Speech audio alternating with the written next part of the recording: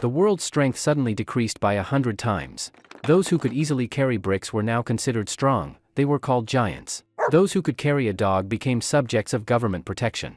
Even those who could chase wild chickens were now called hero killers. However, my strength remained the same as it was before, it didn't decrease at all. At that moment, I suddenly woke up and got smacked on the head by the foreman, who scolded me for sleeping on my first day of work. Nearly 100 construction workers were working tirelessly. The foreman, like a god holding power over life and death, was patrolling the site back and forth. Soon, the foreman frowned and shouted loudly. Yering-chan. Sleeping during work hours? Can you even handle this job? If not, get the hell out. Yixingchen suddenly woke up from his sleep and rubbed his ears hard. Lazy bum. The foreman glared fiercely at Yixingchen. I only let you stay yesterday because I felt sorry for you. And now? Sleeping on your first day of work? This is how you repay me. I'm sorry, foreman, I won't do it again. Yixingchen shrank his neck and quickly rushed to the cement pile to start carrying. Ha ha ha. The nearby workers, seeing Yixingchen's sorry state, couldn't help but stop their work, gather around, and burst into laughter. Humph. The foreman snorted coldly. I've said this before, we're a team. Our team needs tigers to guard the mountain, eagles with foresight, agile leopards, loyal dogs, and hardworking oxen. We absolutely don't need freeloaders, troublemakers, or rotten apples. He gave Yixingchen a cold glance and continued, you all know that Xia Nation's construction companies are all about Xia efficiency. But look at you guys, sluggish, no work ethic at all. The Sakura construction company next door started their project 2 weeks after us, and now their building is nearly finished. Aren't you ashamed? If we delay the deadline and President Qin blames us, none of us will be able to handle it.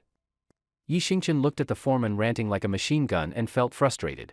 Sure, falling asleep was his fault, but did he really need to scold everyone? Now the whole crew would blame him, right? He'd just become public enemy #1 on the site. Sure enough, after the foreman's scolding, everyone glared at Yixingchen with resentment, as if they were ready to beat him up. Let me make it clear, want to slack off? Fine. Whoever can carry this bag of cement up to the 3rd floor gets to rest and still gets paid. The foreman pointed to a bag of cement not far away. Yixingchen was about to go lift it when he glanced at the packaging after hearing the foreman's words. The label, 55 pounds, stood out clearly. Yixingchen instinctively rubbed his eyes and froze. Did he see that right? 55 pounds? What the hell? Are they sure it's 55 pounds and not 55 tons? Yixingchen looked at the foreman, confused, and pointed to the bag. Foreman, are you sure it's this bag of cement, not that whole truckload? Since when did our job get so easy? As soon as he finished, the workers nearby burst out laughing. Ha ha ha, did this guy damage his brain while sleeping? 55 pounds. Carrying that up to the 3rd floor, even someone super strong would need a full day. Even the foreman was amused. He casually took a cigarette and put it in his mouth, then pointed beside the bag. Kid, are you still dreaming? Think it's easy? Fine, let me be clear, if you can carry this tray of cement up to the 3rd floor in one go, you can go home today, get paid, and take the day off. How's that? Yixingchen glanced, it was a paper tray holding about 12 pounds of cement. That's it? Yixingchen was dumbfounded. Don't just talk, pick it up already. If he could pick it up, he would have done it instead of standing there talking. Several workers chimed in, mocking him. Yixingchen frowned, sensing something fishy. Could the foreman be trying to fire him but couldn't find a good excuse, so he made this one up? Thinking of that, Yixingchen sincerely bowed and apologized. Foreman, you're joking with me, right? I know sleeping during work was wrong. I don't even know why I fell asleep, it just happened. I promise it won't happen again. Please don't fire me. I really need this job to make money. Joking? Who the hell has time to joke with you? The foreman snorted again. But, come to think of it, that tray weighs at least 12 pounds. You lifting that? Impossible. Since you can't do it, get back to work. How insulting. Yixingchen muttered and got ready to continue working. What did you say? Insulting? The foreman grew furious and walked up slowly to Yixingchen. You brat, if you've got guts, lift this tray of cement. Fine, I'll lift it. Yixingchen was pissed. 12 pounds? That's just humiliating.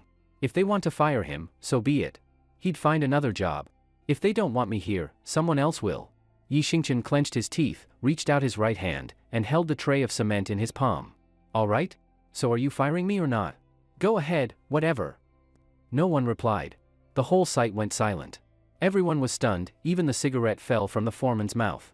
Several minutes later, the site exploded like a pot of boiling water. Holy crap! This guy lifted 12 pounds of cement with one hand.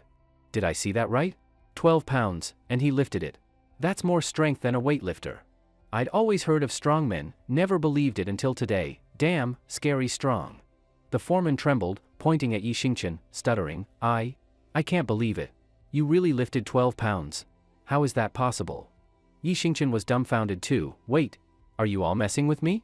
Forget just this tray, even that whole 55-pound bag, I could lift that easily. So could you. What? As soon as he said that, the entire site exploded in disbelief. Impossible. That's 55 pounds of cement. Even the world's strongest man couldn't do that. Did we see it wrong just now? Or is that tray of cement hollow? Damn it, he really pulled it off this time. And he said we could lift it too? Forget 55 pounds, even lifting a tenth of that is impossible for me. Shut the hell up. All of you, shut up, the foreman roared hysterically, then looked at Yi Xingchen with a look of disbelief. What did you just say? That full bag of cement, you can lift that too? I mean the whole thing, not just the leftovers. Yi Xingchen looked at everyone as if he'd seen ghosts. What's with these expressions? It's just 55 pounds of cement. Is that really so hard? Did I run into something cursed on the way to work today? Or are they seriously messing with me? If you're all acting, then damn, you deserve Oscars and Golden Rooster awards. Foreman, guys, stop messing with me. I really get that I was wrong. I swear I'll never sleep on the job again. This joke isn't funny at all, let's just get back to work. What did he say? We're messing with him? If I had that kind of time, I'd be hanging out with girl number 9 off shift. This guy's nuts, right? So what if he's a bit stronger? What's it matter? He's still hauling cement at the same site as me. Just then, a group of people entered the site.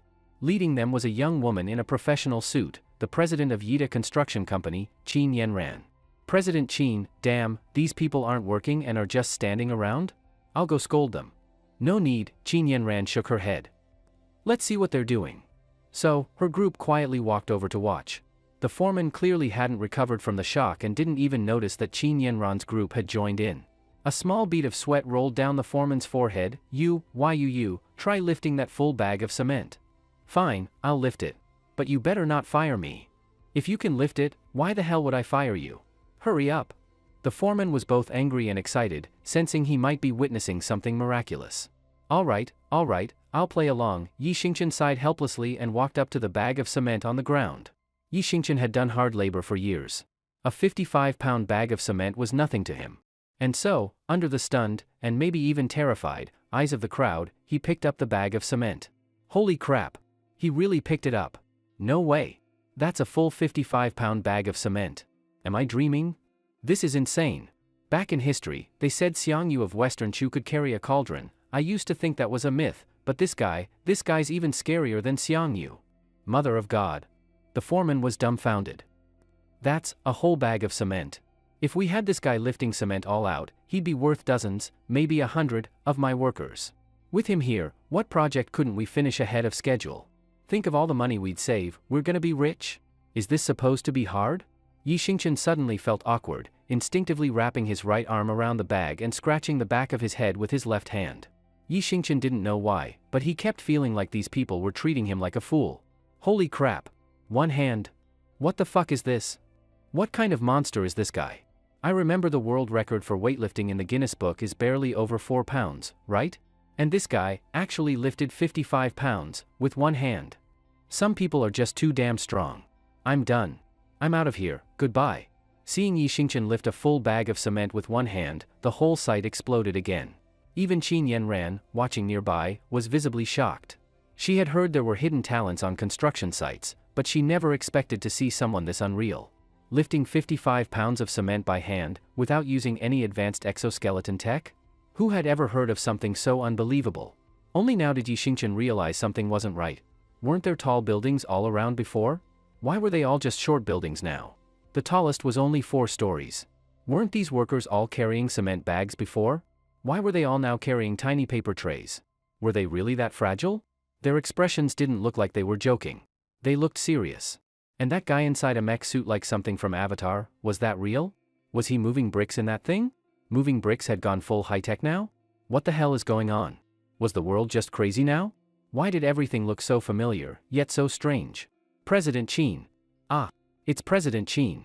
Hurry up, get back to work. Just as Yi Xingchen was questioning reality, The workers finally noticed Qin Yanran and quickly rushed to carry cement again with their little trays.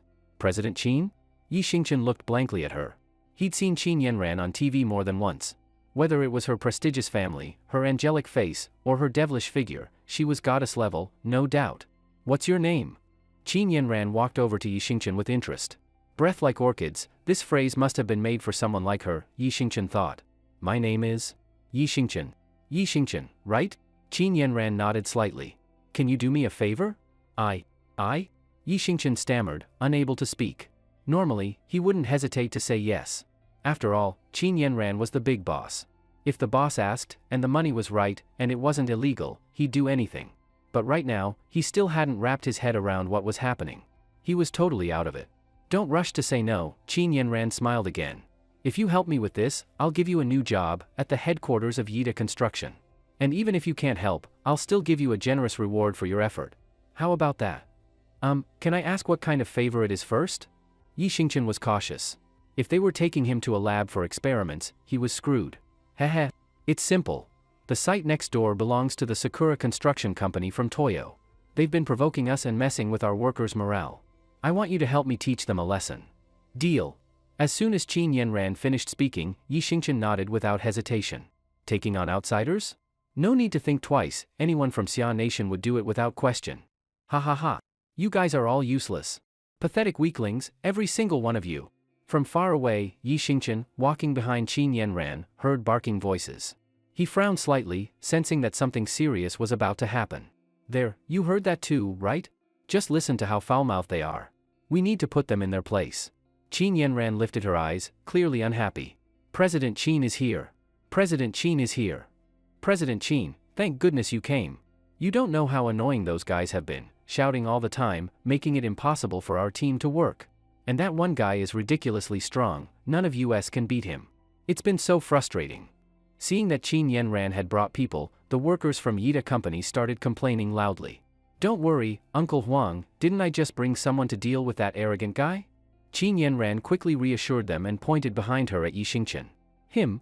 Uncle Huang followed her gesture to Yi Xingchen, then looked at the loud guy from the other team. His expression turned strange. No way, that kid? Look at him, skinny, sure, he doesn't have a beer belly, but he doesn't exactly look like someone who could take on that muscle-bound brute. Yeah, they say even our strongest guy, Meng, lost to him. And now President Qin brings this bookish-looking kid? Do we have no one else left? You don't get it. This is President Qin's strategy, it's a distraction. This guy will go up, definitely lose, and the other side will mock him. The kid, being young and hot-headed, will argue back. They'll be shouting at each other all day, and even that guy won't be able to keep it up forever. Then we can finally work in peace. That's actually pretty smart. Qin Yanran frowned slightly. Uncle Huang, don't underestimate him. I just saw it myself, he lifted a 55-pound bag of cement with one hand. Heh. Uncle Huang clearly didn't believe it and chuckled. Oh, look at that. Pretty lady. Is your company so short on people that you had to send a flower girl? What's this? You gonna take me on? If you lose, you're spending the night with me. Ha. The workers from the Sakura construction team burst out laughing at just the right moment. Outrageous. Damn it. If only we weren't weaker than that guy, we wouldn't have to put up with this. Qin Yanran, clearly a composed and accomplished woman, just curled her lips in disdain at their crude words. With you? Try beating one of my employees first. With that, Qin Yanran gave Yi Xingchen a signal. Yi Xingchen stepped forward, now standing at the front of the group. To be honest, not one of Yida's workers thought he stood a chance. But still, since he was one of them, they all cheered for him. Go get him, kid. Take him down, brother. We're with you. Yi Xingchen took a deep breath and walked up to the loud guy. The man glanced at Yi Xingchen with open contempt, his attitude full of arrogance. My name is Nichikawa Gosaka. I'm the top strongman under Lord Komuro Ichiro. Kid, it's no shame to lose to me. After all, guys like you are just known for being weak. Yi Xingchen paused slightly. What an arrogant jerk.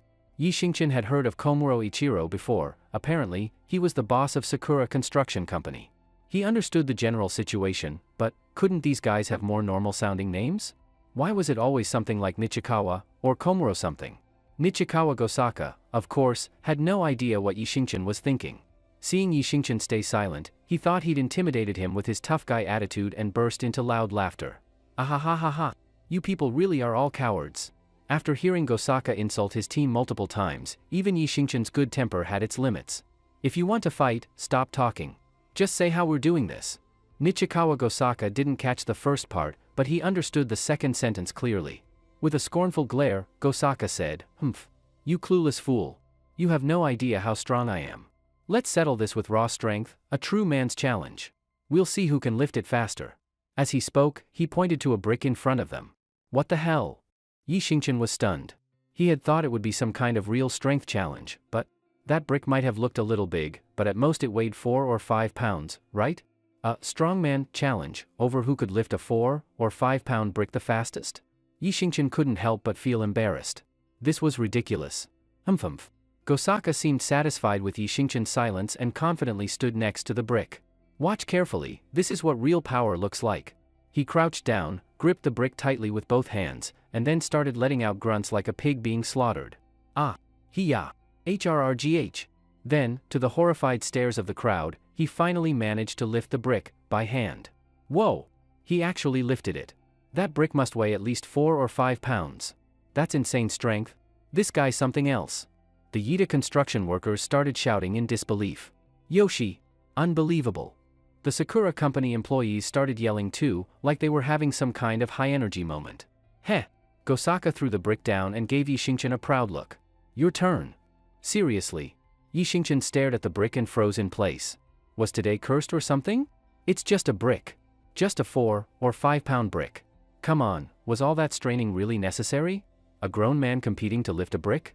Might as well end up on the news. 2 men seen in street brick lifting contest, later confirmed to be escapees from a psychiatric facility.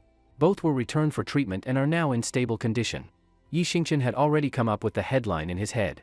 Seeing Yi Xingchen still not moving, Gosaka laughed again, full of pride. Ahahaha. You scared now? I was right. You're all just weaklings. No strength, no guts. Not a single person in your whole company dares to challenge me. You might as well give up on competing with us for projects, go home and drink milk. Sigh. You can't really blame the guy. That thing weighs around 4 or 5 pounds. Yeah. If it were me, I probably would have lost too. Still, not even daring to try? Aren't we supposed to be strong and proud men? Are we really going to let them look down on us like this? You up, no can no BB.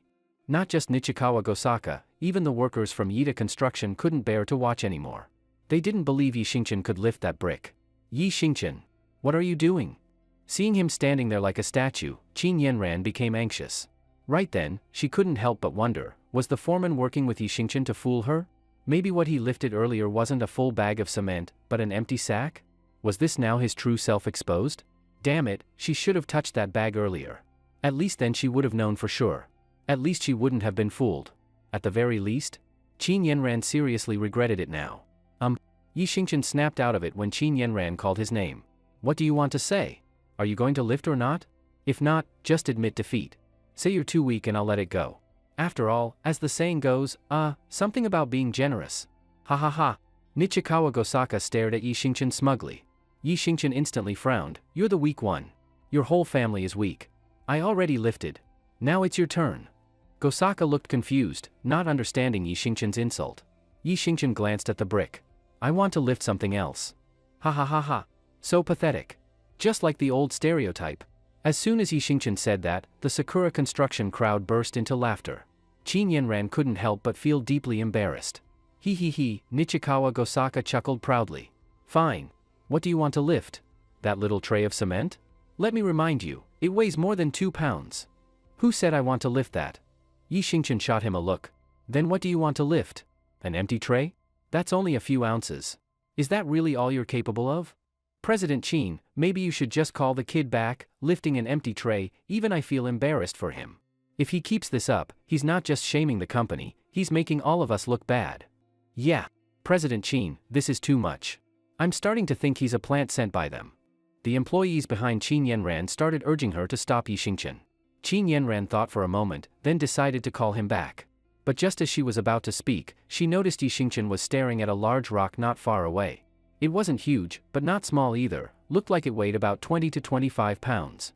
Qin Yanran's heart skipped a beat. No way, was he planning to lift that rock by hand? Could what she saw earlier have been real? Could he really have lifted a 55-pound bag of cement with one hand? The thought made her hold her breath, eyes fixed on Yi Xingchen with growing anticipation.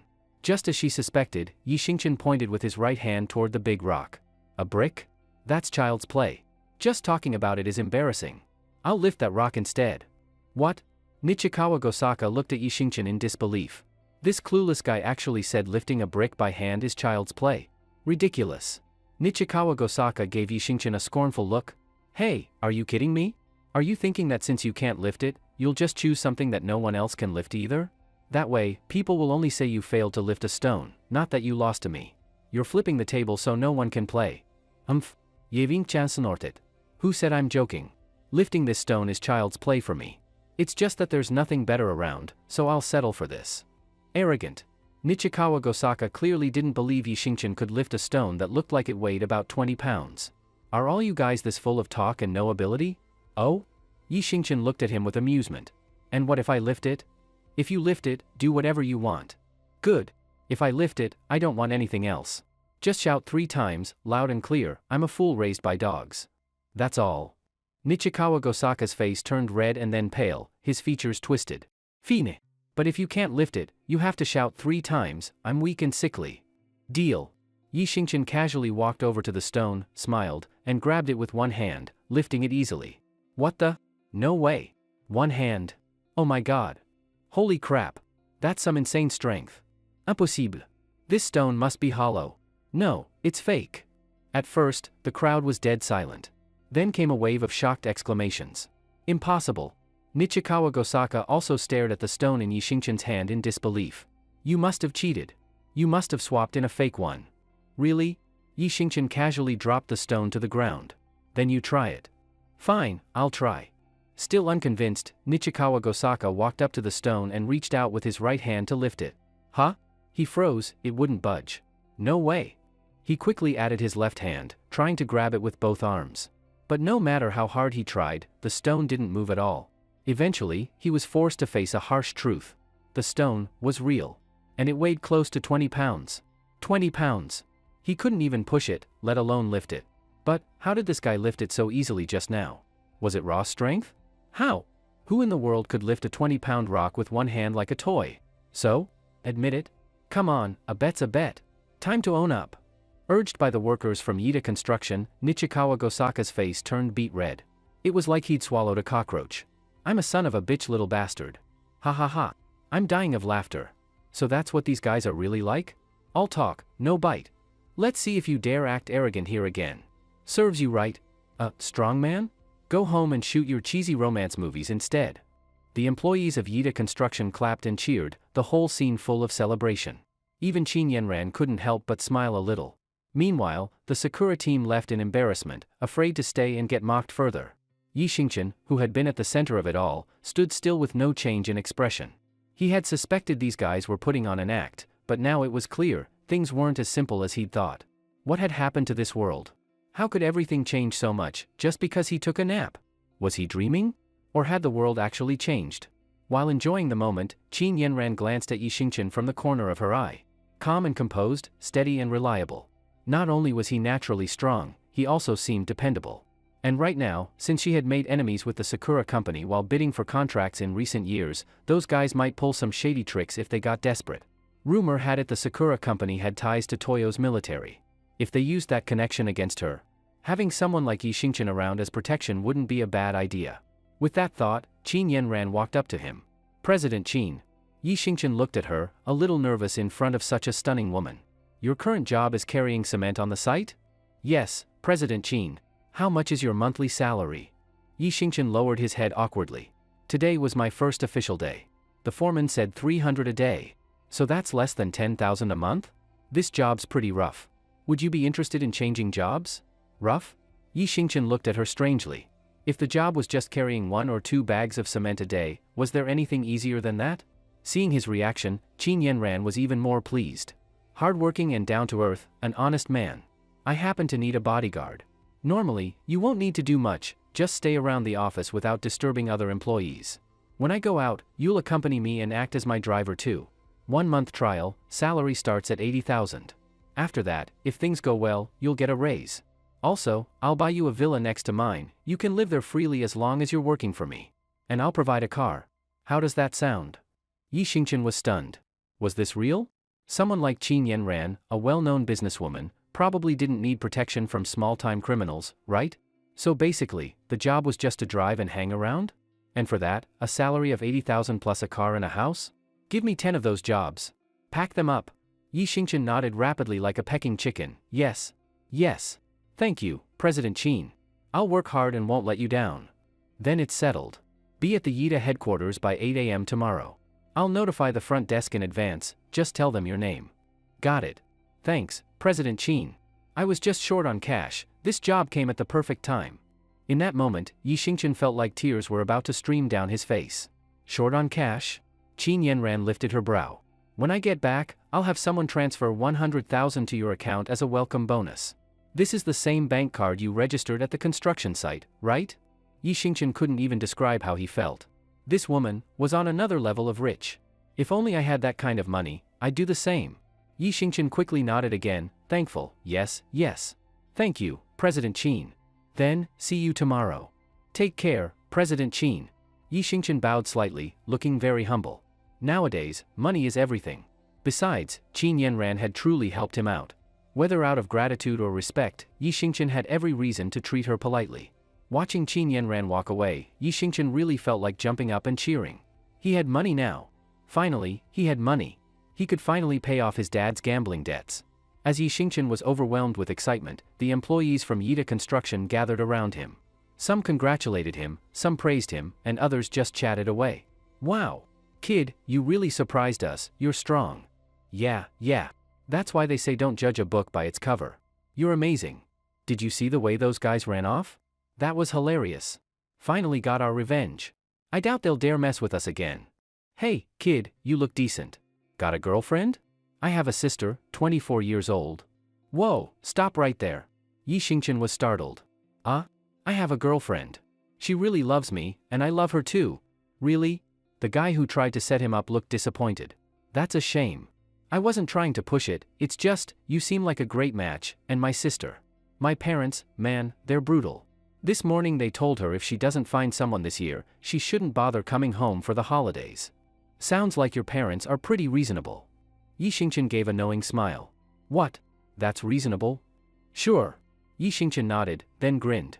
My dad just tells me to drop dead. Not letting you go home is nothing. All right. I'm done chatting, I'm heading home.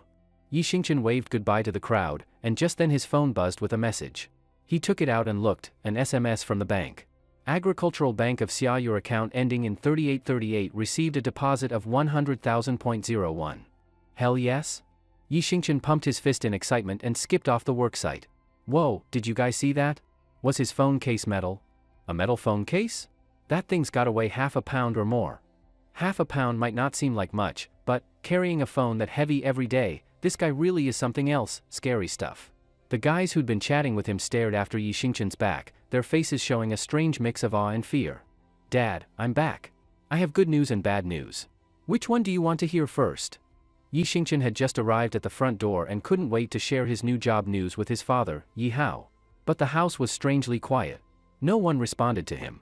Huh? Where did Dad go? Yi Xingchen walked inside and looked around, his brows furrowing. Something about the house felt off, strangely odd everywhere. The door hadn't been locked, and why was it so thin now? Could that even stop a thief? Knock, knock, knock. Yi Xingchen glanced at the wardrobe, which he easily broke with a couple of knocks. Then he looked at the rice jar, maybe about 2 pounds of rice left. The water jug had less than 4 ounces of drinking water. He stood there deep in thought. Well, if it isn't Yi Hao's beloved son. Took you long enough to come back. Just then, a shady-looking guy with dyed yellow hair squeezed in from outside. Who are you? Yi Xingchen looked at him cautiously. Heh, the guy grinned. Kid, I'm one of Brother Long's men. Your old man lost everything at Brother Long's gambling den today, not even his underwear left. He owes Brother Long 200,000. Orders are, no matter what, you're paying it today. Yi Xingchen frowned. His dad had gone gambling again. 200,000? To him right now, that number was astronomical. Yi Xingchen sighed. Brother, could you give me a few days? I don't have that kind of money. Maybe I can pay part of it first? The rest, I'll pay as soon as I can, just let my dad go, and we'll work it out. The yellow-haired guy shook his head firmly, still smiling. No can do. Brother Long said if you can pay today, great. If not, then go rob a bank, but pay it. That's going too far.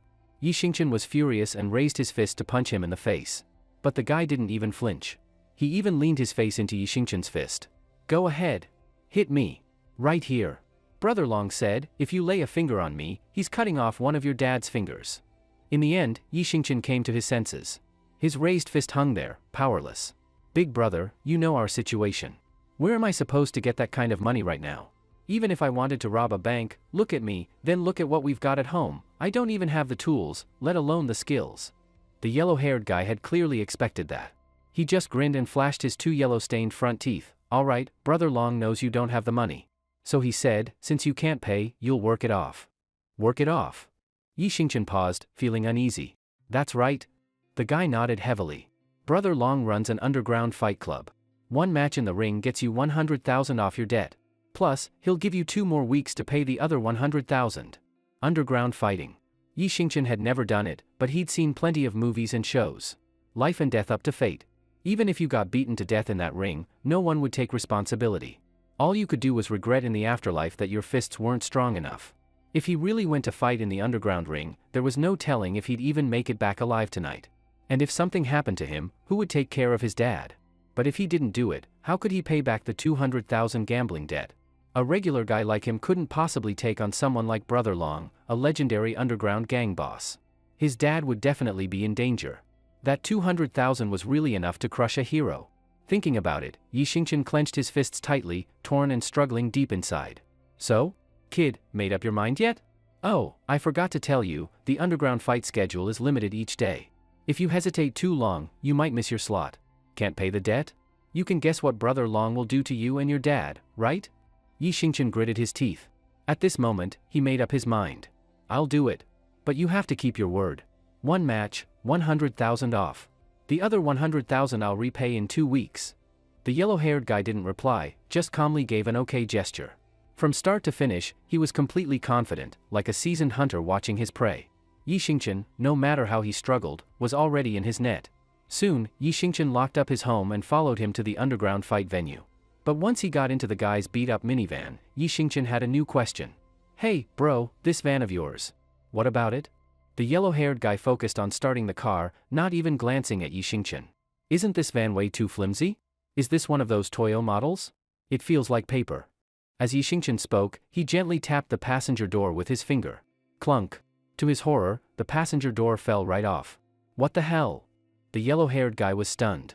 He looked at the door on the ground, then at Yi Xingchen, also stunned, his face slowly turned awkward. Damn, why is this thing falling apart? I only bought it a year ago.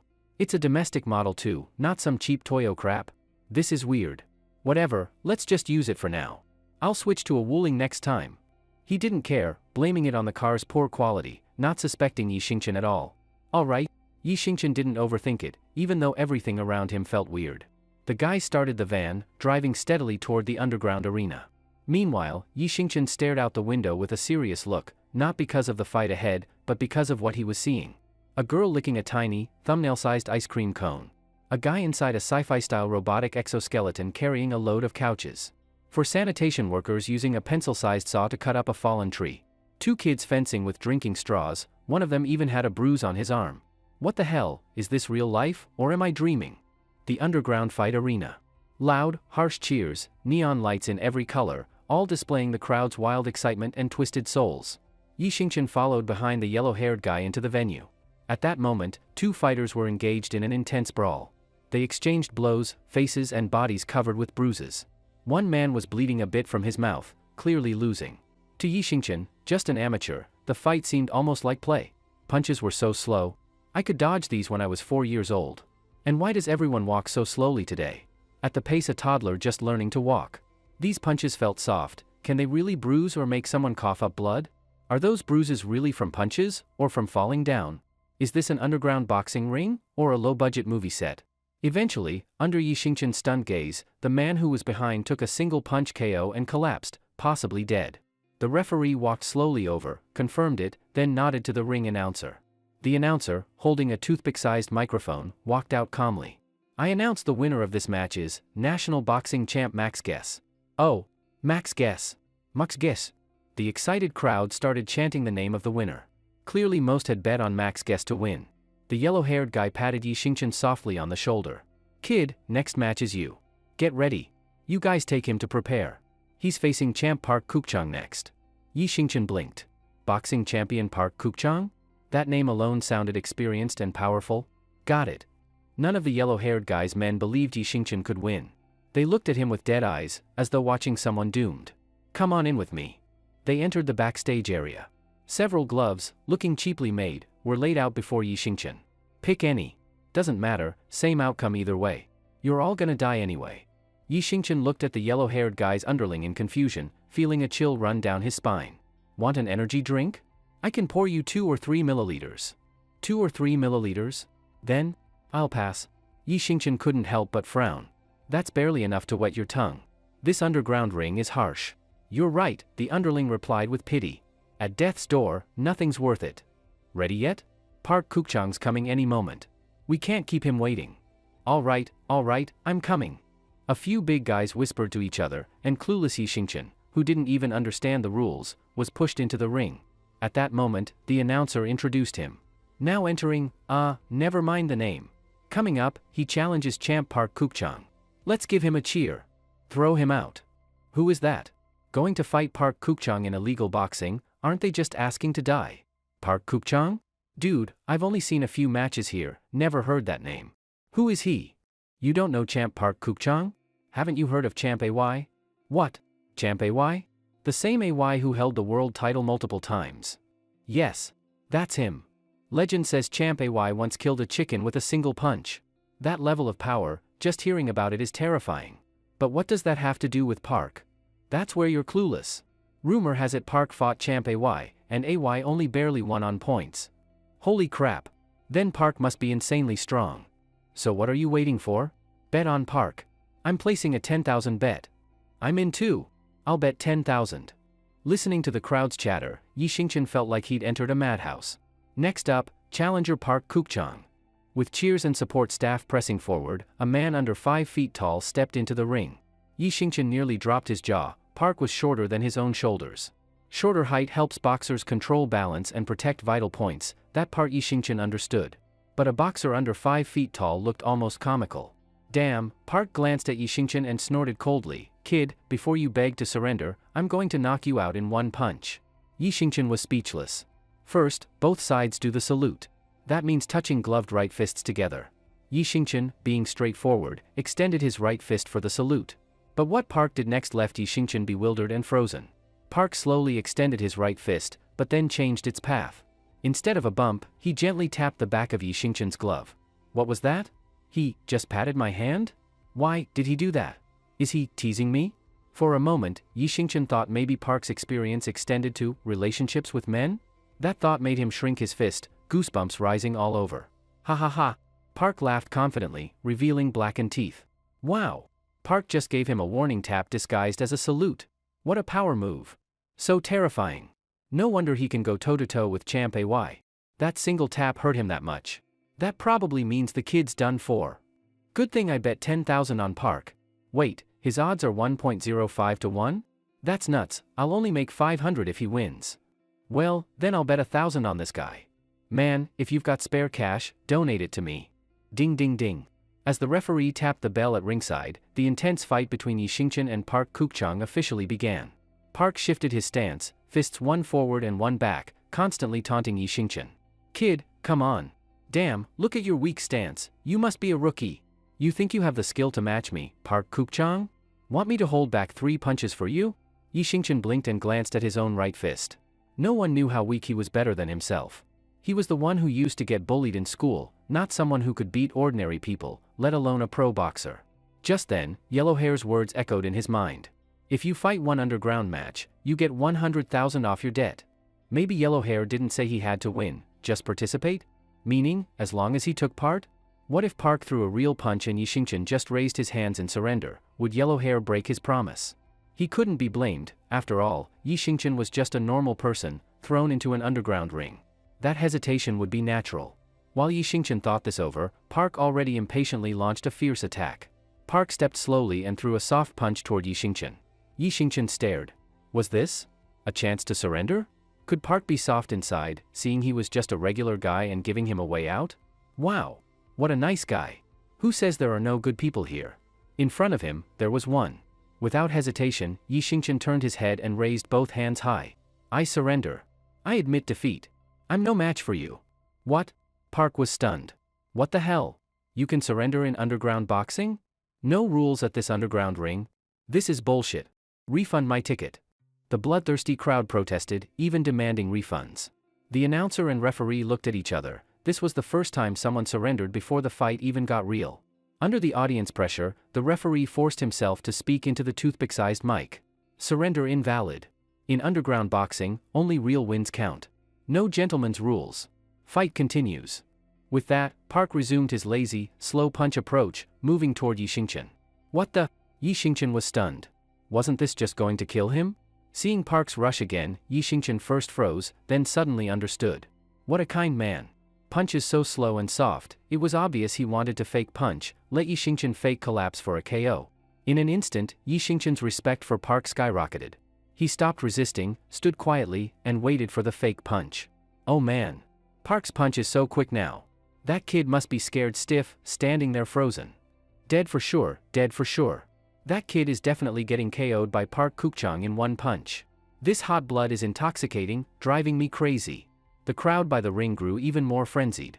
Under Yi Xingchen's watch, Park swung his slow punch and gently touched Yi Xingchen's face. What are you doing? Yi Xingchen was completely baffled. No, dude, if you're going to fake punch just do that, why patted me on the face? This guy, maybe he has a crush on me? Hey, what are you doing? Park, seeing Yi Xingchen stand still after getting a fake punch and then ask, what are you doing, froze in place too. What is this? Yi Xingchen paused a moment and then realized. He asked me what I'm doing. Meaning, why am I still standing? Why didn't I fall down? Yi Xingchen blinked, looked at Park's stunned face, then at the silent crowd. Aya. He let out a hysterical scream, covering his chest with his left hand while his right shaky hand pointed at Park. That was a heavy punch. Ah, I'm dead. In an exaggerated gesture, Yi Xingchen stumbled backward over 10 feet and then dramatically fell to the ground. All the spectators stared at each other, then a surge of frustration finally erupted. Fuck this shit. Is this Park Kukchang or a goddamn clown? TM acting us out here? Is this an underground boxing ring or a movie set? If I wanted a show, I'd go to the cinema. Am I short on movie money? Shut up. Refund. Goddamn. As the crowd prepared to rush the ring, the referee shivered and hurried in.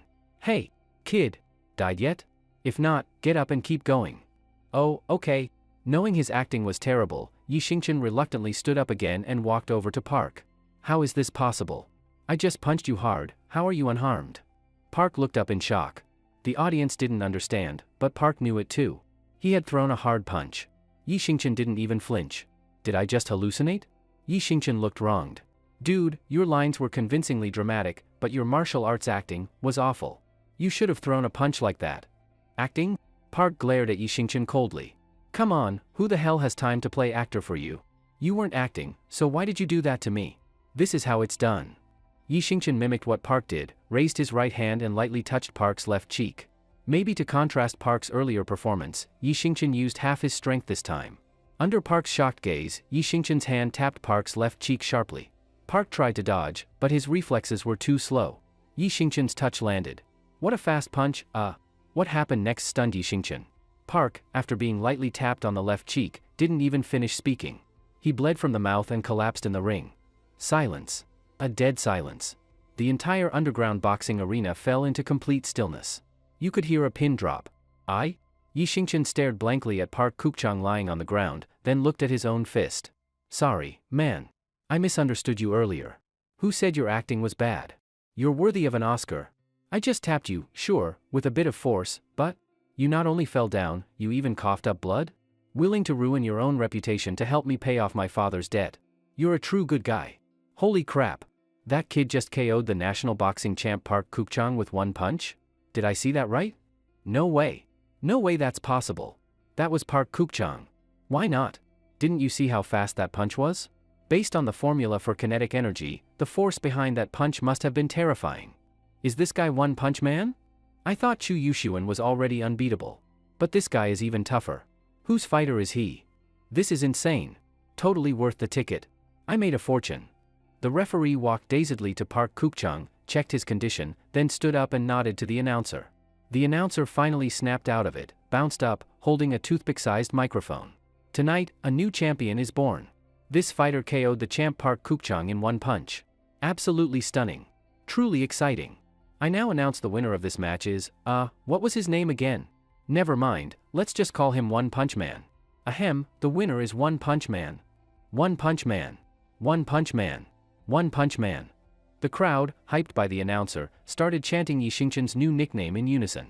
At this moment, no one cared whether Park Kuk-chung was alive or dead. No one even called an ambulance. That's the brutal reality of underground boxing. No life or death, only winning or losing. What the? Yi Xingchen was dumbfounded. He turned and looked at the referee and announcer in shock. I swear, I just barely touched him. Ha ha ha. One Punch Man, you're too modest. You just touched him? If you'd punched him for real, he'd be in pieces. The announcer gave an awkward laugh, then stepped beside Yi Xingchen, lifting his right arm up. Yi Xingchen raised his right hand in a daze, ending the match in a champion's pose. Meanwhile, in a dark corner of the underground arena, a bald man smoked a thin cigarette, watching the scene in the ring with interest, the corners of his mouth curling into a sinister smile. Yellow Hair stood beside him, head bowed in fear. Boss, that guy's brutal. He KO'd Park Kuk-chung in one punch. Now that Park's down, we've lost a big moneymaker. Boss, I'm sorry. I never expected this to happen. That bald man was none other than Yellow Hair's boss, the leader of the Qinglong gang in Yunhe City, known as Brother Long. Yellow Hair glanced at Yi Xingchen, now buried in cheers, and remembered how you once almost punched him at his home. A chill ran down Yellow Hair's spine. Thank God he didn't get hit. One punch from that guy and he'd have lost half his life. Only now did Yellow Hair recall Yi Xingchen's terrifying speed from earlier. He hadn't paid attention then, but now it hit him hard, and he was terrified. A man who combines world-shaking power with lightning speed, he'd completely misjudged him. Brother Long waved his hand dismissively. A cash cow? One falls, we'll just grow another one. Boss, you mean? Brother Long narrowed his eyes, looking at Yi Xingchen in the distance with interest. Just some broke kid. You think we can't control him? Tomorrow, go see that gambling addict father of his again. Find a way to make him lose another 100, 200 grand. Then what? That kid won't be begging to work for us? That's how we get ourselves a brand new cash cow. Yellow Hair's eyes lit up. Brilliant, boss. With this kid, we're gonna be packed every fight night. We raise prices every time he steps in the ring, huge profits for us. Hey? Brother Long gave a sinister smile. You found us a treasure. Don't worry, I won't shortchange you. From now on, cash, women, cars, houses, you'll get it all. Thanks, boss. Dad. Outside the underground ring, Yi Xingchen finally saw Yi Hao. Excited, he rushed forward to hug his father. But the cold look in Yi Hao's eyes made Yi Xingchen stop in his tracks, awkwardly pulling back. Who told you to bail me out? Yi Hao wasn't moved at all by Yi Xingchen risking his life to save him. On the contrary, his eyes were filled only with coldness and disgust. Dad, can we talk about this at home? Please? Yi Xingchen looked at him pleadingly. Things are getting better. I found a new job today, 80,000 yuan a month during the internship. Enough. Yi Hao cut him off coldly. I don't want to hear that. I told you, we walk separate paths from now on. You go your way, I go mine. Let's never see each other again. Don't you dare try to bail me out again, I won't appreciate it. Yellow Hair, surprised, looked at the father and son with a grin. Come on, old man. I don't know what happened between you two, but you're still father and son. Can't be that bad, right? You don't know shit. Yi Hao gave him a fierce glare. What the hell? Yellow Hair was furious. If Yi Hao wasn't still useful, he'd have ordered his men to beat the old man to death right there. Bite the hand that feeds you. Fine, don't listen. Let's go. He didn't want to get involved in family drama, so Yellow Hair took his guys and headed back into the underground arena. Dad. Yi Xingchen looked at Yi Hao with hopeful eyes. Yi Hao snorted coldly and ignored him, disappearing alone into the night. Yi Xingchen stood there in a daze, staring at his father's slightly hunched back, his face full of helplessness and sadness. He could understand Yi Hao. A few months ago, Yi Hao had been diagnosed with a serious lung disease. The surgery alone would cost 500,000 yuan, and the follow-up treatment would cost tens of thousands more. For an average family like theirs, that kind of money was impossible. Yi Hao changed completely, he started drinking heavily and living recklessly, and it was clear Yellow Hair had lured him into gambling and losing everything. Sigh. But what could he do? That was his only father. After Yi Xingchen's mom passed away, it was Yi Hao who raised him. He even turned down remarriage several times, afraid a stepmother might treat his son badly. No matter what, that kind of fatherly love, Yi Xingchen had to repay it. Yunhe City, Yida Tower. Yi Xingchen arrived early at the front gate of the Yida Company headquarters. It was his first day at his new job, he could not be late. Looking up at the 10-story building, he took a deep breath and resolutely walked inside. "Hello, sir, whom are you here to see?" The receptionist smiled professionally at Yi Xingchen. "Hello, miss. My name is Yi Xingchen. I'm here to check in." "You must be Yi Xingchen." Before the receptionist could speak again, a pleasant voice sounded behind. Yi Xingchen turned and saw a woman in a professional suit, black stockings and poised elegance. "Hello, Umi Yingchen." "Hi," she greeted with a nod, smiling brightly. "You must be the strongman that CEO Qin mentioned." "A pleasure. I'm Lin Yun, Qin's secretary." Yi Xingchen was surprised, she was the CEO's secretary. "Hello, hello." He bowed respectfully. This was a major company. Anyone could be an important figure above his ordinary station. If he offended Lin Yun, she could easily influence Qin's opinion and cost him this dream job. Lin Yun seemed pleased with his politeness. She motioned toward the elevator. "Please follow me, Mr. Yi. I'll take you to see CEO Qin. Xiao Zhang, this is the new bodyguard and driver Qin hired. Please show him in." "Understood." Yi Xingchen and the receptionist nodded. Once inside the elevator, Yi Xingchen caught a light fragrance in the air. He stole a glance at Lin Yun and marveled inside. So elegant, poised, polite, sincere, no wonder so many men dream of dating someone like her. Anyone who marries Lin Yun would be lucky beyond belief. Ding dong. The elevator pinged and stopped on the 10th floor. "Mr. Yi, this way please." Guided by Lin Yun, Yi Xingchen arrived at CEO Qin's office. Qin Yanan was focused at her computer, working on something. Yi Xingchen felt a strange sensation again. That keyboard, why does it look as thin as a touchscreen? Wouldn't it break easily? That bottled water for the dispenser, more like a small personal bottle. Is that enough to drink? That lipstick on the desk, tiny. Could it even cover half a lip? And that fountain pen, probably one, though it looks as thick as a toothpick. Could that amount of ink write a page? Here you are? Qin Yanan finally looked up at Yi Xingchen. "Good morning, CEO Qin." He hastily pushed aside his racing thoughts and stood properly. "CEO Qin, I ran into Mr. Yi after I had a little matter downstairs." Lin Yun smiled and began explaining. "Okay." Qin Yanan just smiled. Yun, take him up to that unused office on the 9th floor. Make do for now. Let's see what's missing so we can add it later."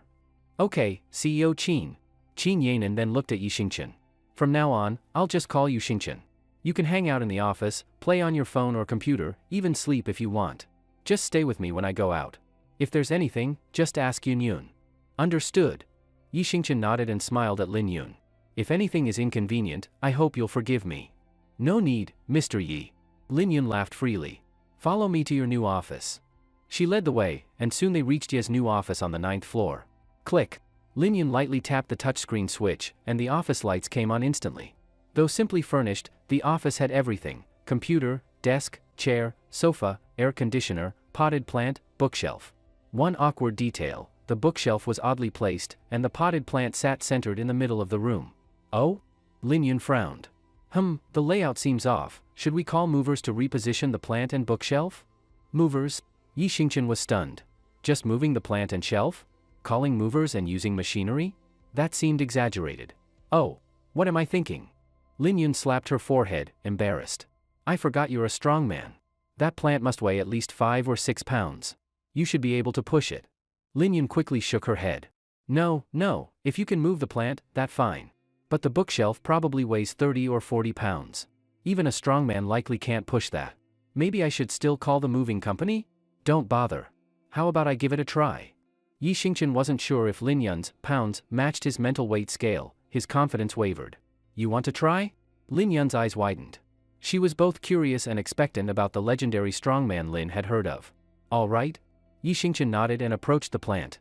He glanced back at Lin Yun, then looked at the potted plant and gently kicked it with his foot. That mere few-pound plant nearly flew, almost flipped over from his kick. Lin Yun stared in shock, her face a mask of disbelief, maybe even terror. Even someone with strong nerves like Lin Yun couldn't help blurting out. "What? How is that possible? That casual kick almost flipped a plant weighing only a few pounds.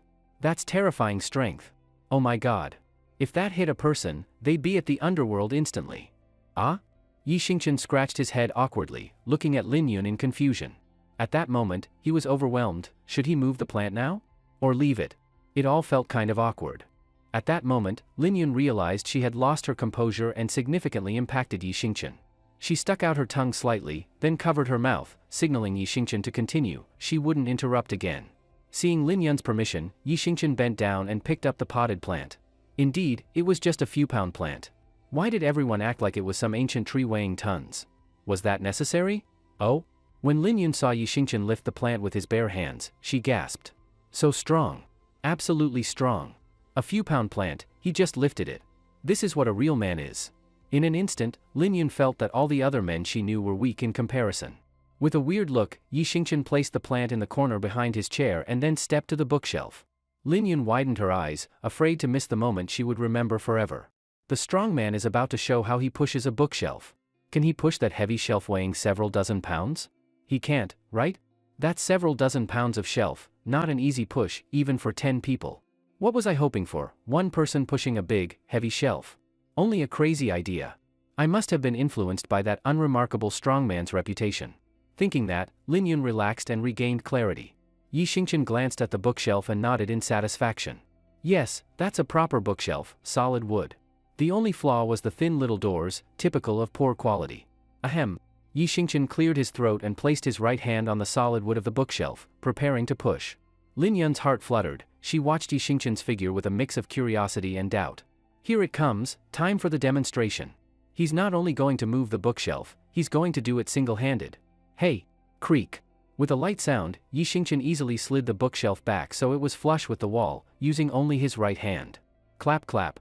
He patted his hands and smiled at Lin Yun. Done. Fix complete. Everything okay? By now, Lin Yun was utterly astonished, her jaw nearly dropped, and she kept repeating in disbelief.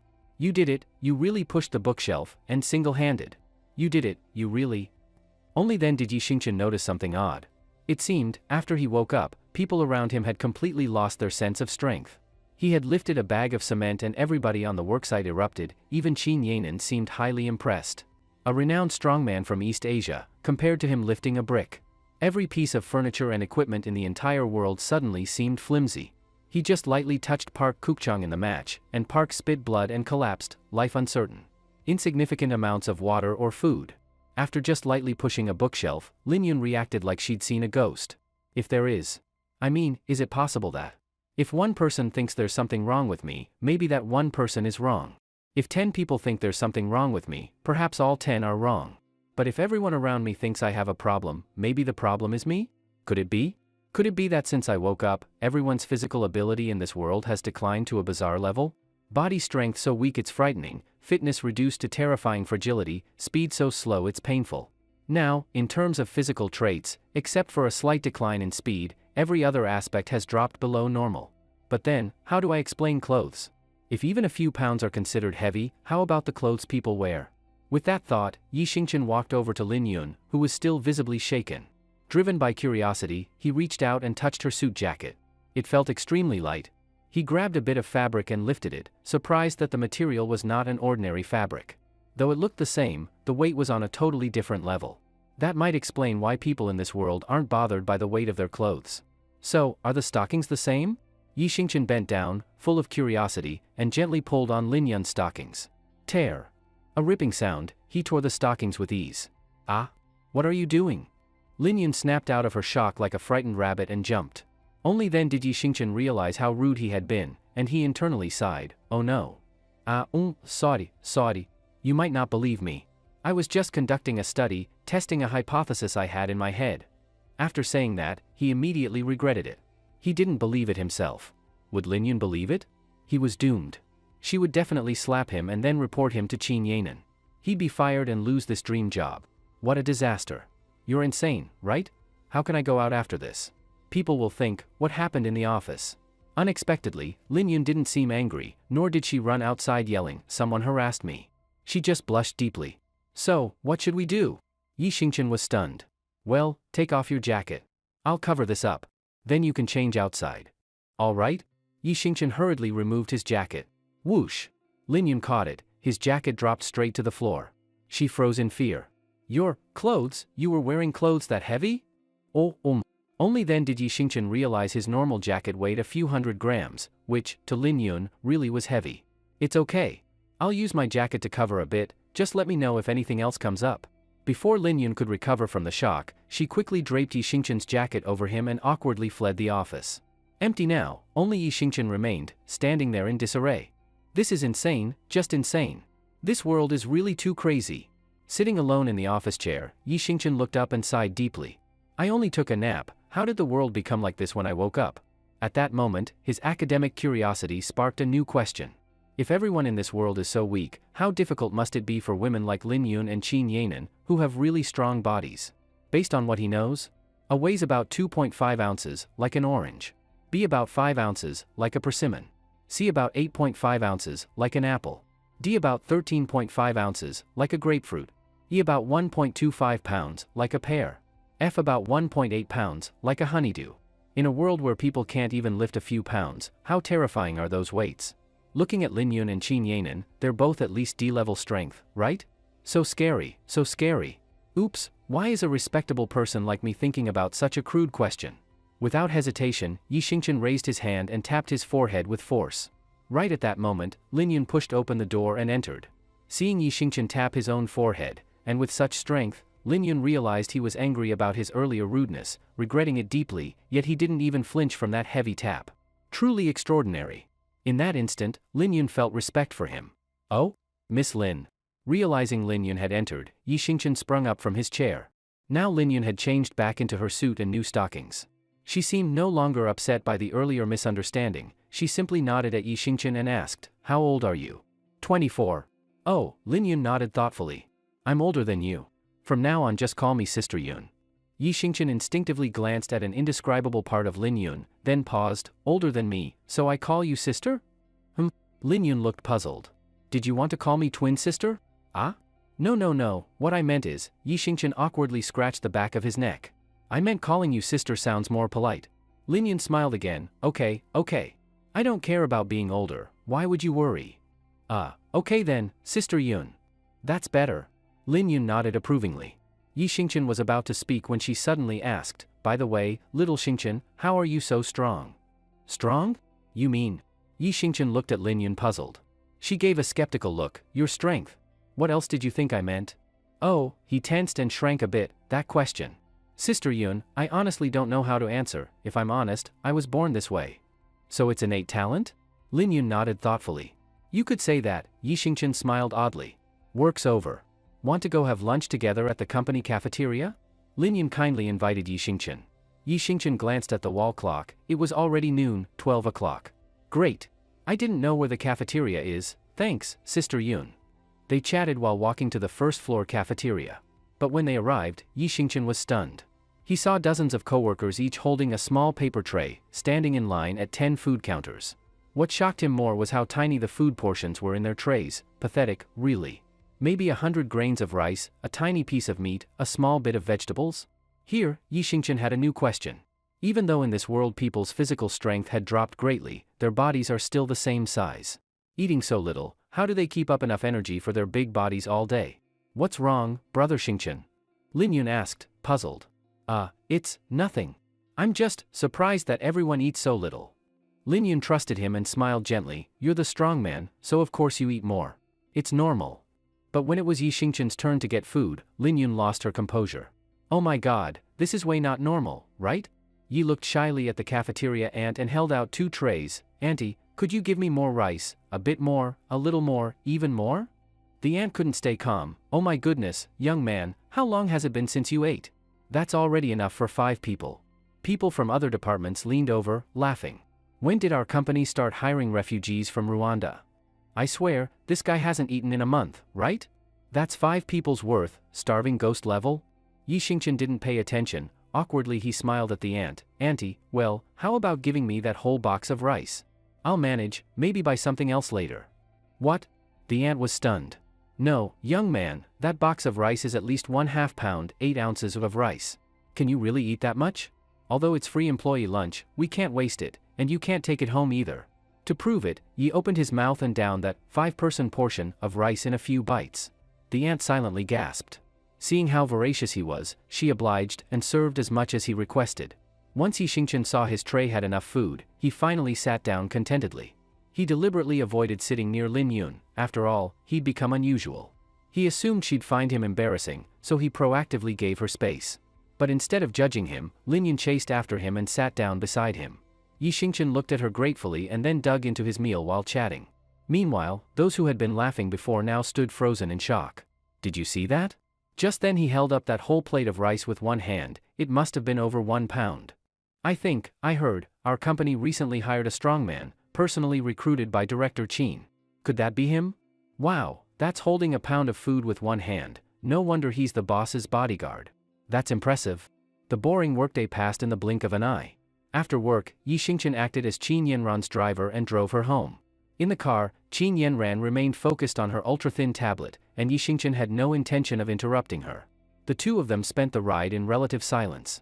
Qin Yanran's villa wasn't far from the headquarters of Yida Corporation, just over 20 minutes away. After getting out of the car, Qin Yanran glanced at her villa, then handed Yi Xingchen a card and a small key. Here, the room card. The 3-story house next door is yours for now. As long as you're working here, you can live there however you like, bring as many people as you want. This is the car key. That Buick parked in the space is your temporary ride. Thank you, President Qin. Yi Xingchen accepted the room card and car key, looking at Qin Yanran with gratitude. See you tomorrow? All right, President Qin, see you tomorrow. After saying goodbye to Qin Yanran, Yi Xingchen excitedly jumped in place a few times, then jogged toward his new home full of anticipation. The front door had a card reader and a code lock, full of futuristic flair. He entered his new home. It was a fully renovated villa with all the necessary appliances and furniture. The only drawback was that everything was built to standard human specifications, which felt a bit fragile for someone like Yi Xingchen. Still, Yi Xingchen was very satisfied. After exploring his new home, he immediately decided to head to the nearby supermarket to buy daily necessities and food, then bring in his dad and girlfriend Zhao Wen. A beautiful life is about to begin. Full of hope for the future, Yi Xingchen carefully opened the car door, worried he might accidentally tear it off. He gently pressed the gas pedal and headed straight to the nearby supermarket. Soon, Yi Xingchen arrived alone at the grains and oil section. Hey there, looking for rice? Today's special, only 198 yuan per pound. A cheerful salesgirl at the rice section called out to Yi Xingchen. What? 198 yuan per pound? That's the sale price? Yi Xingchen was stunned. He rubbed his eyes to make sure the sign said 198 yuan per pound, not per 100 pounds. That's right, the salesgirl said with an awkward smile, pointing to a few other rice sections. That fragrant rice over there is 224 yuan per pound, and that Wuchang rice is 310 yuan per pound, also on sale. Yi Xingchen was speechless. Only now did he realize a harsh reality. With his usual rice intake, by the standards of this world, just for meals, wouldn't it cost 200 to 300 yuan per meal? About 1,000 yuan a day? Nearly 30,000 yuan a month? What the hell? With a monthly salary of 80,000 yuan, nearly half would go just to basic food. How was he supposed to cover his dad's medical and nutrition expenses? Sigh? Yi Xingchen let out a helpless sigh. It looked like he'd have to find a way to earn more money. Anyway, he should at least buy some rice to last for now. Miss, I'll take 50 pounds. All right, the salesgirl smiled and nodded, but then her smile froze. Wait, 50 pounds? What's wrong? Oh, nothing, 50 pounds, we can deliver it to your home.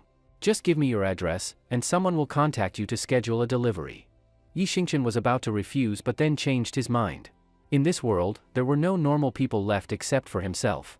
If he were to carry 50 pounds of rice in front of everyone, it might be a bit. Thinking of this, Yi Xingchen gave up on the idea of carrying it home himself and left the salesgirl his new home address. Then, Yi Xingchen headed straight to the oil and salt section. Every price tag in the oil and salt section was shocking. Golden Dragon Fish Corn Oil, special price 68 yuan per bottle, 1.5 fluid ounces per bottle. Refined iodized salt, special price 12 yuan per pack, 1.4 ounces per pack. Chewy dried noodles, special price 30 yuan per tube, 1.8 ounces per tube. Haitian soy sauce, special price 16 yuan per bottle, 3.4 fluid ounces per bottle. Haitian premium oyster sauce, special price 62 yuan per bottle, 2.5 ounces per bottle. I'm doomed. Yi Xingchen was completely stunned. A monthly salary of 80,000 yuan, and it's all going to food. Hey handsome, want to buy some meat? Fresh pork, only 11 yuan for 5 grams. Looking at another salesgirl beside him, Yi Xingchen couldn't help but swallow hard. Forget it. I'll just go buy some instant noodles instead. After arriving at the instant noodle section, Yi Xingchen discovered that the noodles were only about 1/20th the size they used to be. Each pack weighed about 5 grams, and the cheapest one still cost over 10 yuan per pack. Damn it, this portion. I'd need at least 20 packs per meal. That's over 200 yuan for instant noodles alone. What kind of joke is this? Better to live miserably than not at all. With no other choice, Yi Xingchen began sweeping through the cheap instant noodles. While he was browsing the low-cost noodles, a mother and her child happened to pass through the aisle. The woman glanced at Yi Xingchen with a face full of disdain. Then she pointed at Yi Xingchen and tapped her young son on the shoulder. "Azai, you must study hard. Otherwise, you'll end up like him, eating nothing but instant noodles, got it?" The little boy looked at Yi Xingchen's back and nodded in apparent understanding. "I got it, Mom. I'll definitely study hard and improve every day." Yi Xingchen, feeling annoyed, turned around and glared at the middle-aged woman. "What are you looking at? You pathetic guy who only eats instant noodles." The woman snapped back without backing down, rolling her eyes at him. Yi Xingchen had no words. "You're not me, how could you know my struggles?" His food intake was nearly 100 times more than theirs. If their basic food expenses were multiplied 100 times, would they be able to bear it either? Over half of his 80,000 yuan monthly salary went just to basic meals. By ordinary household standards, maybe calling him a pathetic guy wasn't exactly wrong. Thinking this, Yi Xingchen sighed helplessly and continued grabbing low-cost noodles. "Humph." The woman snorted coldly, the disdain on her face growing stronger. But that disdain didn't last long. It soon turned into surprise, and then into fear. "You." The woman trembled all over as she pointed at Yi Xingchen, who was now holding instant noodles weighing several pounds. Under the woman's stunned gaze, Yi Xingchen swung his sleeve and walked out of the noodle section. "Mom! Mom!" The little boy tugged on his mother's sleeve. "If I don't study hard, can I become a strong guy like that big brother?" "You? I?" The woman looked at her son, then at the aisle where Yi Xingchen had walked away. For a moment, she didn't know what to say. So the real joke was me. I actually called such a terrifyingly strong man a pathetic loser. Just some basic food had already cost him tens of thousands of yuan. When Yi Xingchen got home, his heart ached. Yi Xingchen felt deep down that he had to find ways to make money. He needed at least 800,000 yuan a month. Maybe he should bring his girlfriend Zhaowen over to live with him and tell her about everything that had happened. Zhaowen always had good ideas. If she knew the truth, her clever mind might help point out some paths to making money. Thinking this, Yi Xingchen, who had just returned home and received the rice delivery, set out again immediately for Zhao Wen's home. Compared to the villa area where Yi Xingchen now lived, Zhao Wen's neighborhood was completely different. It was very old.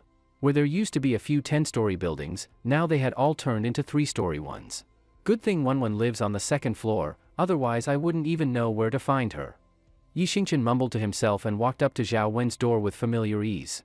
Yi Xingchen was about to knock out of habit, but when he saw the quality of the door panel, he gave up and instead called to Zhao Wen from outside. Wenwen. Wenwen. It's me, Xingchen. Open up. I've got explosive news." Yi Xingchen clearly heard a bit of commotion inside, followed by Zhao Wen's flat-toned reply. "Coming." The door opened. Zhao Wen was wearing a revealing nightgown. But what didn't fit the moment was that Yi Xingchen could clearly see a man in a bathrobe lying on the bed inside the room. "Fan Jian? You?" Wenwen. Yi Xingchen immediately recognized the man. It was their college classmate, Fan Jian. The double betrayal from his girlfriend and close friend hit Yi Xingchen like a bolt of lightning, shattering his already fragile heart. "You saw it? Well, since that's the case, let's just be honest. I've been with Fan Jian for a while now. Let's break up." Zhao Wen flipped her hair with indifference, as if she had long been mentally prepared for this day. "Why? All these years, I've tried my best to give you everything. Even if you wanted the stars in the sky, I would have tried to get them for you. Why would you treat me like this?" Yi Xingchen raised his arms halfway, unable to accept it, his emotions growing more intense. Stars?" Zhao Wen rolled her eyes. "You mean when you held up a mirror to the night sky and said you were giving me the stars? Sorry, I don't get that kind of romance and I don't care for it either." Xingchen, Fan Jian yawned and waved lazily. "Come on, man, the three of us are good friends. What's the big deal who ends up with whom?" "Shut up!" Yi Xingchen shouted angrily, pointing at Fan Jian. "I treated you like a real brother. A friend's partner is off limits. This is how you treat your friends? It's my choice who I want to be with. And who's your partner, huh? Shameless." Zhao Wen snapped and stepped forward, as if ready to shove Yi Xingchen. "You don't understand why I'm with Fan Jian? Fine, I'll be honest. Fan Jian makes over 10,000 yuan a month. And you? You're just a broke loser making 3,000 yuan. What can you even offer me?" "Oh, sorry, I forgot." You just got fired the other day, so you don't even have that 3,000 anymore. Plus, you've got a sick family member dragging you down. What kind of future could I possibly have with you? Fan Jian can last 30 seconds. And you? You don't even dare to touch me. I bet you can't even last 3 seconds, you're probably done right after taking off your pants. And another thing, Fan Jian is super strong. He can easily lift something that weighs 3.5 pounds. And you? You can't even lift something that weighs just over 2 pounds without struggling. What a useless loser. Ha ha ha. This is killing me with laughter. Fan Jian, lying on the bed, mocked with added flair. Yi Xingchen was about to explode with rage, pointing at Zhao Wen and Fan Jian with his right hand. You cheating scum. You two disgusting traitors. Hey, Ye Ringchan. Who the hell are you cursing at? If it weren't for our years of friendship, I'd beat you down right now, you hear me? Being cursed like that made Fan Jian furious. He got out of bed and pointed forcefully at Yi Xingchen with his right hand. Yi Xingchen was fuming. For a moment, he wanted to rush over and punch Fan Jian in the face. But in the end, Yi Xingchen didn't lose control. If this had happened before the world changed, he would have rushed in without hesitation, fought with Fan Jian, and flipped Zhao Wen the bird before leaving. But now, Yi Xingchen was worried he'd accidentally send Fan Jian the same way as Bu Guochang with just one punch. Killing Fan Jian in a fit of rage and ending up in prison wasn't worth it. Humph, beat me? You really think you're that strong? Oh? Fanjiang klusha istumak an lauga exageratadli. Yi Xingchen, who do you think you are? You think I'm weak? My strength is on a level you could never reach in your life. Trash. Yi Xingchen coldly gave Fan Jian a thumbs down. Oh? Yi Xingchen, getting cocky now? Dare to test your strength against mine? Tonight I'll make you admit defeat. A beauty like Wenwen should only belong to someone strong like me. Test? How? Yi Xingchen frowned slightly. Simple. Arm wrestling. If you win, Wenwen's yours. If you lose, every time you see me, you have to call me Grandpa. How about it? Do you dare? Ha ha ha. Fan Jian laughed loudly, clearly not taking Yi Xingchen seriously. Brother Jian, what are you saying? I'm a living person, not your bet. Zhao Wen sounded a bit unhappy, but still nestled into Fan Jian's arms. Yi Xingchen shot Zhao Wen a cold look and shook his head without hesitation. No. Change the bet. That one's disgusting. I don't want someone like her anymore. She's not worth dirtying my hands. You bastard. What did you just say? Zhao Wen exploded in anger. Hey. Wenwen, Fan Jian patted Zhao Wen's shoulder and then turned to Yi Xingchen. Fine, then what do you want to change the bet to? Very simple. If I lose, I'll call you two Grandpa and Grandma whenever I see you. If I win, you go outside and shout 3 times, I'm a cheating mutt, and she has to go outside and shout 3 times, I'm a cheating tramp. As Yi Xingchen spoke, he pointed firmly at Zhao Wen with his right hand. Deal. Fan Jian never believed he would lose, so he agreed without hesitation. What are you doing? Zhao Wen gave Fan Jian a glare and pushed his chest in frustration. Don't worry, babe. Don't you already know what Yi Xingchen's capable of? This win is in the bag. From tonight on, you're going to have a new little grandson. Ha ha ha ha. Zhao Wen looked at Fan Jian, so full of confidence, and finally relaxed. All right. Let's do it then. Fan Jian swung his right arm, ready to get serious with Yi Xingchen. Come on, Yi Xingchen, let's use this table as the arena, arm wrestling, best 2 out of 3. As he spoke, Fan Jian placed his right elbow on a wooden table inside the room. Yi Xingchen glanced at the wooden table. At most, the thickness was just about a millimeter. With such a flimsy table, wouldn't it break through if he applied just a bit of strength? Getting scratched by splinters would hurt like hell. Seeing Yi Xingchen hesitating, Fan Jian thought he was scared. Fan Jian mocked him again, dripping with sarcasm. What? Scared? You still have time to give up. We won't force you to call us Grandpa and Grandma when you see us. Just avoid us. I am scared, but not of you. I'm afraid if I use my strength, I'll punch through the table. Let's switch to a sturdier surface. What? Fan Jian was stunned for a second, then burst into laughter. Ha ha ha, are you kidding me? Did I hear that right? You think your strength can break the table? Who do you think you are, some kind of monster? If you're scared, just say so, get lost. Zhao Wen also thought Yi Xingchen was scared and just making excuses. So she gave a mocking smile. The countertop in the kitchen is made of concrete. Now you don't have to worry about breaking anything, right? Good. Let's go there. Yi Xingchen didn't even look back as he walked straight to the kitchen. Fan Jian looked at Yi Xingchen's confident posture, unsure where he was getting all this confidence from. Honestly, something about Yi Xingchen today felt a bit off to Fan Jian. But Fan Jian didn't think much of it. He just figured he was feeling tired after shooting off twice with Zhao Wen earlier. Fan Jian shook his arm again and confidently followed Yi Xingchen into the kitchen. Without hesitation, Fan Jian once more laid his right arm on the concrete countertop. Yi Xingqian, this time you've got no excuses, right? Come on. Tonight I'll show you what a real man looks like. Hearing this, Yi Xingqian quickly extended his right arm too, ready to teach Fan Jian a lesson. But then, after a brief pause, Yi Xingqian stopped again. Wait a second. What the hell now? You trying to come up with another excuse? Fan Jian was getting pissed. My strength is too much. I'm worried if I use it, I'll break your wrist. I still need to take care of my dad, I'm not going to jail over some piece of trash. What the hell? I've never seen anyone this full of himself. Fan Jian looked at Yi Xingqian suspiciously.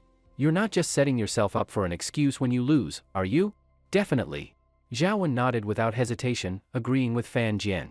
I know what this broke loser is like, he's just putting on a show. Humph, Yi Xingqian snorted coldly. Whether it's an act or real strength, just try me and you'll find out. Fine. But when you lose, don't say I took advantage of you. Fan Jian once again placed his right arm on the counter. This time, Yi Xingqian didn't hold back. He slowly extended his right hand and gently gripped the lower part of Fan Jian's arm. Ready? If you're ready, then let's start, wait, what? As soon as he saw Yi Xingqian get into position, Fan Jian instantly exerted full force, hoping to win in a flash and get back to real action with Zhao Wen. But what happened next left Fan Jian dumbfounded, he questioned his entire existence. Fan Jian was horrified to find that no matter how hard he tried, Yi Xingqian's right hand clamped down on his arm like a steel vice, completely unmoving. How is that possible? Fan Jian used every ounce of his strength, even the veins on his forehead were bulging. I've been holding back long enough. Now it's my turn. Yi Xingqian sneered, applied a little force, and easily pushed Fan Jian's right arm down. Round 1, Yi Xingqian won effortlessly, just as expected. No way. This can't be happening. Fan Jian couldn't accept what he was seeing and stood up in anger. That loser must have cheated. He used some kind of trick we don't know about. Zhao Wen shouted out in disbelief when she saw Yi Xingqian win even in this kind of contest. You bastard. Cheating? You're asking for a beating. Hearing Zhao Wen, Fan Jian was furious and raised his fist to hit Yi Xingqian. But to Yi Xingqian, Fan Jian's speed looked ridiculously slow. Yi Xingqian easily placed his right palm firmly on Fan Jian's forehead. Bastard. Fan Jian tried again and again to push forward, but Yi Xingqian's right hand didn't move at all. No matter how hard Fan Jian tried, he couldn't shake Yi Xingqian even slightly. I'll kill you. In a panic, Fan Jian lost control and started swinging his arms like a windmill, trying to land a punch on Yi Xingqian. But Fan Jian forgot one important fact. He wasn't tall, and his arms were shorter than Yi Xingqian's. No matter how wildly he swung them, he couldn't even touch a hair on Yi Xingqian. After a while, Fan Jian was exhausted, and his mind slowly began to clear. He realized something, suddenly stepped back a few paces, and pointed at Yi Xingqian in fear. You, how is your strength this great? You're stronger than those strong men in the Guinness records. How is this possible? Yi Xingqian snorted cold. Good that you understand. Do you still think we need a second round? You'd better follow through on that bet from earlier. Otherwise, I think you can imagine the consequences. Fan Jian started to say something but then noticed the villa access card hanging from Yi Xingqian's waist. That logo, that's a Yunhe Villa district card? How? How could you possibly have a house in Yunhe Villas? That place costs tens of millions or even hundreds of millions of yuan per house. Even my boss can only dream of living there. What? Hearing this, Zhao Wen immediately lost her composure. Her eyes darted, and then she ran toward Yi Xingqian crying. Honey, it was all Fan Jian's fault. He came to my house today and held a wooden nail to my neck. He threatened to kill both me and you if I didn't give in to him tonight. I was forced, I swear. What the hell? One. You. Yi Xingqian pushed Zhao Wen away without mercy, then glanced coldly at both Fan Jian and Zhao Wen. Carry out the terms of the bet. Honey, please try to understand me. Zhao Wen collapsed to the floor and cried her heart out. Damn it, you lying witch. Even Fan Jian saw Zhao Wen's true face clearly at this moment. I won't say it again. Yi Xingqian roared impatiently. Only then did Zhao Wen and Fan Jian unwillingly squat outside the door. Two harsh voices echoed through the empty hallway. I am a cheating You cheating pair. I'm not the same man I used to be. I wanted to love you with all my heart, spend my life with you. I never thought you'd betray me like this. The way I am now, as long as I find the right path, I can do anything.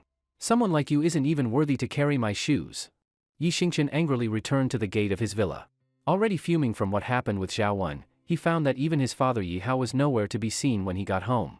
Boiling with frustration, Yi Xingqian could only keep cursing at Zhao Wen and Fan Jian to calm himself down. What was that sound? Just as he was about to swipe his card and go inside, Yi Xingqian vaguely heard the sound of a porcelain object breaking inside the house. He was sure he hadn't misheard, and he didn't think a cat or dog had gotten in. Those were rare in the world now. Could it be a thief in my house? Yi Xingqian's eyes widened in disbelief. No way, right? He was already so broke he had to eat instant noodles. He was even worrying about food expenses. And still, a thief would come rob his place? Come on.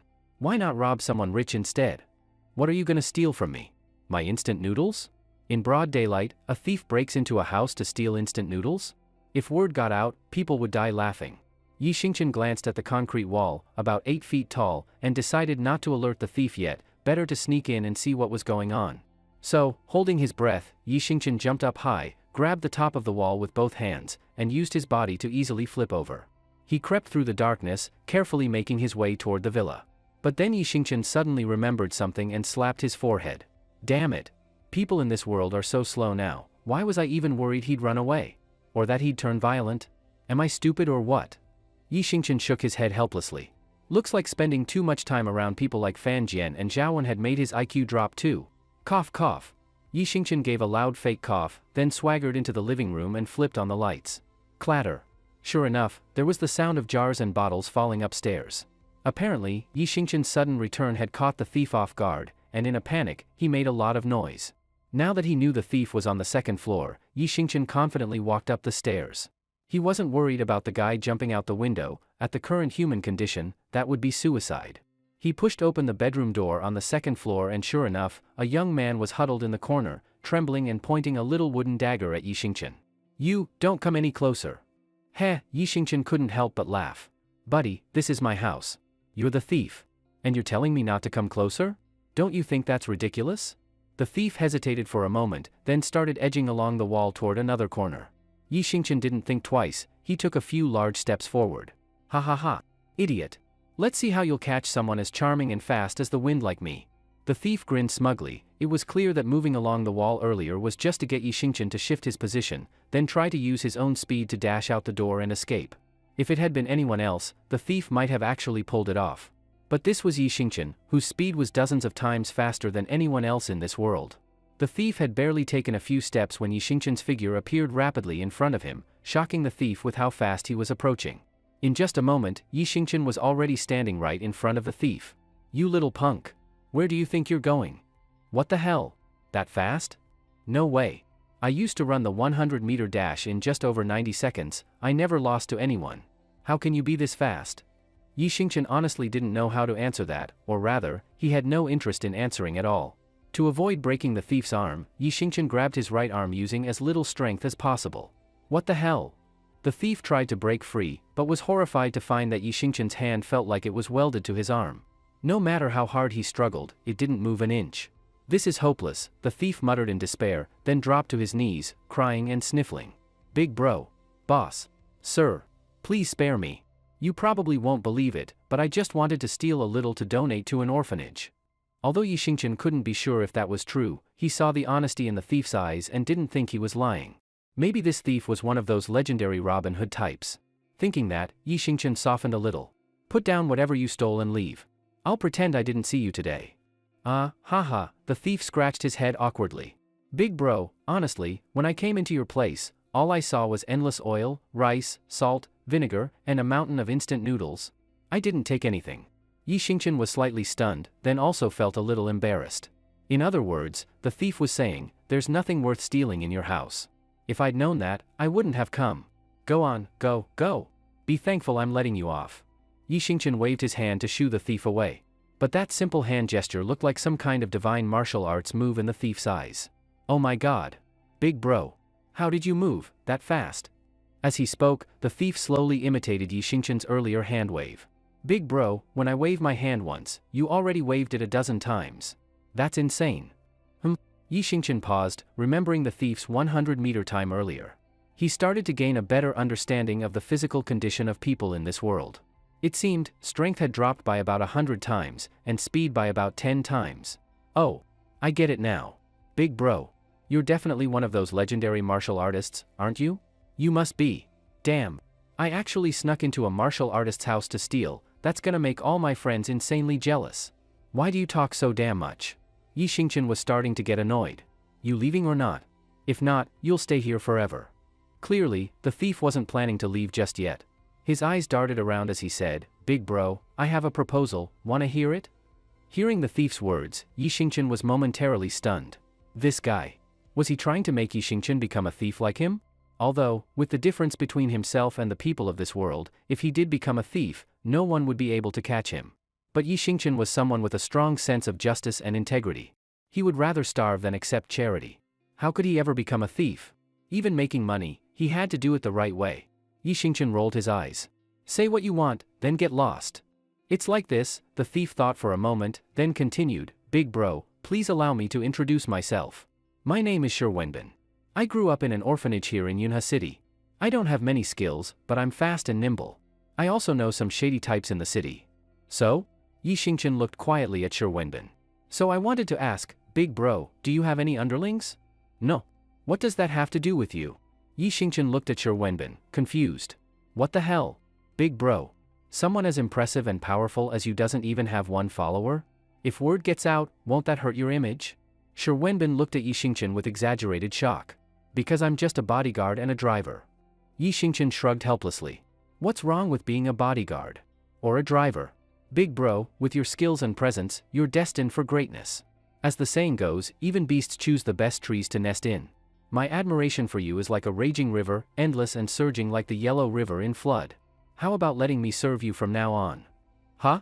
Yi Xingchen looked at Wenbin, surprised. Was this thief really trying to recognize him as his boss? Big bro, don't underestimate my loyalty. I can work like a horse or an ox for you, just feed me grass. Yi Xingchen's mouth twitched hard. You'd better mean feed you grass, not give you grass. Ha ha ha. What do you say, big bro? Think it over? Wenbin sneakily slipped behind Yi Xingchen and started massaging his back. Yi Xingchen hesitated. Right now, he was Qin Yanran's bodyguard. Although she didn't seem to be in danger at the moment, who could say what might happen later? If some desperate thug tried to kidnap or extort Qin Yanran. Having someone like Wenbin, who had connections with shady circles, might help him get information in advance. Also, since Yi Xingchen would be busy with work and thinking about ways to make money, having someone to look after Yi Hao wouldn't be a bad idea. And maybe, if he could trust this guy enough in the future, he could share the unbelievable truth about his situation. Thinking about all this, Yi Xingchen began to feel tempted. Still, right now I have no money, no status, no power, nothing. You won't get anything by following me. Oh come on. Wenbin chuckled. Big bro, let's be real, if you already had money, power, and fame, would someone like me even have the chance to follow you? I probably wouldn't even qualify to line up. And like they say, giving help in tough times means way more than adding flowers to a celebration. Besides, I trust my instincts, big bro, you're destined for greatness. That actually makes a lot of sense. Listening to Wenbin talk so sincerely, Yi Xingchen was even more tempted. Clearly a master at reading people, Wenbin instantly saw that Yi Xingchen was moved. Wenbin immediately dropped to one knee in front of Yi Xingchen. Big bro, please accept this bow from your little brother.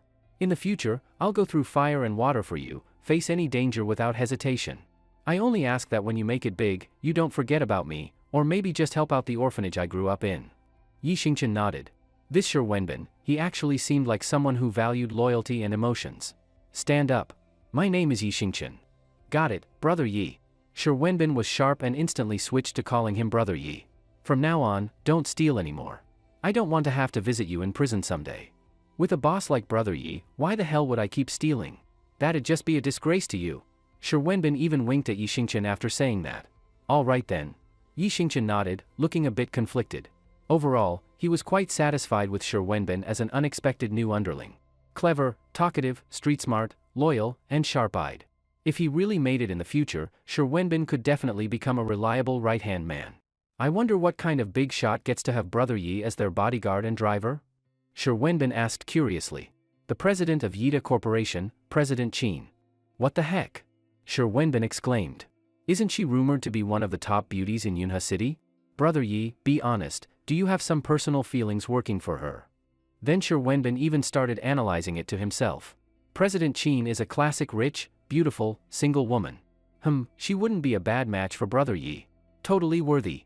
Hey, don't go saying stuff like that. Yi Xingchen was startled by Wenbin's comment. What's there to be afraid of? We're all men. What do men talk about besides games and women? Wenbin chuckled. But, it seems like President Qin's business hasn't been going well lately. Oh? You know that too? Yi Xingchen looked at him in surprise. Of course. Shi Wenbin nodded seriously. I've got a friend, well, a shady buddy, who works as a security guard at Sakura Construction. Word is, Sakura snatched a few projects from President Qin this year. And every time they've outbid Yida, it's by just a tiny bit. What does that tell you? That either Yida has a mole, or Sakura somehow got hold of President Qin's bidding proposals. Yi Xingchen was shocked. In such a big company like Yida, if someone really leaked Qin Yanran's bids, that meant the mole must be someone high up, someone she deeply trusted. Right. Shi Wenbin nodded again. I also heard. Yida and Sakura are about to compete for another project in a few days. Who knows who'll win this round? Shi Wenbin's words made Yi Xingchen think. If there really was a mole, they'd probably act again before this upcoming bid. But now that Yi Xingchen was involved, that mole wouldn't get away with it. This was the first time Yi Xingchen realized the value of having Shi Wenbin as his follower. He felt incredibly lucky to have taken him in tonight, who knew how much loss he might help Yida avoid. Alright, I've got my own plan. You go back for now. And remember, don't go back to stealing. If you do, I won't recognize you anymore. Got it, brother Yi. I'll head out now. What's your phone number? Let me write it down. Mine is 158XX. Early morning, before sunrise. After a night of rest, Yi Xingchen took advantage of the early hour to go out for a jog. Since entering high school, Yi Xingchen had always taken training seriously. As long as time allowed, he would run about 1.2 miles every morning. As he approached his 1.2-mile goal, Yi Xingchen was breathing heavily. Along the way, he kept hearing surprised reactions from other joggers around him. Holy crap, Lao Wang, did you see that guy running just now? Damn, he's too fast. Did we bump into a ghost this early in the morning? Looks like I need to check the calendar before going out for a jog from now on. A running god. Finally, our country's track team is going to rise again after Lu Xiang. Yi Xingchen ignored all the comments around him, staying focused on his run. After reaching his goal, Yi Xingchen sat under a tree in the park to rest a while before heading back.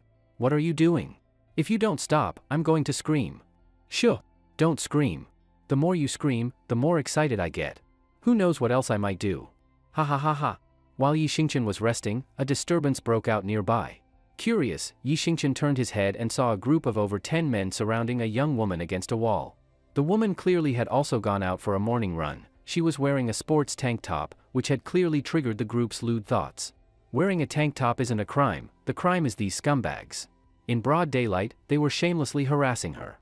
And since the woman was very attractive and had a great figure, two nearby young men couldn't sit still and stepped forward. Hey! What are you doing? Stop that. If you don't stop, I'm calling the police. Being interrupted pissed off the thug leader. The leader gave a look to his goons, who all pulled out small wooden daggers from their pockets. What are you looking at? Get lost. Don't ruin our boss's fun. Take one more step and you'll be bleeding. Faced with a group of thugs armed with wooden daggers, the two brave young men hesitated. Sure, standing up for others is noble, but you also have to consider whether you're capable of it, and be ready to face the consequences. The two young men shrank back, nervously retreating to a hidden spot to call the police. The woman's face had lit up with hope when she saw them step forward, but the moment they backed away, that hope vanished instantly. Still, she didn't blame them. After all, stepping in was voluntary, and when the gap in strength is this big, being scared is only human, it's natural. The woman kept retreating step by step until her back hit the wall and she had nowhere left to go. You guys, do you know who I am? If you dare lay a hand on me today, you'll suffer consequences you can't imagine. You'll die horribly. Ha ha ha, one of the thugs burst into loud laughter. If we touch you today, doesn't that make you our boss's girl? Sure, boss's girl could kill us all with a snap. Ha ha ha, the thug leader also laughed. Don't be scared, beautiful. I'm actually a good guy. I'm the boss around here, being with me, you won't lose out. At that moment, two of the thugs who had just cleared the area noticed Yi Xingchen sitting under the tree watching everything, and immediately pointed their wooden daggers at him, full of arrogance. Hey, punk! What are you looking at? Can't you see our boss is busy? Get lost. Yeah, beat it. Or I'll break both your damn legs. Yi Xingchen looked behind him, making sure they were actually talking to him, then stood up in surprise. He hadn't done anything. Why were they suddenly shouting at him? The woman glanced at Yi Xingchen and sighed helplessly. Hey handsome, you should go. It's none of your business. There are too many of them, you can't take them on. Yi Xingchen was already a hot-blooded young man, and after hearing the woman say that, he really couldn't just pretend he saw nothing and walk away. If he did, he'd never be able to respect himself again. More importantly, the world wasn't the same as it used to be. Still, Yi Xingqian didn't want unnecessary trouble. He walked over to the thugs and said, "Bro, you look like the kind of guy who has women falling into his arms just from taking a walk, drenched in luck with the ladies. Since you're obviously not short on women, why not just let this girl go? Forced love doesn't taste sweet. Look, I only have a few hundred yuan on me. Miss, how much do you have? Hand it all over and we'll treat it as buying the boss some smokes and drinks, how about that?" Heh, the thug leader chuckled with pleasure. "Kid, I like the way you talk. But here's the thing, I'm not short on money. I actually enjoy the thrill of forced love. So get lost. If your words weren't so sweet, I would have had my boys break your legs already. Boss, it's the 21st century, everyone's trying to be a law-abiding citizen. I know you're not hurting for cash, but, alright, how about this, let's think about Yunhe City's public image.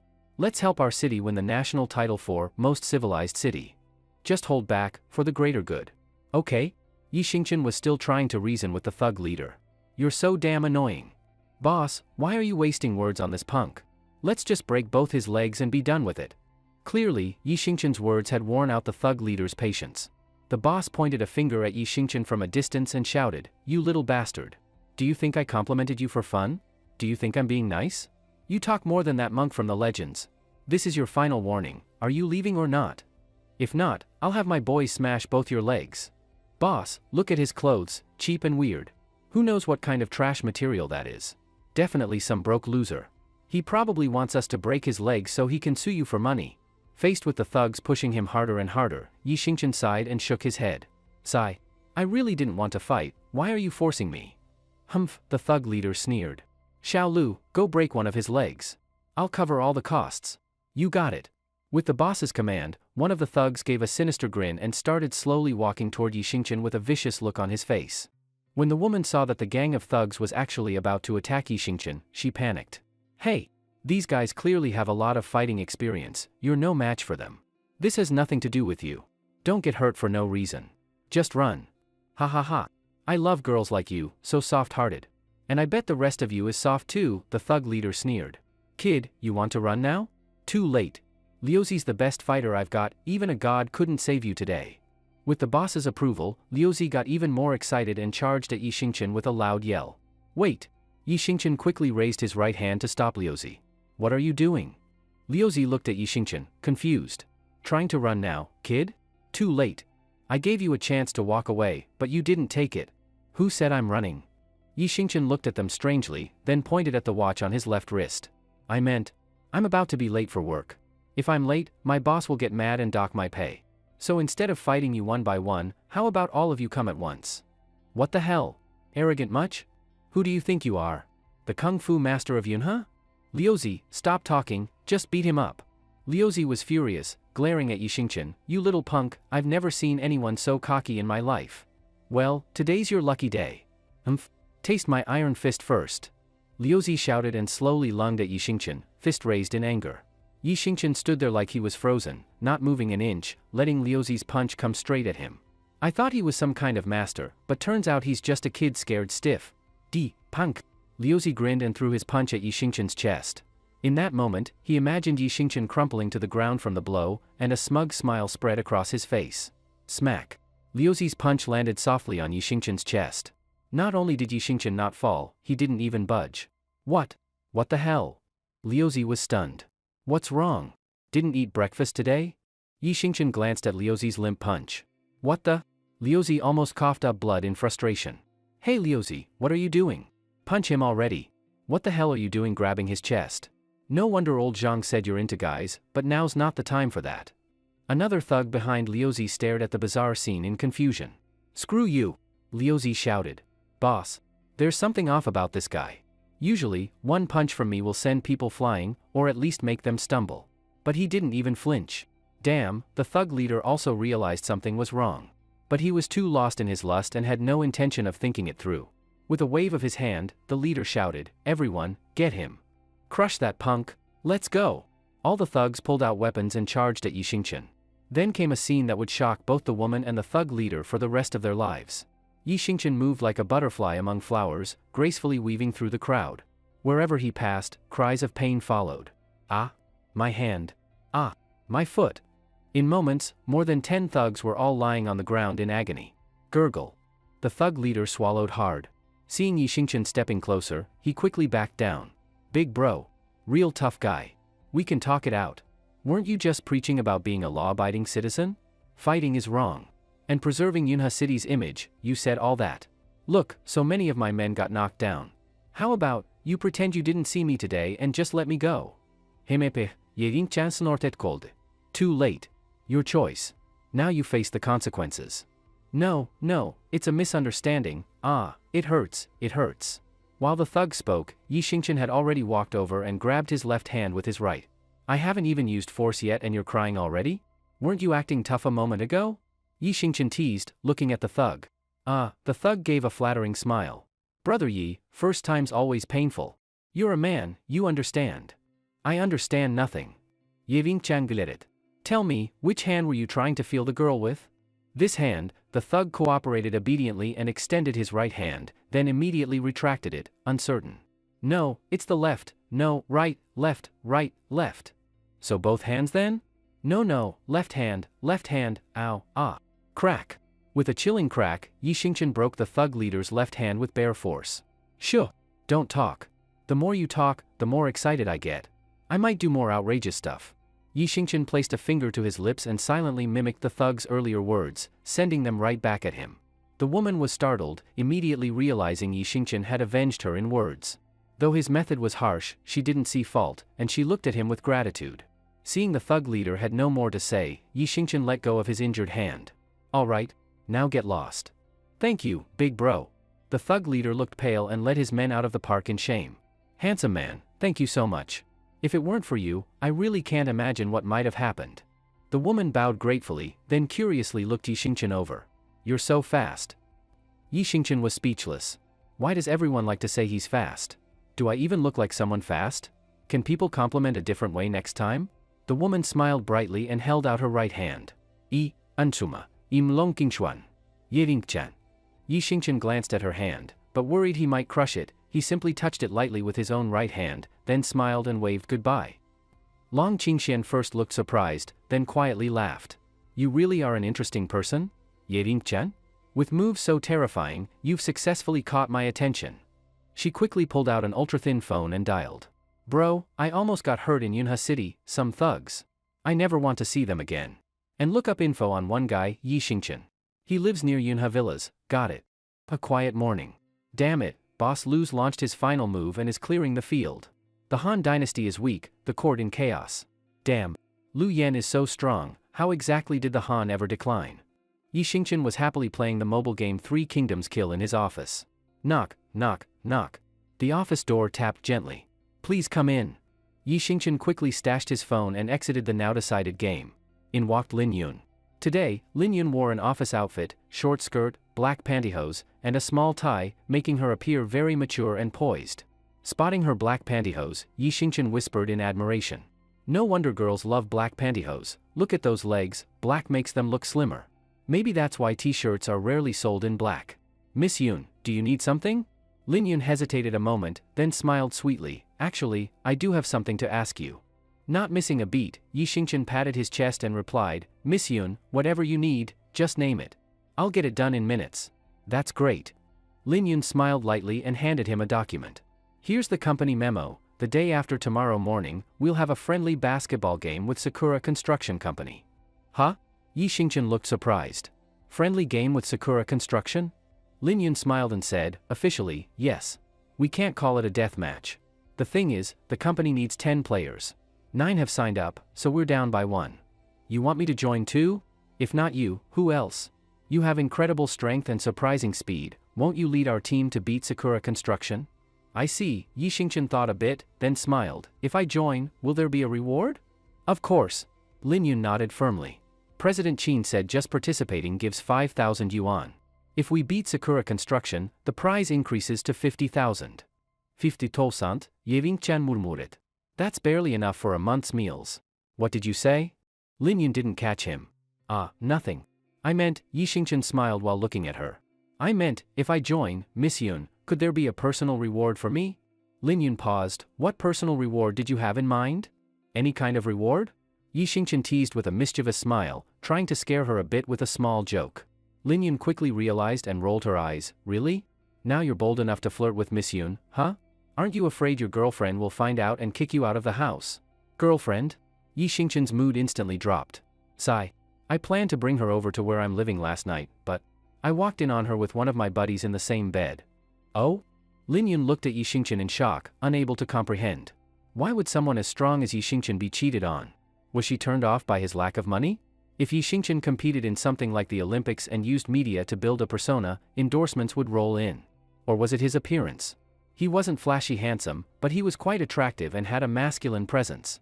Thinking that, Lin Yun moved closer and gently placed her right hand on Yi Xingqian's head, while her left hand softly stroked his hair. Nothing to worry about. No obstacle you can't overcome. Losing you will be the biggest regret of her life. Or, you should be glad you saw her real face in time. Otherwise, if she cheated after marriage and kids, that would hurt so much more. Yi Xingqian felt a gentle touch on his forehead and sighed. Thanks, Miss Yun.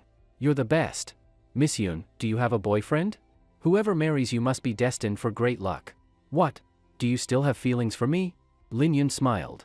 At that moment, Lin Yun felt a little flutter in her heart as she looked down at Yi Xingqian. You want to chase after me? That depends on whether you've got what it takes. Yi Xingqian looked up at her chin in surprise, then grew bolder. How about this, if I win, Miss Yun, you give me a kiss as a reward. What do you say? Hearing this, Lin Yun blushed. What are you thinking, you little brat? Let's talk after you win first. Though she didn't agree, she also didn't refuse. Yi Xingqian felt excited inside and silently vowed, whether or not he actually earned that kiss, he'd win this game no matter what. Creak. At that moment, the office door was pushed open from outside. A tall, sunny, handsome man walked in.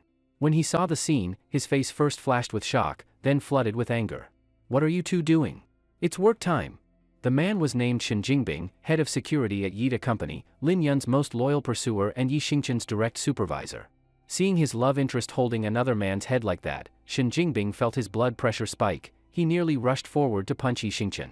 Lin Yun then realized the insinuation of her closeness and quickly let go of Yi Xingqian, giving Shen Jingbing a displeased look. What are you doing here? I came to talk to this kid. You actually, Shen Jingbing was furious, clenching his fists. What does this have to do with you? Lin Yun refused to engage.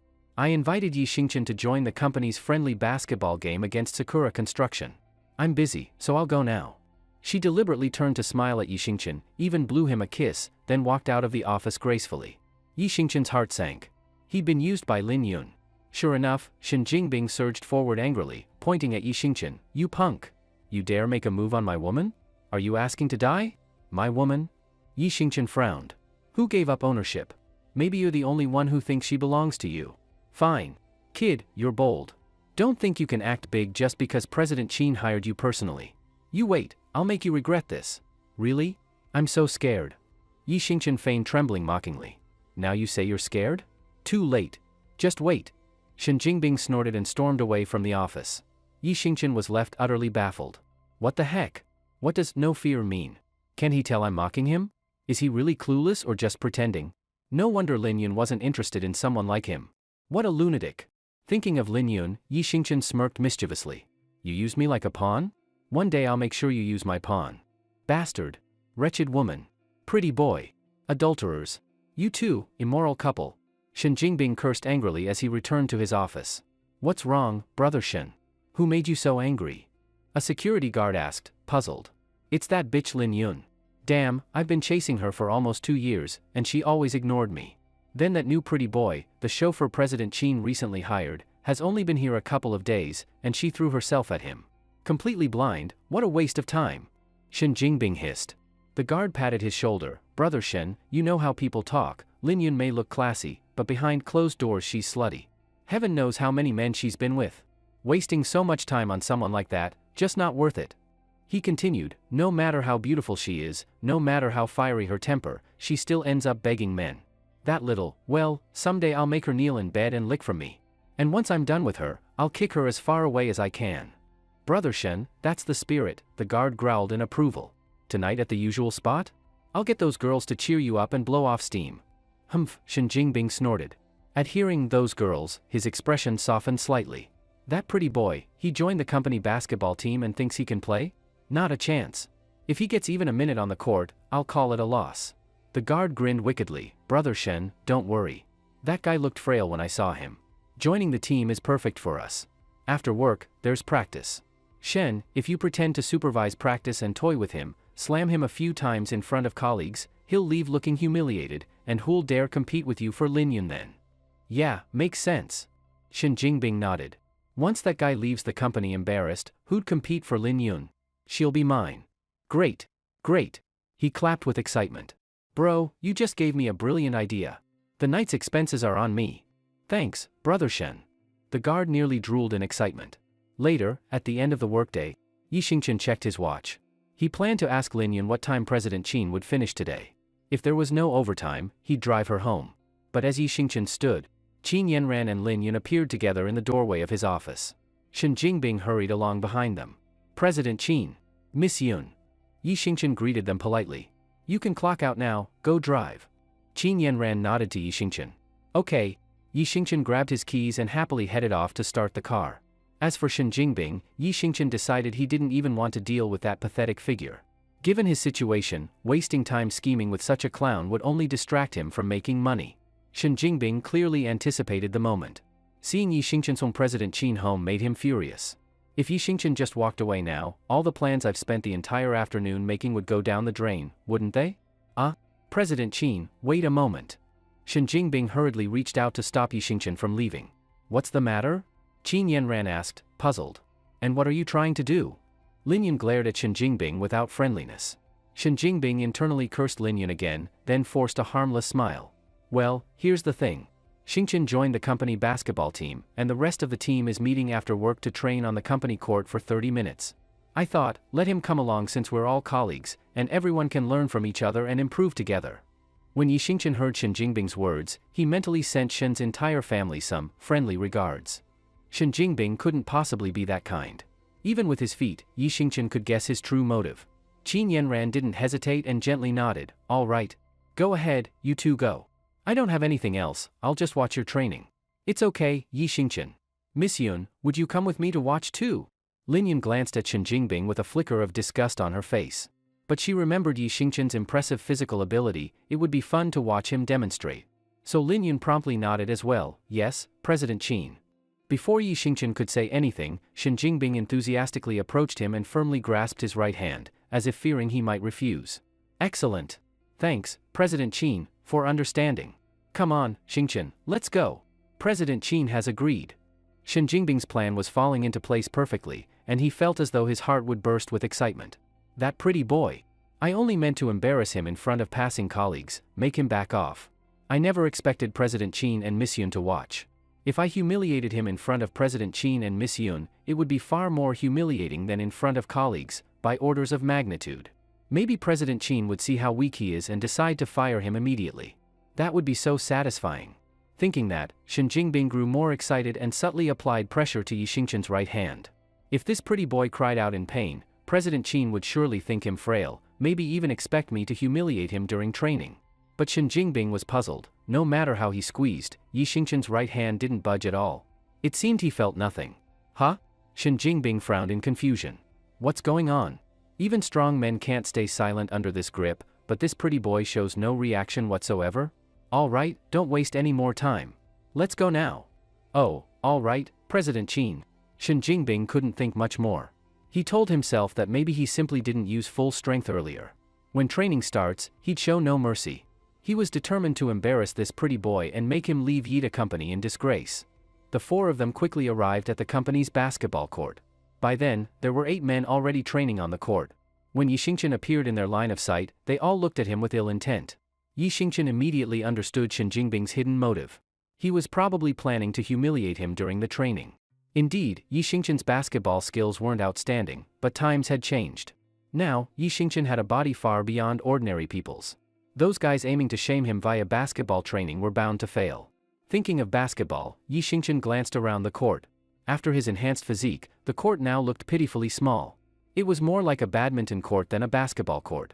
The standard hoop height of 10 feet had been lowered, now nearly 7 feet. As for the basketball? Clap clap clap. The ball rolled neatly to Yi Xingchen's feet. He bent down, picked it up, and squeezed it hard. Boom. The basketball burst in his bare hand. The size was only a bit smaller. It was still round, but the material had changed. It was no longer rubber or leather, but a thin, unfamiliar material. Clearly, people's physical strength had declined in this world, while technology had advanced. Whoa! Shen Jingbing watched in disbelief. What kind of trick is this? He hadn't even given instructions, yet someone tossed a defective ball to Yi Xingchen. The humiliation was too obvious. And his plan didn't include this step, did it? Most importantly, what kind of IQ does President Qin have? Could she fail to notice something strange? Shen Jingbing glanced at Qin Yanran in guilt. But Qin Yanran looked calm and unaffected. Shen Jingbing exhaled quietly. Thankfully, she hadn't noticed. Otherwise the plan would unravel. Unbeknownst to him, Qin Yanran and Lin Yun had already witnessed Yi Xingchen's amazing strength. They weren't shocked to see him burst a basketball with his bare hands. Come on, brother Xingchen, join us and play some basketball. Shen Jingbing sounded cheerful but fake as he formally invited him. Okay. Yi Xingchen followed Shen Jingbing onto the court. Here. Take a three-pointer. A man quickly passed the ball to Yi Xingchen. He caught it and glanced at the three-point line, just a meter or two away, and felt a deep sense of irony. If the three-point line was that close in his old world, everyone could make the NBA. Everyone would be a Curry. Shoot! The man urged with ill intent. Yi Xingchen weighed the feather-light ball, hesitated a moment, then used as little force as possible to shoot. Watching Yi Xingchen's classic shooting form, Shen Jingbing grew suspicious. Could this pretty face actually know basketball? But what came next almost made him burst out laughing. Although Yi Xingchen's posture was textbook perfect, the shot missed everything: rim, board, and net. Several passing colleagues witnessed the miss and couldn't help but laugh out loud. Ha ha ha. That's hilarious. I thought he was some kind of expert. Isn't he supposed to be our company's strongman? How'd he miss a three-pointer completely? Is he all show and no real skill? This is bad. Rumor has it he joined the company basketball team. And with this level? Playing against Sakura Construction? That's inviting defeat. If we lose, it's not just embarrassing our company, it's embarrassing our whole country. Hearing this chatter from colleagues, Shen Jingbing was practically bursting with glee. But he still pretended to encourage Yi Xingchen. He patted his shoulder. No worries, Xingchen. The arc three-point line is still about 5 feet away. It's understandable to miss at first. Just practice a few more times. Then he signaled another man across the court. That man understood and quickly passed the ball back to Yi Xingchen. That's right, try once more. All right? Yi Xingchen shrugged and prepared to shoot again. Hehe. Shen Jingbing smirked inwardly. Pretty boy, shoot again. Go on. Keep shooting. How will you know you're a rookie if you don't try more? Deep breath. Yi Xingchen took aim and again made a textbook three-point shot. Clang. This time, he hit the front of the basket rim, not a clean hit. After 2 misses from such close range, Yi Xingchen felt a twinge of embarrassment himself. He silently vowed, if this ball were the old, heavier kind, he'd hit every time. But this new ball was so light, totally unfamiliar. Maybe with a few more tries and the right strength control, he could push his accuracy up to over 90%. Shen Jingbing nearly laughed out loud. That pretty boy must have used all his strength, and still only hit the rim edge. Still just a pretty face after all. No problem, brother Xingchen, try again. All right? Yi Xingchen, intrigued, caught the ball and shot again. Swish. This time, a perfect, nothing but net shot. What the? Shen Jingbing was stunned. How did that pretty boy actually make it? He must have gotten lucky. It's a fluke. Shen Jingbing again gave a signal to the man passing the ball. Soon, a loop began on the court. The man kept passing to Yi Xingchen kept shooting, and almost every shot was a clean swish. They repeated this sequence 30 times. Nearby coworkers couldn't stay calm, they began cheering in awe. I've got to be kidding. I just counted, besides the first 2, he shot 33s, and made them all. What kind of god is this? People say KD scores like eating flour, but watching Yi Xingchen shoot, scoring looks as natural as breathing. I underestimated him. He's legit a superstar. We're winning this for sure. Against Sakura Construction, if we don't win by 50 points, I'll honestly say our corporate team is tanking. Wow, wow. No wonder President Qin personally recruited this guy. Not only legendary strength and appetite, now we find he's unbeatable in basketball too. From now on, he's my idol. Ah, Yi Xingchen, I'm gonna have your baby. A woman with a full beard digging her nose said this with admiration. Everyone nearby turned their stomach. Stop, stop, seriously. Shen Jingbing finally lost his composure. Deep down he cursed angrily to himself, damn it. He's made 30 straight three-pointers. How is this even possible?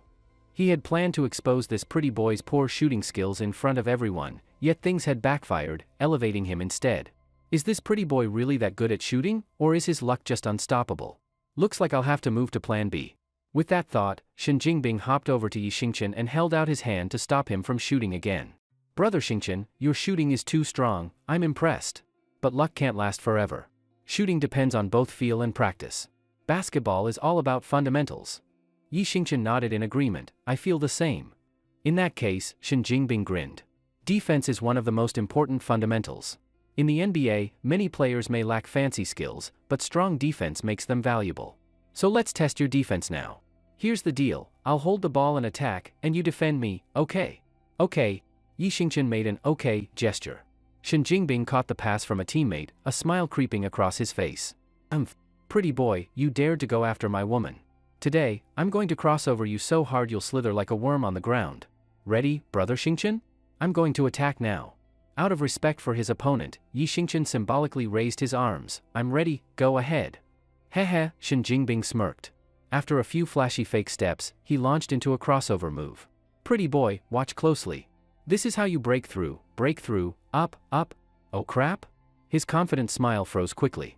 No matter how fast he faked, no matter how fast he tried to drive, Yi Xingchen stayed stuck to him like chewing gum. Shen Jingbing ground his teeth, executed a prayer fake move, and quickly rose into a mid-range fadeaway jumper. Whack! Boom! The shot was effortlessly slapped away by Yi Xingchen. The basketball flew out of bounds a couple of feet, and then exploded mid-air. Holy crap! What just happened? Shen Jingbing stood dumbfounded, glancing at the other men on the court.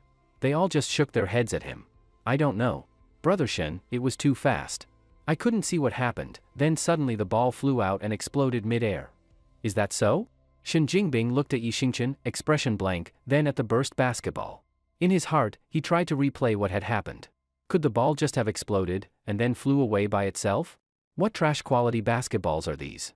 I need to get better ones tomorrow. Of course Yi Xingchen would never admit he'd slapped the ball into pieces.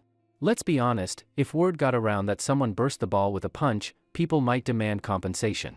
That'd be a hassle. No big deal, next time I'll use less force. Let's do it again. Shen Jingbing eyed Yi Xingchen suspiciously, and once more challenged his defense. The next challenge mirrored the previous one. No matter what fake move Shen Jingbing made, he couldn't shake off Yi Xingchen's defense. Finally, in frustration, Shen Jingbing tried again, only to be embarrassed by another huge block from Yi Xingchen. How is this possible? Shen Jingbing exploded in frustration. How is that pretty boy so uncanny? Could it be that he's just too fast? Looks like I need a more forceful attacking style. With that thought, Shen Jingbing immediately stopped greeting Yi Xingchen and grabbed the ball, launching into a post-up one-on-one. My back-to-basket strength is unmatched.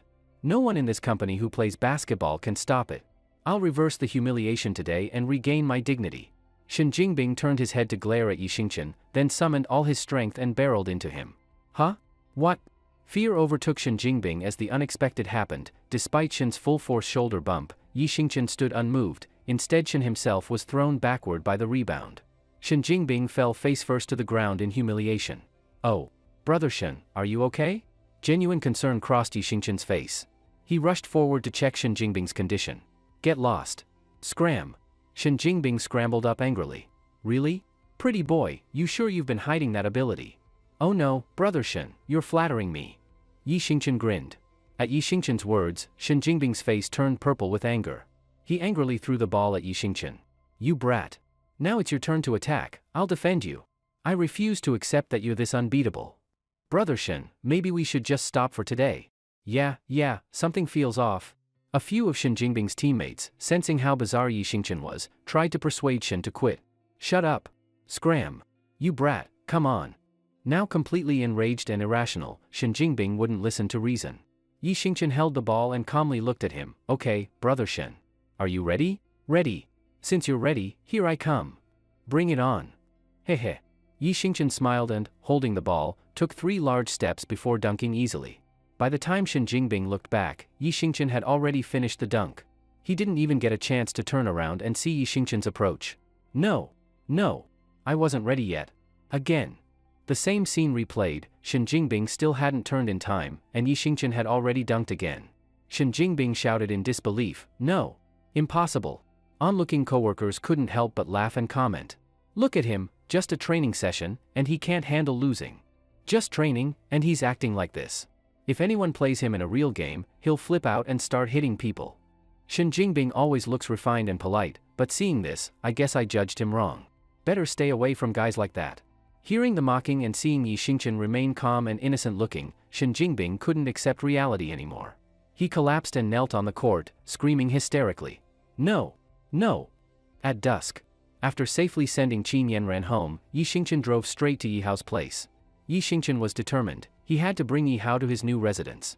Even if Yi Hao wasn't home tonight, he would wait until dawn. Arriving at his old home, Yi Xingchen gently pushed open the slightly ajar door. Dad? Dad? Are you here? The room was silent, no one replied. Again not home, sigh. Yi Xingchen sighed. The debt of gratitude to one's parents lasts a lifetime. His mother passed away early, and Yi Hao raised him alone. Over the years, some divorced or older women had expressed interest in starting a family with Yi Hao, but he always politely declined. He feared forming a new family would bring trouble during Yi Xingchen's growth, or that Yi Xingchen might be neglected. With a father like that, how could Yi Xingchen ever simply let him go? Tap tap. Just then, footsteps sounded outside the door. Dad? Dad? Yi Xingchen turned quickly, excited, only to feel disappointed. It wasn't Yi Hao who appeared, but the blonde guy from the Qinglong gang. The blonde guy smiled. After hearing Yi Xingchen call out Dad, he almost replied, but then thought better of it. As powerful as Yi Xingchen was, no one would risk their life over one dad. It's you? Yi Xingchen frowned, realizing something. Where's my dad? Did you guys detain him again? Ha ha ha, the blonde guy laughed. Buddy, what are you saying? How could we detain your dad? He demanded to make a comeback and stayed in our gambling house, refusing to leave. My dad went to a gambling house again? How much did he lose this time? Not much, just $1 million. The blonde guy grinned and held up one finger. Lost $1 million in 2 days? You're scamming me. Yi Xingchen flew into anger and raised his fist toward the blonde guy's face. The blonde guy stepped back in terror. Hey, don't get impulsive. It's not as serious as you think.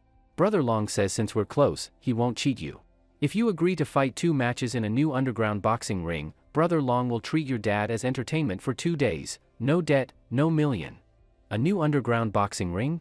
Yi Xingchen clenched his fists. So the Qinglong gang planned to use him as their cash cow. That's right. The new ring isn't run by Brother Long.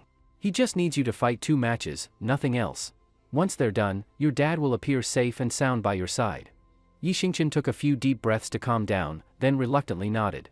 Fine, first rescue dad. Deal.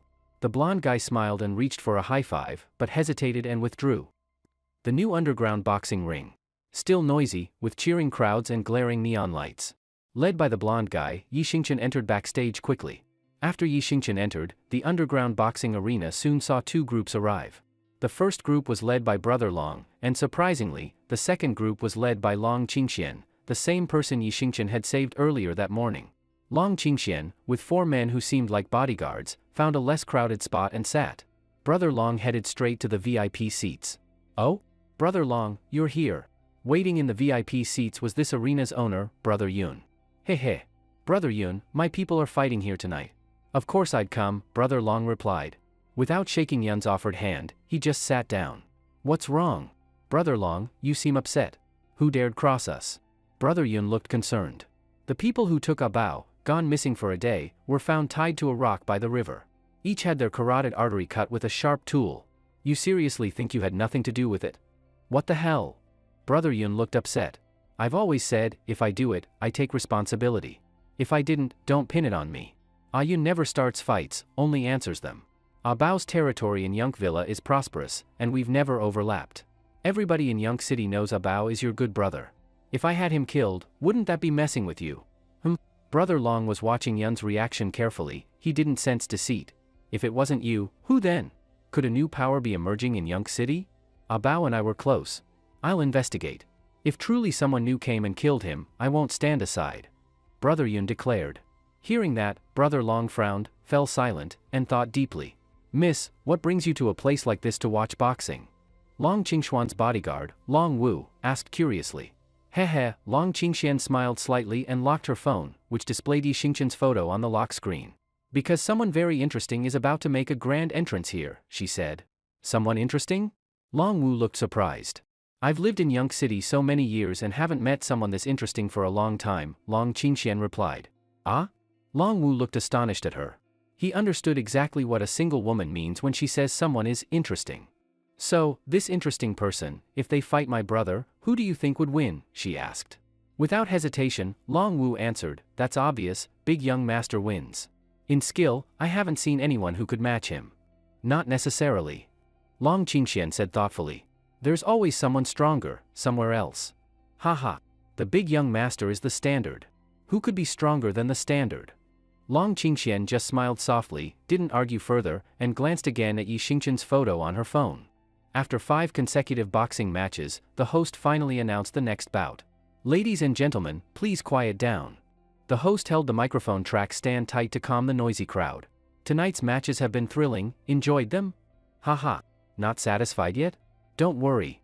Coming up is the grand finale. The champion from Thai country, Buqiu, will face our local champion, One Punch Superman. Please welcome both champions to the ring.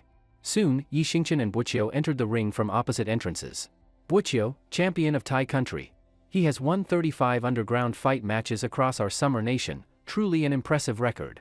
One Punch Superman, the local champion of Summer Nation, a rising star. Just 2 nights ago, he knocked out champion Pu Guochang with one punch and instantly rose to fame. Tonight's peak showdown between Buqiu and One Punch Superman, who will emerge victorious? Let's watch closely. After the host's introduction, Long Wu, sitting behind Long Qingxian, couldn't help sneering. 2 rookies. It's not just about beating your big young master, even I could easily defeat both of them together. Long Qingxian turned to scold him, Uncle Wu, we're here to watch their match, not my brother's or yours. Oh, Long Wu responded calmly before offering his opinion, Buqiu will definitely win. So confident? Well, boxing isn't just about muscles, but Buqiu is all muscle, while the other looks ordinary. I predict Buqiu will KO him within 5 rounds. Then let's make a bet. What do you want to bet on? If Buqiu wins, I'll go home with you right away. If Buqiu loses, I'll stay in Yonk City as long as I want, at least, you can't force me to leave. Deal. If the clan leader sends someone else later, it's not my business. With that, the referee's bell rang, and the final show officially began. Buqiu took a few probing steps and spoke awkwardly in the Summer Nation language. You Summer Nation guy, you won't be my match. If you admit defeat now, I'll break one of your arms. Wow, even admitting defeat comes with a broken arm threat? Yi Xingqian was speechless. If you refuse, I'll beat you to death. Between a broken arm or death, which do you choose? Your Summer Nation martial arts are all flashy, our Thai boxing is the strongest.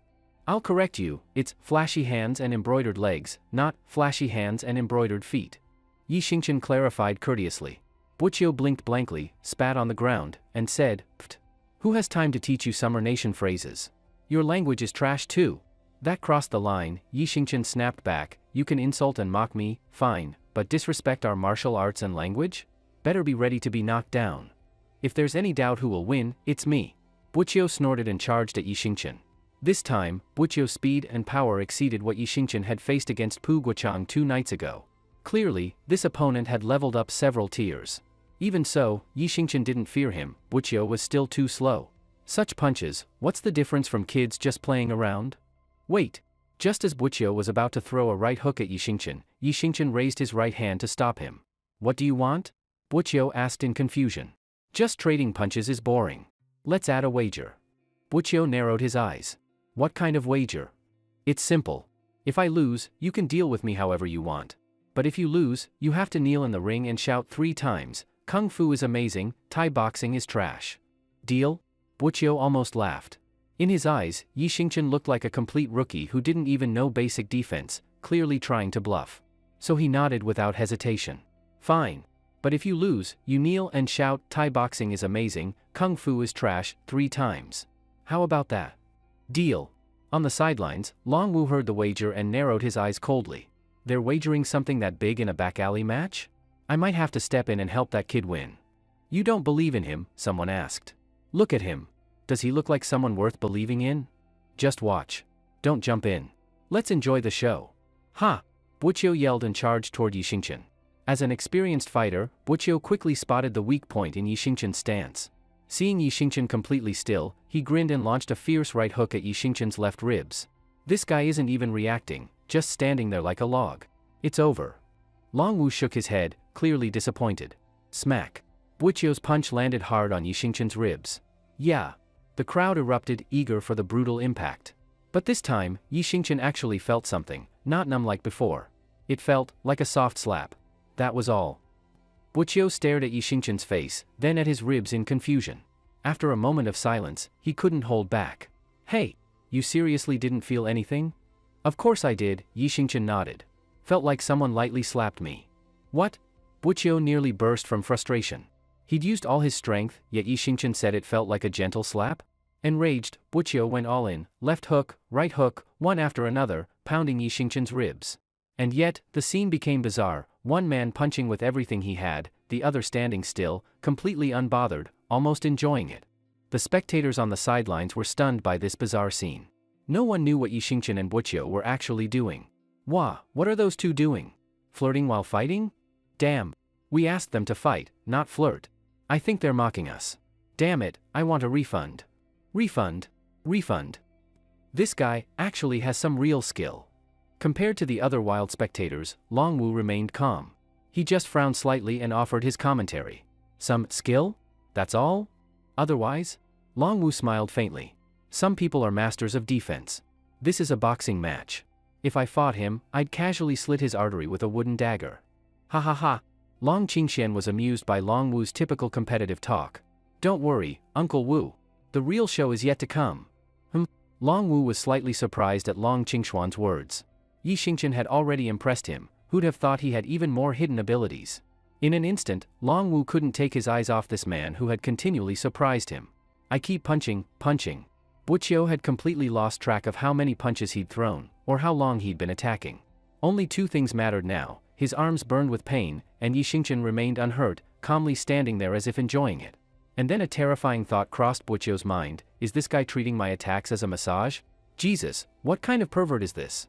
What's the point of this fight anymore? Finally, Buqiu deflated like a punctured balloon and stopped fighting, his demeanor sagging. Why stop? Keep going. Hit him. Don't chicken out. Go. Can't you do anything? Are you some kind of coward? The crowd jeered when Buqiu halted. Buqiu nearly erupted, wanting to KO the hecklers. What's wrong? Why'd you stop? It was kinda fun. Yi Xingqian, eyes closed in bliss, opened them when he noticed Buqiu had paused. He gingerly touched his left ribs and gently tapped them. Buqiu glanced at Yi Xingqian's slightly reddened left ribs, feeling deeply upset. He never imagined that even after landing over 100 punches to that area, the man would only blush slightly. A tight humiliation coursed over Buqiu's face. So, Buqiu, do you want to keep fighting? Yi Xingqian grinned at him. Buqiu blinked, then shook his head in shame. Strength isn't on the same level. I concede. Good. Yi Xingqian nodded. Since you concede, fulfill your bet. Bet? Buqiu panicked, then started making excuses. What bet? I don't remember any bet. You traitor coward, wasting my time, and now you bail? Yeah. You insulted our martial art and our language before, weren't you so tough? Why were you soft now? Did you just pop your tube mid-fight? Ha ha ha. He my foot, how would he even? Acts bold but won't do anything. Not a real man, just some shameless fool. Lucky I recorded it on my phone. Seeing that someone in the crowd actually recorded it, Buqiu knew he couldn't back out now. Humph.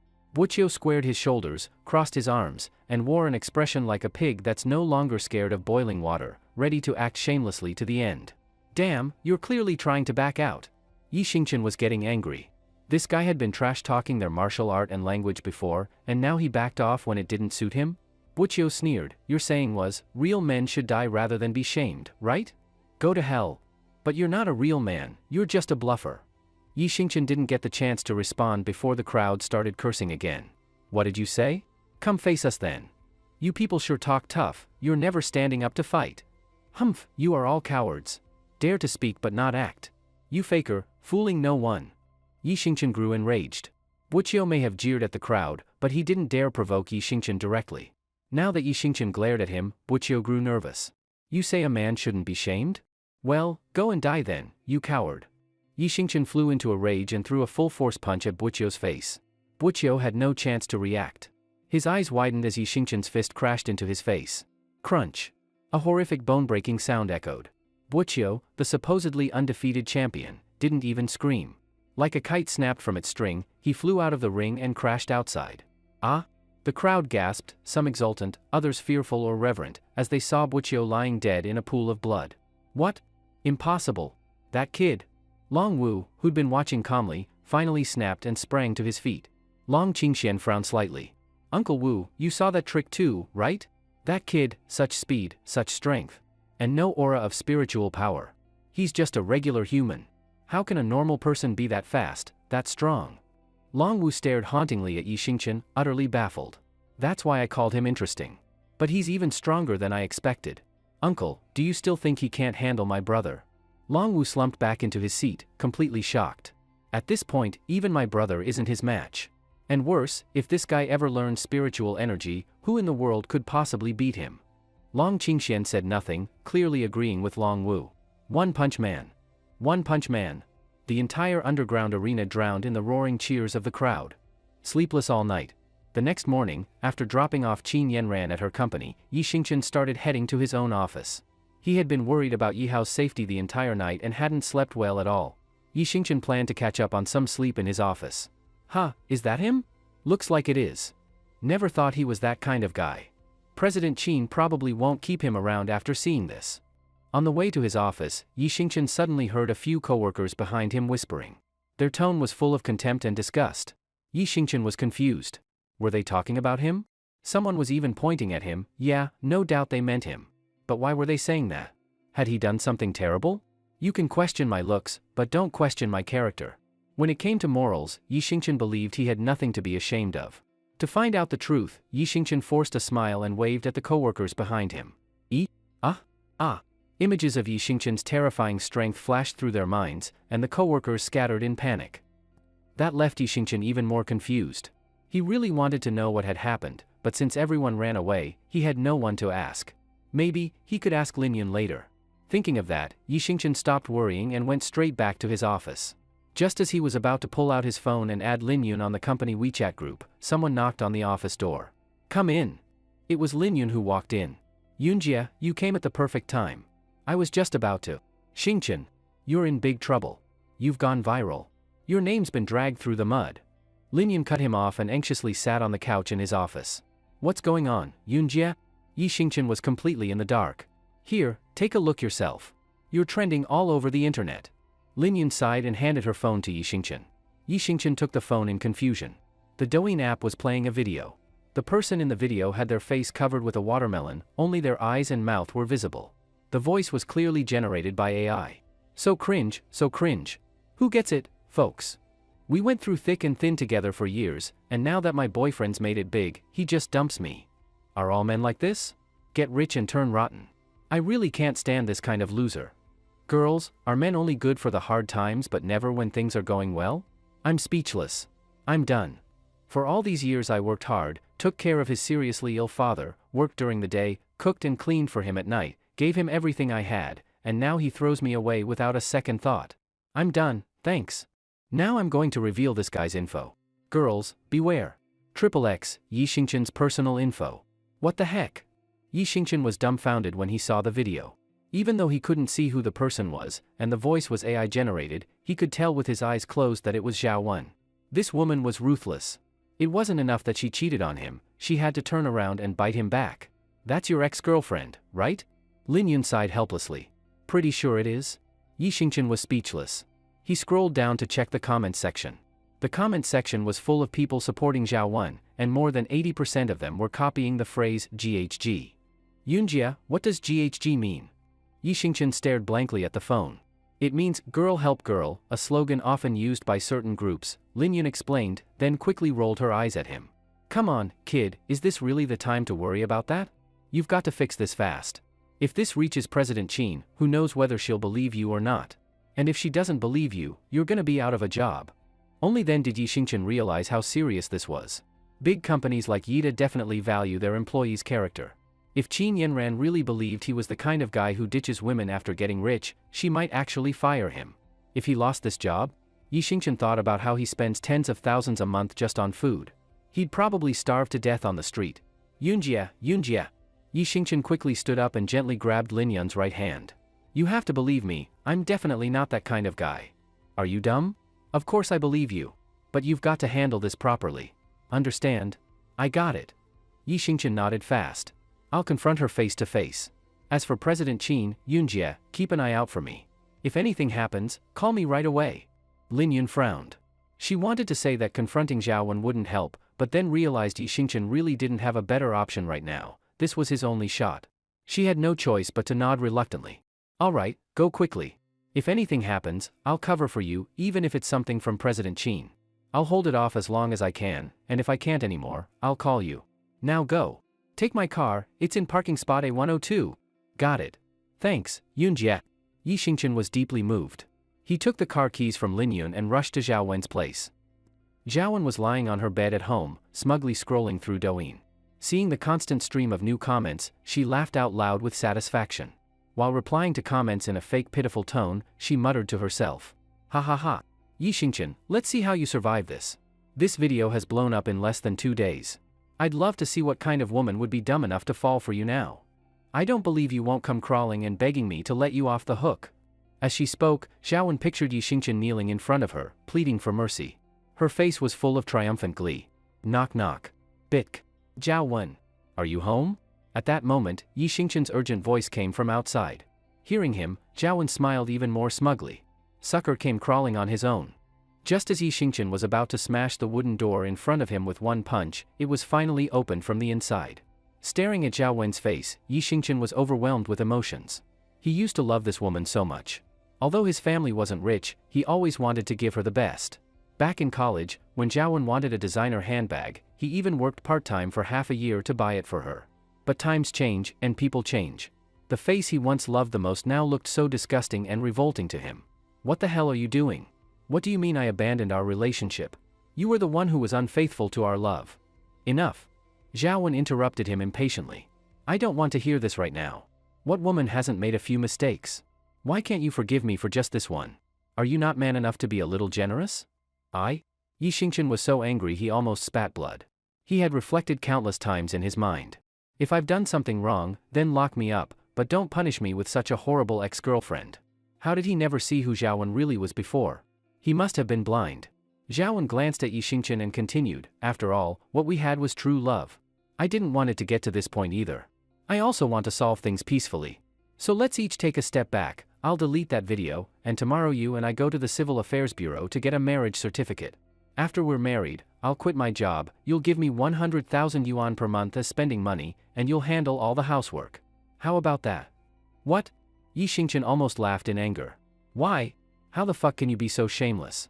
You cheated on me and still expect me to worship you like a queen?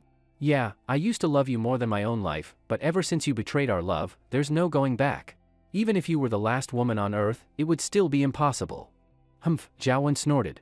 If I were the last woman on earth, I wouldn't even look at you. Then what the fuck are we even talking about? I'll just call the police or go online and clarify everything. Will calling the police help? Will clarifying help? Zhao Wen sneered. Do you really think those people online are defending me for justice? Do you think they actually care about the truth? You're too naive. As long as they can use something to bash men, they don't give a shit about what the truth is. Yi Xingchen was already completely fed up with Zhao Wen.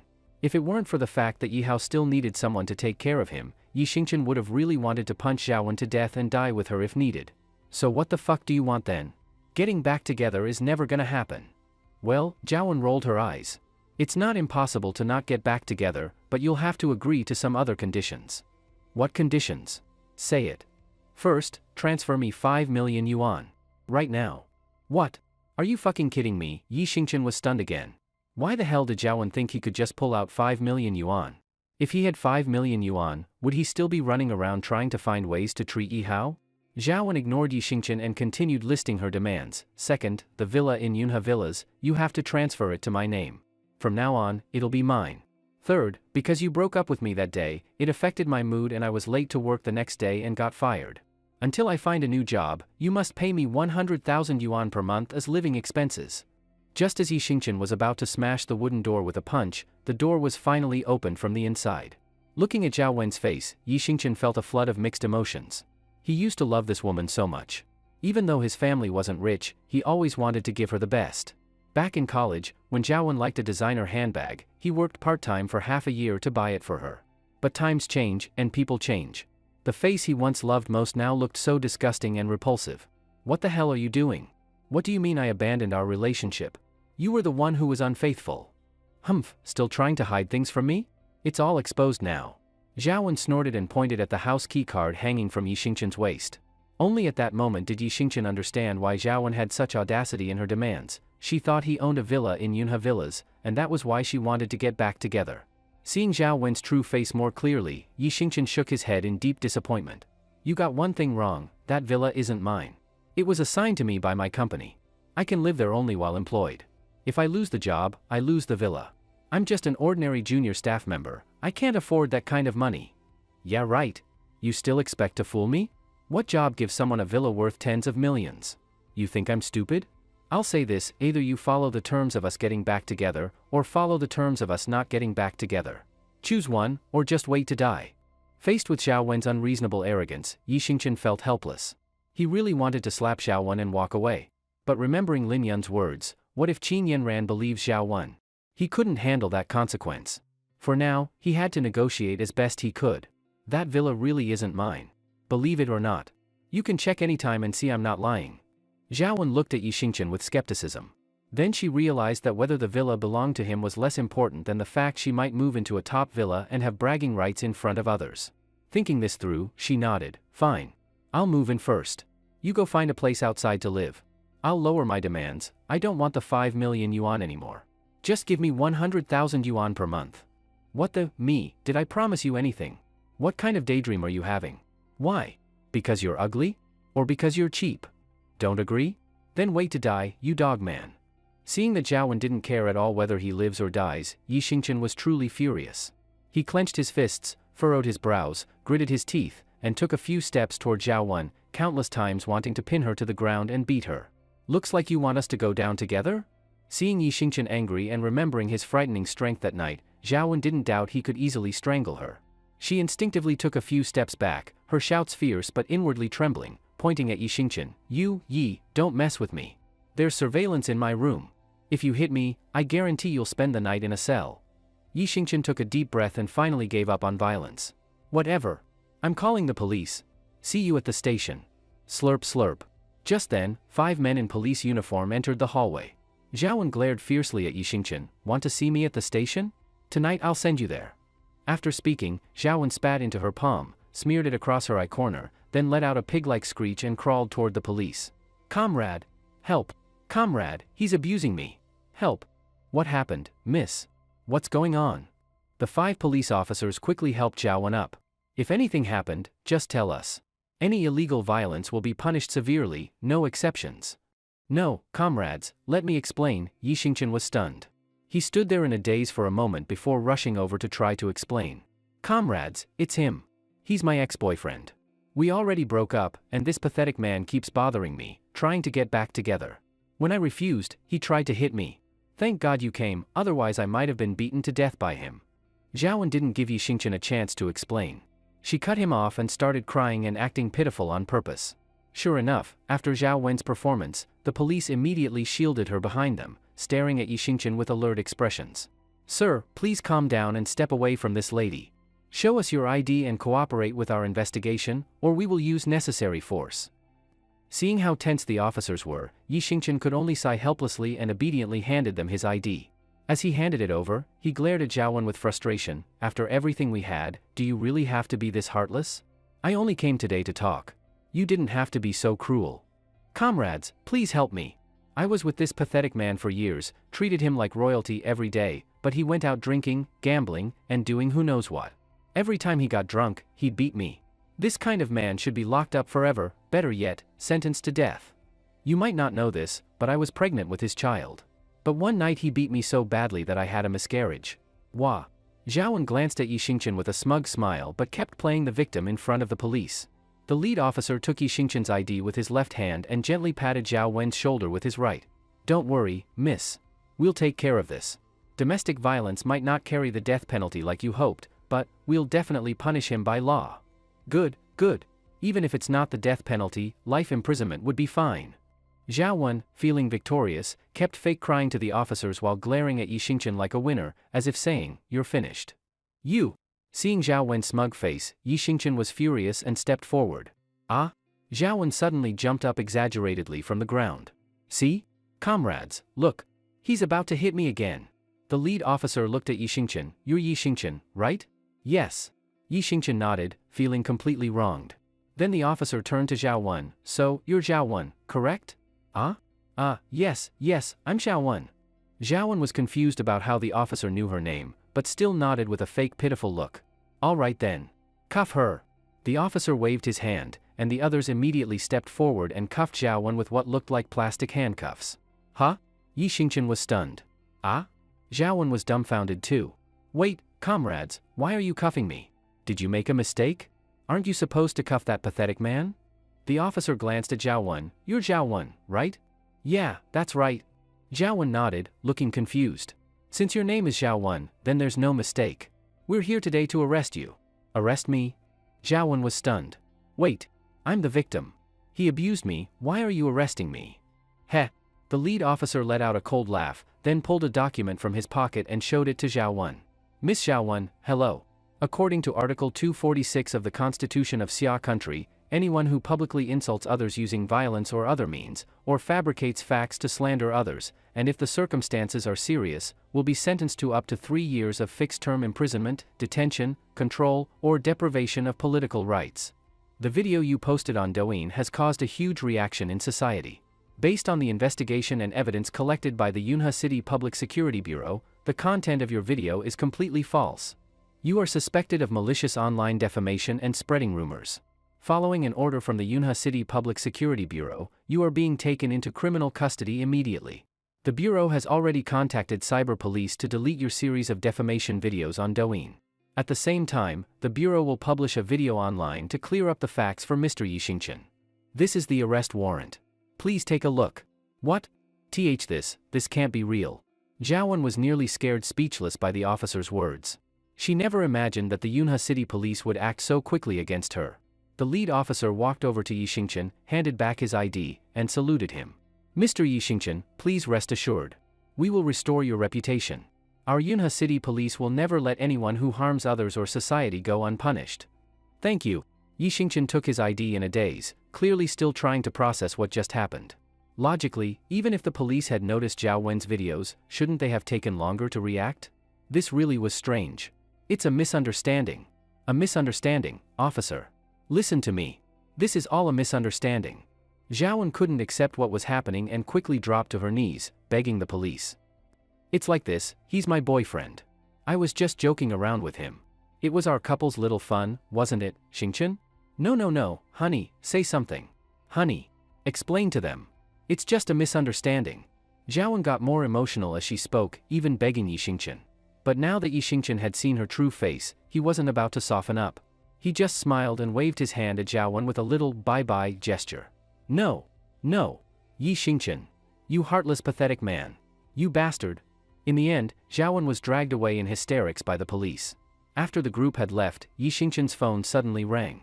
He took it out and looked. It was an unknown number from Yunhe City. After hesitating for a moment, Yi Xingqian answered. Hello? Your ex-girlfriend's been taken away, right? Things will be resolved soon. No need to thank me. Just think of it as me repaying the favor from yesterday morning, and also a way to become friends. My name is Long Qingxian. Nice to meet you. Yi Xingqian was stunned for a second but finally understood. No wonder the Yunhe police had responded so fast, it was Long Qingxian helping him from behind the scenes. Looks like this Long Qingxian has serious connections. After a short pause, Yi Xingqian finally smiled. My name is Yi Xingqian. Nice to meet you. Zhao Wen's matter quickly came to an end. Zhao Wen, who got what she deserved, was sentenced to 1 week of detention and had to post a video online apologizing to Yi Xingqian and clearing his name. With the Yunhe City Public Security Bureau also posting a clarification on its official account, the whole incident was finally resolved. After taking care of everything, Yi Xingqian returned to the company just in time for the end of the workday. After dropping Qin Yan ran off at home, Yi Xingqian began his evening as One Punch Man. Tonight, Huang Mao took Yi Xingqian to Brother Long's underground fight club, the same one where Yi Xingqian had originally started fighting illegal matches. Apparently, Yunhe City was a place full of tough people. No matter the day of the week, the underground fight club was always packed at night, rain or shine. Tickets were hard to get. After entering the club with Huang Mao, he cheerfully introduced Yi Xingqian's opponent for the night. Kid, your opponent tonight is my Xiaocai. Do your best and knock him out. Of course, if you end up killing or crippling him, no one's gonna say anything. At most, the fish in the river will have more to eat. Hearing Huang Mao's casual tone, Yi Xingqian was shocked. My shiatsai? I remember he was fighting the first time I came here. You want me to knock him out? Aren't you afraid your fight club will lose a good fighter? Judging by the cheers, he's a regular winner. If he dies or gets crippled, it won't be easy for you to find someone of his level again. Haha, Huang Mao just smiled lightly. He's not one of Brother Long's men. But you are. Do I even need to say who's more important to Brother Long? Only then did Yi Xingchen understand, my shiatsai wasn't under Brother Long's control. Maybe my shiatsai worked for another underground boss, and Brother Long wanted to use Yi Xingchen to get rid of a skilled fighter who kept winning in his club. Yi Xingchen just curled his lip. He's not Brother Long's guy, and neither am I. I'm just a regular person. After this match, let my dad go, and we're done. Huang Mao didn't get angry. He just smiled again. Whether you're his guy or not doesn't matter. What matters is, right now, aren't you fighting a match for Brother Long? Yi Xingchen stayed silent. Alright, go backstage and get ready. You're up next. Fine. After Yi Xingchen left, Huang Mao smirked sinisterly. This is the underground world. You think you can come and go as you please? It's not that simple, heh. In the backstage area of the club, Yi Xingchen took off his coat and sat on the floor. Following the idea of free drinks shouldn't be wasted, he began gulping down dozens of energy drinks lined up on the table like test tubes.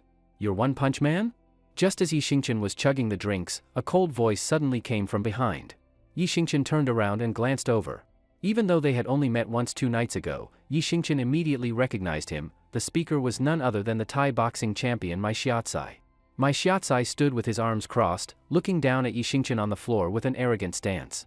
Seeing that Yi Xingchen didn't respond, My Shiatsai sneered, "You've only fought 2 matches, but I know you're strong." He paused and quickly added, "But I'm stronger than you." Yi Xingchen frowned slightly, clearly annoyed by My Shiatsai's attitude. Yi Xingchen thought that if they were in the ring right now, he would knock this guy out in one punch. Seeing that Yi Xingchen was still silent and acting like a master fighter, My Shiatsai wasn't sure if he could actually beat him. After thinking for a moment, My Shiatsai pulled a small envelope from his pocket and threw it on the ground near Yi Xingchen. "As long as you let me hit you once and pretend to faint, you can take this money and spend it. I promise it'll be a light punch." Yi Xingchen glanced at the envelope on the ground with a look of contempt on his face. Such a small envelope, how much money could it possibly hold? At most, a few hundred yuan. A few hundred yuan, just enough to cook a basic meal at home. They wanted him to throw a match in an underground fight for just a few hundred yuan?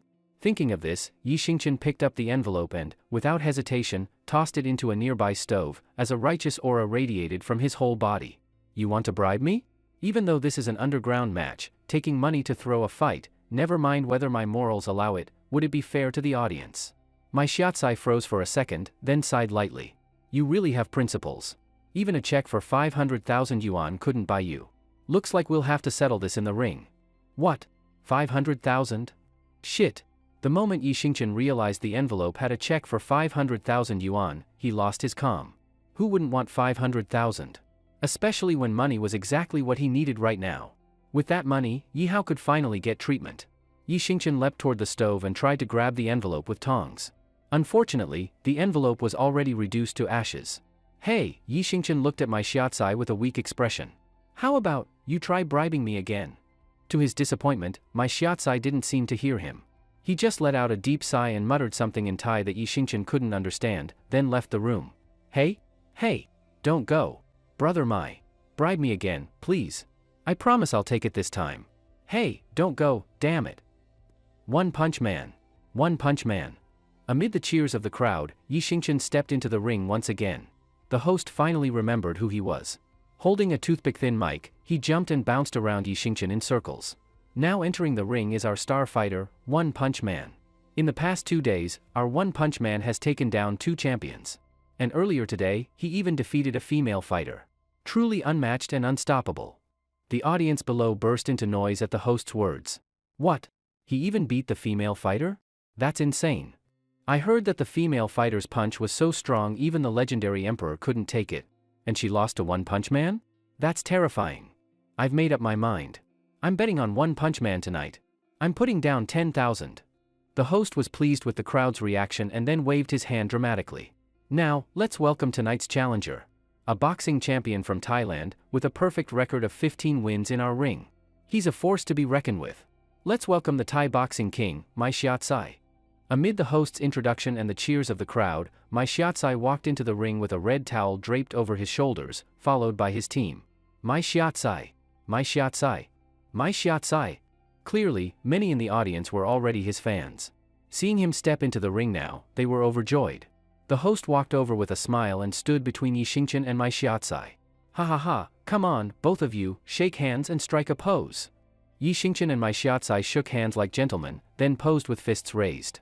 The crowd below pulled out phones and small digital cameras to quickly snap photos for memory. My shiatsai looked at Yi Xingchen deeply, pressed his palms together, and gave a small bow. Sawasdee ka. Since it's our first match, let me give you a small gift. After saying that, he turned to his team, took a flower from one of the staff, and handed it to Yi Xingchen. Yi Xingchen looked at my shiatsai, then at the flower in his hand, gave an awkward smile, and took it. Thanks. After accepting the flower, Yi Xingchen fell into deep thought. I get the gesture, but why a chrysanthemum? Is my shiatsai hinting at something? Thinking about this, Yi Xingchen shivered a little. Out of politeness, he felt like he should give something back. But my shiatsai had a professional team. Yi Xingchen was alone. He really didn't have anything suitable to give in return. Suddenly, an idea struck. He pulled out a crushed bag of crunchy noodles from his pocket. I have something for you too, here's a small bag of crispy noodles. Super crunchy, really tasty. Here, try some. Yi Xingchen generously offered the noodles to my shiatsai. My shiatsai paused for a moment, then reached out his right hand. Thanks. Yi Xingchen poured a small handful into his palm. Here, let me pour it right into your hand, don't spill it. This stuff is expensive. Expensive? My shiatsai, who was about to take the whole bag, paused again, looked awkwardly at the small pile in his hand, then quickly popped it into his mouth. Yi Xingchen turned to the host and offered the rest. Want some? The host smiled. I've got a toothache, so I'll pass. Thanks. All right. Yi Xingchen let out a small sigh of relief and stuffed the rest of the noodles back into his pocket. Okay, one more group photo. Then the match begins. Yi Xingchen and my shiatsai stood together, facing the audience, both smiling. My shiatsai suddenly said, smile and show your teeth. Oh, okay, Yi Xingchen, with little match experience, quickly followed. Then he asked curiously, why? Do all fighters have to smile like that before a match? Because it'll be the last photo where you still have a full set of teeth. My shiatsai gave a cold grin, showing 2 large black gaps in his row of teeth. Ding ding ding. The match officially began. Since Yi Xingchen didn't know how many people in this world, like him, were unaffected by the global decline in physical strength, he didn't dare underestimate the already famous my shiatsai. You killed Paddleball with 1 punch last night. That was my brother? So today, I chose to fight you specifically. If you could beat my brother, you must have some real strength. I won't take this match lightly. The previously polite and well-mannered my shiatsai had now transformed into a snarling beast, baring his teeth like a wild wolf. It was only at this moment that Yi Xingchen finally understood everything. No wonder my shiatsai had tried to bribe him with 500,000 yuan earlier. He probably had 2 goals in mind. Either he wanted to expose Yi Xingchen and ruin his reputation. Or he already knew Yi Xingchen was strong and tried to get him to let his guard down by pretending it was a fixed match, while my shiatsai would go all out and knock him out or even kill him for real. As for the chrysanthemum he gave before the match, that was probably just to insult him. Thinking about this, Yi Xingchen felt relieved. Good thing he didn't give the whole bag of crispy noodles to my shiatsai, he would have totally lost out. Too much. There's always someone trying to scam food from the emperor. You punched my brother in the face last night. So tonight, I'll be going for your face too. I'm gonna smash you to the ground like a worm, and even if you beg for mercy, I'll crush your skull with 1 punch. Ah? Right after shouting that, my shiatsai charged at Yi Xingchen swinging his fists. Compared to previous opponents, Yi Xingchen could clearly feel that my shiatsai was much faster. Which also meant that my shiatsai was definitely stronger than Paddleball or Park Guochang. Thinking about his earlier threats, Yi Xingchen didn't dare let his guard down. He carefully protected his head, fully alert for a strike to the face. What Yi Xingchen didn't expect was that although my shiatsai said he would go for his face, he actually aimed a kick at Yi Xingchen's groin. Luckily, my shiatsai was still too slow for Yi Xingchen. He reacted in time, otherwise he might have ended up neutered. Yi Xingchen clenched his legs and caught my shiatsai's foot, fuming with anger. You bastard. You said face strike, why the cheap shot to the crotch? The crowd below started murmuring. Are crotch shots even allowed in boxing? Normally, no. But, this is underground fighting. No real rules. Even if someone dies from a low blow, no one would care. One Punch Man's strength and reaction time, insane. He caught that deadly kick just with his legs. Just imagine if those legs weren't clamping a leg but a woman instead. Damn, terrifying.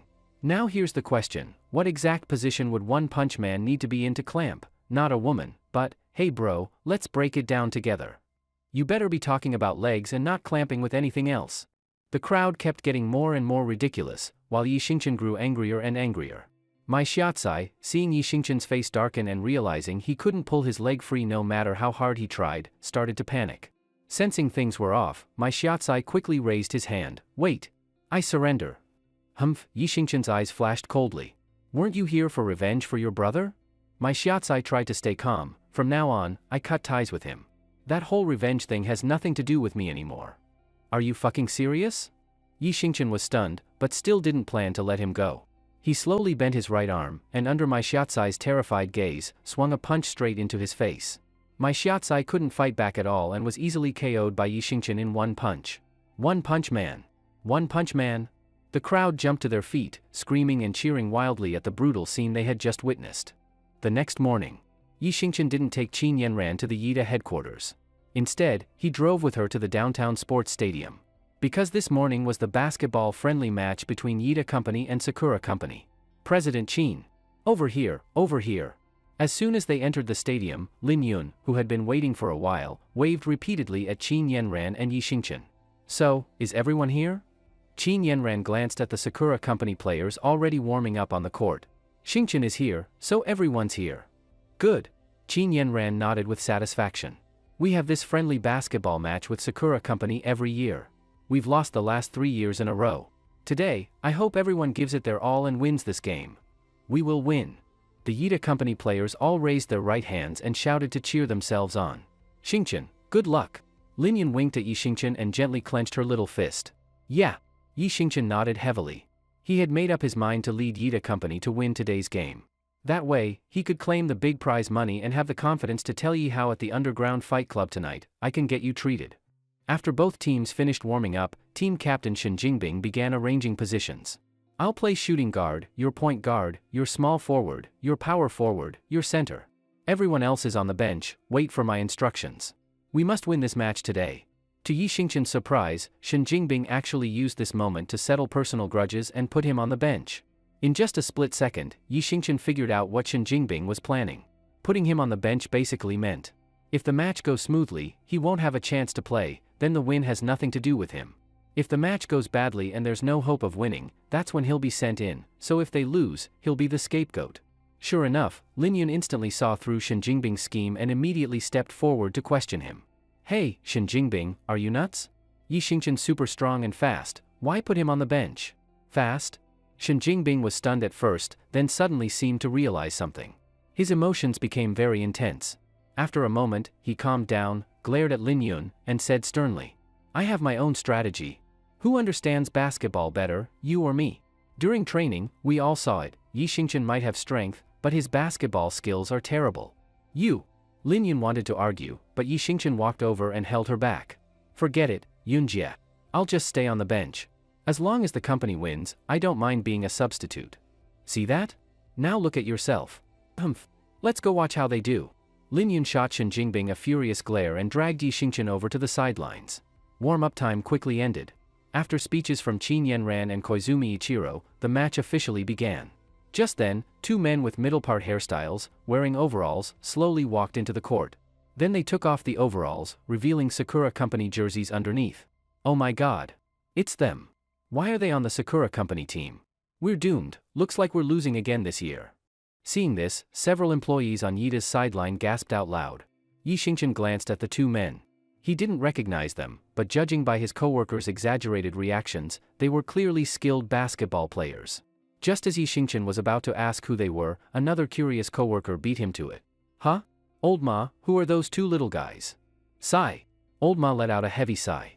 You guys don't watch NBA much, do you?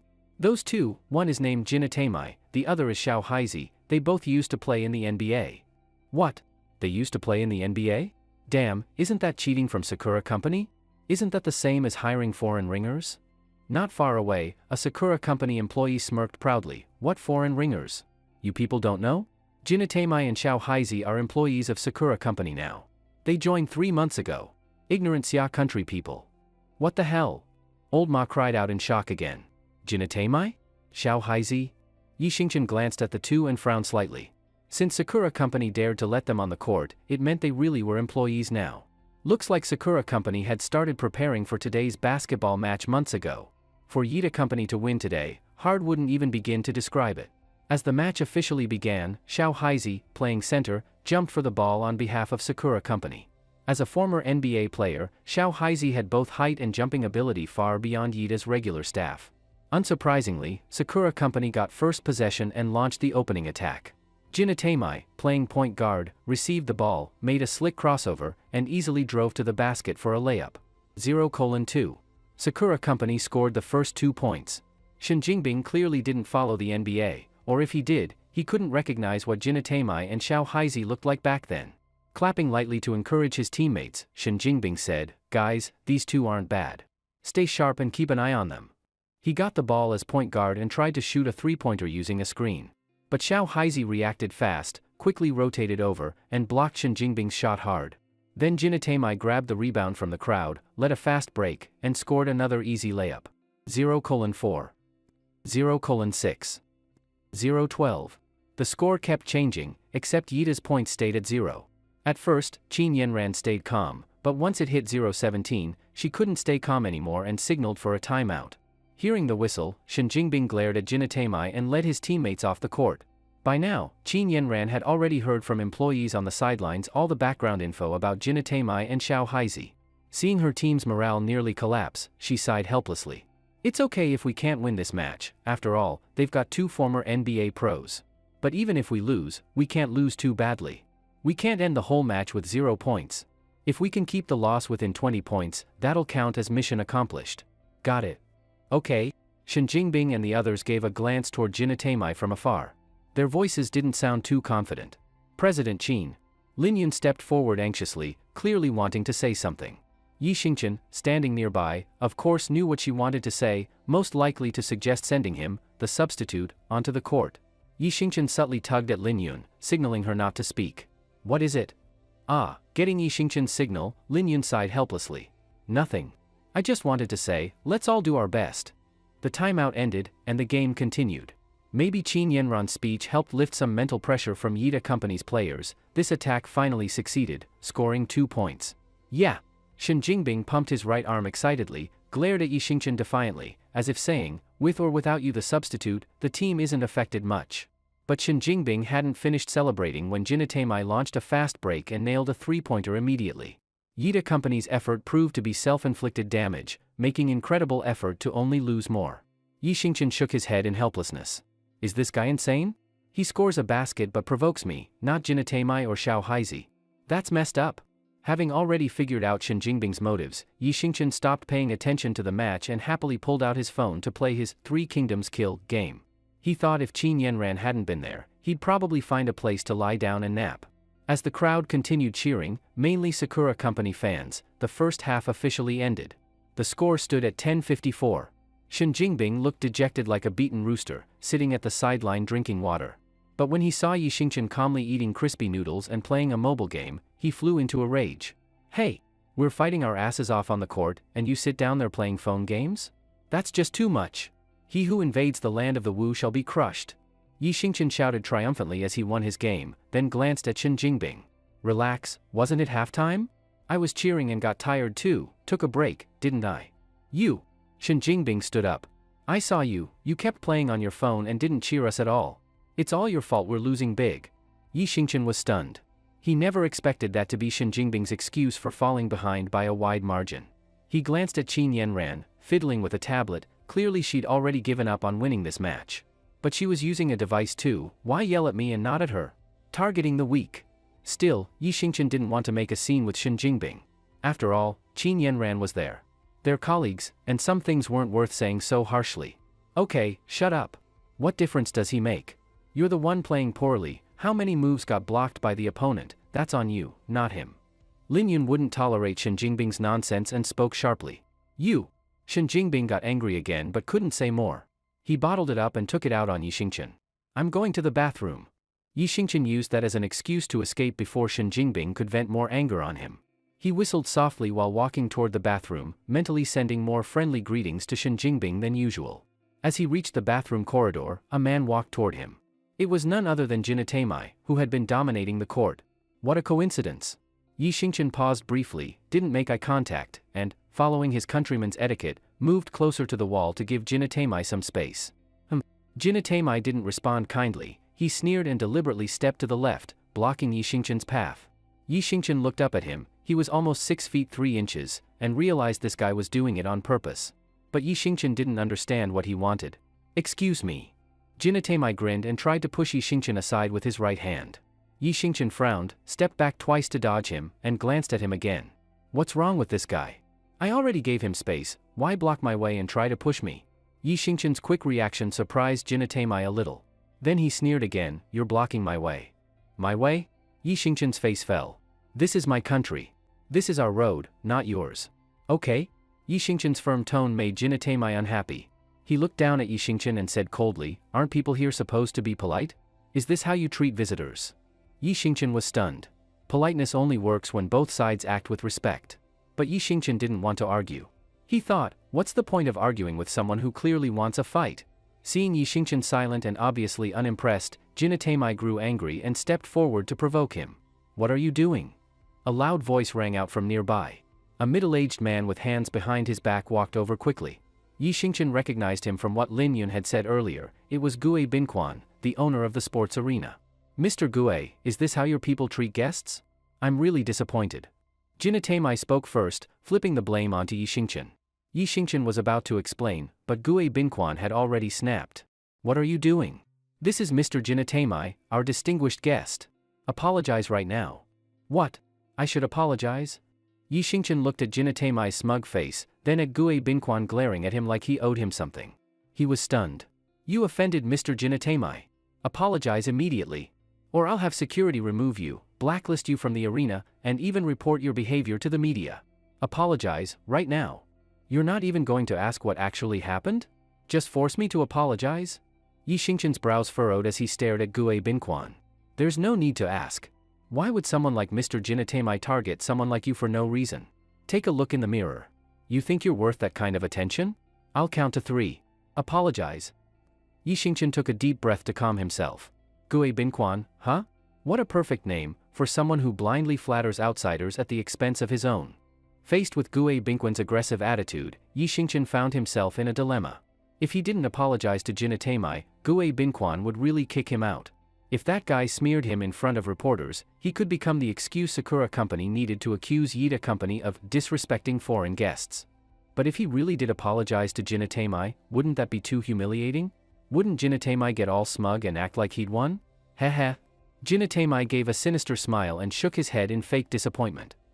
Boss Gue, Sai, not every citizen of Xia is as kind as you in treating us foreign guests. This trip to Xia has truly been disappointing.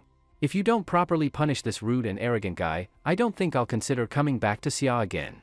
After hearing Jinatamai's words, Gue Binquan became even more anxious. He strode forward, trying to grab Yi Xingchen by the collar. Are you going to apologize or not? If not, I'll do everything I said before. I'll even suggest to President Qin that you be fired.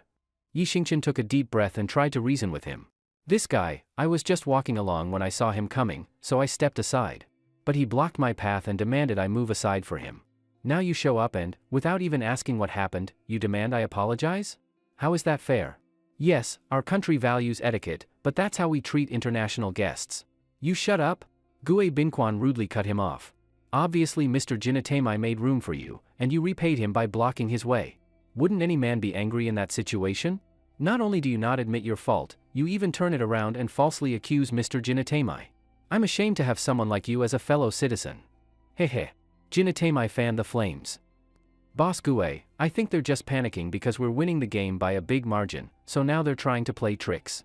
Is this how people from Xia act when they lose? Jinatamai's words seemed to strike a nerve with Gue Binquan.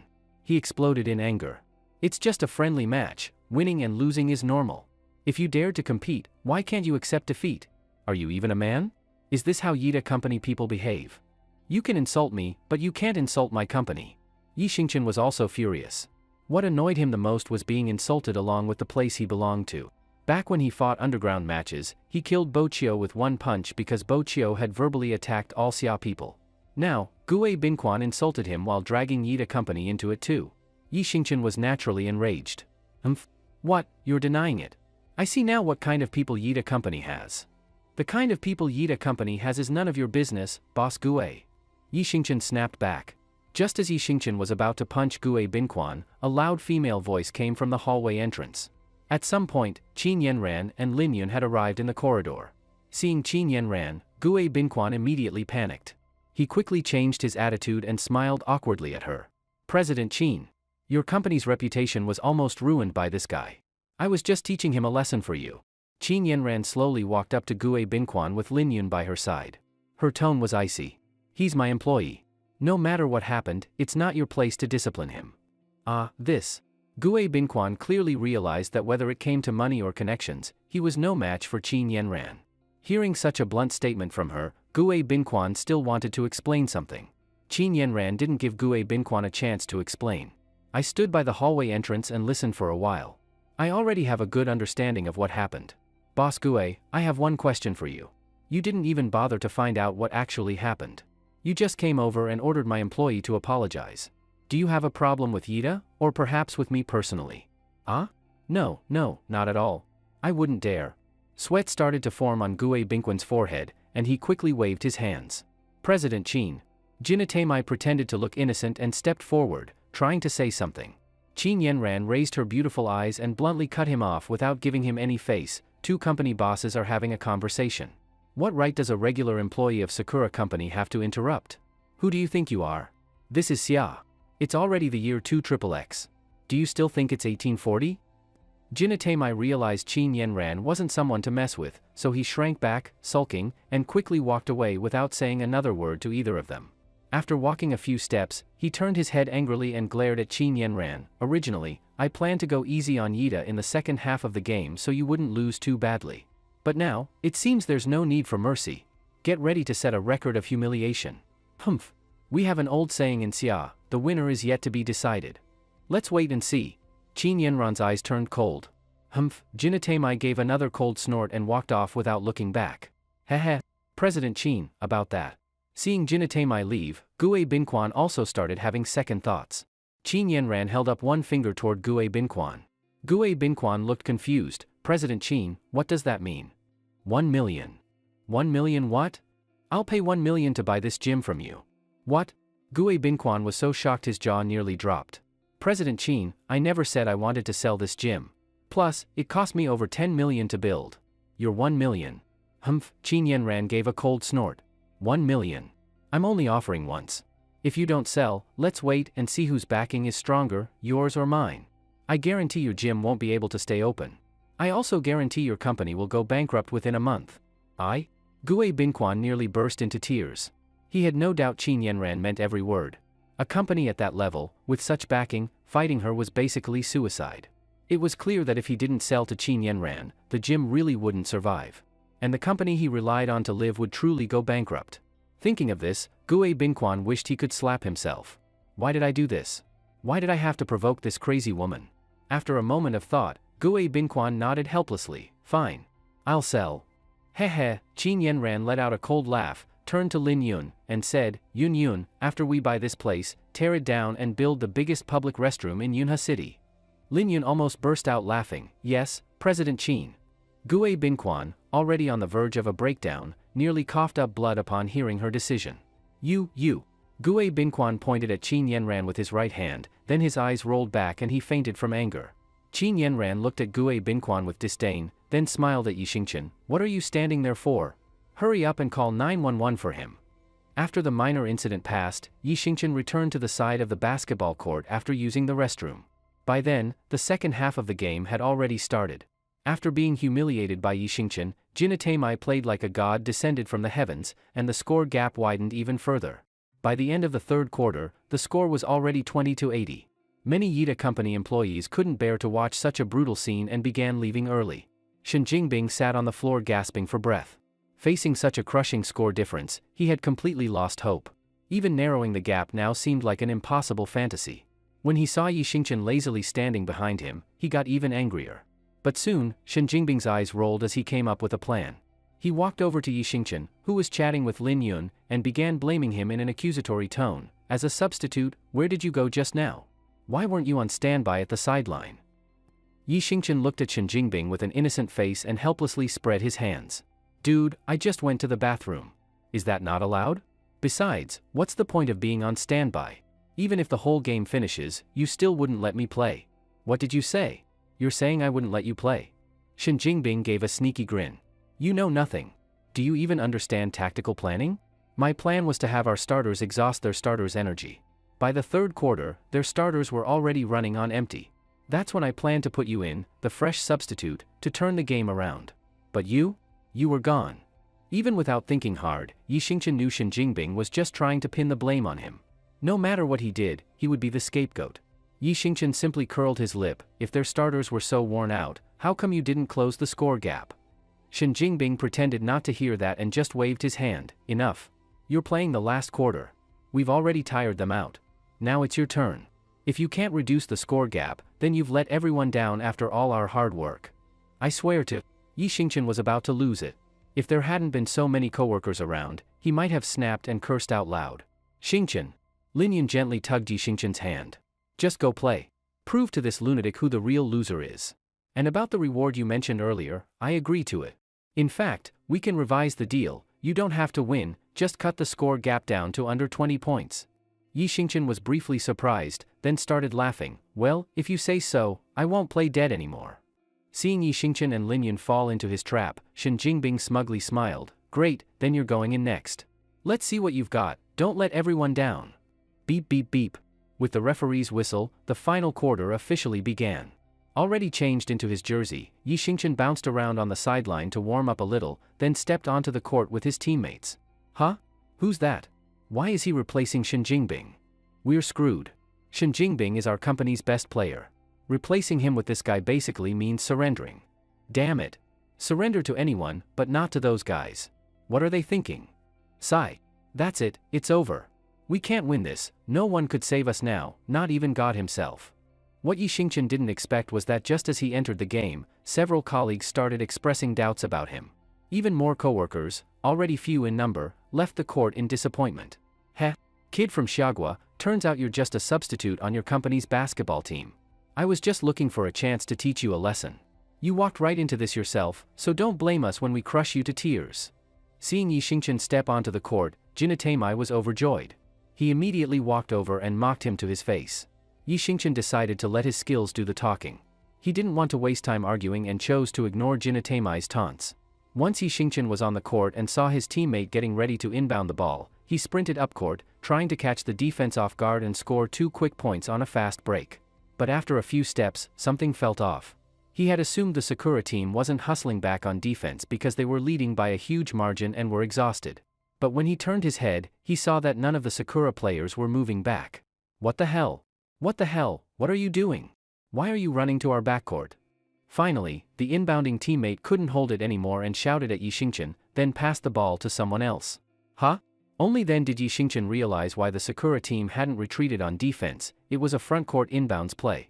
But, isn't it standard that at the start of each quarter, the team with possession inbounds from the backcourt?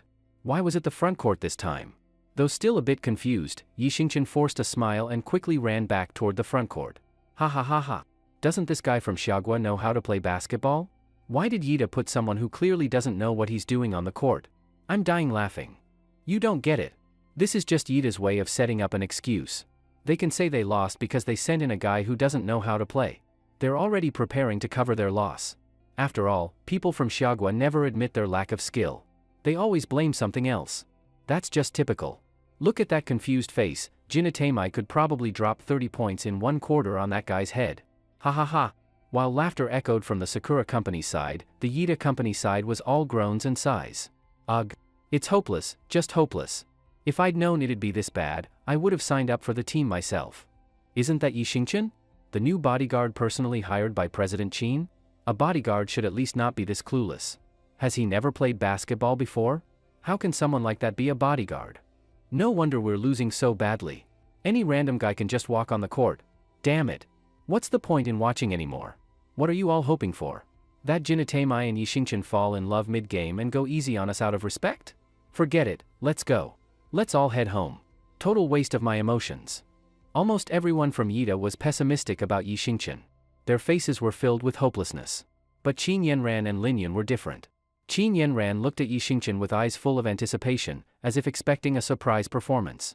As for Lin Yun, she had her eyes closed in quiet sincerity, hands clasped together in prayer, silently wishing Yi Xingchen the best. Heh? Kid, you've never played basketball before, have you? Jinatemai walked up to Yi Xingchen as he returned to the front court. You want to close the score gap, right? Alright, I won't say I didn't give you a chance. If you kneel down in a moment, call me master, and admit that all people from Xiagua are the sick men of East Asia, we'll ease up and let you narrow the gap, so it won't look too bad. How's that sound? Heh. Yi Xingchen didn't respond to Jinatemai. He just smiled slightly and focused completely on the game. You arrogant bastard. Before Jinatemai could finish his sentence, one of Yi Xingchen's teammates took a shot. But under the defense of the Sakura team, the ball clanged off the rim. Yi Xingchen had no desire to waste time arguing.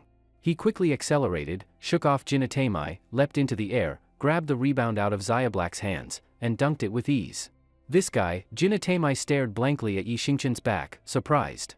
What incredible speed, that burst just now, was even I left in the dust. Jinatemai-san, this guy can jump freakishly high.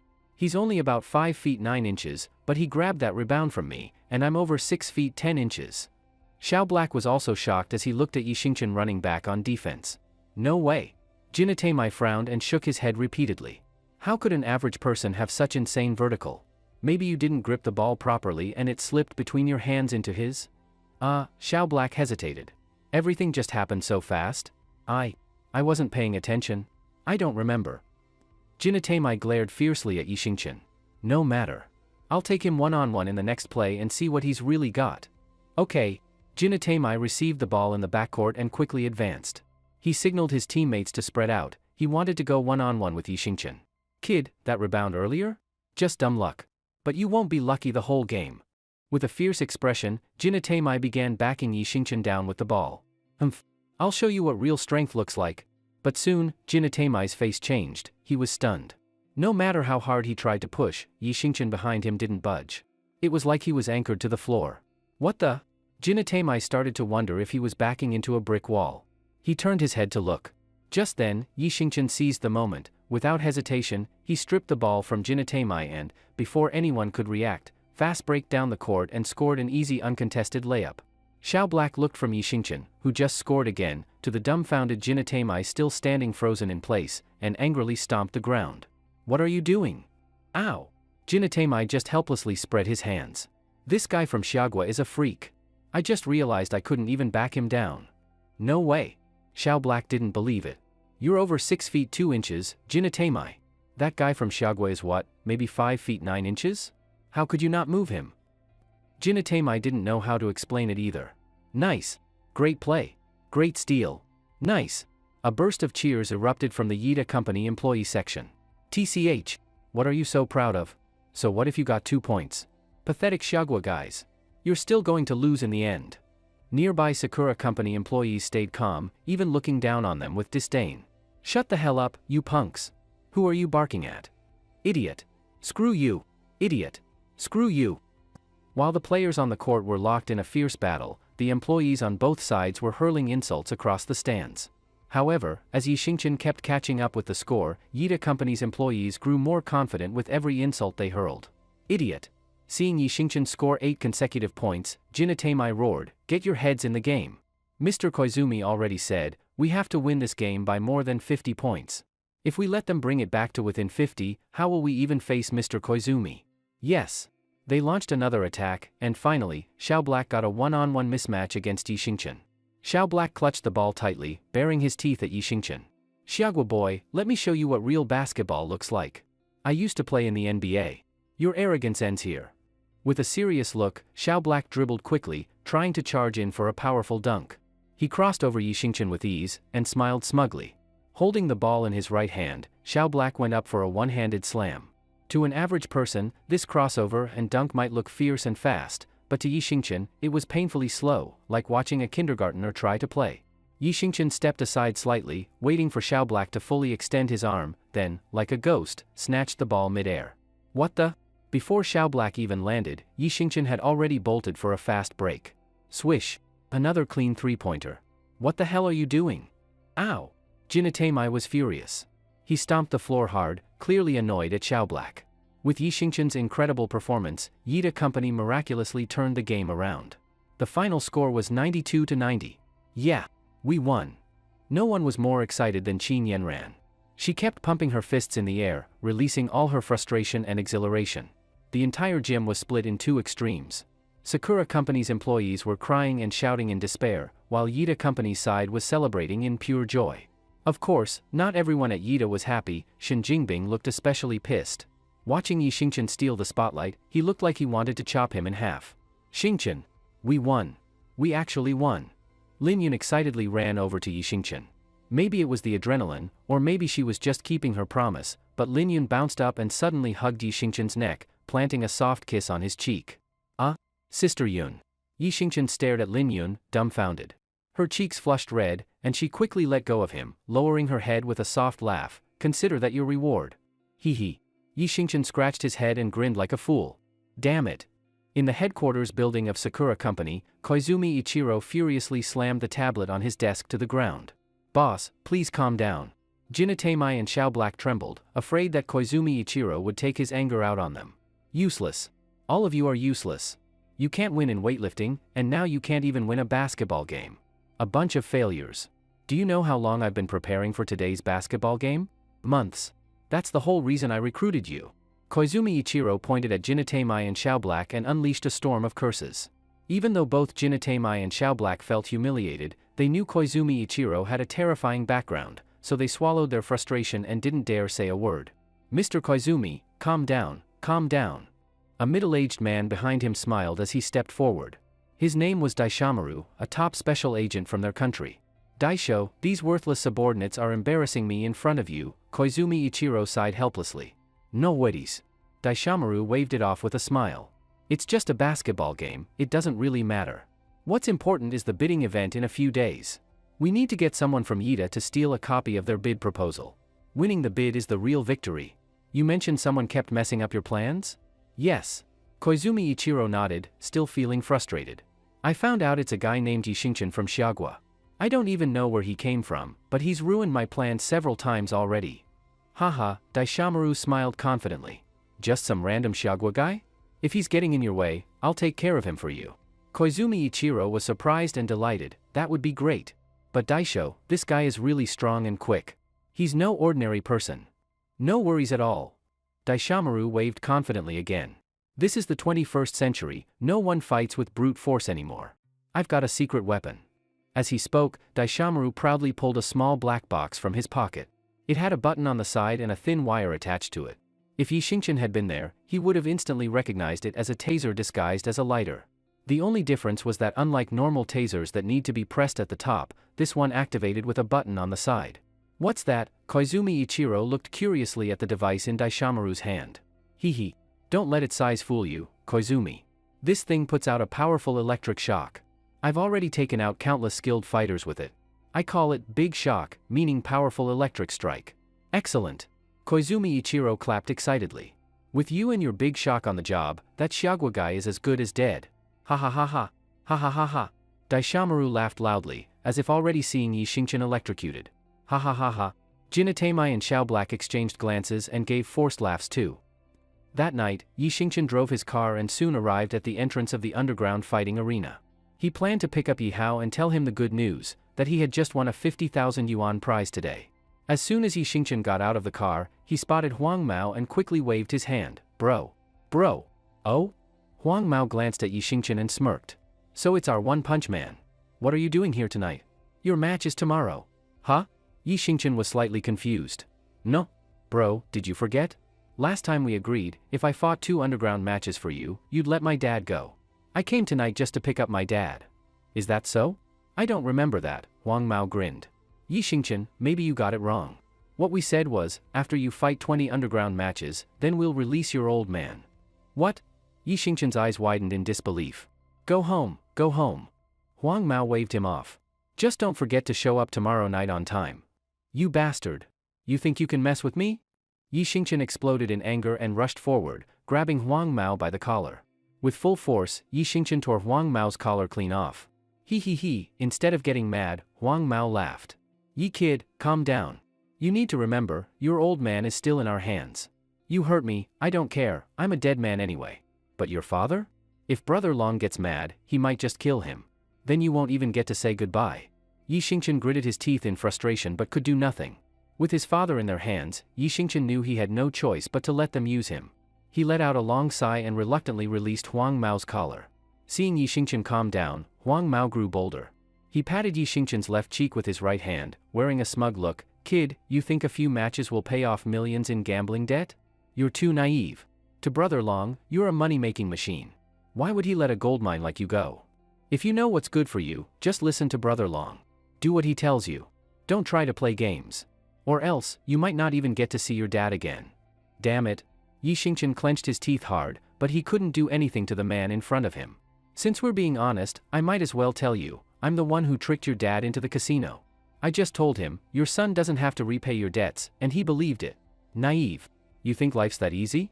If you know what's good for you, become Brother Long's top fighter. In our world, you don't just come and go as you please. Huang Mao handed Yi Xingchen a thin business card and grinned again. My phone number is on this. Think it through and call me. If I don't get your confirmation by 5 p.m. tomorrow about tomorrow night's match, well, you know what will happen to your dad. Let's go. With that, Huang Mao led his crew back into the fight arena. One long-haired thug, copying Huang Mao, also patted Yi Xingchen's face with a smug look. Take care of yourself, kid. Crack. Yi Xingchen clenched both fists so hard they made a cracking sound. Staring at their backs, a violent look crossed his face. You dare use and lie to me? I will make you pay for this. Sigh? Late at night, Yi Xingchen sat alone by the roadside and let out a helpless sigh.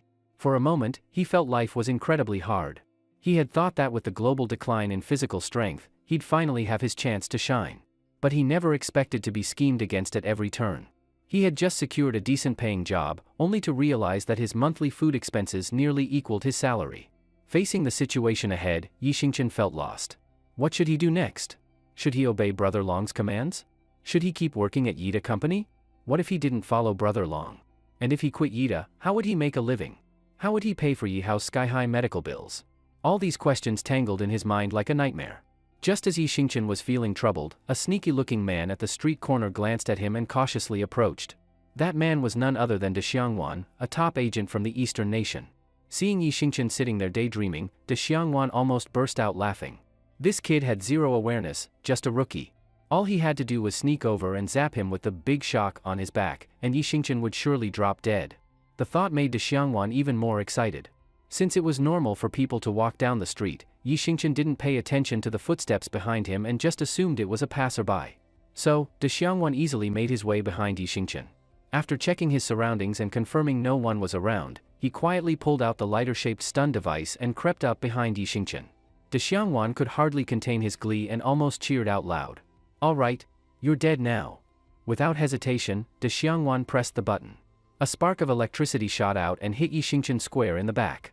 What the hell? Yi Xingchen jolted up like a spring, instantly jumping to his feet. As he turned around, he saw De Xiangwan holding the stun device lighter. What are you doing? Are you out of your mind? De Xiangwan looked at him as if he had seen a ghost. What? You're not supposed to jump up, you should have collapsed. Collapse? Jump up? What are you talking about? Why'd you zap me with a stun lighter? Are you crazy? Yi Xingchen had no idea who De Xiangwan was, nor did he realize how deadly the device could be to a regular person. He just thought De Xiangwan was playing a mean prank. No way. This can't be. Why aren't you dead? Did I miss? De Xiangwan couldn't believe what just happened. Out of sheer instinct, he raised the big shock again and tried to zap Yi Xingchen once more. Hey, are you nuts? Yi Xingchen had had enough of this joke. He snatched the device from De Xiangwan's hand and threw it hard into the grassy area nearby. My big shock. De Xiangwan's eyes bulged in rage. Damn it. Huh? You're from the Eastern nation? Yi Xingchen frowned, starting to sense something wasn't right. You cursed local. I'm De Xiangwan, a top agent from the Eastern nation. You're dead tonight. De Xiangwan? Yi Xingchen felt a wave of disgust. That name kind of stinks, doesn't it? Damn it. De Xiangwan roared in rage. Seeing that the electric shock didn't kill Yi Xingchen, he panicked and charged at him with his fists, completely forgetting Shoichi Kojima's instructions. Yi Xingchen stepped back and calmly caught De Xiangwan's right fist with one hand. A special agent? Why are you trying to kill me? De Xiangwan didn't answer. Instead, he swung his left fist at Yi Xingchen's face. Already furious from his encounter with Huang Mao, Yi Xingchen wasn't about to put up with De Xiangwan. He grabbed De Xiangwan's left fist with his left hand, then used the momentum to fling him over 2 meters away. Crack! A chilling sound of breaking bones echoed. De Xiangwan didn't even know which part of him was broken. He only knew that multiple bones were fractured and that the intense pain left him unable to stand. He stared at Yi Xingchen in terror. How is this possible? How can one person have such terrifying strength? Not even the top fighters from the Miyamoto clan could match this. Yi Xingchen stepped closer. Talk. Why are you trying to kill me? Humph, De Xiangwan looked at him with disdain. I'm a warrior with an iron will. You'll never get anything out of me. Snap. Yi Xingchen stepped on a stick by the roadside and broke it with a crunch. Still not talking? If you don't, I'll break every rib in your body just like this stick. I'll start with your arms and legs, then stuff something in your mouth so you can't even end your own life. Daxiangwan was stunt. How could you be so ruthless? What your people did in our country back then was far worse. I'm already being merciful. De Xiangwan shrank back, tossing aside any ideas of warrior pride. I'll talk. But you can't kill me after I do. That depends on whether you're telling the truth. First, why were you trying to assassinate me?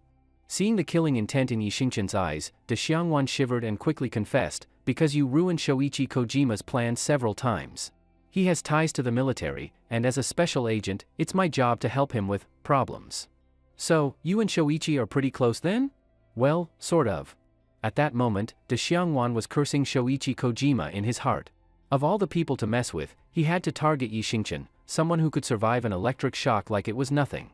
Helping him now felt like the worst luck in 8 lifetimes. One more thing. Did you plant a mole in our company? Da Xiang hesitated. You've already said so much. What's one more thing? Yi Xingchen glared at him coldly. Fine, Da Xiangwan caved in. His name is Shen Jingbing. He's the head of your company's security department. He was the one who helped Shoichi steal your company's bidding documents several times. So it was him. Yi Xingchen nodded thoughtfully, then turned to walk away. You've got a phone, right? Call someone to come pick you up. Feeling restless, Yi Xingchen soon arrived at his front door. He immediately noticed that the lights in the living room were on. He didn't even have to guess, it had to be Shi Wenbin. Boss. Boss. Sure enough, as soon as Yi Xingchen stepped into the living room, Shi Wenbin waved his right hand at him excitedly. Yi Xingchen sighed heavily and sat down on the sofa. What's wrong? Boss, something bothering you? Shi Wenbin quickly picked up on Yi Xingchen's mood. Sigh. It's a long story. Yi Xingchen let out another heavy sigh. Mainly, there are 2 things troubling me. First is money. My dad needs hundreds of thousands for medical bills. Even though I have a decent job now, it's hard to explain this, but I eat almost 100 times more than a normal person. A monthly salary of tens of thousands barely covers my meals. I have to find a way to make more money. Huh? Shi Wenbin looked at Yi Xingchen in shock, struggling to imagine someone needing that much food. But thinking about Yi Xingchen's insane skills, Shi Wenbin figured maybe it made sense. Extraordinary people often have strange traits. The second thing is those bastards from the Qinglong gang. They tricked my dad into gambling, then used his debt to force me into fighting underground matches for them. Shi Wenbin frowned as he started to understand the situation. Boss, this isn't sustainable. They clearly want to use your insane strength and speed, turn you into a money-making machine for their underground ring. They'll squeeze every bit of value out of you. And that ring, who knows what kind of monsters show up there. If you stay in that world too long, it's only a matter of time before something bad happens. I was too naive before, thinking I'd just fight a few matches and be done. Now I realize I've been played, but what can I do? My dad is still in their hands. What am I supposed to do? I feel helpless. If I don't do what they say, who knows what they'll do to my dad? If they chopped off one of his fingers, I'd never forgive myself. Shi Wenbin rubbed his chin, thinking hard. Then his eyes suddenly lit up. Boss, what if we go big? Yi Xingchen was a little surprised. Go big? What do you mean? We go all in. Take out the Qinglong gang boss, and anyone who doesn't obey, wipe them out too. We take over the Qinglong gang ourselves. Hiss, that. Yi Xingchen looked very hesitant. Boss, think about it. With your insane fighting skills, who in that gang could possibly beat you? Here's what we do. Call them and say you'll keep fighting in their underground matches, but only if you can meet your dad first to confirm he's safe. And ask for their boss to be there too, to promise you personally that your dad won't be harmed. They won't suspect a thing. Then, when the time's right, boom. Take them down in one strike, clean and fast, and take over the gang. Once you're in charge, money's no longer a problem, and your dad's safety will be guaranteed. Yi Xingchen nodded thoughtfully. Honestly, taking them down wouldn't be hard. It's just killing people, is that really okay? Boss. Those Qinglong gang guys are no good. And people in their line of work, don't they all live with their heads basically hanging by a thread? They're all prepared for that day to come. Besides, those underground gangs are always fighting. A few deaths are totally normal, it's not like we're wiping them out. We're just setting an example. Shi Wenbin was born to take big risks. He had all the traits of someone made for it, ruthless and sharp. Yi Xingqian hesitated for another moment, then finally made up his mind. Then let's do it. He took out his phone, found Huang Mao's business card, and made the call. Hello? Big bro, it's Yi Xingqian. I'll fight for you tomorrow night, but I have 2 conditions. First, I want to see my dad tonight and make sure he's safe. Second, I want to meet your boss tonight and hear him personally promise he won't hurt my dad. If either condition isn't met, there's nothing more to talk about. Alright, go check with your boss, I'll wait for your reply. A few minutes later, Yi Xingqian received a call back from Huang Mao. After the call, Yi Xingqian nodded at Shi Wenbin. The Qinglong gang had taken the bait. With the roar of an engine, Shi Wenbin drove Yi Xingqian to the entrance of the underground fight club. Huang Mao was already waiting for them at the gate. You're here? Come on, let's go meet the boss and your old man. Huang Mao greeted Yi Xingqian with a smile, then looked at Shi Wenbin behind him. Who's this guy? Yi Xingqian glanced at Shi Wenbin. He's a doctor I brought. To check on my dad's condition. You guys know he's sick, right? Huang Mao was fairly aware of Yi Hao's situation.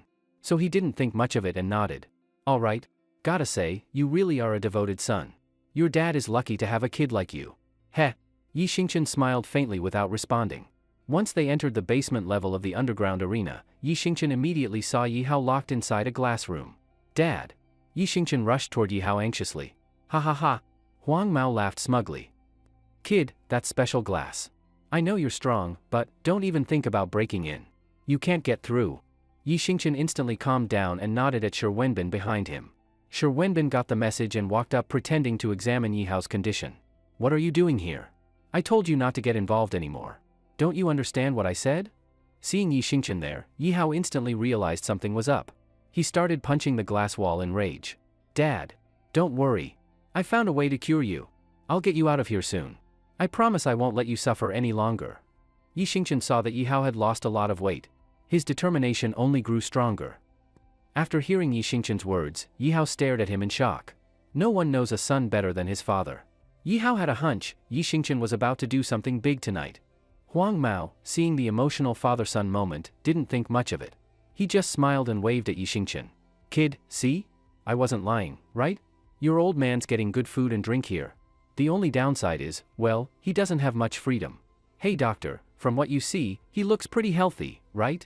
Shi Wenbin made a show of examining him for a few moments, then nodded at Yi Xingqian.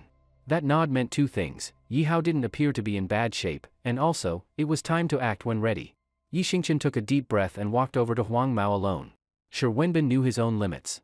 If he followed Yi Xingqian into a fight with Long Ji and his men, he'd only get in the way. Plus, he had a very important job, to stay behind and protect Yi Hao. So Shi Wenbin didn't go in with Yi Xingqian. After Huang Mao led Yi Xingqian toward a deeper room, one of the thugs glanced at Shi Wenbin. Hey, Doc, why are you still here? Shi Wenbin had already come up with a story. He put on a frustrated look and stomped his foot. That guy hasn't paid me yet. I'd better wait here for him to come back. If I leave, who knows if he'll pretend he doesn't know me. At least here, you guys can back me up. Can't trust anyone these days. It's hard making a living. Alright. The thug didn't question it. He just nodded, letting Shi Wenbin stay. Following Huang Mao into the innermost room, Yi Xingqian immediately spotted Long Ji. At the time, Long Ji had his left arm around a scantily clad young woman and a thin, short cigarette in his right hand. Several men in suits were standing in the room, clearly his trusted men. Long Ji, Yi Xingqian is here. Huang Mao respectfully nodded toward Long Ji. Humph. Long Ji took a long drag from his cigarette, then slowly blew out a few smoke rings, his face full of ease. He looked at Yi Xingqian with a hint of disdain. Kid, I know why you're here. Let me be clear, if you keep fighting underground matches for me, I can guarantee your dad's safety.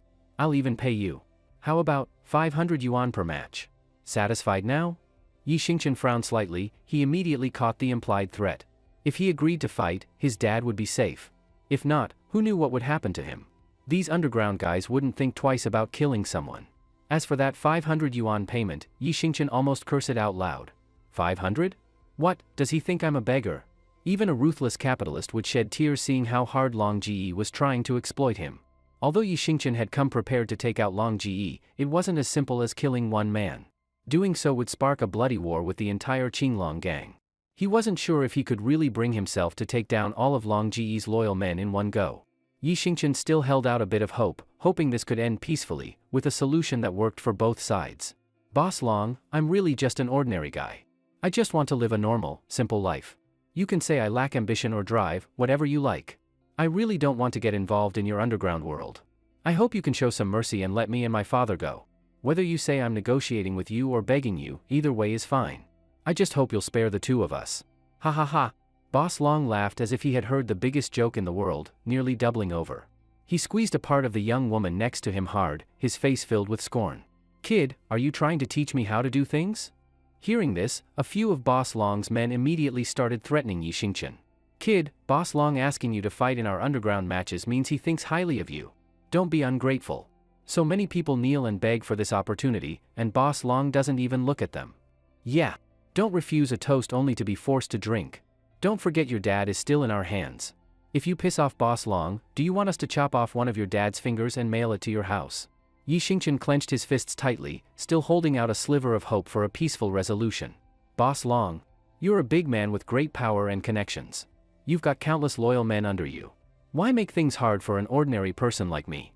If word got out, wouldn't other people in the underground world laugh at you?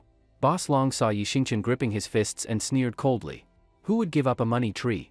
You don't want to fight for me? Fine, just pay me back for the loss. You look like an honest guy, so I'll give you a discount. Let's call it a round number, 5 million yuan per month. How's that sound? 5 million yuan? Why don't you just go rob someone? Yi Xingqian couldn't hold back anymore. His anger was boiling over. Yeah, that's right. It is robbery. But easier than robbing. Ha ha ha. Boss Long tossed his cigarette butt at Yi Xingqian's feet. From the way you're standing, what? You planning to fight? I'll admit, you've got some skills, but are you really gonna take on our whole gang alone and unarmed? Can you handle the consequences of making me angry? Damn, you really don't know your place. Boss Long's been talking nice to you, and you're still acting tough? If you weren't useful, I'd have someone break your legs right now.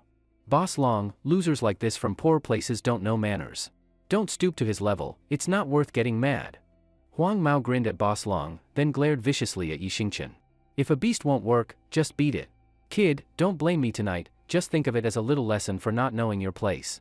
Huang Mao had completely forgotten how terrifying Yi Xingqian's skills were. He was convinced Yi Xingqian wouldn't dare fight back, and to please Boss Long, he started striding toward him. From several feet away, Huang Mao raised his right hand, aiming to slap Yi Xingqian across the face just like he had done earlier. But this time, Yi Xingqian had already lost the last bit of hope in Boss Long naturally. He wasn't going to put up with these people any longer. Huang Mao walked up to Yi Xingqian and tried to slap him across the left cheek. But to Yi Xingqian, Huang Mao's speed was ridiculously slow. Yi Xingqian casually raised his left hand and easily caught Huang Mao's right wrist in midair. Damn it! You dare fight back? You little bastard, are you tired of living? Huang Mao was both shocked and furious. He tried several times to pull his right hand out of Yi Xingqian's grip. But he clearly overestimated his own strength and underestimated Yi Xingqian's. No matter how hard he tried, it was useless. The other men in the room didn't seem worried at all. In fact, they watched Yi Xingqian with mocking expressions. Kid, try fighting back and we'll break both your legs. Better let go now and kneel to beg Boss Long for forgiveness before he gets mad. Even the woman in Boss Long's arms laughed at Yi Xingqian. Boss Long, since when do nobodies dare to defy you? If word gets out, wouldn't it be a disgrace in the underground scene? Hearing this, Boss Long frowned, irritation growing on his face. Kid, you better think about the consequences before you act. I get it, you're young and full of fire, but first ask yourself if you've got the power to back it up. Do you really think you alone can take on the whole Qinglong gang? I'll count to 3. Let go and kneel to beg me for forgiveness, or both you and your father will pay for your outburst tonight. Heh. Yi Xingqian let out a cold laugh, his eyes flashing with deadly intent. 3. Boss Long had barely started counting when Yi Xingqian made his move. Crack. With a horrifying snap, Yi Xingqian tightened his grip and snapped Huang Mao's right wrist with one hand. Ah! Ah! Huang Mao screamed in pain like a dying pig, his legs giving out as he nearly collapsed. Without hesitation, Yi Xingqian kicked Huang Mao in the chest, sending him flying like a broken kite into the table in front of Boss Long. His condition was unknown. You little punk. You're really doing this? You've got a death wish. Get him. Beat that arrogant bastard to death. Brothers outside, get in here. Kill that piece of trash. Get him. Avenge Huang Mao! Everybody, charge! Take him out! As the shouting filled the room, several big guys rushed at Yi Xingchen with their fists raised. You brought this on yourselves. Yi Xingchen no longer held back. He lifted his right leg and kicked one of the men in the face. The man collapsed instantly, bleeding from every orifice. Without letting up, Yi Xingchen charged at 4 more men. These guys were seasoned fighters in the underground world, more than enough to handle regular folks. But against someone like Yi Xingchen, they were nothing. In just one exchange, one round, Yi Xingchen dropped all 4 with a single punch each. Their condition was unclear. You bastard, how dare you touch Boss Long? Kill him! Over 10 men from outside stormed into the room, shouting. Yi Xingchen glanced at Boss Long, then spun around and kicked 3 more thugs to the ground in one move. The few remaining men had never seen such overwhelming strength. With a single kick, 3 people were taken out on the spot.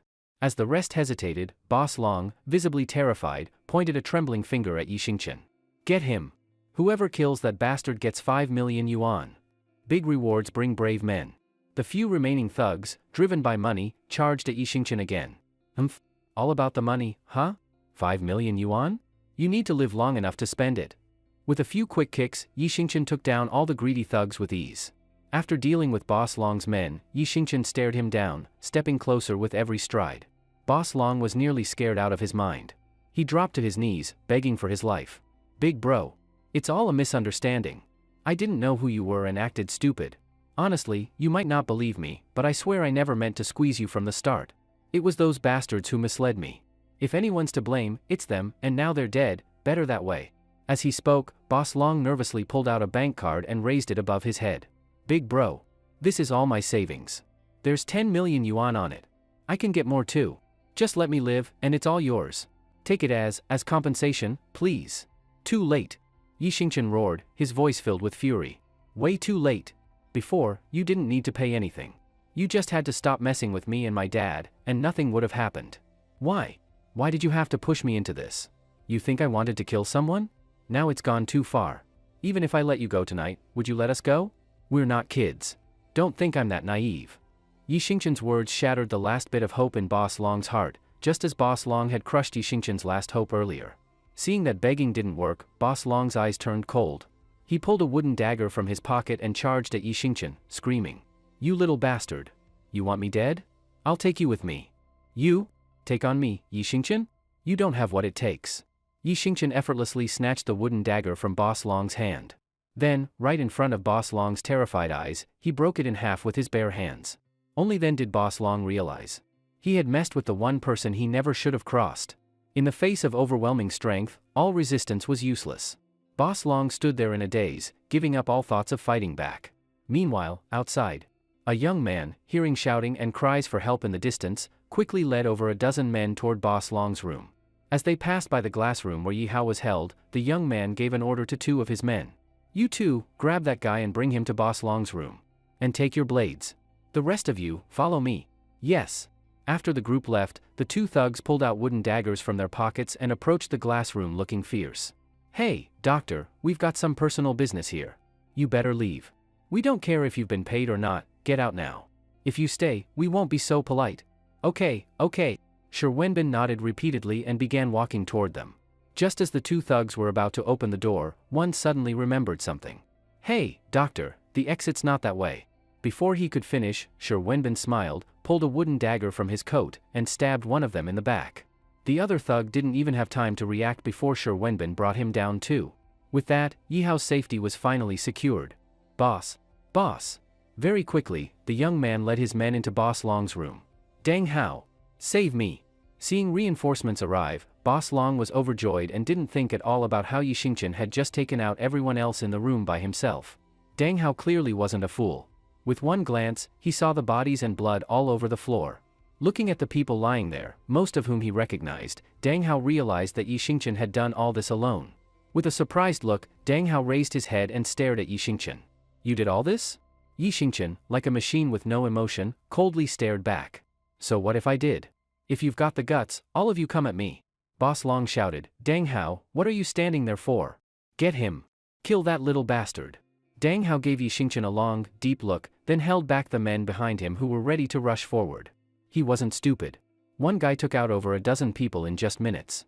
Charging in with only 10 more men would just be suicide. The underground world talks about loyalty, sure, but loyalty doesn't mean dying for nothing. And Dang Hao had other ideas. If Boss Long got killed by Yi Xingchen, and more than half of the senior members of the gang were already wiped out, wouldn't that give him a chance to take Boss Long's place? Yi Hao was still in his hands. If he used letting Yi Hao go as a bargaining chip, Yi Xingchen might spare him. With that thought, Dang Hao looked at Yi Xingchen meaningfully. Kid, you really want to kill Boss Long? You thought about what happens after that? Heh. Yi Xingchen slowly turned around and grabbed Boss Long's throat with his right hand under Dang Hao's gaze. Dang Hao, save me, save me. Boss Long's face turned purple from choking, his hands frantically slapping at Yi Xingchen's wrist, eyes pleading toward Dang Hao. Dang Hao understood. Yi Xingchen was going to kill Boss Long, no discussion. Seeing Boss Long beg, Dang Hao just smiled faintly. Oh no. Why can't I see anything? Who turned off the lights? But, the lights are clearly still on, one of his men said, confused. Dang Hao's eyes turned sharp as he glared at the man. You sure the lights are on? The guy quickly caught on, started fumbling around in the air pretending to be blind. Oh yeah, someone turned them off? I can't see a thing. Boss, where are you? Seeing this, Boss Long wanted to kill them all himself, if only Yi Xingchen wasn't choking him. Understanding Dang Hao's response, Yi Xingchen suddenly tightened his grip. Crack! With a crisp sound, Boss Long's neck was broken. Just like that, his head fell to the side and he stopped breathing. Dang Hao watched in silence, filled with both respect and fear. He was also thankful, he'd made the right call to save himself and his men. Ah! The woman in the room screamed, then quickly covered her mouth and curled up on the couch, shaking and too scared to speak. Dang Hao glanced at Yi Xingchen and got straight to the point. Brother, you've got real skill. Grudges have causes, and debts have owners. Boss Long is dead now. How about this, you take your father and leave, and we'll pretend none of this happened. From now on, we stay out of each other's way. Deal? No way. Yi Xingchen refused coldly without hesitation. Dang Hao's face darkened. You really want to wipe us all out? I'm not like Boss Long. I keep my word.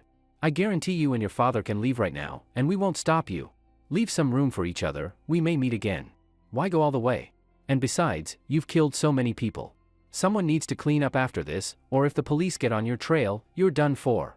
Yi Xingchen slowly sat down on the couch. The terrified woman immediately knelt and handed him a cigarette, then lit it. Yi Xingchen took a drag and spoke directly to Dang Hao. You seem like a smart guy, not like those idiots. I'll be straight with you. Right now, it's not just about revenge. I want to take over the Qinglong gang. I want the entire gang to follow my lead. What? Dang Hao was stunned. He never imagined Yi Xingchen would be that ambitious. And don't try to use my dad to threaten me. The guy I brought with me isn't a doctor, he's one of mine. You thinking my dad is still in your hands is just wishful thinking. So you planned this all along. Dang Hao finally understood. So? Will you submit to me, or are you going to fight to the death? After a brief hesitation, Dang Hao quickly knelt before Yi Xingchen.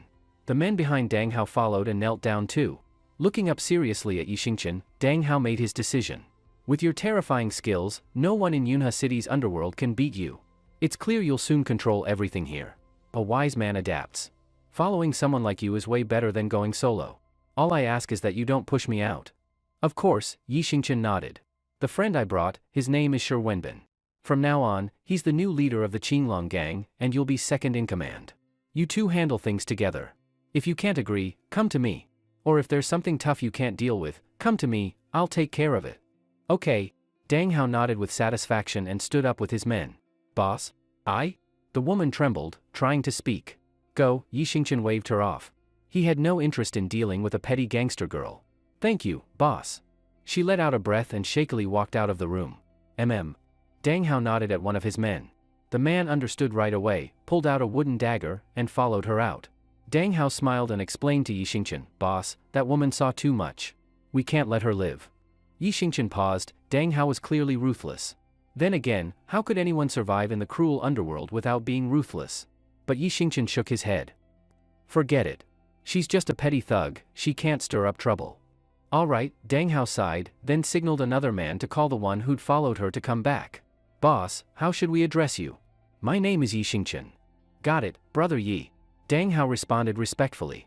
I remember Huang Mao said your father needs hundreds of thousands for medical treatment. Here's the plan, give us a day or two to stabilize the gang, then we'll get your father to the hospital. Yi Xingchen nodded with satisfaction. Thanks. It hurts so bad. At the headquarters of Sakura Corporation, De Xiangwan lay on a bed receiving treatment from a doctor. In unbearable pain, he kept moaning. Damn it. Kobayashi Junichiro in the room frowned deeply. I thought De Xiangkuan would be able to take care of that kid. I didn't expect that even with your Daijiji, you weren't a match for him. Kobayashi-kun. De Xiangwan gritted his teeth angrily. That guy is no ordinary person. I suspect he's a martial artist. If you'd told me earlier that he was a martial artist, I wouldn't have rushed in and nearly died. Well, Kobayashi Junichiro looked a bit embarrassed.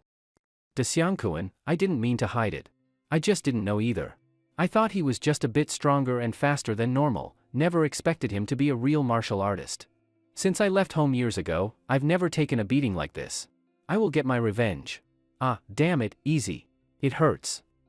Kobayashi Junichiro fell silent.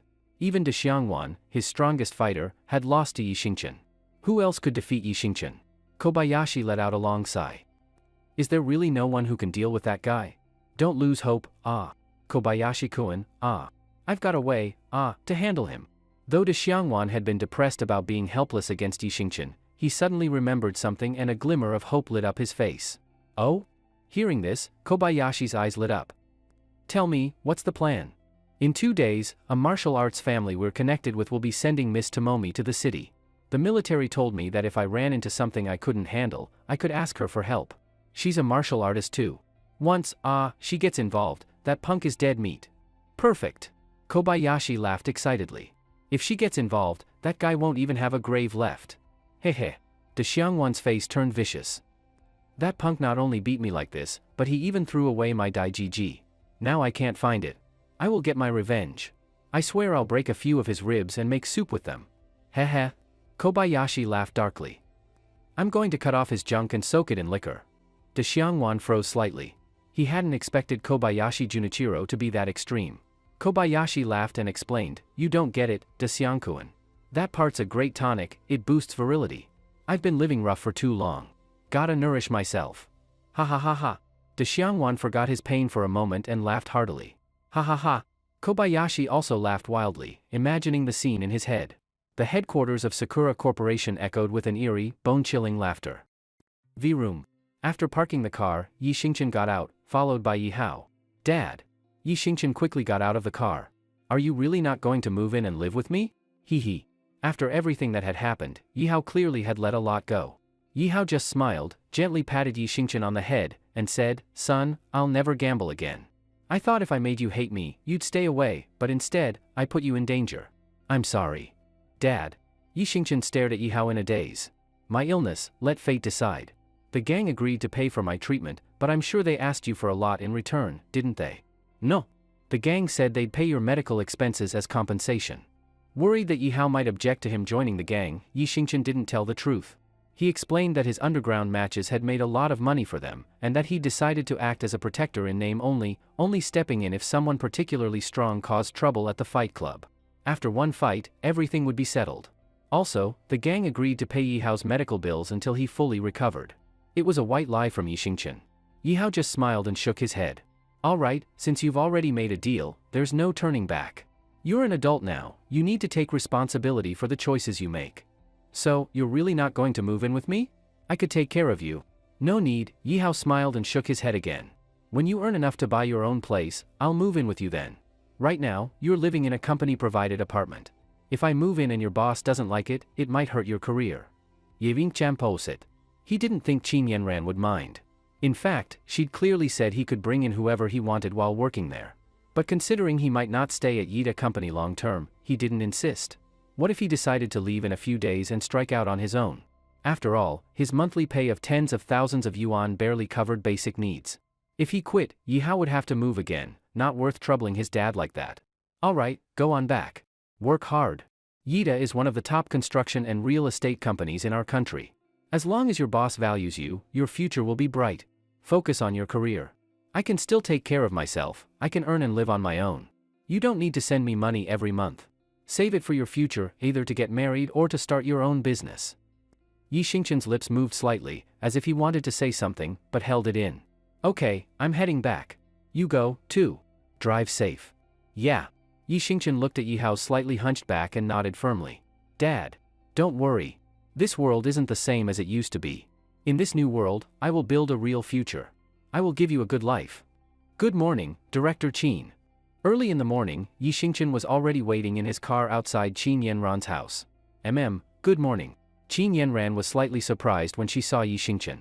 In the past few days, Yi Xingchen had been mostly quiet and they barely talked in the car. But today, he actually greeted her first. After starting the car, Yi Xingchen drove steadily toward the headquarters of Yida Company. After a few minutes of hesitation, Yi Xingchen finally decided to be honest with Qin Yanran. Director Qin, there's something I think I need to tell you. But I'm worried you might think I'm using my position to take personal revenge or smear a colleague. Qin Yanran, who was working on her tablet, looked puzzled when she heard this. Then she put the tablet away. Go ahead. I've gotten a general sense of what kind of person you are these past few days. I'm not someone who jumps to conclusions. All right, then I'll say it. Yi Xingchen nodded and continued, last night, an agent from that foreign company attacked me. He tried to assassinate me. What? Qin Yanran was furious. Was it someone from Sakura Corporation? That bastard. I thought he'd only use dirty tricks against me, but I didn't expect him to go after you too. Are you alright? I'll bring people to their headquarters right now. If he doesn't give me a proper explanation today, this won't end well. Thank you for your concern, Director Qin. I'm fine. Yi Xingchen was genuinely moved by her protectiveness. Please don't get too worked up yet. No need to rush over to confront them.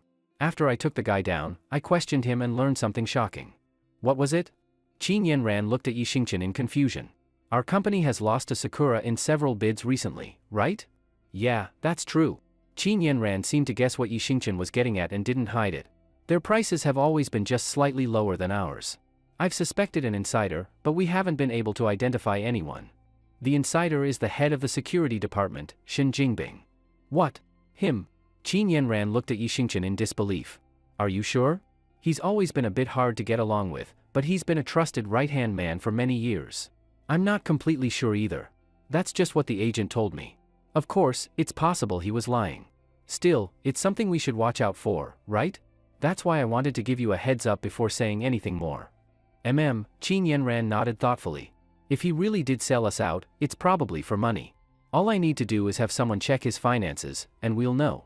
If it's true, I'll personally send him to jail. Don't be in a rush, Director Qin. Yi Xingchen chuckled. Why not test him?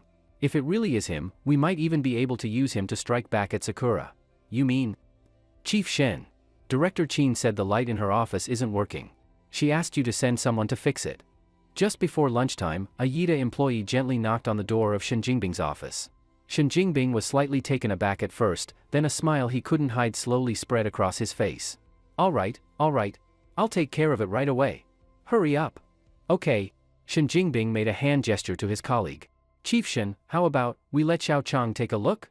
If it's broken, we can quickly replace it for President Qin. There was another colleague from the security department in Shen Jingbing's office. After hearing this, Shen Jingbing immediately looked displeased. That's President Qin's office. Can we afford to be careless? Xiao Chang may be good at this kind of thing, but he's clumsy. What if he accidentally breaks something in President Qin's office? Who's going to be responsible? You? Or me? The colleague was startled by Shen Jingbing's response and didn't dare say another word. How about this, I'll go check it myself. I feel more at ease handling President Qin's matters personally. If I get caught in something unexpected, crying won't help. All right, thanks, Chief Shen. You go ahead and handle your work. Check if all the security guards on duty are at their posts. Even though our company hasn't had any safety issues, safety comes first. We can't be careless, we must prevent problems before they happen. Got it, Chief Shen. I'm on it now. Good. Once the colleague left, Shen Jingbing didn't go straight to Qin Yanran's office. Instead, he stared at the clock on the wall. Almost noon? What if she's still in the office? I'll wait until around 12:10, when she goes to lunch. That way, the office will be empty. Shen Jingbing grinned smugly and lay back in his chair to wait. Not long after, noise could be heard outside the office, but it died down after just a few minutes. Shen Jingbing knew it was lunchtime. His colleagues had gone to eat, and it was time for him to make his move. Carrying a small light bulb he had prepared earlier, Shen Jingbing swaggered toward the top floor, Qin Yanran's office. Knock knock knock. President Qin, are you there? It's Shen Jingbing. I came to check the light in your office. He had hidden the bulb in a corner and knocked on the door, but there was no reply from inside. President Qin? Are you there? If not, I'm coming in. Shen Jingbing carefully confirmed that Qin Yanran was not in the office. After making sure, he let out a breath of relief, pulled out the hidden bulb, and tiptoed into the office. Shen Jingbing had played his cards cleverly. He hid the bulb first, so if Qin Yanran were still in the office, he could pretend to check the light, then say the bulb was broken and needed to be replaced. Then, using the excuse of not having brought a replacement, he would leave. Once Qin Yanran went to lunch, he could come back into her office. That way, even if Qin Yanran saw him, he'd have a perfectly reasonable explanation. After closing the office door, Shen Jingbing scanned the room and smiled smugly. Damn, I'm a genius. So what if someone suspects there's a mole in the company? Who would think it's me? Heh. After entering, instead of checking the light bulb right away, Shen Jingbing pulled out his phone and reached smoothly for a drawer. At night, inside the headquarters building of Sakura Corporation, Xiaosun Junichiro handed a check to Shen Jingbing with a wide smile. Mr. Shen, here's a check for 5 million yuan, same as before. Let's have another great cooperation. Shen Jingbing excitedly took the check, examined it carefully to confirm it was real and withdrawable, then quickly stuffed it into his pocket. Mr. Shen, I've given you the money. What about the photos? Xiaosun Junichiro grinned at Shen Jingbing. Here, take it. Shen Jingbing handed over a small phone. All the photos you wanted are in there. I took a picture of every single page of that bidding proposal. The bid conference is the day after tomorrow, and even if Qin Yanran wanted to change something, it's already too late. This should be the final version. But, just saying, there's still a chance she might adjust the price last minute. Heh. Xiaosun Junichiro glanced at the photos and nodded with satisfaction. Very good, Mr. Shen, nice job. Whether Qin Yanran changes the quote or not, don't worry about that. We'll be fully prepared. After all, we've never failed before, right? Alright then. Shen Jingbing didn't ask further and just nodded. Also, Mr. Shen, from now on, just call me directly for transactions. I'll send someone to find you. It's a bit too obvious for you to come to our headquarters. Heh. Shen Jingbing laughed it off. Relax, Mr. Xiao, I know what I'm doing. Good. Xiaosun Junichiro nodded and didn't say more. If there's nothing else, I'll take my leave. Sure. You, walk Mr. Shen out. Yes. Shen Jingbing turned and left the office. His right hand lightly pressed against the pocket with the check, a proud smile spread across his face. After getting the money, the first face that came to Shen Jingbing's mind was Lin Yun's. He let out a cold snort. Humph, that girl, went for that brute and looked down on me just because I'm rich? One day, I'll make her kneel between my legs and serve me. And once I've had enough, I'll kick her to the curb. Just wait. Lying silently on the bed, De Xiangwan watched Shen Jingbing's back as he left, and couldn't help feeling puzzled. Didn't Yi Xingchen already get him to confess that the mole in Yida company was Shen Jingbing? How did Shen Jingbing still manage to steal the company's bidding proposal so easily? Something didn't seem right to De Xiangwan. Of course, he had no intention of telling Xiaosun Junichiro that he'd already spilled the truth to Yi Xingchen. If he told him that, even if Xiaosun Junichiro didn't kill him in anger, how could he ever show his face back in his home country again? De Xiangwan decided to keep the secret to himself. After all, whether or not Xiaosun Junichiro succeeded in the bid didn't really affect him. If he won, De Xiangwan wouldn't get any extra money. If he lost, he wouldn't be blamed either. Maybe, once Miyamoto Tomomi came to Cloud Crane City and dealt with Yi Xingchen, there'd be no proof left. De Xiang, what are you thinking about? Xiaosun Junichiro noticed De Xiangwan was lost in thought and asked curiously. Huh? Nothing. De Xiangwan shook his head. Just thinking, besides Yi Xingchen, who else do I have a grudge against? I'll ask Miss Miyamoto to take care of them all. Heh. Xiaosun Junichiro chuckled. Once Miss Miyamoto arrives, things will get much easier. Not only will we deal with that guy who's been ruining my plans again and again, but also that woman Qin Yanran. Nanny? De Xiangwan looked at Xiaosun Junichiro in shock. Mr. Xiaosun, you want to kill Qin Yanran? Kill her? What a waste. Xiaosun Junichiro grinned perversely. That woman's face and body are top-notch. A woman like that should be kept around. I'll lock her in a cage and make her my personal slave. Ha ha ha. Ha ha ha. De Xiangwan looked at the extremely twisted Xiaosun Junichiro with an awkward smile on his face. Ah? Back home after a shower, Yi Xingchen stretched lazily. Looking at the water stains in the bathroom, Yi Xingchen suddenly had a new doubt.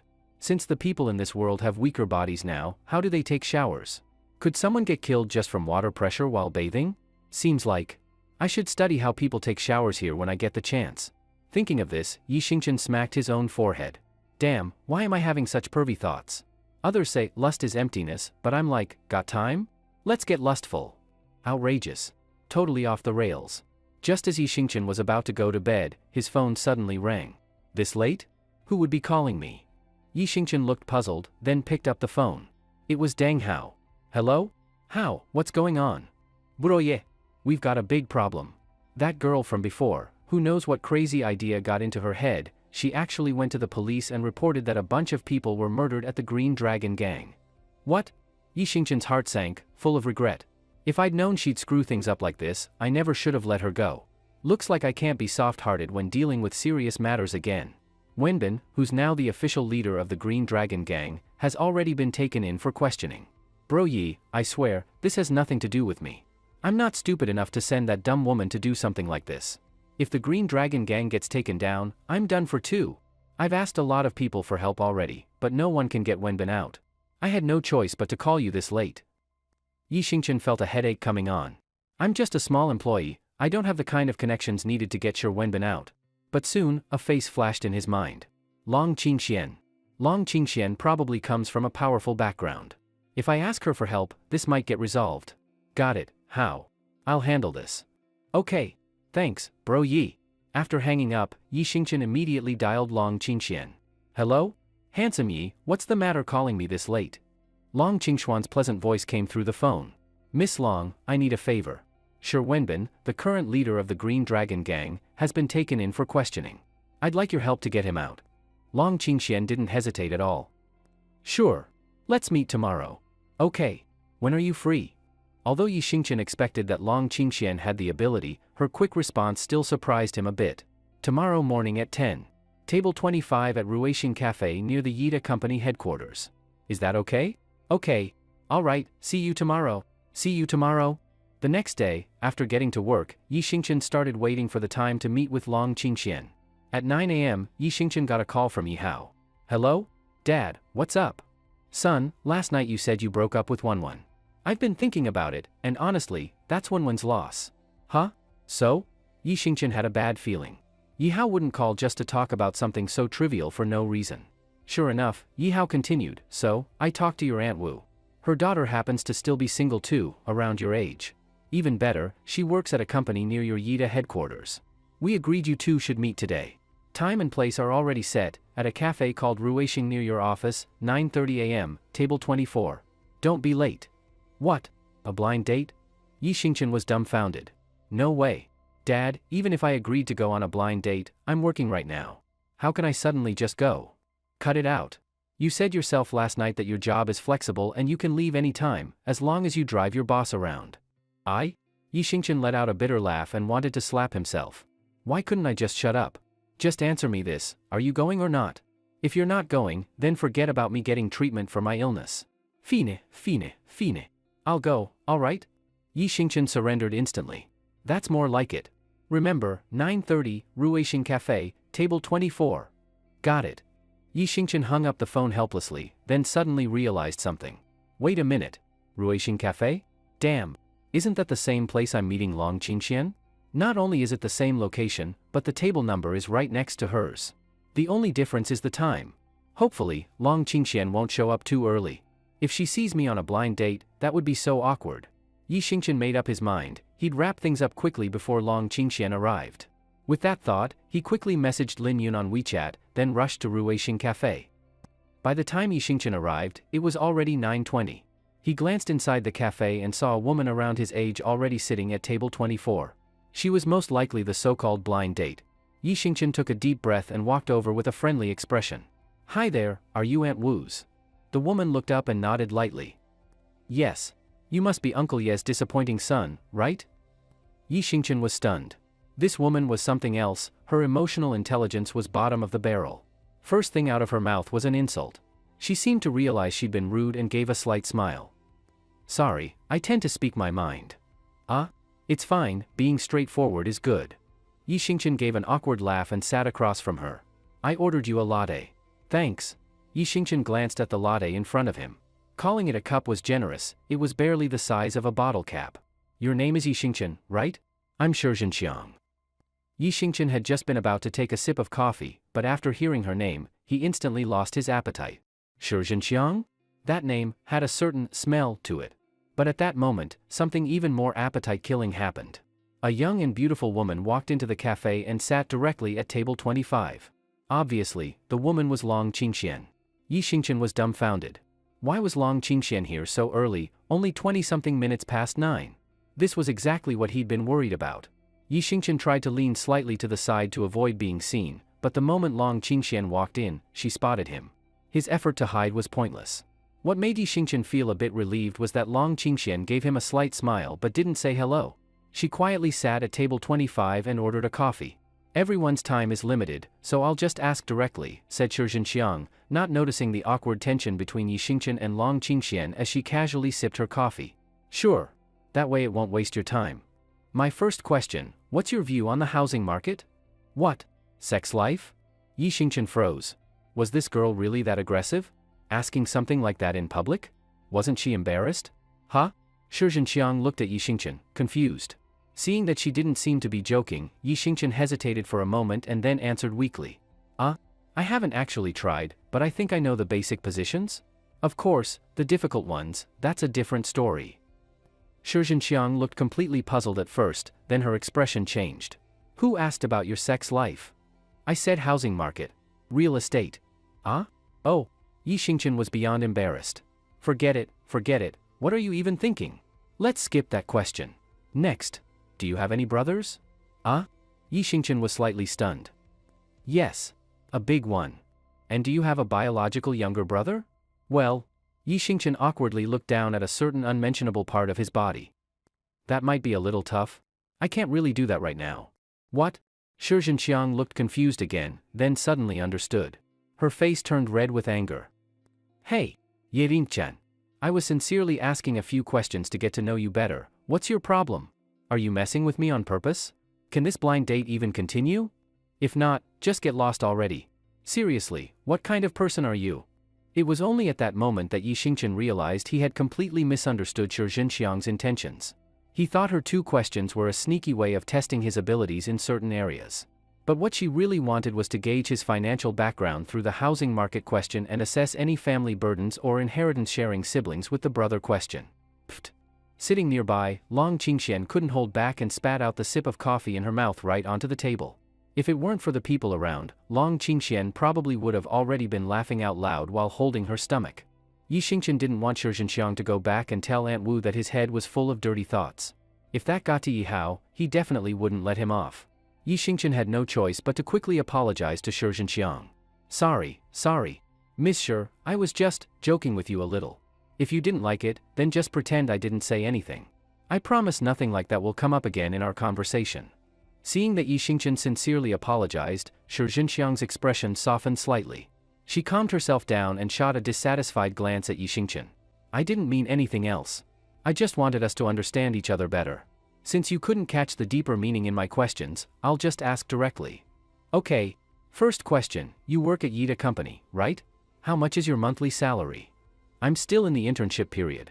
I make 80,000 yuan a month. After one more month, I'll be officially hired, and then it should go up to over 100,000 yuan. Shi Zhenxiang nodded slightly. A 100,000 yuan monthly salary. It's a bit low, but barely enough to cover the basics. Yi Xingqian looked at her in shock. Didn't see this coming. Shi Zhenxiang was actually a hidden powerhouse? Calling a 100,000 yuan salary a bit low? Shi Zhenxiang continued asking, do you have a house? Yi Xingqian thought about it. The villa provided by the company probably didn't count, right? So he shook his head. No. Do you have a car? He shook his head again. No. How much do you have in savings? This question made Yi Xingqian's face show a trace of frustration.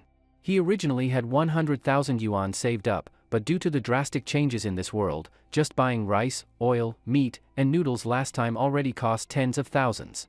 Almost nothing. Yi Xingqian awkwardly shook his head again. Oh, Shi Zhenxiang smiled, and her gaze toward Yi Xingqian became more and more disdainful and dismissive. Your conditions are pretty bad. No wonder you need a blind date. If we actually got together, your 100,000 yuan a month would barely cover my everyday expenses, not to mention you don't have a house, a car, or savings. Do you have any questions for me? Yi Xingqian hesitated for a moment, becoming more curious about her financial strength. May I ask, Miss Shi, how much do you make in a year? My monthly salary is 3,000 yuan. Yi Xingqian was dumbfounded. 3,000? Did she forget to say 10,000? Since when can a woman who makes 3,000 yuan a month call a man who makes 100,000 a bit low, or say he has bad conditions? Could it be that Shi Zhenxiang owns tons of property? Shi Zhenxiang noticed his strange expression and just smiled slightly and explained, I'm a woman. Oh, Yi Xingqian nodded and asked curiously again, so Miss Shi, do you own a house? No. I'm temporarily staying in the company dorm. Huh? Yi Xingqian was stunned again. Shi Zhenxiang looked very calm. I'm a woman. Oh, Yi Xingqian frowned slightly. Then, do you have a car? No. Yi Xingqian started doubting life. This woman, with those conditions, actually said he had poor conditions? Where did she get the confidence? If she were a great beauty, maybe it'd make sense. The main issue was her looks, the kind that would disappear in a crowd. Shi Zhenxiang was still extremely calm. I'm a woman. Hearing her repeat that line again, Yi Xingqian felt that if it weren't for the fact that Yi Hao and Aunt Wu were so close, he would have definitely started cursing. A woman, a woman. So what if you're a woman? What, is your body made of gold or something? Shi Zhenxiang didn't seem to notice Yi Xingqian's change in expression and continued talking to herself. These days, it's all about being a refined woman. Your conditions are a bit lacking, but I can just barely accept it. But if you want to be with me, you have to agree to a few things. Yi Xingqian gave a cold laugh. Go ahead. First, I spend over 5,000 yuan every month on cosmetics, and you'll have to cover that. After all, women dress up for the people they care about. The better I look, the more face you'll save. It's all for you. Second, my parents worked hard to raise me, and I have a younger brother in high school. I need to help my parents reduce their burden. I must send at least 20,000 yuan home every month. Think of it as showing gratitude to my parents for raising me and handing me over to you. Third, I've been checking out a luxury car at an auto show recently. It costs 800,000 yuan. I've done the research, a 50,000 yuan down payment and a 12,000 monthly installment. You'll be responsible for that too. After all, if I drive a luxury car, it makes you look good. And when I'm not using it, you can drive it to show off. Heh. Fourth, I don't really have any hobbies except for bags. You have to buy me a brand name handbag worth over 10,000 yuan every month. Fifth, I'm very insecure and don't want to live a life depending on others or constantly moving around. If you want to marry me, you must buy a house worth over 1.5 million yuan and put it in my name. That way, even if you do something wrong in the future, my youth won't be wasted. You should know, a woman's youth is priceless. Sixth, I've had poor health since I was little. Every month, you must buy me expensive health supplements like ginseng, bird's nest, and deer antler. Seventh, my skin isn't great and needs regular care. I need to go to a beauty salon every month, and you'll pay for it. After all, the better my skin is, the more beautiful I am, which benefits you too. Eighth, I'm quite lazy. I've never done housework in my life. So if we live together in the future, you'll have to handle all the house chores. If you don't want to, then hire a maid. Ninth, I have a wide social circle and several male best friends. You can't interfere or ask about my interactions with them. 10th, I like to relax at bars in the evening. You're not allowed to interfere with my personal life. 11th, I'm afraid of pain, so even if we get married, I don't plan to have kids. If you want children, adopt one. 12th. Hold up. Yi Xingqian reached out with a dark look on his face and interrupted Shi Zhenxiang's never-ending list. Wait, these are the few things you mentioned? You're already at number 12 and still going? A trace of displeasure flashed across Shi Zhenxiang's face. I'm a woman. Yi Xingqian finally snapped. Here we go again. At first, he thought this girl was made of gold. Now he realized he was wrong. This wasn't gold, she had a whole damn aircraft carrier attached. Shi Zhenxiang noticed the anger and contempt on Yi Xingqian's face and got angry too. Hey, Yi Xingqian, what's your problem? I'm just a girl with no one to rely on, marrying into your family and looking for just a little bit of security for my future. Is that too much? Is that really asking a lot? You're a grown man, how can you be so stingy? No wonder you're single. Heh, at this point, Yi Xingqian forgot about Long Qingxian sitting nearby and let out a cold laugh. Not too much. Not at all. With your looks and your family background, I think only someone like Ma Yun, Ma Huatang, Wang Xikong, or Lu Qiangdong could be worthy of you. Being with me? That would be such a downgrade for you. You broke loser, what do you mean by that? Shi Zhenxiang stood up from her seat in anger. You ever look at yourself in the mirror? What do you even have going for you? I was just being nice, giving you a chance. You're ungrateful. You don't really think any girl would go for a guy like you, right? I'd rather stay single for the rest of my life than be with someone like you. A selfish freeloader. Delusional. Totally entitled. Ugh. I could find a woman in this coffee shop a billion times better than you. Yi Xingqian was furious now, his words filled with scorn. Ha ha ha. That's hilarious. Shi Zhenxiang acted like she just heard the biggest joke ever. With what? You think you can just walk up to a random girl in a cafe and get a girlfriend? With your flabby looks? Your short and broke self? That's funny. Go try it. If she doesn't slap you, that's already being kind. Faced with her challenge, Yi Xingqian had no confidence to reply. Socializing had always been his weak point. Especially walking up to a stranger in a cafe, that would be torture for him. Seeing Yi Xingqian silent, Shi Zhenxiang got even more excited, mocking him relentlessly. You don't even check yourself in the mirror. You want to bet? I could go get a guy right now from this cafe. Yi Xingqian didn't doubt that. In today's world, there are more men than women. If Shi Zhenxiang threw herself at someone, chances are, he'd accept. But Yi Xingqian didn't have that kind of confidence. Weren't you so cocky a minute ago? What, chickening out now? Sitting at a table with you is disgusting. Ugh, I've lost my appetite. Being broke isn't the worst, being broke and full of yourself is. Come on, weren't you so tough just now? Go hit on someone.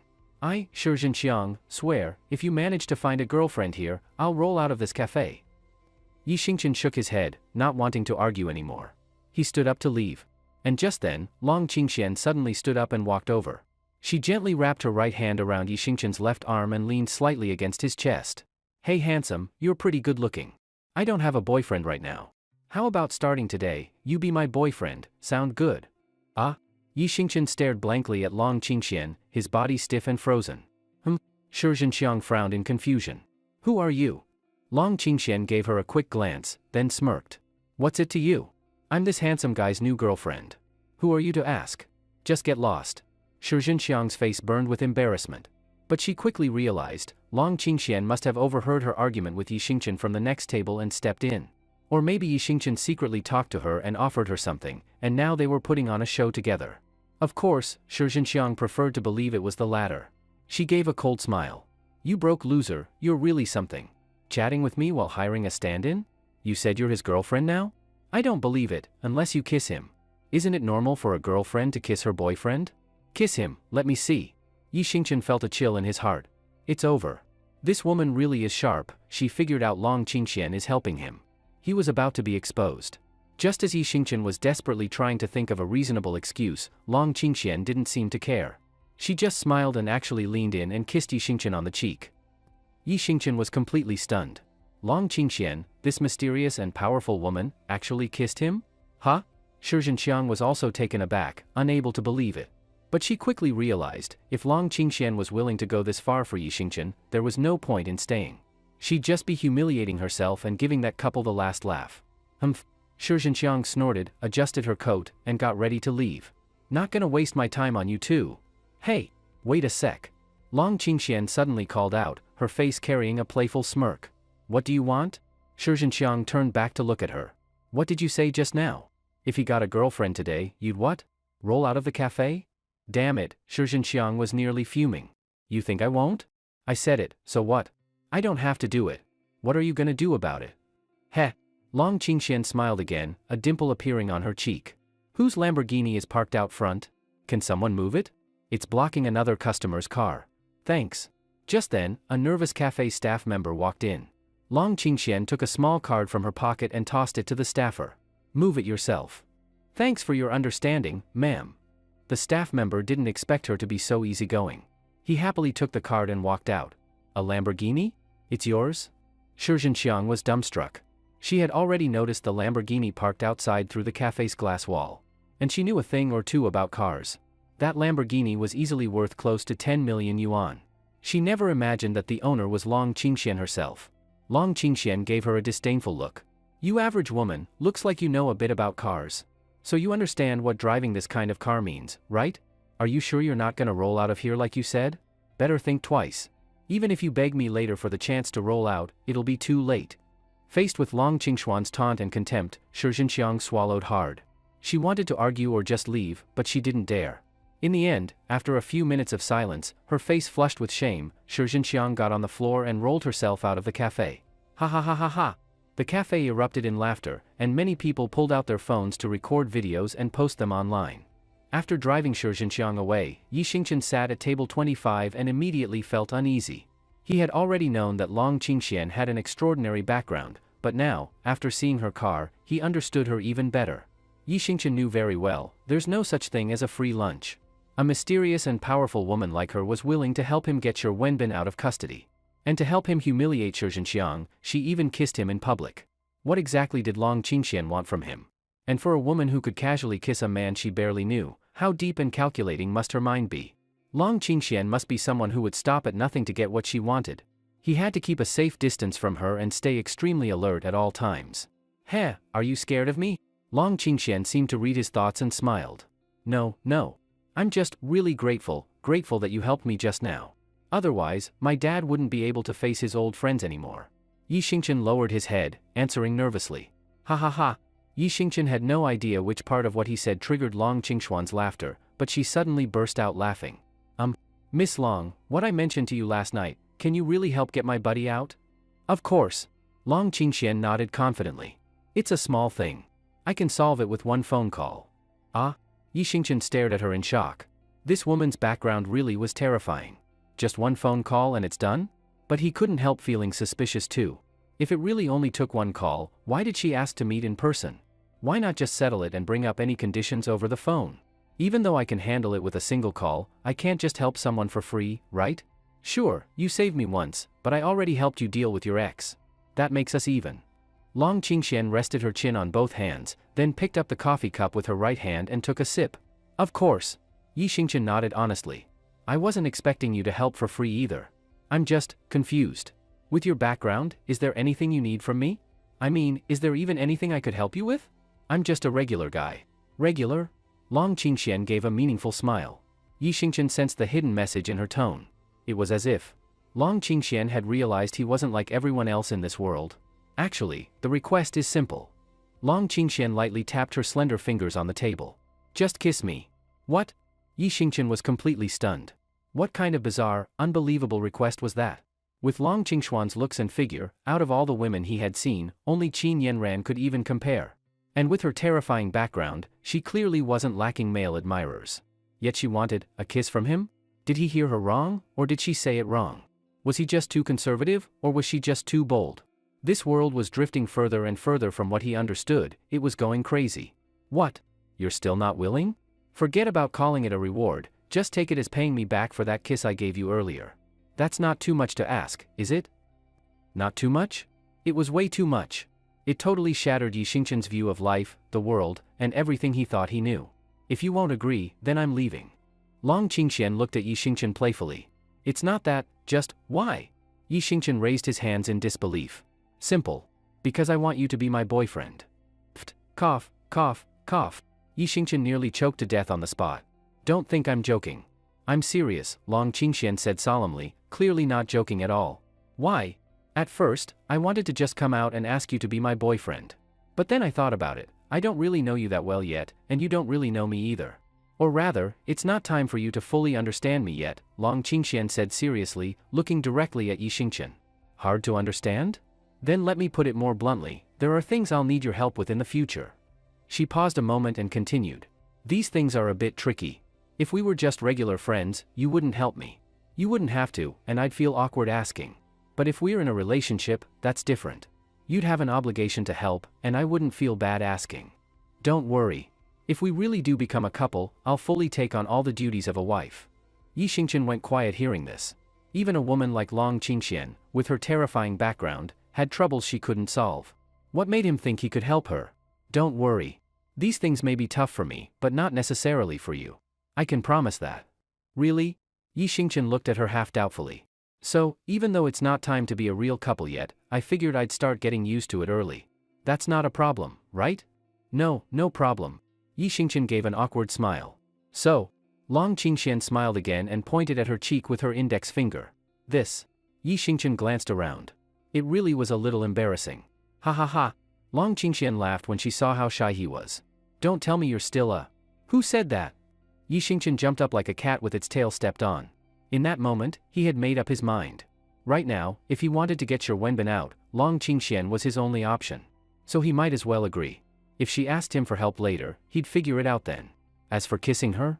Who would turn down a kiss from a stunning woman with looks, figure, and power all rolled into one? Thinking this, Yi Xingchen took a deep breath, got up, walked over to Long Qingxian, and lightly kissed her cheek under the envious, jealous glares of every guy in the cafe. Long Qingxian blushed but nodded in satisfaction. Deal. Then she pulled out her phone and made a call right in front of Yi Xingchen. Hello? Get someone named Shi Wenbin out of the station in Yunhe City. Give them a heads up, don't mess with the Qinglong gang anymore. Early the next morning, after picking up Qin Yanran, Yi Xingchen didn't go to the Yida Company headquarters but instead went straight to a certain department, not specified to avoid being blocked, to begin bidding on a tourism project in Yunhe City. When Yi Xingchen and Qin Yanran arrived at the parking lot in front of the department, Yida Company staff, including Lin Yun, were already waiting for Qin Yanran. President Qin, these are the related documents. I've already organized them. The bidding starts in 1 hour. Lin Yun quickly walked up to the car and reported the plan and details to Qin Yanran. Good. Let's go inside now. Has everyone eaten breakfast? Yes, President Qin, we've all eaten. All right, let's go in. We must win the bid for this tourism project today, otherwise our company won't have any major projects lined up in the short term. Qin Yanran held her small tablet and led the way toward the department building. As they walked, she suddenly turned around and looked at Yi Xingchen. Xingchen, you come in too? Huh? Me too? Yi Xingchen was confused. He was just a driver and bodyguard. There didn't seem to be a reason for him to go inside. After all, he couldn't help with anything. And who would dare to try anything against Qin Yanran in a government office? Yes, President Qin, Xingchen is just a driver. What if he causes trouble for us? This is a major project, such an important event. Having him come in with us isn't appropriate, is it? Several colleagues from Yida questioned Qin Yanran's decision. Qin Yanran's beautiful eyes narrowed slightly, and she glanced coldly at the employees who had just spoken. Xingchen, don't just stand there. Come on. Let's go in together. Seeing that President Qin seemed displeased, the employees quickly changed their tone, even though they didn't understand why she valued Yi Xingchen so much. All right. Yi Xingchen nodded, got out of the car, locked it, and quickly followed behind Qin Yanran. At the same time, Lin Yun gave Yi Xingchen a wink, as if to say, President Qin really values you, do your best. The group moved quickly toward the entrance, and just by chance, they ran into Sakura Company, also here to bid. Well, President Qin. What a coincidence. Such a grand scene? Looks like you're really determined to win this bid? Koizumi Ichiro greeted Qin Yanran with a fake smile, his beady eyes filled with open desire. Heh. Qin Yanran only gave a slight smile, not wanting to engage with Koizumi Ichiro. One of the Sakura Company staff behind Koizumi chuckled, President, Yida Company has already lost to us in several bids. If they lose again today, they won't have any big projects for months. How are they going to pay all those employees? Saka. If they can't support that many employees, they'll have to start laying people off. Once that begins, the whole market will lose confidence in Yida. Their stock will crash, and it's very likely Yida will go bankrupt. Koizumi Ichiro seemed to enjoy his subordinate's words. He gave a lewd smile and said, President Qin, if that day really comes and Yida goes bankrupt, you can always come to me for help. After all, we've been business partners for years. As long as you ask, I'll definitely help you. Qin Yanran didn't want to waste even a word on Koizumi Ichiro, nor did she want to stay near him for a second. His lecherous gaze made her feel extremely uncomfortable. Lin Yun, Qin Yanran's secretary, couldn't hold back anymore after seeing how arrogant Koizumi Ichiro and his group were acting. What kind of daydreams are you having? The bidding hasn't even started yet, and you already think you've won. Heh, Koizumi Ichiro gave a deep laugh. Is there even a need to think about this? Our Sakura Company is definitely going to win this bid. I hope President Qin won't be too sad when she loses. Of course, if you're willing to let your secretary spend a few nights with me, I might consider dropping out of the bidding and giving it to you. Ha ha ha. The Sakura Company staff all burst out laughing. You're disgusting. Lin Yun's face turned red with anger, but she didn't know how to respond. Many times, when men verbally fight with women, especially using sexual insults, they do have the upper hand. Koizumi Ichiro, right? Yi Xingchen stepped forward and blocked Lin Yun. Spend a few nights with you doing what? You can't even do anything. I heard you have ED and premature issues. You can't even get it up. Even if you had the chance, you couldn't perform. Baka. Koizumi Ichiro's face turned purple with rage. You're spouting nonsense. Am I? Yi Xingchen looked at him with mock surprise. I don't believe you. Unless you take your pants off right now and prove it. You. Of course, Koizumi Ichiro wouldn't actually take off his pants in public to prove it. He was also clearly guilty, forget doing it publicly, he wouldn't dare even in private. Koizumi Ichiro snorted, you people only know how to talk big. Not necessarily. Yi Xingchen clenched his fist to show he wasn't just talk. Koizumi Ichiro was instantly shut down and flustered for a moment before waving his hand in frustration. I'm done talking with you. Your culture is so vulgar, unlike our refined and elegant culture. Oh really? Yi Xingqian wasn't happy now. Our culture is vast and profound. Forget you, most of our own people wouldn't dare say they fully understand it. Who are you to call it vulgar? Do you really think you know it all? Humph, Koizumi Ichiro sneered, your culture is just hard to write characters. What's so difficult about it? I've been in your country for over 10 years, I understand it completely. And besides being vulgar, there's not much else to say. You dare say you completely understand our culture? That's hilarious. Let's do this, I'll ask a question that even any local would know. Let's see if you can answer it. Go ahead. If even your average person can answer it, why would I be stumped? I don't believe it. Alright, Mr. Inu, here's the question. In a classroom, there are 3 people, A, B, and C. At this moment, A says to B, hey B, is that girl at the door your sister? B looks and replies, your sister. My sister? His sister. So, the question is, whose sister is the girl at the door? Koizumi Ichiro looked at Yi Xingqian, completely dumbfounded on the spot. Ha ha ha. The entire team from Yida Corporation could not help but burst into laughter at Koizumi Ichiro. Koizumi Ichiro looked at Yi Xingqian with suspicion. What kind of question is that? Are you sure every person from Xia country can answer it? Yi Xingqian shrugged innocently. Don't believe me? You can ask any passerby from Xia country. If they cannot answer it, or give a different answer, I'll admit I lost. How about that? Koizumi Ichiro wasn't stupid. From the expressions of the Yida staff, it was obvious they all knew the answer to that question. But Koizumi Ichiro was not about to admit defeat so easily. He immediately tried to make an excuse. Does not count. That question does not count. I have a younger sister in Toyo country. She died in a car accident. Every time I hear the word sister, I get very upset. So I refuse to answer this question. Oh really? Yi Xingqian didn't get angry, just smiled. Alright, I'll go along with your request. Let me give you a new one. Mr. Inu, listen carefully. A says to B, B, your teeth are so white, are they real? B answers A, fake. A is surprised and asks, really fake? B replies, really. So tell me, Mr. Inu, are B's teeth real or fake? Why? Real, fake, real. Koizumi Ichiro was completely dumbfounded. Koizumi Ichiro could not help but curse internally. What kind of stupid question is this, just about teeth, first real, then fake, then real again? Are they real or fake? Would it kill someone to just say it clearly? Ha ha ha. The Yida Corporation employees burst into laughter again. Even Lin Yun, seeing Koizumi Ichiro's frustrated expression, couldn't stay angry and held her belly laughing. So, how about it, dear Mr. Inu? Do you know whether his teeth are real or fake? Yi Xingqian pressed on, grinning playfully at Koizumi Ichiro. Damn it.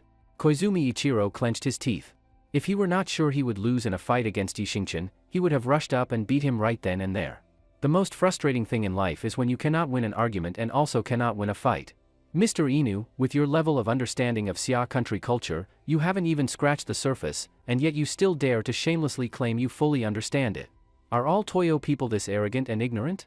Koizumi Ichiro started sweating profusely and quickly pulled out his phone to look up the meaning of Jingdi Zhiwa, frog at the bottom of a well, on Baidu. Then Koizumi Ichiro became furious. You Xia people. You are too arrogant. Do you dare answer a question I ask you about Toyo culture? I never said I understood Toyo culture. And why would I study it? Xia country is the ancestor of Toyo culture. If I have time, I'd rather study Xia culture, the ancestor of Toyo culture. This kind of grandson culture? Not worth learning. Koizumi Ichiro almost spat blood on the spot after hearing Yi Xingqian's words. President, a Toyo employee behind Koizumi Ichiro gently tugged at him, the real business is more important. Don't waste time arguing with this guy. Koizumi Ichiro finally came back to his senses and glared viciously at Yi Xingqian. Koizumi Ichiro swore to himself, once Miyamoto Tomomi arrived in Yunha City tomorrow, he would make sure she eliminated Yi Xingqian the moment she arrived, to vent the anger in his heart. Kid. Your days of arrogance are numbered. Let's go. Koizumi Ichiro angrily shook his hand and led his subordinates into the related department. TCH. Yi Xingqian looked at Koizumi Ichiro's embarrassed back with disdain. And he dares insult my people? Looking for death. Behind Yi Xingqian, Lin Yun heard his overbearingly dominant words, and her face blushed red. She was moved and delighted. But what Lin Yun did not realize was that Yi Xingqian's "my people" did not refer to what she imagined. What Yi Xingqian meant by "my people" was more broadly his co-workers. Qin Yanran glanced at Koizumi Ichiro's departing figure and silently felt glad that she had brought Yi Xingchen with her. Qin Yanran was a typical career woman and was not good at verbal confrontations like this. Let the wicked deal with the wicked, although Yi Xingchen strictly speaking was not wicked. In that moment, Qin Yanran felt that hiring Yi Xingchen from the construction site back then was an incredibly wise decision. Let's go! Qin Yanran nodded at Yi Xingchen and then led the team into the relevant department. 1 hour later, the tourism project bidding meeting officially began. The official in charge began reading the contents of the tourism project. The bidding project is the Yunhe Ocean Park. This project has been approved by the relevant project review and approval authority. The funding source is from other funds, coordinated use of agricultural-related financial funds. The bidding unit is the relevant department. The project is ready for bidding. The bidding method is public tender. Construction scale requirements: 30 public restrooms in the park, planting of velvet crepe myrtle, building 2 new asphalt concrete main roads, 5 bridges. Bidders must have independent legal entity status and provide a unified 3-in-1 business license. Joint bids are not allowed for this project. Now, representatives, please submit your bid documents. Our department will absolutely ensure openness, fairness, and impartiality.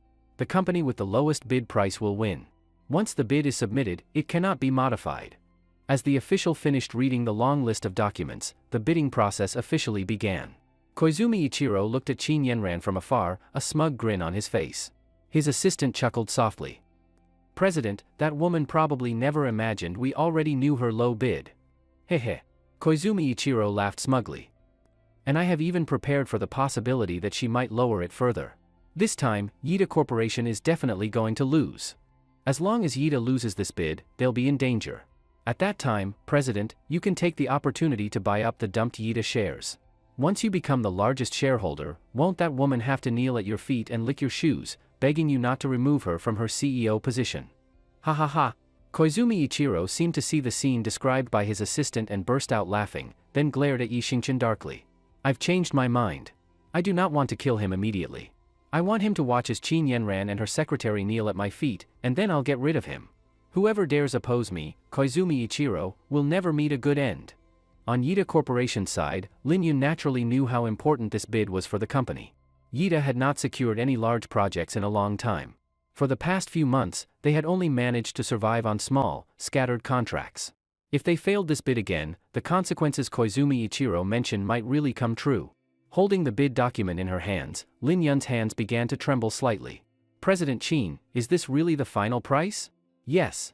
Qin Yanran nodded firmly. "Go ahead, Yun, submit the bid." "But what if? I'm worried." Lin Yun frowned tightly, feeling extremely uneasy inside. She was already considered a senior employee at Yida and had deep feelings toward both the company and Qin Yanran. She had long since regarded Yida as her home. If the company really collapsed, she didn't even dare to imagine what she would do next. "Sis Yun, don't worry. You don't trust President Qin? Just go with confidence." Yi Xingchen smiled at Lin Yun and kept encouraging her.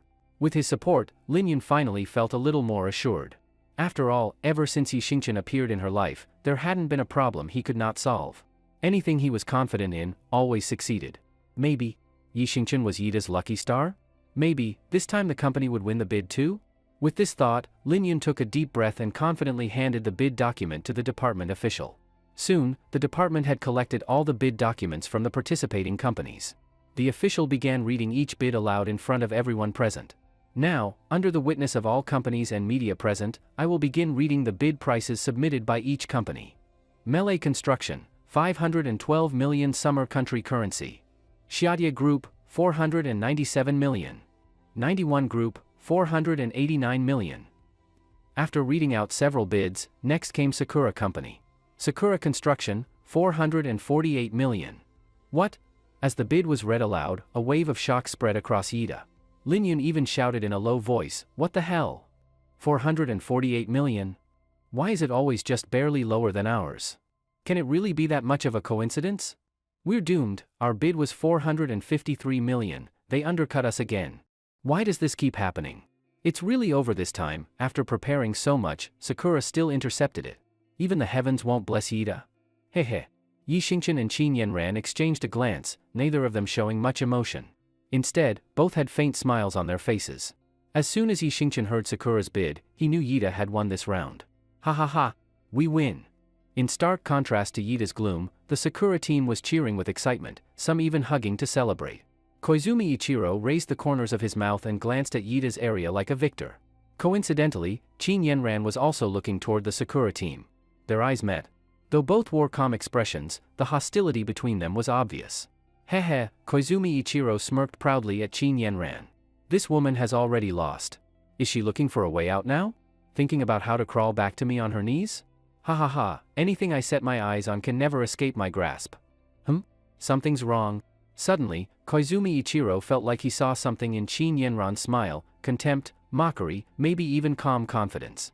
If it weren't for the Yita team wailing in despair, he would have doubted whether Yita's bid was actually lower. This woman, she's way too calm. Does she really not care about Yita? Would she rather let such a big company go bankrupt than ask for my help? Where is her confidence coming from? While Koizumi Ichiro was puzzled, the department official began reading the final bid. Naturally, the last one was from Yita Corporation. The official was first stunned, then a smile of relief spread across his face. Yita Construction, 440 million. According to the principle that the lowest bidder wins, I hereby announce on behalf of the department that the Yunha Ocean Park Tourism Project is officially awarded to Yita Construction for 440 million. Congratulations to Yita Construction. What? Impossible. Koizumi Ichiro jumped up in disbelief. The Sakura team fell into a dead silence. No one expected Yita's price to be that much lower than what they had anticipated. Mr. Koizumi, do you have any objections to this bidding result? The official asked with a displeased face. As someone from Xia country, he naturally did not want to see the project handed over to a Toyo company like Sakura. President. Koizumi Ichiro's assistant quickly tugged at him and forced a smile at the official. Sorry, our president was just surprised. No objections, no objections. It wasn't just Koizumi Ichiro. Lin Yun also looked at Qin Yenran in confusion. President Qin, but I remember, our bid was. It's all thanks to Xingqian. This is all his doing. Ha ha ha. Sis Yun. Yi Xingqian laughed and gently patted her shoulder. President Qin and I already found the mole from Sakura inside our company. So we set a trap and tricked them. To prevent any leaks, President Qin changed the bid price last night, so only the two of us knew. Really? That's amazing. Lin Yun, seeing the company she saw as home saved by Yi Xingqian, was so moved she threw herself into his arms. You little brat. You didn't even tell me. I was so worried for nothing. I hate you. Yi Xingqian stiffened a bit, forcing a smile. Sis Yun, it was all part of the act, right? If I told you, how could we fool those little bastards? Ha ha ha. He turned and gave Koizumi Ichiro a smug glance. Koizumi Ichiro saw it and immediately realized he'd been played. His face twisted with anger, but he had no outlet for it. After all, he couldn't just rush over and demand to know why Qin Yenran had changed the bid last minute, could he? Damn it, Koizumi Ichiro had to swallow his rage along with his pride. Bakayaru. I'll make sure you die a miserable death. Congratulations, President Qin. Congratulations, President Qin. You truly deserve to be called the business goddess of Yunha City. Executives from companies including Xiaodia Group and Jioi Group walked up to Qin Yenran with smiles on their faces and extended their right hands in a friendly manner. Thank you. Qin Yenran was also very happy and shook hands with everyone one by one. Hee. The executive from Xiaodia Group glanced from a distance at Shoji Ichiro and his team, who had already started to leave, and couldn't help but smile. As long as that guy didn't snatch it, I'm happy with whoever won the bid. Exactly. The Jioi Group executive nodded in agreement. That guy had snatched a few projects in a row recently and got way too smug. It's perfect that President Qin could put him in his place this time. Congratulations again, President Qin. Thank you, thank you. You are all veterans in the industry. I still have a lot to learn from you in the future, so I hope you'll be generous with your guidance. Qin Yenran didn't say anything bad about Shoji Ichiro behind his back, she just nodded humbly. Qin Yenran was still chatting with other company executives, and it looked like she wouldn't be leaving anytime soon. Yi Xingqian stood up. I'm going to the bathroom. I'll be back soon. After Yi Xingqian left, Lin Yun also stood up. I'm going to the restroom. If you're getting ready to leave, send me a message on WeChat. Got it. Several colleagues nodded. Yi Xingqian walked into the men's bathroom with his hands in his pockets, whistling casually, looking very relaxed. Just as he was about to close the door, a silhouette suddenly slipped into his stall from behind. Then the door was shut and locked. Yi Xingqian saw that it was Lin Yun who came in and was almost scared out of his mind. Knock knock knock. Just then, footsteps echoed in the men's bathroom. Someone had come in. Lin Yun gestured to Yi Xingqian to keep quiet. Yi Xingqian looked at Lin Yun in confusion, not understanding why she was there. Lin Yun quickly showed Yi Xingchen her intent through her actions. Bite. It was a bold move that Yi Xingchen hadn't seen coming. Even though Yi Xingchen had no experience, he immediately realized what was about to happen. If it weren't for the frequent footsteps outside, he felt like he might have cried out in shock. But Yi Xingchen knew very well, no one could tell who might be outside. If it was a colleague, and they barged in. This situation, this moment, could utterly destroy Lin Yun's reputation. Yi Xingchen leaned back as much as possible, frantically motioning for Lin Yun to stop. But Lin Yun acted like she didn't see his desperate signals and boldly continued. Yi Xingchen was both nervous and excited, unable to speak. Rustle, rustle, rustle. In the cramped stall, soft sounds occasionally echoed. Xingchen, is that you in there? What made Yi Xingchen even more nervous was hearing a colleague's voice outside the stall. It seemed they had heard the noises inside. Lin Yun gave Yi Xingchen a teasing look and gestured to remind him to watch what he said and not to give anything away. Ah? Yi Xingchen hesitated for a moment, then tried to calm his tone as much as possible. Yeah, I'm in the bathroom. My stomach's a bit upset. Not sure what I ate this morning. What's up? Hee hee. The colleague outside couldn't help but laugh. Nothing much, just wanted to say congratulations. You're the big hero this time. President Qin will definitely value you more from now on. You've got a bright future at Yida. I think her secretary, Lin Yun, seems to like you too. Ah? Yi Xingchen glanced at Lin Yun and suddenly felt guilty. Lin Yun liked him? Of course she did. Otherwise, why would she be doing this for him right now? Haha. Lin Yun is like the goddess of our Yida company. If you can actually win her over, it's like you saved the world in your past life and helped Ultraman beat the monsters. The colleague's voice was full of envy and jealousy. That's for sure. Yi Xingchen smiled while speaking and winked at Lin Yun. Lin Yun rolled her eyes at Yi Xingchen and gently patted the back of his heel with her right hand. When you make it big someday, don't forget about your colleagues, okay? HSS, of course not, we've all worked together. I'm not the kind of person who forgets his friends once he's successful. I absolutely won't forget. Yi Xingchen's tone was clearly off compared to normal. But the colleague outside didn't notice, or even if they did, they probably thought Yi Xingchen really just had a stomachache. Haha. Good to hear. Alright, I'll head out first. I think President Qin will be leaving soon, so hurry up, don't keep her waiting. Okay, thanks for the heads up, see you in a bit? After the colleague left, Yi Xingchen quietly looked at Lin Yun. Since things had already happened, resisting was pointless. Yi Xingchen slowly closed his eyes. In that moment, a line from Li Yu's poem floated into his mind. The ties can't be cut, the chaos can't be sorted, this is the sorrow of parting, with a taste that lingers in the heart. Wasn't this exactly that kind of taste now? Rustle, rustle. The tug-of-war lasted for about 10 minutes. In the end, Mount Vesuvius in Naples completely erupted. Ha! Another line from Du Fu's poetry popped into Yi Xingchen's mind. I must climb to the summit, to see all the mountains beneath. This time, he really had reached the summit. What the hell, how did he become a poet? Why did he keep reciting poetry? Was he now truly the wandering poet Yi Xingchen? Thinking of this, Yi Xingchen couldn't help but feel embarrassed, and suddenly realized the reason. It's just that these days the content review was way too strict. It had to be revised 9 times, anyone would turn into a wandering poet at that rate. After a while, Lin Yun finally took a small step back and rolled her eyes at Yi Xingchen. Sorry, Yunjie. Seeing how disheveled Lin Yun looked, Yi Xingchen couldn't help but feel apologetic. Lin Yun just smiled and shook her head at Yi Xingchen, without saying anything. It seemed to mean, it's okay. The two looked into each other's eyes. And this time, a spark of emotion quietly ignited between them. Maybe in that moment, both had already made up their minds, deep in their hearts, about each other. After the two of them straightened their clothes and hair, Yi Xingchen finally raised his voice a little and softly asked, "Excuse me, is anyone out there?" Outside the stall, the restroom was completely silent, with no sound at all. In fact, Yi Xingchen had already noticed earlier that there hadn't been any movement outside for a long time. Basically, apart from himself and Lin Yun, there shouldn't be anyone else in the restroom. But to protect Lin Yun's reputation, Yi Xingchen cautiously asked anyway, just in case. Since no one responded, it was safe to come out. If someone had answered, he could have found an excuse, like saying there were no tissues in the stall. Seeing that there was no one outside, Yi Xingchen carefully made a shoo gesture to Lin Yun, then guiltily opened the stall door and peeked out. After confirming the restroom was empty, Yi Xingchen quickly ran out to scout the area. In the narrow hallway outside, even at the entrance of the adjacent women's restroom, there was no one. Only then did Yi Xingchen feel relieved and hurriedly waved at Lin Yun, who was still inside the stall. Lin Yun immediately understood, ran out of the restroom, and then calmly walked over to the sink between the men's and women's restrooms to wash her hands and rinse her mouth. Their relationship had already reached a very close level, so Yi Xingchen no longer felt shy and grew bolder. He glanced around and, seeing no one nearby, lightly touched Lin Yun's curvy butt with his right hand. Lin Yun glanced back at Yi Xingchen without anger, giving him a sideways look. Ding dong. At that moment, both Yi Xingchen's and Lin Yun's phones chimed with new WeChat message notifications. They both instinctively took out their phones and looked, then smiled at each other. It was a message from a colleague saying that Qin Yanran and the others were ready to return to the office and would meet in the parking lot soon. The two walked shoulder to shoulder. While all their colleagues were headed to the parking lot, Yi Xingchen boldly held Lin Yun's small hand. Lin Yun looked down at their interlocked hands but didn't pull away.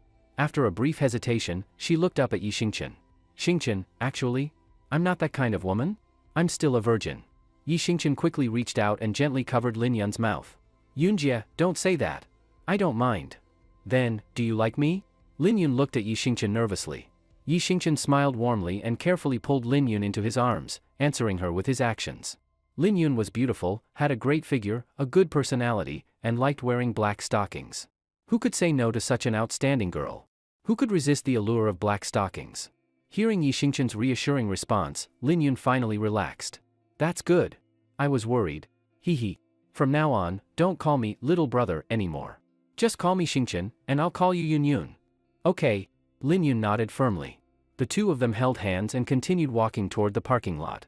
Suddenly, Lin Yun seemed to remember something and looked at Yi Xingchen in surprise. Xingchen. You're too strong. Too strong? Yun Yun, what do you mean? Yi Xingchen looked at Lin Yun in confusion. A blush appeared on Lin Yun's face. Although I've never experienced it before, I do have some theoretical knowledge. Normally, the amount in one go is just a few dozen microliters, right? But this time, I think it was almost a few milliliters. It's insane. So just now, when I frowned, it wasn't because I was disgusted by that, but because the amount was too much, it shattered what I thought was normal. Ah, well, Yi Xingchen scratched his head awkwardly. So it turns out that in this declining world, even men's abilities in that area have been affected. And, Lin Yun's face turned even redder. If it's using the mouth, isn't it said that it only takes about 10 seconds? But you went for more than 10 minutes. Isn't that a good thing? Our future life will be even more blissful. That's, honestly, a bit scary. Lin Yun looked at Yi Xingchen with a complicated expression. It's hard to imagine, if we really go all the way, will I be able to handle it, or even satisfy you? Well, Lin Yun's words made Yi Xingchen realize something. It was only now that he became aware of the issue. His physical abilities hadn't declined at all, while everyone else's had drastically weakened. If he and Lin Yun really went all the way, what should be a happy and simple thing might turn into pain and torment for Lin Yun. And it wouldn't be something that only happens once in a long while. In fact, it might even be very frequent. After all, any normal man with a goddess like Lin Yun wouldn't be able to hold back, unless he had a problem. Maybe, he needed to find a way to research this issue. If he didn't solve it, he'd be afraid to even touch Lin Yun. But, I was surprised, not disgusted or anything like that. Lin Yun suddenly lifted her head and looked deeply at Yi Xingchen. If we really reach that point, I can still use my hands, my mouth, my feet, all of them can be used, right? As she spoke, Lin Yun was already too shy to continue, lowering her head so much that Yi Xingchen could barely hear her voice. Yi Xingchen was moved and gently held Lin Yun's small hand. Don't worry, Yun Yun. I'll definitely find a way to deal with these challenges. Lin Yun looked at Yi Xingchen in confusion, not understanding what exactly he meant by challenges. Yi Xingchen didn't explain much, he just smiled. Oh right? Lin Yun suddenly remembered something. Let's not make our relationship public for now. The company is still growing, and things like dating, marriage, or having kids, well, you know what that means for a woman's career, right? Even though it's unlikely President Qin would do something like that, I still don't want to take that risk. I don't want to lose this job just because of us. Okay. I promise you. Yi Xingchen nodded and agreed without hesitation. You're the best. You naughty boy. Lin Yun's face was filled with a happy smile as she tiptoed and gave Yi Xingchen a light peck on the cheek. By the time the two of them got to the parking lot, the other colleagues were already sitting in the car. Hurry up, Miss Secretary, Brother Xingchen, we've all been waiting for you. Coming. Yi Xingchen and Lin Yun exchanged a smile, then jogged over and got into Qin Yanran's car. Qin Yanran looked suspiciously at Lin Yun, then at Yi Xingchen who was already in the driver's seat. Her brows furrowed slightly as she fell into thought, as if she had vaguely noticed something. Good news, big news. The latest great news. Just before the end of the workday, a colleague who had gone to the bidding meeting with Yi Xingchen excitedly walked into Yi Xingchen's office. What's going on? Old Zhang, look how happy you are. Yi Xingchen put away his phone and smiled at old Zhang. Strong man. We won the bid today, and President Qin is very pleased. She decided to give the whole company a paid day off tomorrow. Also, she's treating lunch for those who went to the bidding meeting this morning, at the most luxurious hotel in Yunhe City, the Yunhe Grand Hotel. Really? When Yi Xingchen heard that Qin Yanran was treating, he instantly perked up. His usual basic meal already cost hundreds of dollars. If Qin Yanran was paying and it was all you can eat, he figured he'd easily eat a few $1,000s worth. Total win. Ha ha ha. Old Zhang also looked really happy. That's the Yunhe Grand Hotel. I've lived so many years and never been to a place that fancy. This is a real treat. Old Zhang beamed. I'll go finish my work now. Strongman, you'd better get ready too. Okay. Yi Xingchen made an okay hand gesture toward old Zhang. Ding dong. Just as old Zhang left, Yi Xingchen received a WeChat message from Lin Yun. Xingchen, go ahead to the dinner tonight. I've got something to take care of at home, so I won't be going. Yi Xingchen felt a little disappointed reading Lin Yun's message. He was hoping to use this chance to get closer to her. But since Lin Yun said she had something at home, Yi Xingchen couldn't say much. He could only reply helplessly. All right, I'll miss you. Right after he sent that message, Lin Yun replied quickly. Sweet talker. Yi Xingchen suddenly had an idea and sent her another message. Little Yun Yun, here's a riddle for you. Apart, it feels good, together, it's uncomfortable. What character is that? Lin Yun didn't reply for nearly a minute, probably thinking hard. I don't know. Bite. You jerk. Bullying me again. Seeing Lin Yun's reply, Yi Xingchen laughed out loud. Then Lin Yun sent another message. President Qin is already heading to the Yunhe Grand Hotel to reserve a table. You'd better get ready. Okay. Yi Xingchen straightened his collar and walked toward the elevator. As the elevator doors opened, Qin Yanran was already inside. She smiled at Yi Xingchen and stepped back to make room. Yi Xingchen quickly got in. The two left the building and reserved a private dining room at the Yunhe Grand Hotel. And it really lived up to its name as the most upscale hotel in Yunhe City. The owner must be someone powerful. Reservations had to be made in person, no phone bookings allowed, no matter who you were. After Qin Yanran got everything arranged, the other employees started arriving one after another. Inside the private room, Qin Yanran raised a wine glass the size of a bottle cap. Everyone, you've worked hard for this bidding project. This drink is for you. Yi Xingchen also raised his glass and finished the wine in one gulp. But then he noticed something odd. Everyone else, including Qin Yanran, had only taken a tiny sip. Only Yi Xingchen, being the honest one, had downed the whole capful of wine in one go. Old Zhang noticed this and gave him a thumbs up. Strong man, what a drinker. Downed it all in one go. Impressive, impressive. Yi Xingchen froze slightly, feeling a little awkward. He'd forgotten that this world was no longer the one he used to live in. Back then, drinking a capful of wine in one gulp would get you mocked. But now, it made you look like a heavyweight drinker. Trying to cover up, Yi Xingchen rubbed his forehead. No. I thought you all were going to down it too, so Actually, I'm a lightweight, that gulp burned my throat, I need a break. Ha ha ha. Old Zhang didn't think much of it and just laughed heartily. Qin Yanran took a small sip of wine and continued speaking.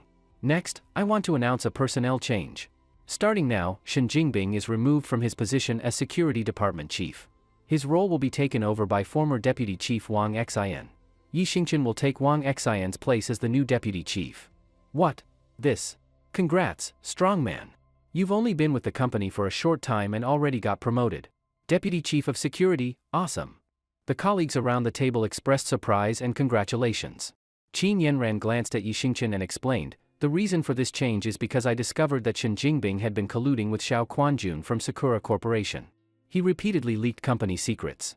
Shen is not only being dismissed, later I'll call the police to pursue criminal charges. What? That guy betrayed the company? That's awful. Didn't see that coming. Good thing President Qin found out. Otherwise, the bidding could have failed because of that traitor. Talk about karma. Just a few days ago, Shen Jingbing had been acting all arrogant, picking on Yi Xingchen constantly. In the blink of an eye, he'd fallen from grace and now faced criminal charges. Of course, the happiest person about all this was Yi Xingchen.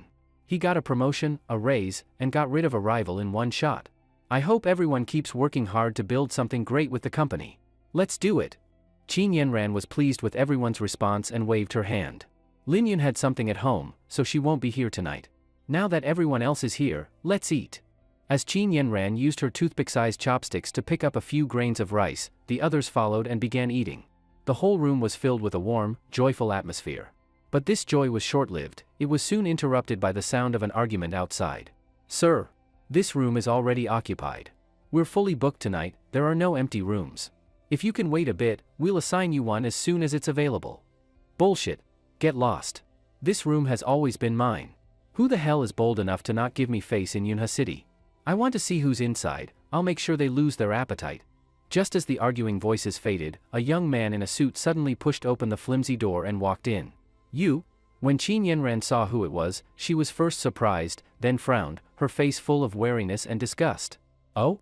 What a coincidence. Turns out it's my goddess, President Qin." The young man looked surprised at first, then was overjoyed. "Now I definitely can't leave. This private room is mine tonight. But I won't keep it to myself, I'll share it with President Qin. Ha ha ha." After saying that, the young man, looking smug, jogged over to Qin Yanran and began tapping on the shoulder of a female employee from Yida Company who was sitting beside her. "Move, move, move. I want to sit next to President Qin." The female employee was frightened by his gesture and quickly ran to another empty seat. Seeing this scene, Yi Xingchen quietly asked Old Zhang next to him, "Old Zhang, who is this guy? So arrogant. Looks like our coworkers are scared of him." Old Zhang frowned too, worried that if they spoke too loudly it would anger the young man. He leaned toward Yi Xingchen and whispered, "That guy is Lai Yuejing, nicknamed Young Master Lai. He's the eldest son of the Lai family, one of the 4 big families in Yunha City. A typical nouveau riche, he's got money, power, and connections. Forget the coworkers, even President Qin is wary of him. Honestly, there are very few people in Yunha City who aren't afraid of him."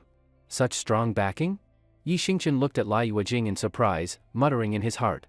"Lai Yuejing? Why does that name sound so weird? Is he supposed to be Young Master Lai, or Miss Lai?" "Exactly.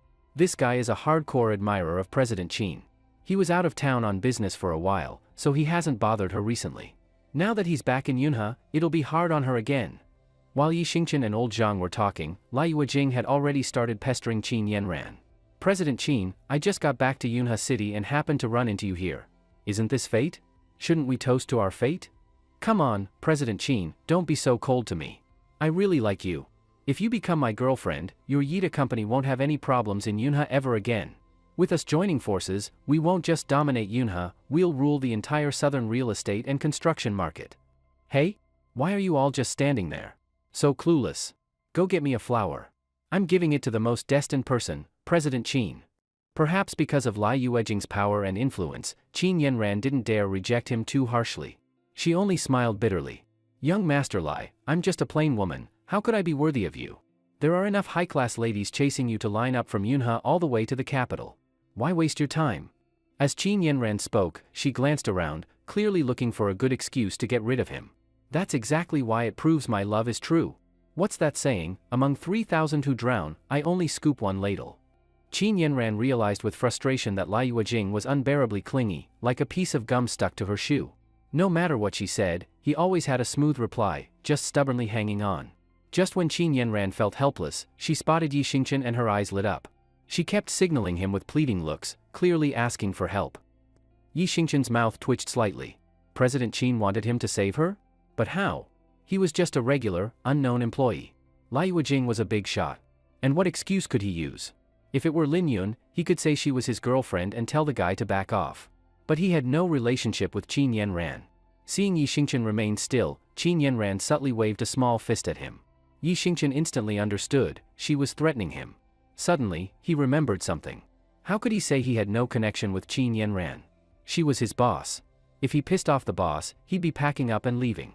To be fair, Qin Yanran had treated him pretty well.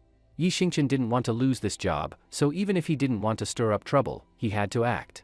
He glanced at Lai Yuejing, who was still trying to toast Qin Yanran with his little capful of wine, and suddenly came up with a clever plan, one that could help Qin Yanran while avoiding conflict with Lai Yuejing.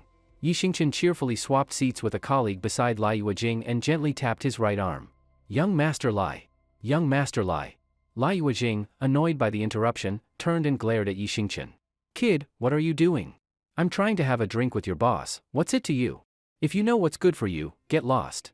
Yi Xingchen didn't get mad, just kept smiling. "Young Master Lai, may I have a word with you? Who the hell are you? Why would I talk to you? If it weren't for your boss, I'd beat you to death. Get lost." Lai Yuejing was clearly very impatient. "Please, young Master Lai, no need to get upset. Yi Xingchen kept smiling and kept signaling with his eyes toward Qin Yanran's seat, trying to convey something. Lai Yuejing paused, vaguely understanding Yi Xingchen's meaning, and finally stood up. Your topic better be worth my time, or you're dead. Come, young Master Lai, this way, just a quick word. Yi Xingchen cheerfully threw an arm over Lai Yuejing's shoulder and led him outside the private room. Say what you need to say. We're alone now. Young Master Lai. You won't win over President Qin like this. You need a different approach. Oh? What do you mean? Lai Yuejing paused, then eagerly grabbed Yi Xingchen's right hand like he was discovering a genius. Hee, seeing Lai Yuejing take the bait, Yi Xingchen grinned. Young Master Lai, I'm Deputy Chief of Security at Yida. So, if I help you get things going with President Qin. He stopped just at the right moment. Lai Yuejing slapped his chest with confidence. Say no more. If you help me win over your boss, you'll be like a brother to me. I'll get you promoted to something like a VP position, it's just a word from me. Great. Then I'll get straight to it. Yi Xingchen smiled deeply. Young Master Lai. You don't get it, when chasing a girl, you first have to know what kind of guy she likes. That's the only way to suit her taste and win her over. It's like how girls wear makeup, they know guys like pretty ones, so, you get it, right? Seeing Yi Xingchen's knowing expression, Lai Yuejing nodded thoughtfully. That makes sense? But, what kind of guy does your President Qin like? Yi Xingchen smiled again. Our President Qin? She likes guys who are really masculine. Huh? That's me, isn't it? I mean, don't I give off that manly vibe? Lai Yuejing slapped his chest without hesitation. Yi Xingchen's lips twitched slightly. This guy? Manly? That word doesn't really fit him. Just his name, Lai Yuejing? Sounds like, monthly period. Who's going to think that's manly? But Yi Xingchen didn't say any of that, of course. He kept patiently leading him along. Young Master Lai, you really do have that masculine vibe, but, showing it off in front of other people doesn't work. You have to show it in front of President Qin. She's not going to fall for you just because someone else says you're manly. And even if she did, would you want to marry someone like that? You're right, Lai Yuejing nodded. Then what do you think I should do to show my masculinity? There's plenty. Like, hitting the gym, lifting heavy, training hard for a year, you'll be packed with muscle, that's manly. Or stop acting all flirty, move with more composure, more confidence, that's real man energy. Or drinking, having a high tolerance is masculine too. Think about it, when you see a guy who never gets drunk, don't you instinctively feel he's a real man? Yeah, that's true. Lai Yuejing's eyes lit up. And I'm telling you, I've got the tolerance, never get drunk. Really? That's perfect. Yi Xingchen was thrilled to see he'd taken the bait. Here's the deal, once we get back inside, let's pretend we hit it off, like kindred spirits. Whatever you drink, I'll drink too. My tolerance is pretty bad, so I'll be done quickly. Then you just sit there like nothing happened. In comparison, President Qin will see you're the real man. Smart. Then I'll definitely win her heart. Ha. Awesome. Lai Yuejing slapped Yi Xingchen's shoulder excitedly. Bro. No need to thank me, once you're drunk, I'll send someone to take you to a hotel, and later I'll send a girl to your room. No, 3. However you want to play it. Thanks, young Master Lai. The two of them walked back to the private room arm in arm, smiling brightly.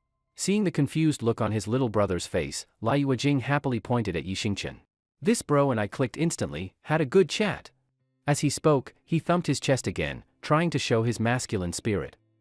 Not just his little brother, even Qin Yanran looked confused at both of them, wondering what Yi Xingchen was up to. Could it be? Qin Yanran's heart skipped. Did Yi Xingchen just seduce Lai Yuejing to help her out? So, Lai Yuejing swings both ways? Didn't see that coming. Thinking that, Qin Yanran gave Lai Yuejing a look full of disbelief. That glance almost made Lai Yuejing float. He got even more hyped. Looks like Yi Xingchen was right, Qin Yanran likes super manly guys. No matter how he bugged her before, Qin Yanran never gave him the time of day. But just now, one chest slap and she really looked at him. If he could drink Yi Xingchen under the table, wouldn't she fall into his arms? Too excited to hold back, Lai Yuejing grabbed a 1.7-ounce bottle of strong liquor and immediately downed it. Come on, bro. Fill it up. Real men drink it all in one go. He quickly poured shots into bottle cap-sized cups for both himself and Yi Xingchen, then chugged his with a showy flair. Wow! Young Master Lai can really drink. That was at least 0.03 ounces of liquor, and he downed it without blinking, really does have the tolerance of 1,000 shots. Several Yida employees were stunned by Lai Yuejing's boldness. Lai Yuejing glanced at Yi Xingchen, constantly signaling him to drink too. Yi Xingchen quickly put on a nervous expression, raised his glass, gave Lai a nod, and then pretended to wince as he finished his shot. Ha. Xingqian's done with his drink, judging by his face, he's about to pass out. No kidding, that was more than 0.03 ounces of liquor. A normal guy couldn't handle that in one go. Yida employees seemed to forget their own side and started commenting like spectators. Ha ha ha. Good. Bold move. Lai Yuejing gave Xingqian a heavy slap on the shoulder. For our bond, bro, let's go for another round. This time, his little brother smartly slipped over and refilled both their glasses. Xingqian deliberately looked troubled. Maybe, we eat something first before the next? I don't think I can take much more. Lai Yuejing nearly burst out laughing. Honestly, one shot wasn't much to him, but even he was starting to feel it. His throat and stomach were starting to burn. But what's the point of drinking? To prove how manly you are, right? If he managed 2 rounds and Xingqian passed out, he'd win for sure. So Lai Yuejing put on a displeased face and raised his glass again. Say no more. Down it in one. If you think I'm not worthy of being your drinking buddy, then forget it. Then he started wildly signaling Xingqian with his eyes, clearly saying, "What are you scared of? Just drink. Once you're out, I'll send you to a hotel and have 3 girls waiting. Hurry up, stop hesitating." Alright. Xingqian again put on a reluctant face, mimicked Lai Yuejing's move, pinched his nose with his left hand, and poured the entire shot into his mouth with his right. In just a few seconds, the 2 of them had each taken down 2 shots of strong liquor. Great tolerance. 2 or 3 milliliters of strong liquor down and still steady. They say in the Tang dynasty, the poet Li Bai earned the title of Immortal of Wine by drinking 10 milliliters in one meal. I want to see if young Master Lai and Xingqian can break the immortal Li Bai's 10 milliliter record. Lai might make it. Xingqian? I doubt it. Amid the crowd's flattery, Lai Yuejing didn't know if it was the alcohol or the feeling of getting closer to Li Bai, but he started feeling like he was floating. So this was the charm of masculinity? It felt great. But when Lai looked at Xingqian, his joy vanished. Why wasn't this guy passed out yet? Damn it, if he doesn't collapse, that means I have to keep drinking. 3 shots in a row, that's around 5 milliliters. Who the hell can take that? Lai glanced at Qin Yanran, then began frantically signaling to Xingqian to fake being drunk, even if he wasn't. Xingqian looked confused for a second, blinked like he realized something. Got it. Understood. Xingqian gave an okay sign. Lai felt a little relieved. Even if the guy was a little slow, at least he got the point. This kid was teachable. Come on. Young Master Lai. We really vibe. Let's have another one. Fill it up. Xingqian quickly picked up the bottle and poured full shots for both of them. Lai nearly spit out blood, swearing in his head. Are you blind? Brain damaged? Can't you see I'm at my limit? Still drinking? Drink my ass. Not knowing what was going on, Qin Yanran looked at the 2 of them, puzzled. Every time she got that question mark feeling, it wasn't her, it was that the people in front of her had something wrong. Why were they actually drinking more? These 2, something's off. Lai also noticed Qin Yanran was watching him, and he knew he couldn't back down now. If he did, all his effort would be wasted. And honestly, the plan was working, why else would she keep glancing at him? Thinking that, even though he wanted to kill Xingqian, he forced a calm smile and raised his glass. This? Piece of cake. This amount couldn't even fill the gap between my teeth. At home, I drink 1.7-ounce bottles like water. After that, he clinked glasses with Xingqian and downed the shot again. This one hit hard. If he hadn't forced it down, Lai felt he would have puked on the spot. And when he looked at Xingqian again, he nearly collapsed right there. No more, no more. I can't take it. I'm getting drunk.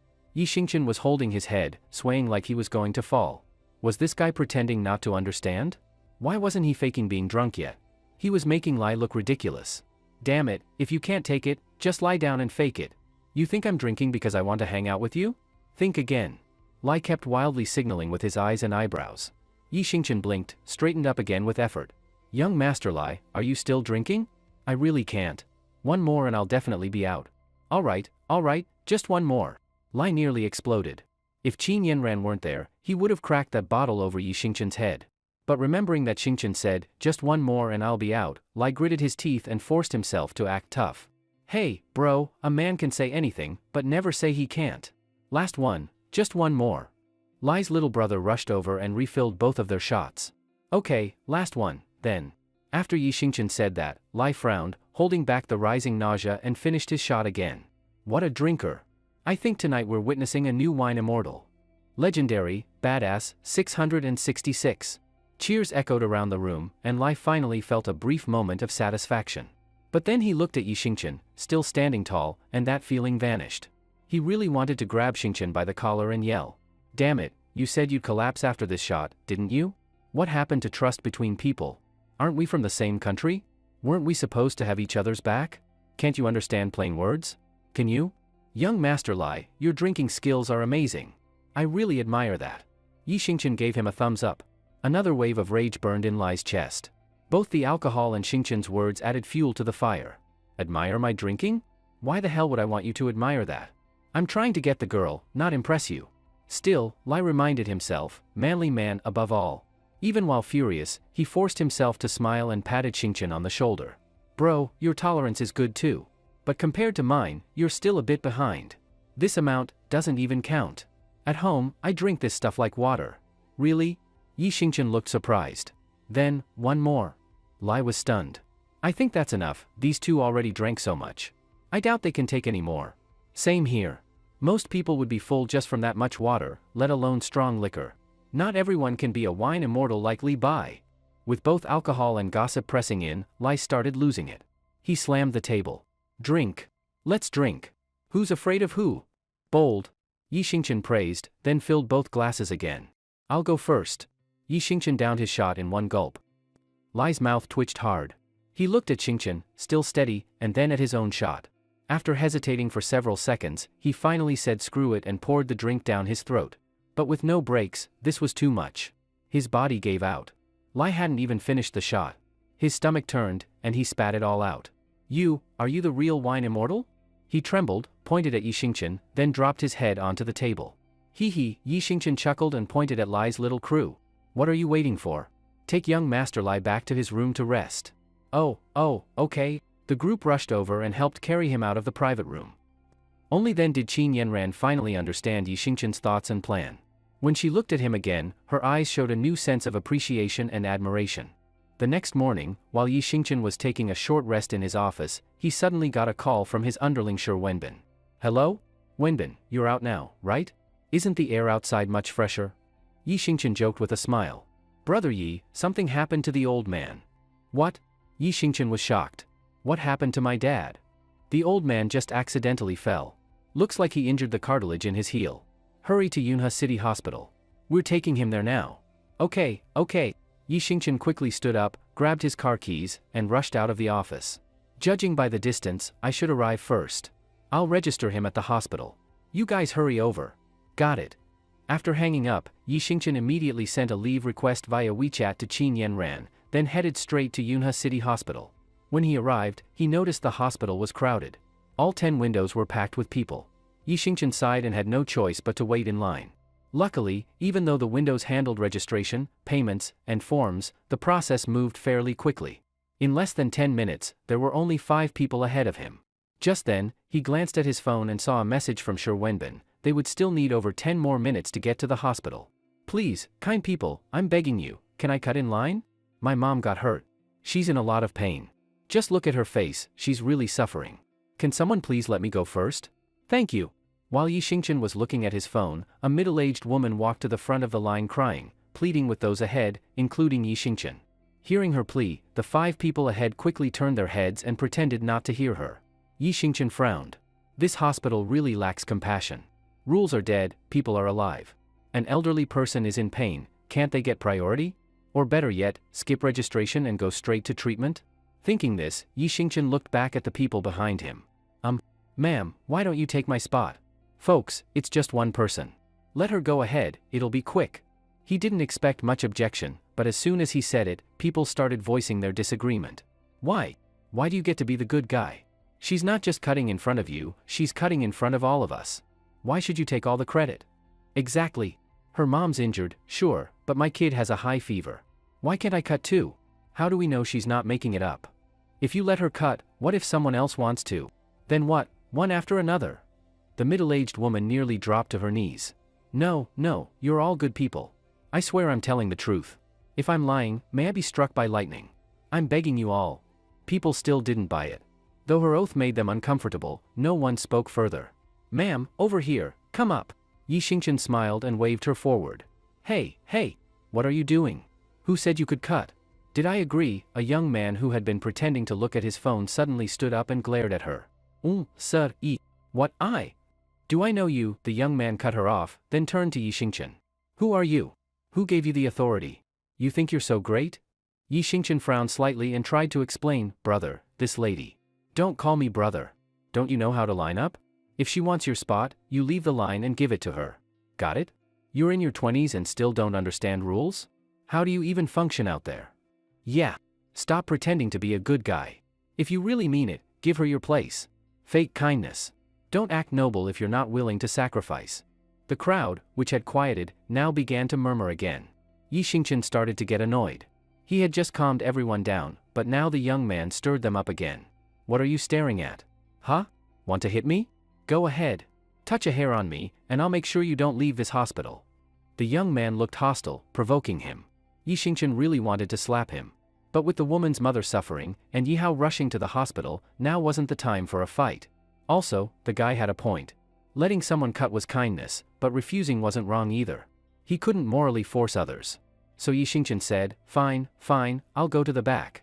Ma'am, take my spot. Now nobody has any complaints, right? The young man scoffed and wanted to say more, but seeing no one else objecting, he shut up. The middle-aged woman bowed again and again. Young man, thank you. You're a good person. You all are good people. I'm so grateful. Good people will be blessed. Yi Xingchen nodded with a smile, then walked to the back of the line to wait again. Yi Xingchen looked at his phone and roughly estimated the time. Logically, he should be able to get a registration number before Yi Hao arrived at the hospital, so there shouldn't be a problem. Hello? What? Where are you? Oh, all right. I'll come over now. At that moment, the arrogant young man from earlier received a call and quickly ran out of the hospital lobby. Seeing this, the corner of Yi Xingchen's mouth twitched slightly. That woman really came at the wrong time. If she had arrived a minute or two later, after the young man had left, she probably could have cut the line without issue, and Yi Xingchen wouldn't have had to go to the end of the line again. But Yi Xingchen didn't regret it. Doing good is always hard, that's just how it is. Young man, thank you. Thank you so much. The middle-aged woman came back to Yi Xingchen after registering, full of gratitude. It's fine, ma'am. Go quickly. Every minute you delay, your mother suffers more. Yi Xingchen smiled calmly and waved her on. Thank you. She bowed to him again and then left. About 6 minutes later, there were only 3 people in front of Yi Xingchen, and Yi Hao's group was almost at the hospital. Just then, an unexpected figure suddenly stepped in front of him.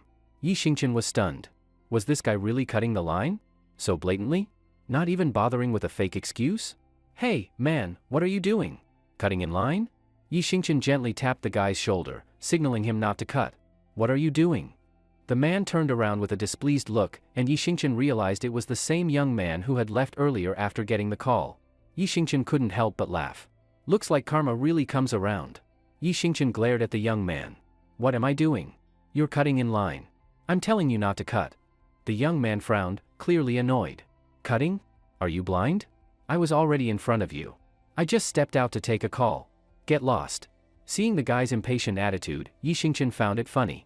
Hey, bro, weren't you the one earlier talking about the rules? You said once someone leaves the line, they can't come back. If they want to give up their spot, they should step out. That was your rule. I followed it and went to the back, now it's your turn to follow it. The young man looked uneasy and snapped, waving his hand angrily. What, you deaf? I told you I just went out to take a call. Who is this guy, so rude? Exactly. Cutting in line? Should we call staff to kick him out? People behind Yi Xingchen started whispering and pointing at the young man. That really set him off. He stepped aside, pointed at the crowd, and cursed loudly. What the hell are you yelling for? Got guts? Say it to my face. You wanna go? Do you know who I am? I'm with the Qinglong gang. Mess with me, and you're asking to die. Hearing he was from the Qinglong gang, the people who were complaining immediately shrank back and lowered their heads, pretending nothing had happened. Seeing this, Yi Xingchen was stunned. People really do bully the weak and fear the strong. That woman practically begged on her knees to cut in line, and everyone objected. Now this guy just shouts a few threats and no one dares speak up. What a messed up world. The young man looked pleased with himself, then arrogantly stared at Yi Xingchen. You, kid, wanna try me? Can I stand at the front now? Heh, Yi Xingchen chuckled and shook his head. Sorry, still no. I'm someone who sticks to principles. If you hadn't stopped that woman from cutting earlier, I wouldn't have said a word. But you blocked a good deed. You didn't plant good seeds, why should you enjoy good results? Oh? The guy looked at Yi Xingchen with disdain. You don't get it, huh? Didn't I just say I'm with the Qinglong gang? Know what that means? Ask around, I'll scare you till you piss your pants. Qinglong gang, heh. Yi Xingchen looked at him with a half-smile. I'm the boss behind Qinglong Gang. And this little punk dares act tough in front of me? Get lost before I call my boss to break your legs. Who's your boss? Deng Hao? Shi Wenbin. The young man froze. He never expected Yi Xingchen to know the names of Qinglong's boss and second-in-command. But he shrugged it off, thinking Yi Xingchen must have heard it from someone.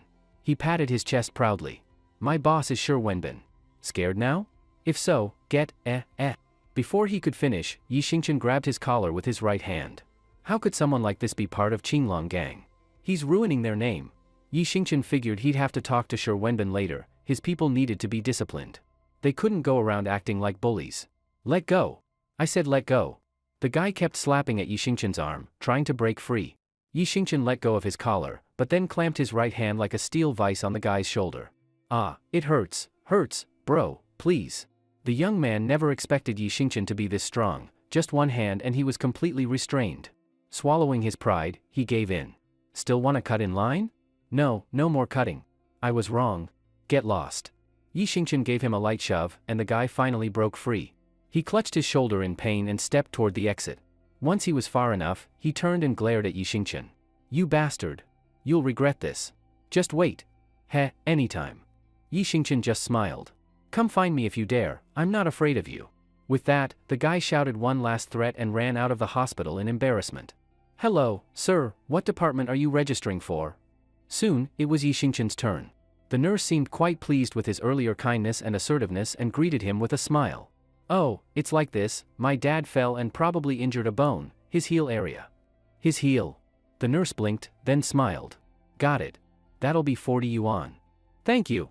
After Yi Xingchen handed her the money, he quickly realized something was off. Didn't registration only cost 20 yuan? Why did the nurse charge him 40? When he got the slip, he was shocked to see he'd been registered for both orthopedics and the urology department. Wait, miss, why did you register my dad for urology? Yi Xingchen looked at the nurse, puzzled. She smiled lightly. Because that's what you said. What did I say? You said down there. Down there? No. I meant his heel, the back of his foot, not that down there. Oh? I'm so sorry. After a whole morning of running around, Yi Hao was finally settled in the hospital. Brother Yi, the doctor said your father's condition isn't serious. He just needs to rest here for 3 or 4 days, and then he can continue recovering at home. Yi Xingchen had just finished paying when he arrived at the hospital room, where Shi Wenbin was stepping out. Good, that's a relief. Yi Xingchen exhaled softly after hearing the update. Brother Yi, since we're already at the hospital, how about scheduling the surgery as well? The gang has the money. We can easily cover his medical expenses. Sure. Yi Xingchen glanced at his father sleeping on the bed and nodded. Then he remembered the incident with the young man from earlier and was about to mention it to Shi Wenbin. Just then, loud cursing came from the hallway. Brother Chiu, I found out. That bastard and his dad are in that room. That punk had the nerve to hit me in public. You have to back me up. Don't worry, Ashin. Anyone who messes with me is going to regret being born. Yi Xingchen looked toward the noise and saw the young man he had kicked out earlier now charging in with a group of thugs. Yi Xingchen smirked. He was just about to bring this up, and now they came right to him. If this guy really was with the Qinglong Gang, then today was the day to clean house. Brother Chiu and Ashin quickly reached Yi Xingchen and Shi Wenbin. Brother Chiu held some status in the gang and recognized Shi Wenbin. When he realized Ashin had brought him to confront one of Wenbin's men, a strong sense of unease flooded his chest. Chiu pointed at Shi Wenbin. You mean, him? Brother Chiu? No, not him, the bastard next to him. Ashin had no clue what was happening and kept pointing at Yi Xingchen and Wenbin. But since that guy's with him, they must be in it together. We have to beat them both up to make it right? Chiu's heart sank. He felt like the world was crashing down on him. You're sure? Of course I'm sure. I'd recognize him even if he turned to ashes. Wenbin was stunned and turned to Yi Xingchen. Brother Yi, are these guys bothering you? He says I'm bothering him? He's the one who started it. Whatever. I came here to stir things up, so what? Brother Chiu, slap these 2 bastards for me. Oh, so you came to mess with me and Brother Yi? Wenbin smiled coldly at Brother Chiu. Thud. Hearing that, Brother Chiu's legs gave out, and he dropped to his knees. Huh? Brother Chiu, what's wrong? Why are you kneeling? Were those 2 girls last night too much for you? Ashin was still clueless and confused. Too much your ass. Brother Chiu exploded in rage. Get your ass down on your knees. Me? Kneel? Brother Chiu, are you kidding? Shouldn't they be kneeling? You little idiot. Brother Chio's eyes went dark, and he smacked Ashin across the face. What the hell, Brother Chio? Are you crazy? Why are you hitting me? With a shaking hand, Brother Chio pointed at Wenbin. Do you know who this man is? Ashin, holding his cheek, looked confused.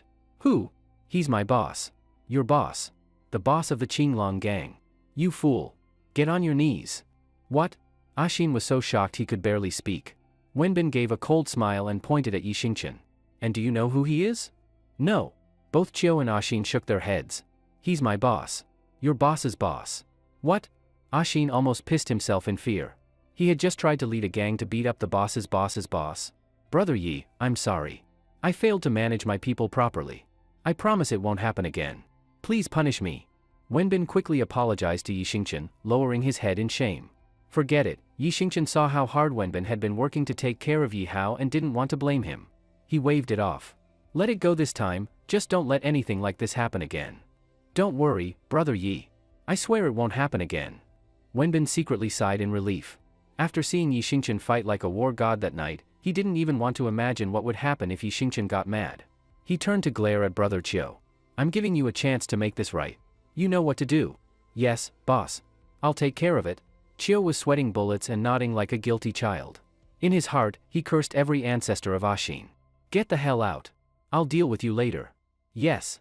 Thank you, boss. And thank you to the boss's boss. Chio stood up with a pale face and glared at Ashin, the cause of all this. What are you waiting for? Get this idiot out of here. Please, have mercy, boss. Ashin begged as several men dragged him away from the hospital.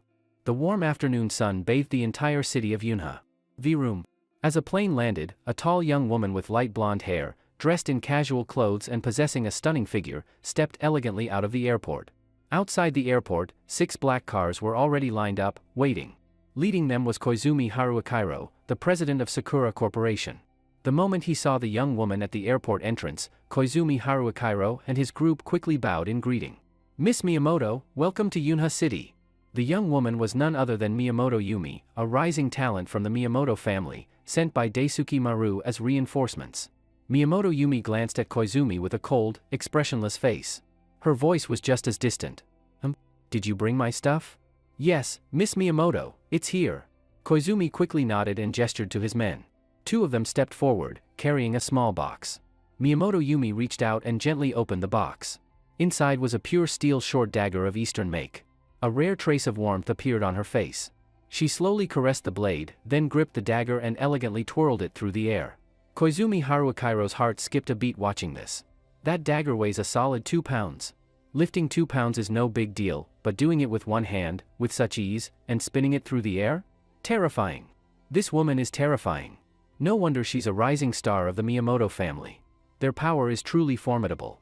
Yumi sheathed the dagger at her waist and looked at Koizumi with disdain. Who's the target? Give me the file. Koizumi signaled again. When she received the 2 files, he began explaining softly. Miss Miyamoto, there are 2 targets. One is an ordinary man, the other's got considerable strength, he might be tricky. The ordinary guy is Shin Jingbing. He used to be my informant in another company, but he was recently exposed. He has to be silenced. I've already used connections to bail him out, he can be taken care of at any time. The other one is Yi Xingchen. He's strong, in a weightlifting competition, he once lifted more than 6 pounds. That's enough. Yumi cut him off impatiently. Leave it to me. Once these 2 are eliminated, I'll return to Japan to resume training. Understood. We appreciate your help, Miss Miyamoto. At dusk, outside Yunhe City Police Department. Shin Jingbing walked out with a defeated expression. The police's words still echoed in his head. Mr. Shen, you're involved in a corporate espionage case. Although you've been released on bail, from today on, your movements are restricted. You must remain at home and await further notice. Sigh? No idea how much time passed, but Shin Jingbing finally sighed heavily. He knew, even though Koizumi pulled strings to bail him out, his fate was pretty much sealed this time. At that moment, Shin Jingbing bitterly regretted agreeing to Koizumi's deal for money. One wrong step had ruined his life. Whoosh! A cold wind blew by, making him shiver. He looked around in confusion. Huh? Where am I? How did I end up here? Damn. Just as he turned to head back, he noticed a young woman sitting on a small bench up ahead. It was Miyamoto Yumi, clearly waiting to assassinate Shin Jingbing. Maybe it was her looks, maybe her figure, but Shin Jingbing stopped and started checking her out. He couldn't help but evaluate her silently. Face? About 85 out of 100. But that figure? Damn. I've never seen a body like that. She's gotta be at least an E-cup. That bust, that slim waist, those long legs. If I could spend a night with a woman like that, I'd die happy. A body like that, it's a waste she's not in adult films. Swish. Suddenly, Miyamoto Yumi stood and walked toward him with elegant steps. Shen Jingbing had no clue of the danger. He was still mentally drooling over her body. In a daze, he suddenly noticed a cold glint from her waist. The setting sun lit up the steel blade as she drew her dagger. Huh? Wait. Only when she drew the blade did Shen Jingbing realize something was wrong. He suddenly understood. Koizumi had hired a killer to silence him. That bastard, ungrateful traitor. Shen Jingbing instantly knew this woman was no ordinary person. Someone who can one-hand a solid steel dagger? Definitely not a pushover. He didn't dare fight, he turned and bolted in the opposite direction. Heh. Yumi smirked coldly. She spun the dagger gracefully and charged after him. Damn it. Shen Jingbing cursed and ran without looking back. After running several dozen feet, he looked back to see how far she was. What he saw made his heart stop. Yumi was already right behind him. No, no. Swish. Before he could even speak, Yumi leapt past him. With a flick of her wrist, the dagger flashed, and she crouched gracefully in front of him. Ah! He felt a sudden heat at his neck. He tried to point at her back but realized he couldn't speak, his voice was gone. He touched his neck and saw his hand was covered in blood. He tried pointing again, but his strength quickly drained away from the wound. Heh! Yumi gave a cold laugh and walked away without another glance. Moments later, Shen Jingbing collapsed into a pool of blood. Don't ask me how high the sun is, I'll tell you how deep I am. These lyrics don't sound right. Yi Xingqian hummed a tune as he opened the door to his villa. Lately, Yi Xingqian had been riding high. He had Lin Yun's favor, Qin Yanran's trust, had become the leader of the Qinglong gang, which greatly eased his financial pressure, and even got to know the mysterious boss Long Qingxian. Perhaps the only thing worth being cautious about was Long Qingshuan's true intentions. As Yi Xingqian muttered over everything that had recently happened, he walked into his living room. Click. Yi Xingqian flipped on the lights and saw a young woman with an impressive figure sitting on his living room sofa. What the? Yi Xingqian jumped. Excuse me, who are you? If I'm not mistaken, this is my house, right? Did you come into the wrong home? Or are you a thief? Yi Xingqian muttered under his breath, since when did thieves break into poor folks' homes like his? Come on, if you're going to steal, at least go to Qin Yanran's place next door. She's rich, lives alone, and couldn't hurt a fly, ideal for thieves, right? The young woman was Miyamoto Yumi. She was curiously observing Yi Xingqian. You're Yi Xingqian? Yi Xingqian froze slightly. Judging by her look, she wasn't a thief, she had come specifically to find him. He frowned a bit. I'm Yi Xingqian. And you are? A playful smile crossed Miyamoto Yumi's face. I'm Miyamoto Yumi. I heard you're really strong. Miyamoto Yumi? From Japan? At that moment, Yi Xingqian realized where she came from, no doubt sent by Koizumi Haruhikairo to take revenge. Now that he knew her background, Yi Xingqian dropped the polite act and sat down across from her with a smirk of his own. Not only am I strong, I'm also big down there. Wanna see my big buddy for yourself? Miyamoto Yumi looked confused at first, but soon picked up on the meaning behind his words. A cold smile appeared on her face. So what if you've got a big buddy? Heh. Even if I don't have one, I can still get as many as I want. Yi Xingqian was dumbfounded. What kind of bold talk was this? Is Japan really that open? A few lines in and she's already pushing full throttle? Miyamoto Yumi slowly drew the Japanese dagger at her waist and started to show it off. This blade is called Seijin. It weighs 1.25 pounds. Yi Xingqian blinked, looked around, then picked up a nearby stool. This stool is called the tiger stool. It weighs? I dunno. However heavy you say it is, that's how heavy it is.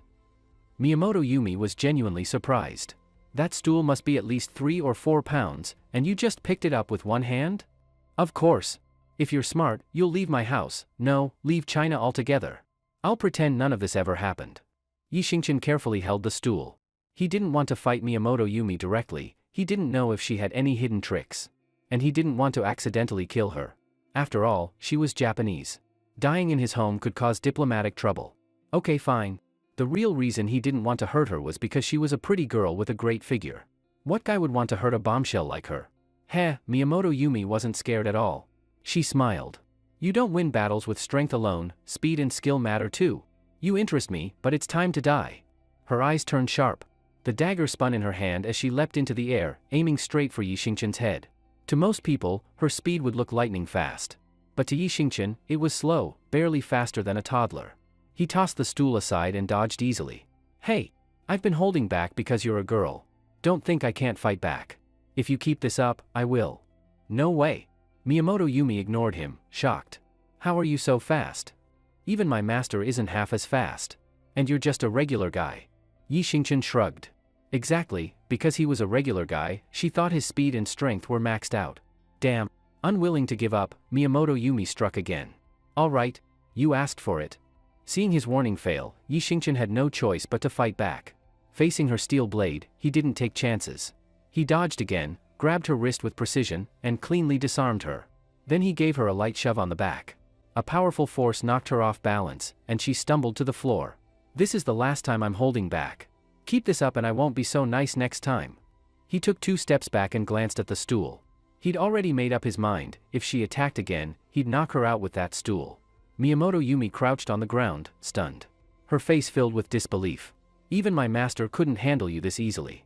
It felt like an ant trying to shake a tree. Who are you? Are you one of the Dragon Clan elites? Dragon Clan? What Dragon Clan? Yi Xingqian blinked. I don't know anything about that. Look, if you know what's good for you, just leave China now, I promise I won't hurt you. Yumi bit her lip and started to slowly remove her jacket. Hey, what are you doing? Yi Xingqian covered his eyes with one hand but peeked through his fingers. I already said I wouldn't hurt you, you don't have to thank me like that. Suddenly, her expression turned cold. She flung her jacket at him, and from the sleeve, a cloud of unknown powder scattered right at the unguarded Yi Xingqian. Under the lighting in the living room, Yi Xingqian clearly saw a cloud of dust rushing straight at his face. Even though he held his breath as quickly as he could, he still accidentally inhaled a few mouthfuls of the dust. Yi Xingqian couldn't help but get angry and embarrassed. He quickly stepped back a few paces, trying to get out of the dust's range. In his mind, Yi Xingqian cursed Miyamoto Tomomi and all people from the east together. Damn it. How sneaky. They couldn't win in a fair fight, so they used tricks like poison, such a low move. He let his guard down this time and fell for the trap. Miyamoto Tomomi, having succeeded in her scheme, slowly stood up from the ground with a face full of contempt and coldness. Being merciful to your enemy is being cruel to yourself. In your next life, don't show any mercy to your enemies. She glanced at the dagger lying on the ground, planning to finish off Yi Xingqian once the poison kicked in. Damn. Yi Xingqian glanced at the door behind him, planning to escape and find someone or someplace to treat himself. Just as he was about to flee, he suddenly felt a burning sensation in his chest, stomach, and even in his mouth and nose. He clenched his fists, and the look in his eyes toward Miyamoto Tomomi grew more sorrowful and furious. That sneaky trickster, barely a moment had passed, and the poison had already started working. His life was just starting to rise toward its peak, and now it was about to be ruined. Since the poison was working so fast, there probably wasn't time to run. He might as well take Miyamoto Tomomi down with him. If he had to go to the afterlife, at least he'd have this explosive beauty with him, it wouldn't be too lonely. Suddenly, Yi Xingqian was shocked by his own thoughts. What the hell? Why was he thinking about Miyamoto Tomomi's body at a time like this? Since when had he gotten so pervy? But, this woman's figure was really incredible. And now she was only wearing a tight t-shirt, hard not to think about it. Of course, Miyamoto Tomomi had no idea what Yi Xingqian was thinking. She just took up a defensive stance, turning sideways to face him with her fists held in front of her chest, fully alert. Seeing this, Yi Xingqian almost started bleeding from every orifice. Look! Those fists were really… no. Those fists were really white. Wait, no. Those fists were really round. No. Those fists were really soft. Crap, his whole brain was filled with boobs now. Huh? Miyamoto Tomomi frowned slightly, sensing that something wasn't right. If she remembered correctly, the secret poison, dusha, from the Miyamoto family, something she'd used more than 10 times, should make the victim's face turn blue, their limbs weak, and then collapse on the ground and die. But, why wasn't Yi Xingqian showing any of those symptoms? Blue face? He looked like he was blushing all over, even had a nosebleed. Weak limbs? Collapsing? He looked totally hyped up. This didn't look like dusha poisoning at all. This looked more like… A look of shock appeared on Miyamoto Tomomi's face, as if she realized something. These weren't the symptoms of dusha at all. The poison had been personally given to her by her senior, Miyamoto Junyi, and she had hidden it in her sleeve herself. There couldn't have been a mistake. The only explanation was? Miyamoto Junyi had swapped out the dusha poison. Miyamoto Shunai replaced the deadly poison with an aphrodisiac. Being forced to use the poison usually meant that the opponent was overwhelmingly powerful. And once the opponent was drugged, there were only 2 possible outcomes. One was losing oneself, and the other was death. In front of such a strong opponent, any resistance was futile. The first rule of the Miyamoto family: before any woman reaches the mid-stage of the saint level, if she loses herself, she must take her own life in apology. Thinking of this, Miyamoto Yumi felt like she had fallen into an icy abyss. Meanwhile, Yixingchen. At that moment, a trace of madness had already appeared on Yixingchen's face. Miyamoto Yumi was truly terrified.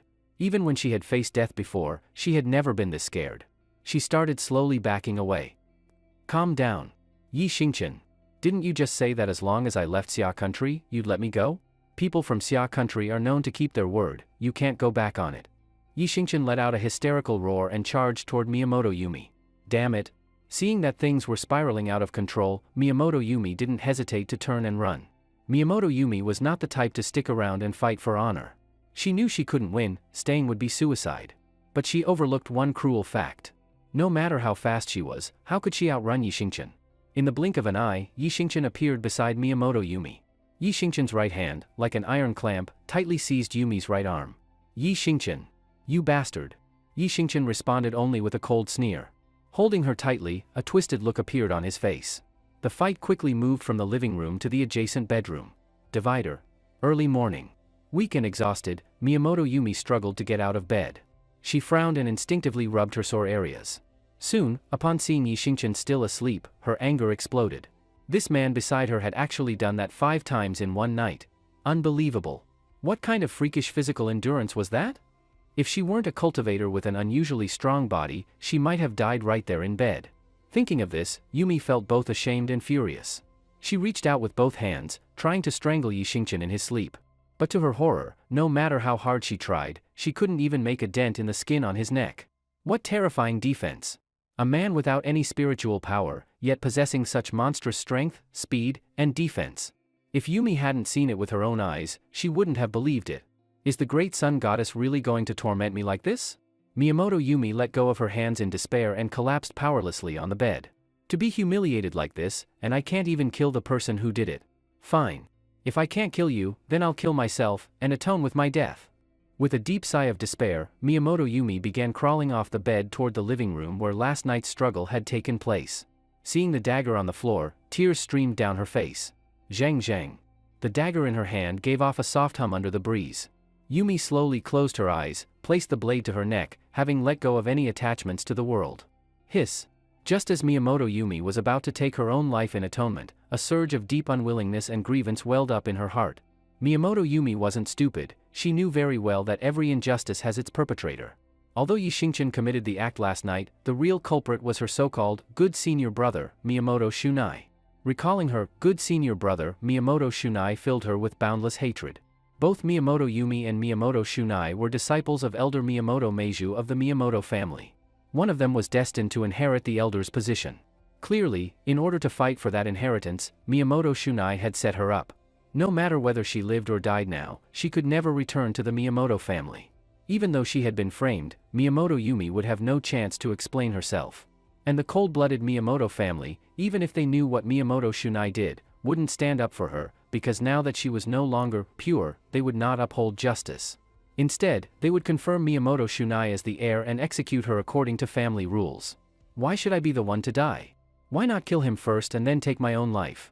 Startled by the sudden thought, Miyamoto Yumi struggled to her feet once again. She changed her mind. She had to stay alive, keep cultivating, and take revenge on Miyamoto Shunai before ending her life on her own terms. The most urgent thing now was to find a place where no one recognized her and train in solitude. Just as she stood up again, she noticed something strange. This is spiritual energy. Miyamoto Yumi looked at a faint, nearly invisible white thread wrapping around her arm, her face full of surprise and joy. She couldn't believe it. After training for over 20 years without even reaching the entry level of the Saint stage, she had somehow reached that level this morning. The sign of reaching Saint entry level was the appearance of spiritual energy, and now she had it. She had made the breakthrough. How could this be? I didn't even take any spirit herbs last night. How did I suddenly break through to the Saint level? Thinking back on last night's events, apart from the unforgettable pain, it seemed that during that act with Yixingchen, a faint spiritual energy had flowed into her body. Could it be that the spiritual energy came from Yixingchen? And it transferred into her through that kind of physical activity? But Yixingchen didn't seem to have any spiritual energy at all. She had thought it was just her imagination last night and hadn't paid attention. But, if that was really the case, wouldn't that mean she could keep improving just by doing that with Yixingchen? Then what's the point of training the old-fashioned way? What's the point of eating spirit herbs? In an instant, Miyamoto Yumi felt as if the gods had closed one window but opened the door to a whole new path of cultivation. If it were really true, then seeking revenge on Miyamoto Shunai wasn't just a pipe dream. With Yixingchen's help, she could gain enough power to shatter the Miyamoto family's plan to execute her. And maybe even kill Yixingchen afterward to take revenge for her humiliation. With that thought, Miyamoto Yumi glanced through the bedroom door at Yixingchen, who was still snoring on the bed, already forming a plan in her mind. Right at that moment, Yixingchen stretched and slowly woke up. Hiss. Opening his eyes and seeing the messy bedding and a torn t-shirt, Yixingchen fell into deep thought. Last night, it seemed he fought with a female assassin sent by that guy from the Ichiro clan. She even used poison? Then he lost control, and with that woman? No way, no way. Yixingchen smacked his forehead. I couldn't have done something that horrible, like some kind of beast, right? Then he saw a spot of blood on the sheets and became sure it really happened. It wasn't a dream. Suddenly remembering something, he jumped out of bed and looked toward the living room, where Miyamoto Yumi was staring at him. Their eyes met, and there was a moment of awkwardness. Good morning. Yixingchen scratched the back of his head awkwardly, not knowing how to face her. Hearing that, Miyamoto Yumi's anger flared again. She wanted nothing more than to strangle him on the spot. Look, I know it's too late for an apology, but I still think I should say sorry, and you might not believe this, but it was my first time too. Maybe, we can call it even. Yumi still said nothing. Honestly, it was really a misunderstanding. I didn't know you were going to poison me, and that kind of poison no less. I had no choice. Maybe, you can hit me a few times to blow off steam? Or, maybe put on some clothes first? I'm afraid the poison from last night hasn't fully worn off, and the way you look right now, it might trigger me again. Miyamoto Yumi took a deep breath to calm her anger and then shook her head helplessly. What happened last night wasn't your fault. I was set up. The poison was swapped. That's great. I'm so thankful to whoever did that. What I meant was, I was really lucky. In our Miyamoto family, the tradition is to give ourselves to only one person for life. No matter the reason, once someone has me, I belong to them forever. Huh? Yixingchen was so shocked he couldn't speak. What kind of family was this? What kind of tradition was that? Wasn't the Eastern Island nation supposed to be open and modern? This was beyond old-fashioned. This made no sense. Suddenly, Miyamoto Yumi smirked and walked toward Yixingchen. You. To Yixingchen's surprise, Yumi suddenly hugged him. As they embraced, Yumi felt a faint spiritual energy flow from Yixingchen into her again. At that moment, she confirmed her suspicion. A bold revenge plan was already taking shape in her heart. Miyamoto Shunai. Since you are so ruthless and despicable, caring nothing for our bond as disciples, then let it all burn. From now on, you will pay the price for your treachery. Another round of intense activity. Yixingchen held Miyamoto Yumi in his arms, lost in thought. Everything that had just happened felt like a dream to Yixingchen. A beautiful misunderstanding had somehow led this stunning girl from the Eastern Island nation to. If this was a dream, Yixingchen didn't want to ever wake up. Miyamoto Yumi raised her head and looked at Yixingchen's chin. After hesitating for a long time, she finally asked a question that had been bothering her. Why can't I sense any spiritual energy from you? Yixingchen looked completely confused by her question. Spiritual energy? What's that? Huh? Miyamoto Yumi was stunned. You don't know what spiritual energy is? Then how are you so physically strong? Your strength, speed, and defense, they're incredible. Well, Yixingchen honestly didn't know how to answer. If I told you I'm just an ordinary guy, would you believe me? Clearly, Miyamoto Yumi didn't believe him. Alright, I guess I've always been this way since birth. So, tell me, what exactly is spiritual energy? Spiritual energy, Miyamoto Yumi paused to think before answering. Besides eating and drinking, humans can also absorb the energy of heaven and earth to survive and move. That's why normal people only need a small amount of food to stay active. Some people, through constant battle and breaking their own limits, can increase how much of this energy they absorb, improving their physical attributes. When that energy inside the body reaches a certain limit, it condenses into spiritual energy. Spiritual energy enhances all aspects of the body. That's what it means to reach the saint level. Besides absorbing energy from the environment, people can also absorb energy by eating spiritual herbs. That's the most important method for cultivators to break through. Oh, Yixingchen nodded thoughtfully. So it's like the cultivation stuff in fantasy novels? What are you thinking? This is an urban superpower story, not a fantasy cultivation novel. Of course it's not the same. Spiritual energy just boosts physical performance. Miyamoto Yumi rolled her eyes at him. Got it, got it. Yi Xingqian nodded again and again. So eating those spiritual herbs is the main way to cultivate? Yes. What are spiritual herbs? Do you have any? Of course. Miyamoto Yumi quickly got out of bed and grabbed a plant from the torn pieces of her clothes, handing it to Yi Xingqian. Looking at the herb, Yi Xingqian was speechless. Wait. I get the theory. But, you're calling this a spiritual herb? And no wonder, what she handed him was a foxtail weed. For a moment, Yi Xingqian thought she was messing with him.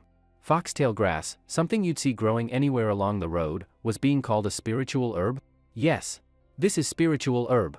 Miyamoto Yumi nodded seriously. She didn't seem to be joking, and Yi Xingqian was left speechless. You're telling me I can absorb spiritual energy by eating this thing? This is what you call cultivation. What else? Miyamoto Yumi looked at him blankly. This stuff grows everywhere by the road. Exactly. Then doesn't that mean everyone can cultivate? You're oversimplifying it. Miyamoto Yumi smiled. Even though spiritual herbs are everywhere, you have to eat a whole plant to absorb its energy. How can an ordinary person eat an entire one of these? Oh, now I get it. Yi Xingqian finally understood.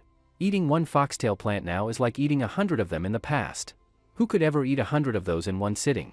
So if you want to cultivate, you need a strong stomach. In this world, gluttons rule. Forget martial artists, this is the age of the eater kings. Insane. This world was getting crazier by the minute. Maybe to test what she said, or maybe just out of curiosity, Yi Xingqian took the foxtail from Miyamoto Yumi, chewed it up, and swallowed it. To his surprise, as soon as it went down, he felt a faint flow of energy moving inside his body. This foxtail grass actually worked. In that moment, Yi Xingqian made up his mind. Once he went out, he was going to pull up every single foxtail on the street and eat them all. By the way, you said you're from the Miyamoto family? Are there many strong people in your family? Thinking of his conflict with Ichiro, Yi Xingqian felt he needed to understand this potential enemy better. Yes. Miyamoto Yumi nodded firmly. The Miyamoto family has a lot of powerful people.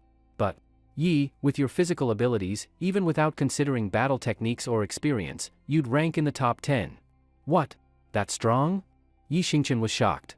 Even someone like him, unaffected by global physical decline, could only rank top 10? And that's without taking experience or skill into account. If he really wanted to take on Ichiro and the Miyamoto family head-on, he'd need to keep eating foxtail to boost his power. The Miyamoto family is strong. They're one of the 5 major powers in the world, how could they not be? The 5 major powers? Which ones? The Miyamoto family from the Eastern Island nation, the Catholic Church from Europe, Hurricane from America, Godslayer from Africa, and the Dragon Clan from Xia country. Yi Xingqian nodded, deep in thought. He wasn't someone with a narrow view. He knew that as his strength grew, he'd keep encountering higher-level players. If he really wanted to make a name for himself, he'd have to deal with those groups eventually. Maybe he could learn more about them through Miyamoto Yumi. That way, when the time came, he wouldn't be clueless. After all, know yourself and know your enemy, and you'll never lose. Just as Yi Xingqian was about to ask Yumi more about these organizations, his phone on the bedside table buzzed. He picked it up, it was a message from Qin Yanran. It's the weekend. No work today. What's up? Even on weekends you need personal protection? Yi Xingqian frowned at the message. It was simple. SOS. Lai Yuejing broke into my house and is harassing me, come quickly. This guy, still not giving up? Looks like it's time to teach him a lesson. Yi Xingqian narrowed his eyes, already planning to deal with Lai Yuejing. Miyamoto Yumi smiled deeply. Taking care of that guy? I actually have something for that. Try it, he'll never show his face at her place again. The villa next door where Qin Yanran lived. Yi Xingqian had just reached the villa's gate when he heard the annoying voice of Lai Yuejing coming from inside. President Qin, no matter what, you have to have dinner with me today. Do you know, my uncle is the head of the Urban Management Bureau. If you don't agree, hee. I remember your company just won the bid for the Yunhe City Ocean Park project, right? You wouldn't want to see the city inspectors finding constant excuses to force your construction to stop, would you? Hearing Lai Yuejing's words, Yi Xingqian was momentarily stunned. Since when had his hearing become this good? Lai Yuejing was inside the villa, while he was at the gate, and Lai wasn't even speaking loudly. Even so, he could clearly hear everything. Could this be the effect of the foxtail grass? Delighted, Yi Xingqian quickly walked into the villa. Stop! What are you doing? Who are you? As soon as Yi Xingqian entered the living room, 2 of Lai Yuejing's goons blocked him on both sides. Hearing the noise, Lai Yuejing glanced at Yi Xingqian and his face instantly filled with rage. Damn it! You again! Bastard! Last time you tricked me and I ended up drunk in bed all day. It's perfect that you showed up today, I'm going to deal with you too. Hearing Lai Yuejing's words, the goons moved toward Yi Xingchen menacingly, clearly ready to rough him up. Hey! Mr. Lai, wait a sec. Let me explain, let me speak. Seeing things were getting dangerous, Yi Xingchen quickly raised his hands, signaling Lai Yuejing to calm down. What's there to explain? You tricked me into drinking last time, made me a laughingstock among the rich kids of Yunhe City. If I don't break your legs, how can I let go of this humiliation? Lai Yuejing's face darkened with rage. What the hell are you doing? Fighting in my house? Do none of you respect me? Think I'm easy to mess with? Seeing that Lai Yuejing was about to attack, Qin Yanran finally stood her ground, clearly ready to confront him. President Qin. Please, calm down. Yi Xingchen had come prepared. He wouldn't let Qin Yanran ruin things by clashing directly with Lai Yuejing. Let me explain to Mr. Lai. Can I just say something? If after hearing me out you still can't stand me, fine, beat me up, I won't resist. Huh? Lai Yuejing looked suspiciously at Yi Xingchen, then glanced at the angry Qin Yanran. In the end, he decided to hear what Yi Xingchen had to say. Fine, I'll give you one last chance. But if your explanation isn't perfect, I'm not letting you off. Of course, of course. Yi Xingchen smiled and walked to a corner of the living room, then waved at Lai Yuejing enthusiastically. Mr. Lai, come on, let's talk in private. Lai Yuejing, not suspecting much, walked over to Yi Xingchen to hear his last words. Yi Xingchen leaned in and whispered, Mr. Lai, it's all a misunderstanding. One of your guys told me you could drink 1,000 shots without getting drunk. I thought you really could. That's why things got messed up. How about this, give me another chance. If President Qin isn't impressed this time, you can beat me up afterward. What do you think? Lai Yuejing's brow twitched. What's your idea? Later, you act super mad and point at me, yelling something like, so you took an anti-drunkenness pill that night. No wonder you held your liquor. Then pretend to be pissed and challenge me to drink again. I'll go grab some booze, dilute your bottle with water, drink a few sips and fake being drunk. That way, you get your dignity back, right? Really? Can I trust this? Lai Yuejing was skeptical. Mr. Lai. Think about it. After what happened last time, would I dare trick you again? And if I do mess it up again, just accuse me of cheating. Say whatever you want, just stop drinking. But once you knock me out in front of everyone, let your guys spread the word. You'll be respected again. Makes sense. The naive Lai Yuejing was quickly persuaded and believed Yi Xingchen. Yi Xingchen gave him a nod, and Lai Yuejing began his performance. He dramatically pointed at Yi Xingchen and shouted, Ha! You punk! I knew it. No one can drink that much, turns out you cheated and took an anti-drunk pill. You made me lose face. No way. We're drinking again today, I need to get my pride back. Yi Xingchen pretended to hesitate. Mr. Lai, you're putting me in a tough spot. Without cheating, I can't drink nearly as much as a true man like you. Huh? Qin Yanran looked at the two of them, completely confused. What's going on? Why are they drinking again? Lai Yuejing noticed her watching. Her look wasn't hostile like before, which made him quite happy. He secretly gave Yi Xingchen a thumbs up, then shouted with great emotion. No way. Today, you must drink with me again. I, Lai Yuejing, am a man. I won't lose face like this. If you refuse, don't blame me for turning hostile. But, where am I supposed to find alcohol right now? Lai Yuejing quickly turned to Qin Yanran. President Qin, this is my chance to redeem myself. You won't mind lending us a few bottles of wine, right? Whatever, there's wine on the rack in the room next to the living room. Qin Yanran stared blankly at them, pointing toward the next room, unsure of what to say. Hearing her agree, Lai Yuejing was overjoyed. Before, he couldn't even get a proper conversation with her, now he was drinking her wine. Step by step, things were going great. Today it's drinking her wine, tomorrow maybe she'll cook for him, the day after he'll shower at her place, and soon after he'll wear a groom's suit in her house. Winning the girl was right around the corner. In his mind, Lai Yuejing imagined a scene. Qin Yanran pushing a baby stroller, blushing, saying to him, Honey, the baby is hungry. Let's hold him together while I feed him. Ha ha ha ha. Lai Yuejing burst into wild laughter. Yi Xingchen twitched at the corner of his mouth watching Lai Yuejing. Half amused, half pitying. A simp is a simp, in the end, he gets nothing. Cough. Lai Yuejing quickly realized he had lost his composure. He coughed a few times to cover up his awkwardness, then waved his hand in an exaggerated, manly way. Kid, hurry up and get the booze. Sure thing. Yi Xingchen jogged into the room next to the living room. On the wine rack were all kinds of liquor, red, white, beer, you name it. Could it be that Qin Yanran was a big drinker? Yi Xingchen chuckled and grabbed 2 bottles of white liquor, each just a few ounces. He opened a window in the room, poured out half of one bottle, and filled it back up with water from a teapot on the table. Looking around to confirm no one was watching, Yi Xingchen pulled out a small paper packet from his pocket. Inside was a few grams of white powder. Smirking, Yi Xingchen poured the whole packet into the bottle he had watered down.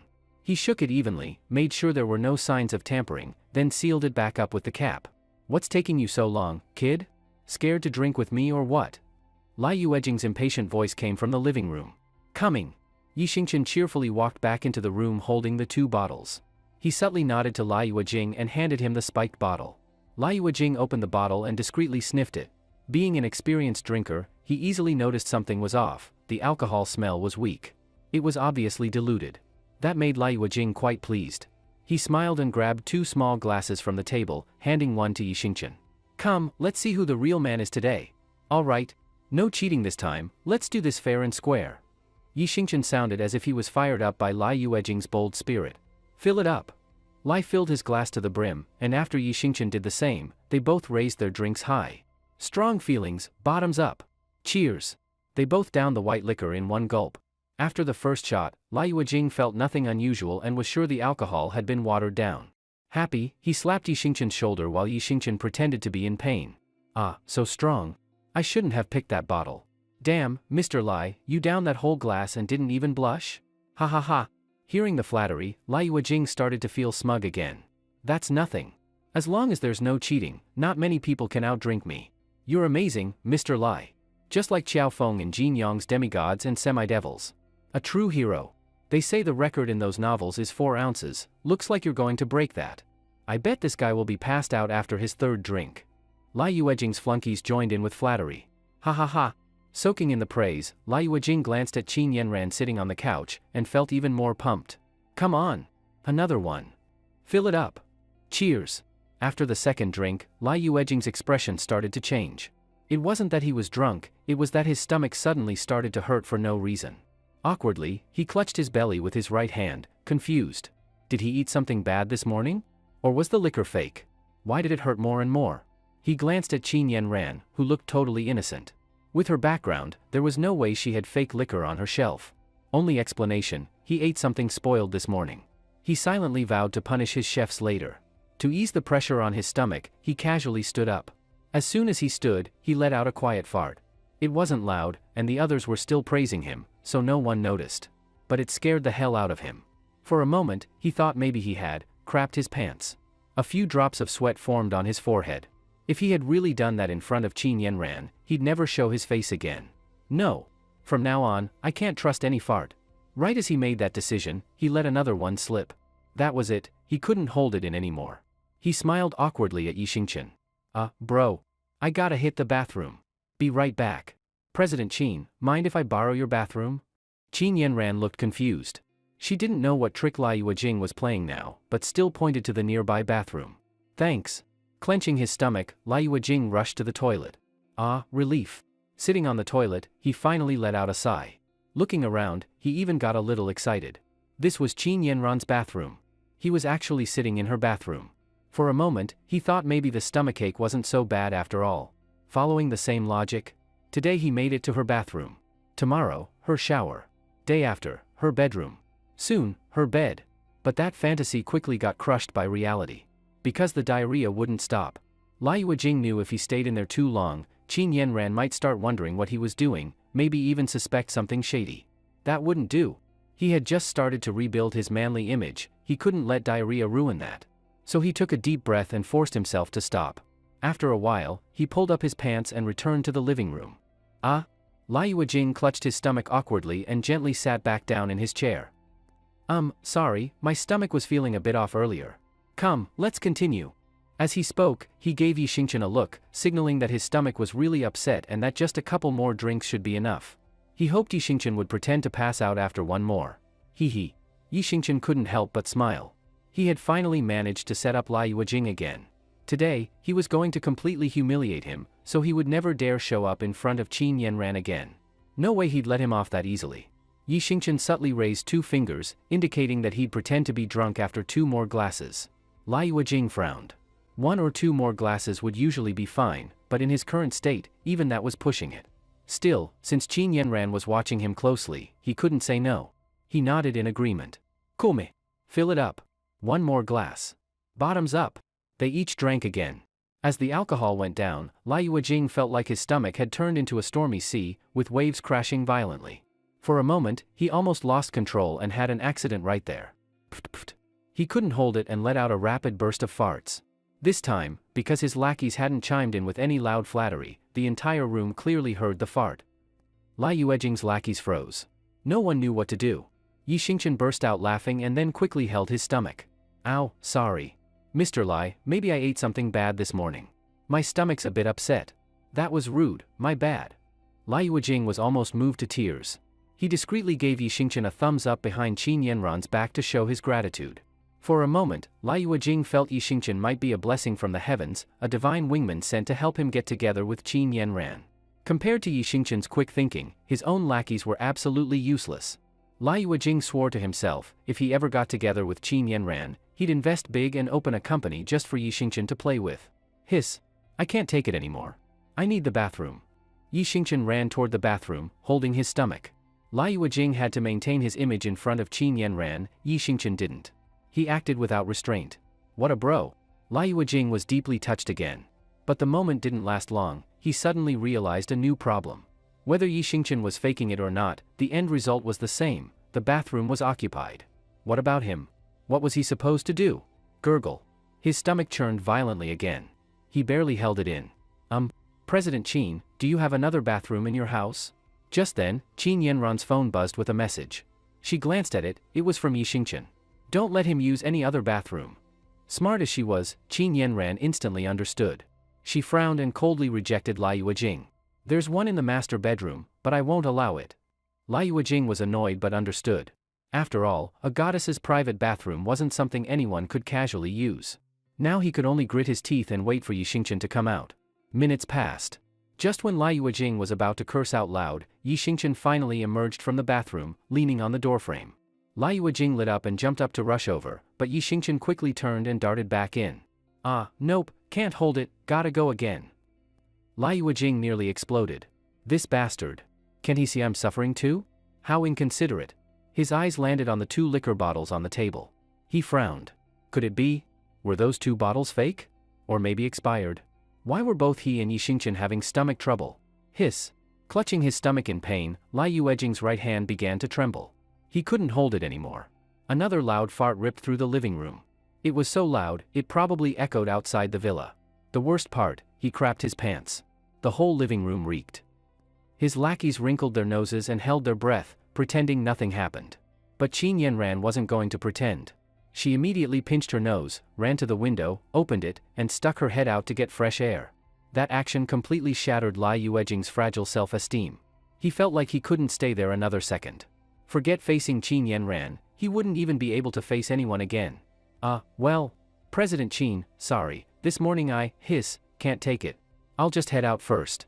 When that guy comes out, tell him, we'll drink next time. I'm out, Qin Yanran waved him off with a disgusted look, still covering her nose. Lai Yuejing clutched his stomach and ran outside the villa. Farting the whole way, by the time he reached the courtyard, the seat of his pants was soaked and nasty stuff dripped as he ran. He leaned against the gate and looked back at his escape route, immediately spotting the mess he had left behind. Damn it. He nearly collapsed from the shame. From now on, every time Qin Yanran saw him, she'd probably think of this nightmare. Mr. Lai, let's go. We can visit President Qin another day. One lackey tried to comfort him, barely holding back his nausea. Slap. Lai Yuejing slapped him hard across the face. In total despair, he let all his anger out. Come back another day? Are you kidding me? How the hell can I ever face her again?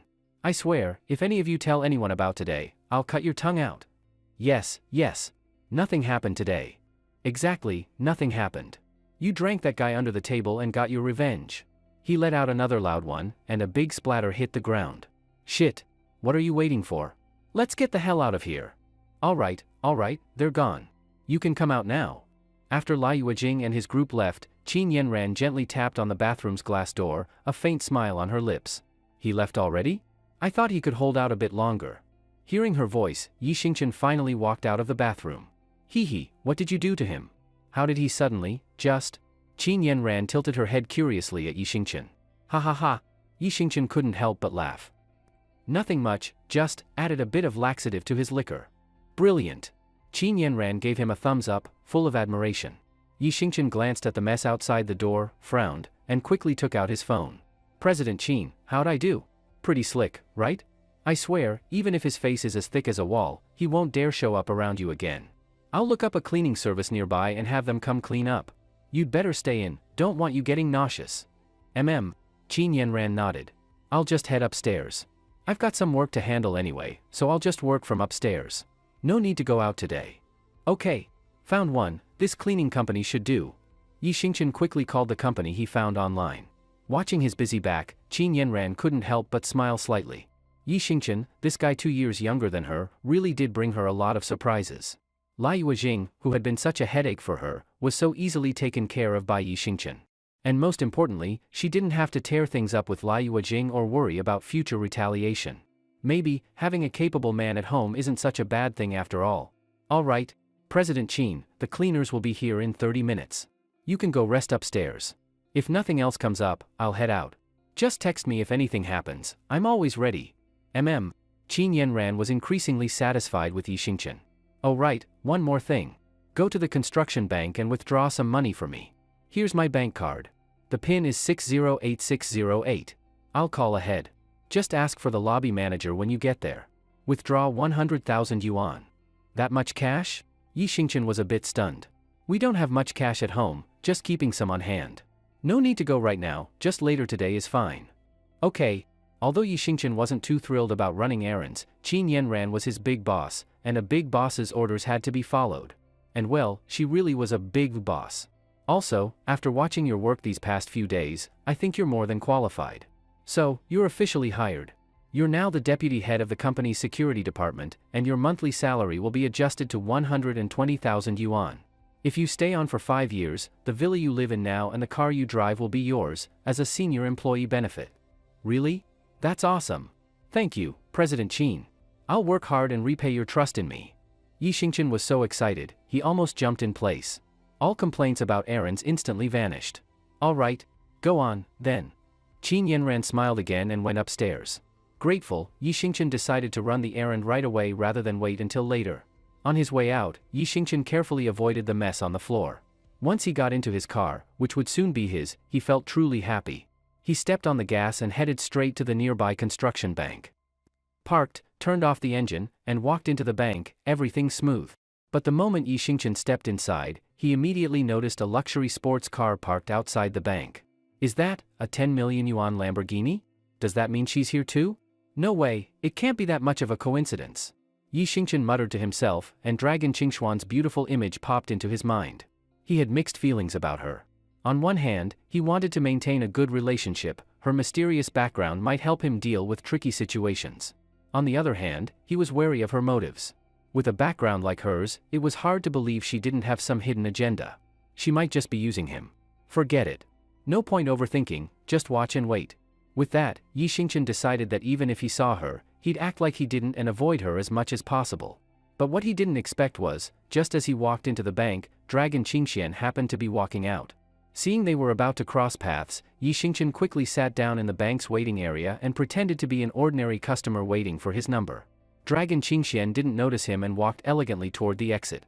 Just as Yi Xingchen breathed a sigh of relief, she suddenly stopped and looked curiously at the car parked outside. Crap, come on, officer, even my beat-up car you recognize?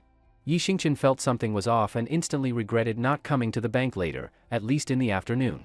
Just as he guessed, Dragon Qingxian had recognized his car and turned back to scan the people inside. Yi Xingchen quickly turned his head and pretended to check out a passing woman.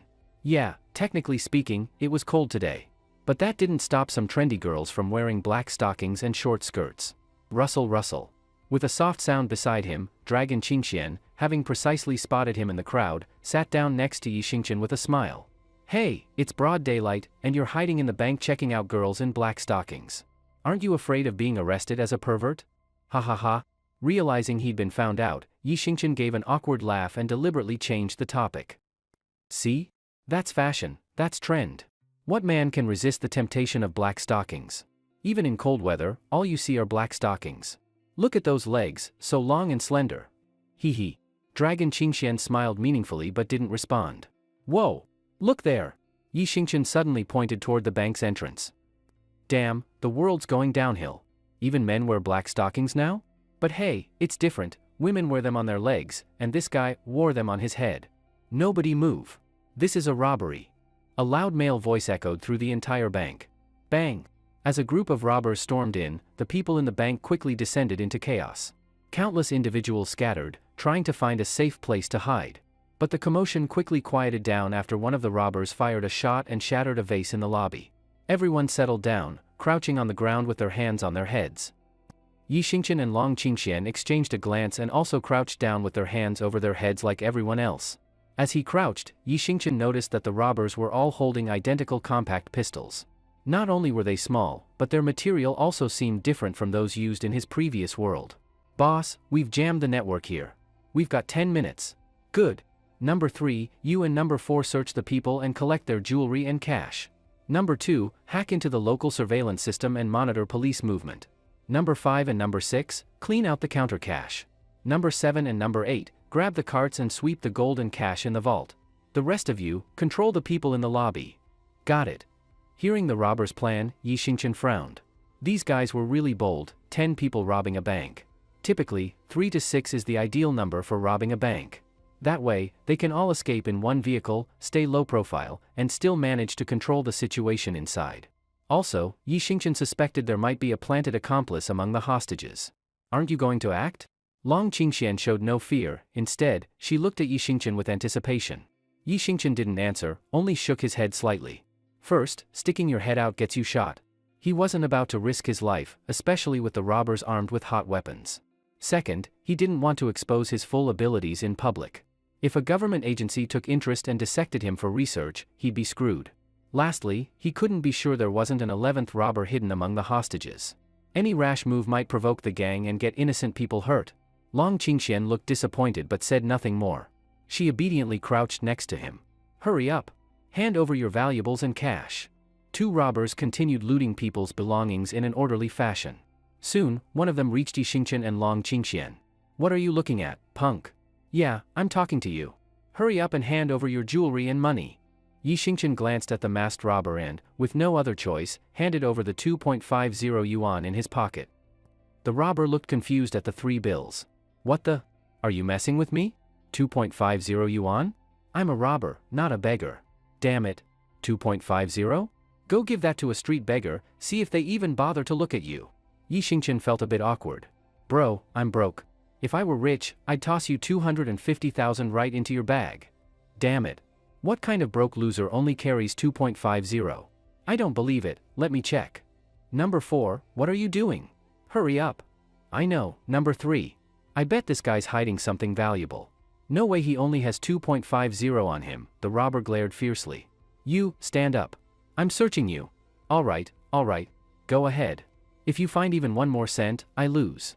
Yi Xingqian stood up reluctantly and let the robber search every pocket. I don't buy it. Hey, bro. Yi Xingqian quickly felt uncomfortable. Where are you touching? You robbing my wallet or my dignity? Spit. Damn loser, poorer than me. After a thorough search, the robber really didn't find anything else on Yi Xingqian except his car key and bank card. Looking disgusted, the robber pulled a wad of cash from his bag and tossed it at Yi Xingqian's feet. You're this broke and still have the nerve to go outside? You've got guts.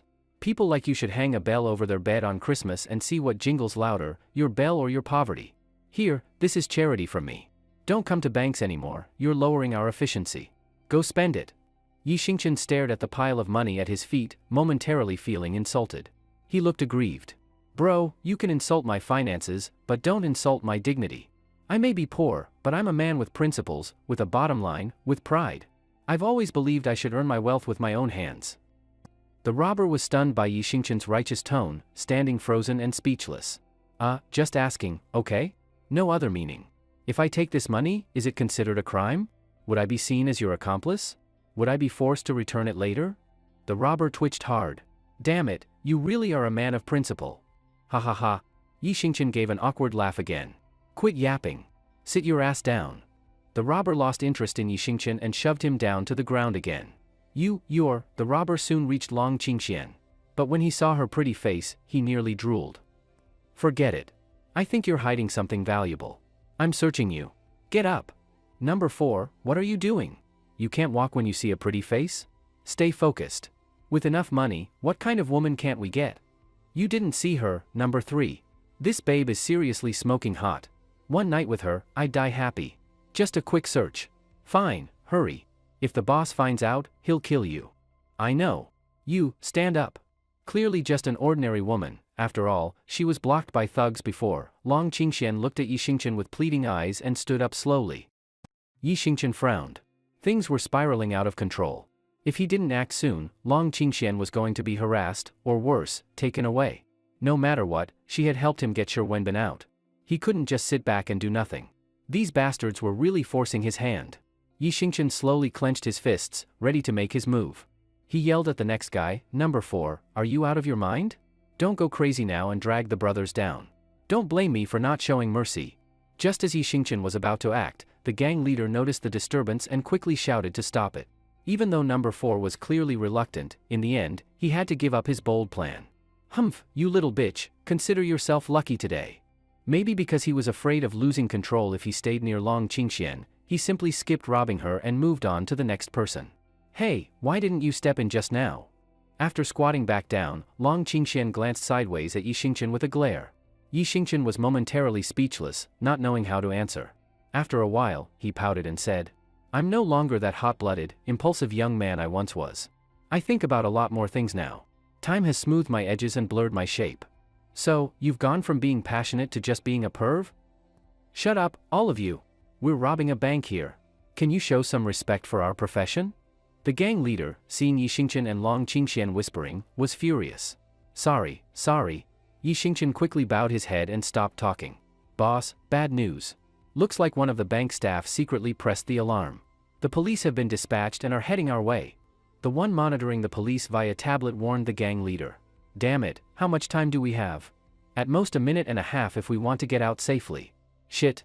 The gang leader clenched his fists and issued new orders through his comms. Number 3 and 4, grab 2 hostages, just in case we run into the cops during the escape. Everyone else, grab the cash and get ready to move. Got it. You. And you. Come here. Number 4 randomly picked out 2 women. No. One of them turned pale with fear and collapsed to the ground. Get up. Move it. If you don't, I'll shoot you right now. Running out of patience, number 4 pointed his gun at her. Sir, how about I go instead? She's pregnant. If she suddenly goes into labor while you're escaping, what will you do? As the woman was about to stand, Long Qingxian stood up and offered to take her place. Hey, what are you doing? Are you crazy? Yi Xingchen was stunned and immediately got anxious. The robber looked at the pregnant woman skeptically. She doesn't look like she's due anytime soon. How could she go into labor? Preterm birth is pretty normal. Long Qingxian ignored Yi Xingchen and stuck to her proposal. But, she looks like she's only 4 or 5 months along. Even with preterm birth, it wouldn't happen that early, right? Now even Long Qingxian was stuck. Number 4, stop wasting time. Just take this woman. Seeing her volunteer, number 3 was delighted and immediately agreed. Fine, you then. Move it. Get in the car. Long Qingxian slowly walked toward the van, glancing back at Yi Xingchen with a look that seemed to say, are you going to save me or not? Yi Xingchen frowned, starting to get mad. Damn it. I'm not going to save you. You were dumb enough to volunteer as a hostage. Don't you get it? That bastard's obviously lusting after you. Don't you know what could happen as their hostage? Even if you live through it, it'll be a fate worse than death. You've got problems. This is all your fault. We're not even related. I'm not saving you. Let that robber strip you, and then... Shit. Yi Xingchen suddenly stood up and pointed at the other woman who was chosen. Wait a minute, guys. Why don't you take me instead? I mean, if you run into trouble on the way, I'm a guy, I could help lift stuff. I'm more useful than a woman, right? Number 4 was stunned. What the hell? What kind of world is this? Hostages are now fighting to be picked. This guy makes sense. Once we get to the hideout, we'll need someone to unload the van. A man could be handy. You, come on. Move it. The leader nodded in agreement. Long Qingxian heard Yi Xingchen's offer and smiled slightly, giving him a triumphant look. We're here. Get out of the car. The robber's vehicle stopped steadily at an unknown location, and one of them began urging Yi Xingchen and Long Qingxian to get out. At this point, both Yi Xingchen and Long Qingxian had their eyes covered with a piece of cloth, and their hands were tied. However, calling it a rope wasn't quite right, it was more like a thin cotton string. After all, by this world's standards, a string of that thickness was enough to restrain an adult. Like that, Yi Xingchen and Long Qingxian were pushed into a small room. Big bro, where are we now? Yi Xingqian deliberately asked curiously. You think I'm your uncle's cousin Jenny Aristotle or something? We're robbers. You think we'd tell you? Stay here and don't make any stupid moves, or I'll shoot you. With that, the robber turned and walked out of the room. Bang! With the sound of the door slamming shut and footsteps fading away, Yi Xingqian confirmed that he and Long Qingxian were locked in an enclosed room. Judging by the robber's reaction to his question, there was likely only one person guarding them. The robber left. We're locked in a sealed room. Otherwise, we wouldn't have heard the door close. Also, he didn't leave anyone to watch us, which means he's not worried about us escaping. I can hear the wind rustling the leaves through the wall. We must be in a dense forest. Yi Xingqian was surprised by Long Qingxuan's sharp judgment but didn't respond. After all, if she hadn't volunteered earlier, he wouldn't have had to enter the lion's den. He, the clever Long Qingxian guessed his thoughts and explained with a smile, remember what I said in the cafe? I want us to be a couple, so I need to learn more about you through different things. So what? Yi Xingqian replied coldly. So, I've made a preliminary judgment. You're kind and upright, you don't meddle unnecessarily, but when people close to you are in danger, you never sit back and watch. Most importantly, you think things through, you're not just some brute. So what? Yi Xingqian was slightly stunned. So, I like you even more now. You're definitely mine. There's no escaping me. I think we shouldn't just be boyfriend and girlfriend, we should skip straight to getting married. Faced with her bold declaration, Yi Xingqian didn't even know what to say. All right, let's get serious now. Help me untie this rope. Yi Xingqian laughed, but I'm still blindfolded, and my hands are tied behind my back. How am I supposed to help you? Don't pretend. I know your strength. There's no way a string like this can bind you. I'd rather die than believe that. An idea for revenge flashed through Yi Xingqian's mind. He sighed, unfortunately, I really can't break free from this rope. Seriously? Long Qingxian didn't buy it. Cut the nonsense and help me untie it. Well, even if my hands are tied, I can still help you. After that, you can untie me. Whatever, hurry up, this rope is starting to hurt my hands. Are you squatting or standing right now? Squatting. Yi Xingqian smiled deeply and slowly backed up toward Long Qingxian. He calculated the height and pretended to accidentally place his hand on her chest. Silence fell over the room. Unexpectedly, Long Qingxian didn't scream or panic, instead, she stayed completely calm. Your hand is in the wrong place. Oh? Where is it? Yi Xingqian asked knowingly. Your hand is on my chest. Can you be a gentleman? Oh, sorry. I was wondering why it felt so soft, now I get it. So? Are you going to move your hand? Didn't you say? I said what? Long Qingxian was confused. You told me to be a gentleman. I figured since everywhere else on you is covered with 2 layers of clothes, and your chest has 3, I'd put my hand where the clothes are thickest. That way you wouldn't call me ungentlemanly. Long Qingxian was speechless. It was the first time she met someone who could justify groping her so righteously and leave her with no argument.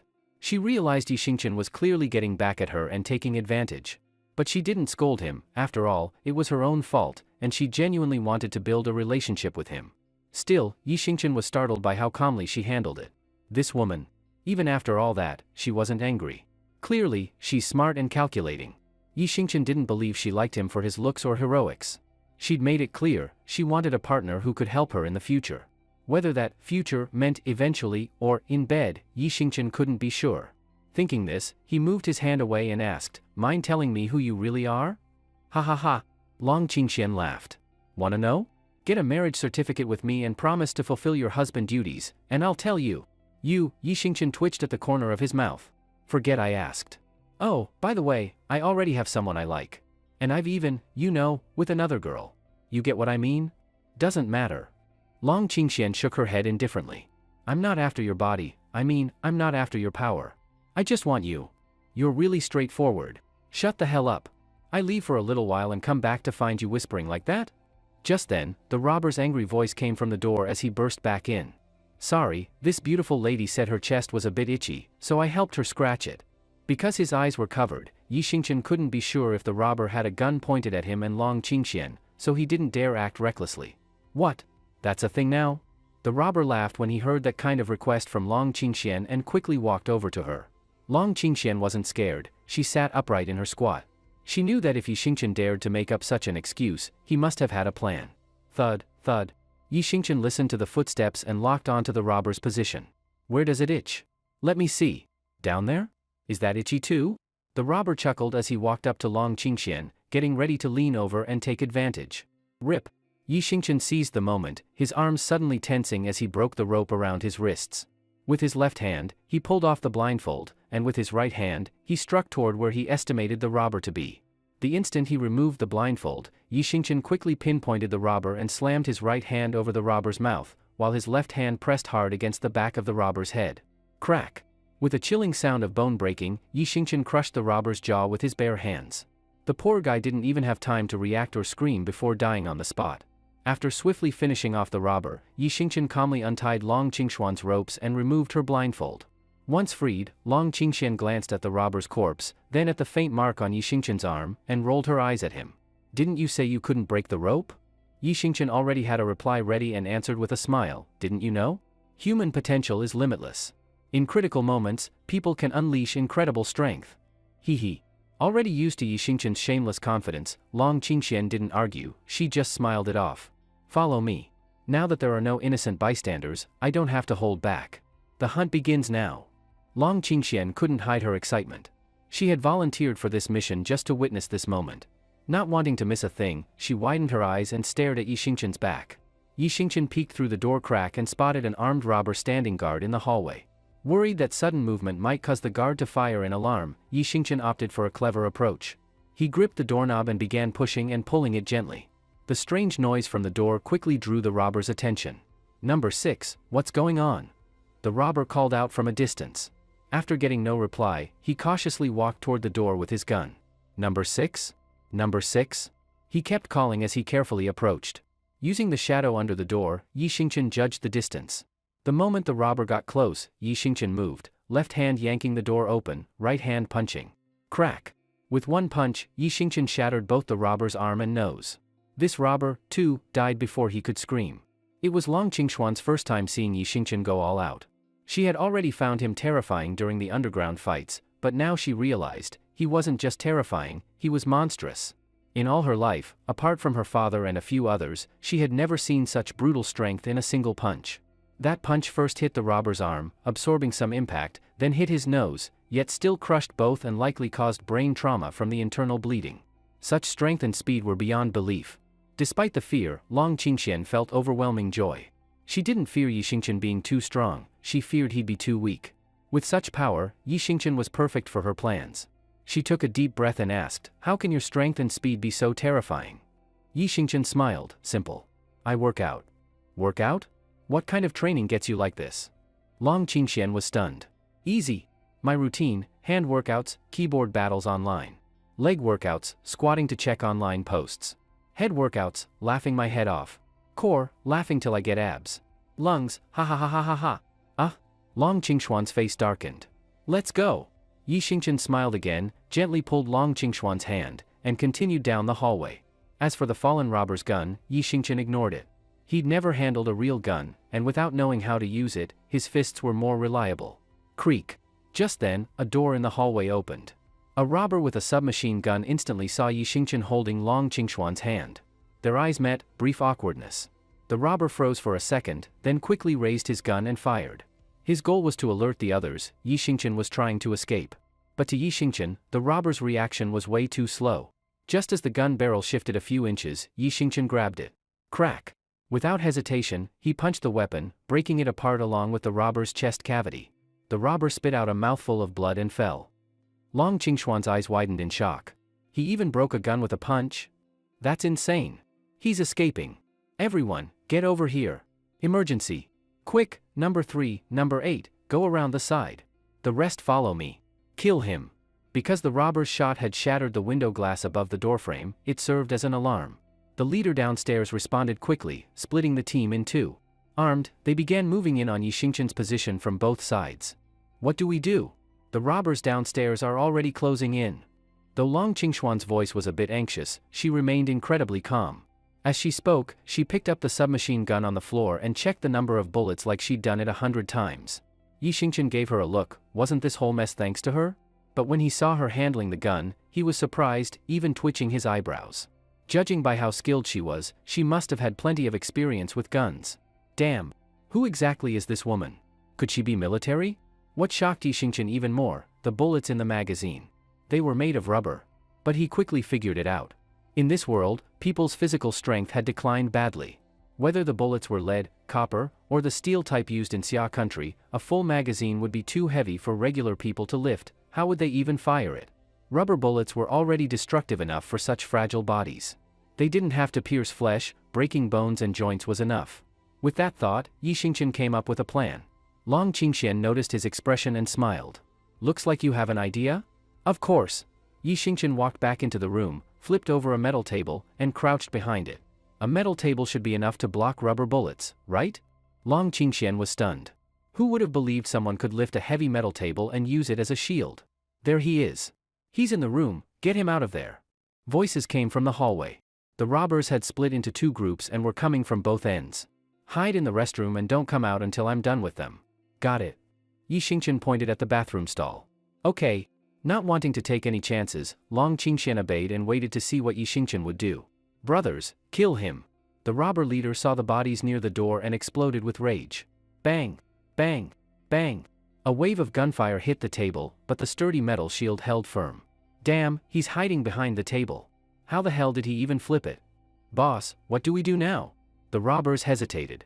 No one wanted to rush in, unsure if Yi Xingqian had a gun. So they kept firing at the table to suppress him. What are you afraid of? The leader, now without his stocking mask, sneered. So what if he's behind a table? It's not like he can move it. Keep firing. Two of you flank him and kill that bastard. Got it. Just as they were about to move, Yi Xingqian smiled, grabbed the table leg with his left hand, and pushed it toward the door. What the hell? Boss, he's actually pushing the table. How is that possible? So fast. The robbers at the door were stunned. Even the leader froze, dumbfounded by what he saw. They couldn't understand how someone could make a metal table slide across the floor. After all, they couldn't see Yi Xingqian moving it from behind the table. I said, I hate it when people say I'm fast. Yi Xingqian got angry and moved even faster. In the blink of an eye, before the leader could issue new orders, Yi Xingqian was already among them, shielded by the table. Since they were now in close quarters, the robbers didn't dare fire and instead drew wooden knives to fight hand to hand. But Yi Xingqian wasn't holding back, his punches came down like a god of war. Crack! Ah! Screams and bone-crunching echoed through the hallway. Every time Yi Xingqian punched, a robber went down bleeding and broken. The leader could only think of one thing. I'm not the king of hell, I'm just the delivery man for the underworld. This guy was death incarnate. He gave a bitter smile.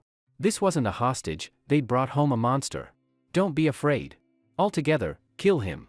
The leader's eyes darted, then he turned and ran. But he was too slow. Yi Xingqian had already taken down the others while he was still in the hallway. Instead of chasing blindly, Yi Xingqian blocked the door with the table, then dragged a few bodies to build a barricade in front of the restroom for Long Qingxian. If a robber slipped in while he was gone, she'd be in danger. As for the leader? Yi Xingqian wasn't worried, he couldn't get far. Let him run for a bit.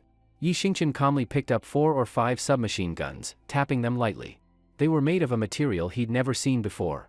It seemed like even though humans had weakened in this world, tech had improved a lot.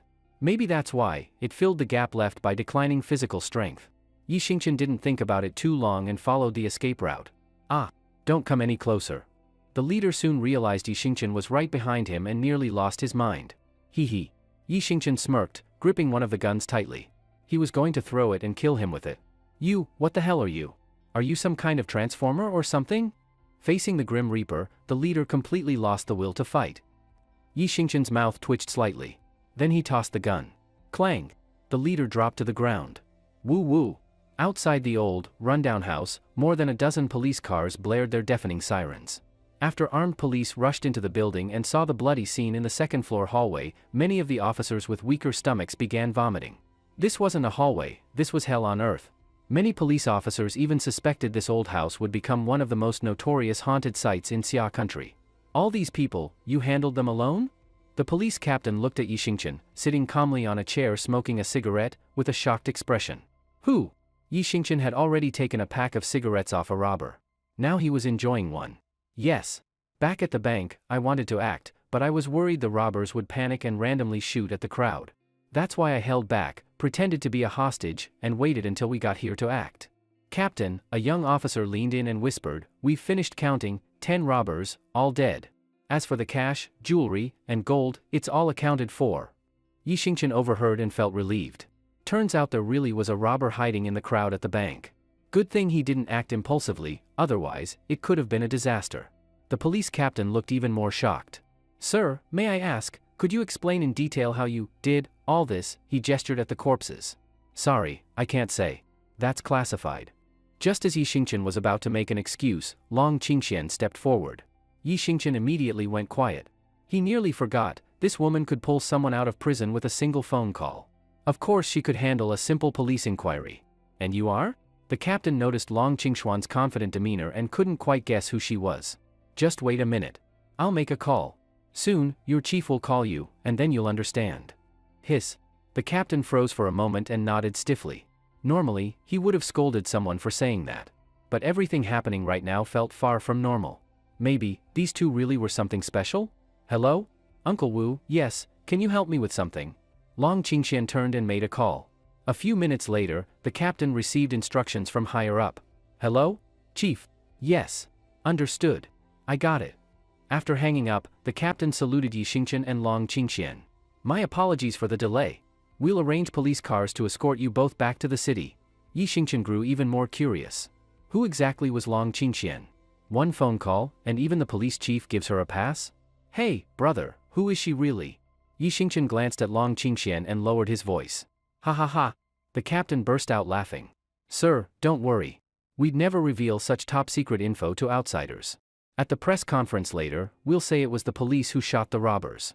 You won't be exposed, don't worry. Yi Xingqian was speechless. The captain thought he was trying to probe for intel. Seeing the captain staying tight-lipped, Yi Xingqian didn't bother asking again.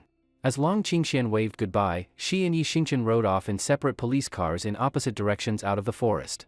Although Yi Xingqian was curious, since she lived in Yunhe Villas, why go elsewhere, he felt it wasn't his place to ask right now. Sitting in the police car, Yi Xingqian picked up his phone and saw several missed calls and WeChat messages from Qin Yanran. She was asking if he had withdrawn the money and why he wasn't answering. Yi Xingqian tensed up and quickly called her back. If she thought he ran off with her bank card money, he'd be in serious trouble. Hello? Is this the kidnappers? How much do you want? As long as you let him go, we can talk about the money, just don't hurt him. I can arrange a safe exchange. Qin Yanran obviously didn't know Yi Xingqian had escaped or taken care of the robbers. She thought it was them calling. Yi Xingqian was touched by her concern, whether it was friendship or as a boss, it meant a lot. To have such a generous and protective boss? Lucky didn't even begin to describe it. President Qin, it's Xingqian. I'm safe. The police are taking me back now. Phew, Qin Yanran sighed in relief. That's great. I saw the news this afternoon, it nearly scared me to death. I'm so glad you're okay. If anything had happened to you, I'd never forgive myself. About the money withdrawal? I'm really sorry, I didn't expect all this to happen. It's fine. Qin Yanran chuckled. No big deal. As long as you're safe, everything else can wait. Just return the card tomorrow. Tonight, go home and rest well. After something like this, your body and mind need time to recover. Got it. Yi Xingqian smiled. By the way, has the cleaning company finished with the villa? You remembered that? It's already cleaned. Great. Yeah, rest up tonight. You're my bodyguard now. There might be even more danger ahead. When trouble comes, I'll deal with it head-on. No worries. Alright, go get some rest. See you tomorrow. Okay. See you tomorrow. Boss. Give me 200 bottles of beer, 1,000 lamb skewers, and 1,000 beef skewers. Yi Xingqian arrived at a roadside barbecue stall directly across from the entrance to the Yunhe Villa district and placed a large food order as soon as he sat down. The barbecue stall owner glared at the lone Yi Xingqian. Hey, kid, are you here to mess with me? Yi Xingqian was momentarily stunned, then smiled awkwardly and quickly explained, Boss, you don't know this, but I have a big appetite. All that food is barely enough for one meal. The stall owner clutched his stomach dramatically and burst into laughter. Kid, if you want to brag, pick something better. 2,000 skewers, 200 bottles of beer, and you say that's just barely enough? I get it. You're either here to cause trouble or you escaped from a mental hospital. Come on, why would I lie to you? If you don't believe me, I can pay part of it now, okay? As he spoke, Yi Xingqian took out his phone and scanned the QR code for WeChat Pay on the stall owner's table. WeChat payment received, 2,000 yuan. Alright? I'll pay the rest after I finish eating. The stall owner eyed him suspiciously. Fine. I'll ask my wife to drive over with the rest. I want to see how you manage to eat it all. If you actually finish it by yourself, I'll give you the meal for free. Ha ha ha. Yi Xingqian laughed and didn't take the boss's words seriously. 2,000 skewers and 200 beers? That would cost thousands at least. A small barbecue stand like this couldn't possibly afford to give that away for free, they'd go bankrupt.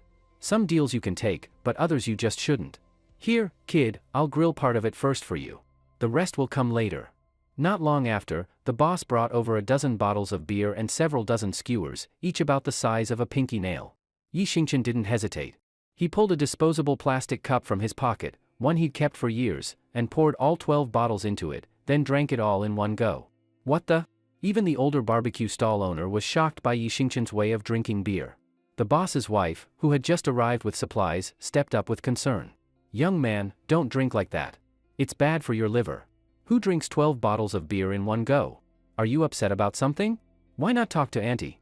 Don't bottle it up, talking helps. Whether it was genuine concern or just fear of him collapsing at their stall, her words moved Yi Xingchen. He'd grown up poor, lost his mother early, and rarely felt the concern of others. Even Zhao Wen and Fan Jian, who once felt like family, eventually betrayed him. But ever since the world changed, he had felt warmth from people like Qin Yanran, Lin Yun, and now even this stranger at a barbecue stand. Yi Xingchen sighed lightly and spoke as he ate, "Auntie, thanks for caring. But, really, I just eat a lot. You'll see in a moment." Then he grabbed a handful of skewers and ate over 20 in one bite. In moments, he finished nearly 100 already grilled skewers with ease. Oh my gosh, the stall owner's wife was stunned. "Young man, your appetite, it's not just big. It's insane. I've lived most of my life and never seen anyone eat nearly 100 skewers in one sitting. You're really something." Yi Xingchen smiled and suddenly looked up at the boss. "Boss, why does your meat taste different from yesterday's?" "No way."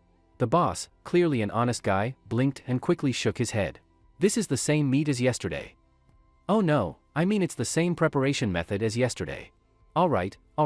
Yi Xingchen felt the flavor was a little off but still acceptable. Maybe it was just because he ate too fast.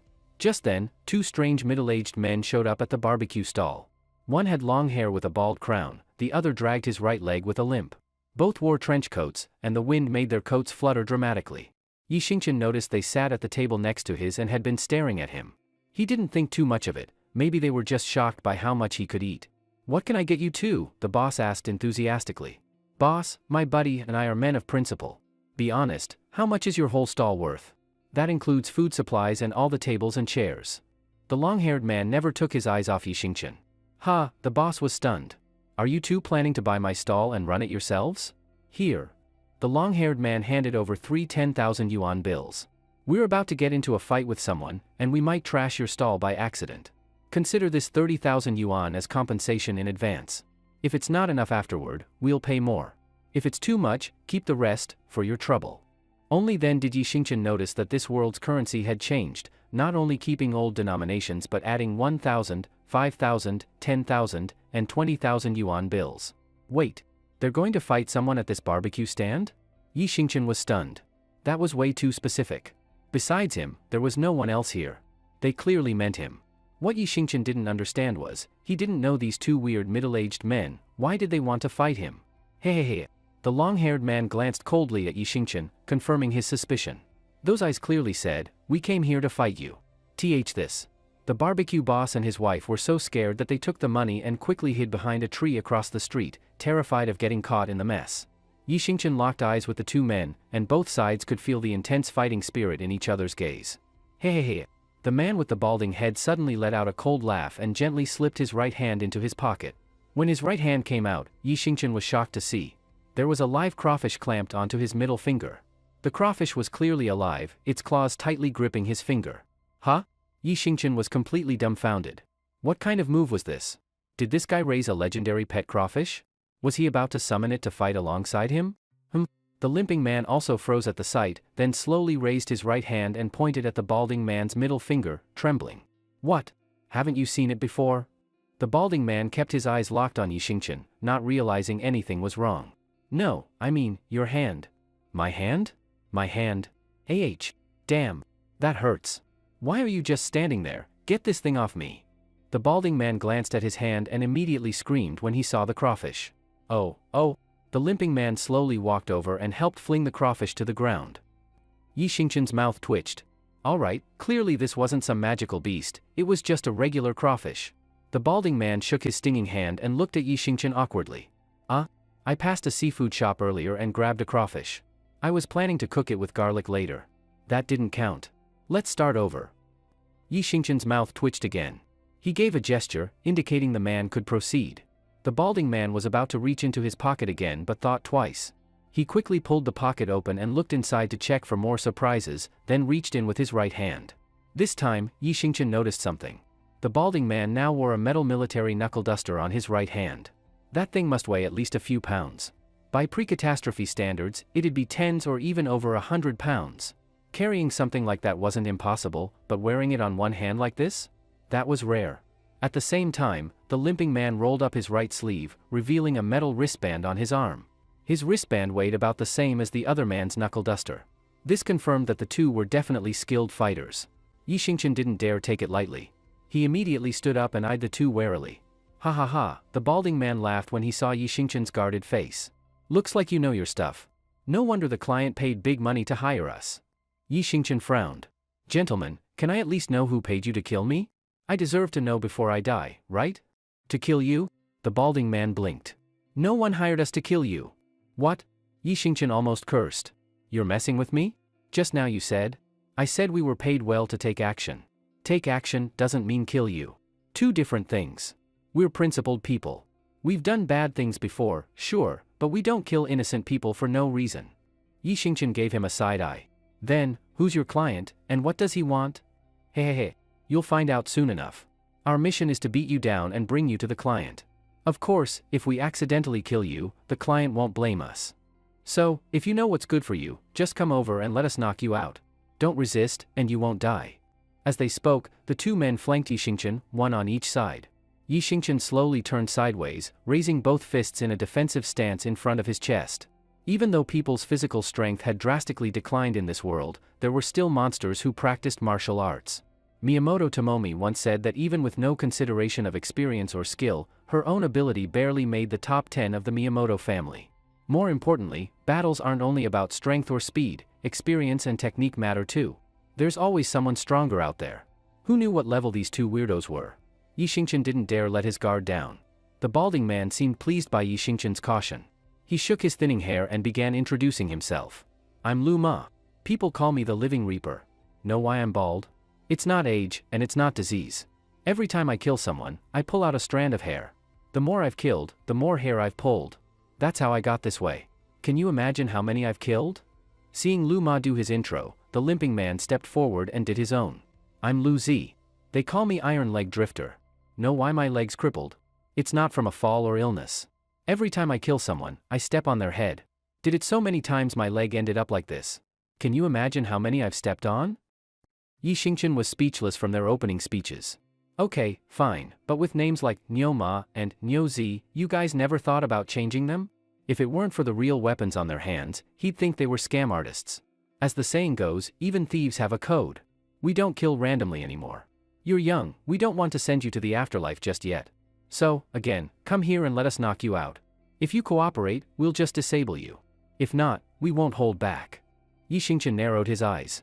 There's no point talking anymore. I'm not easy prey. Tell me who your client is, then walk away, and I'll act like none of this happened. In that case, let's settle this with our fists. Attack.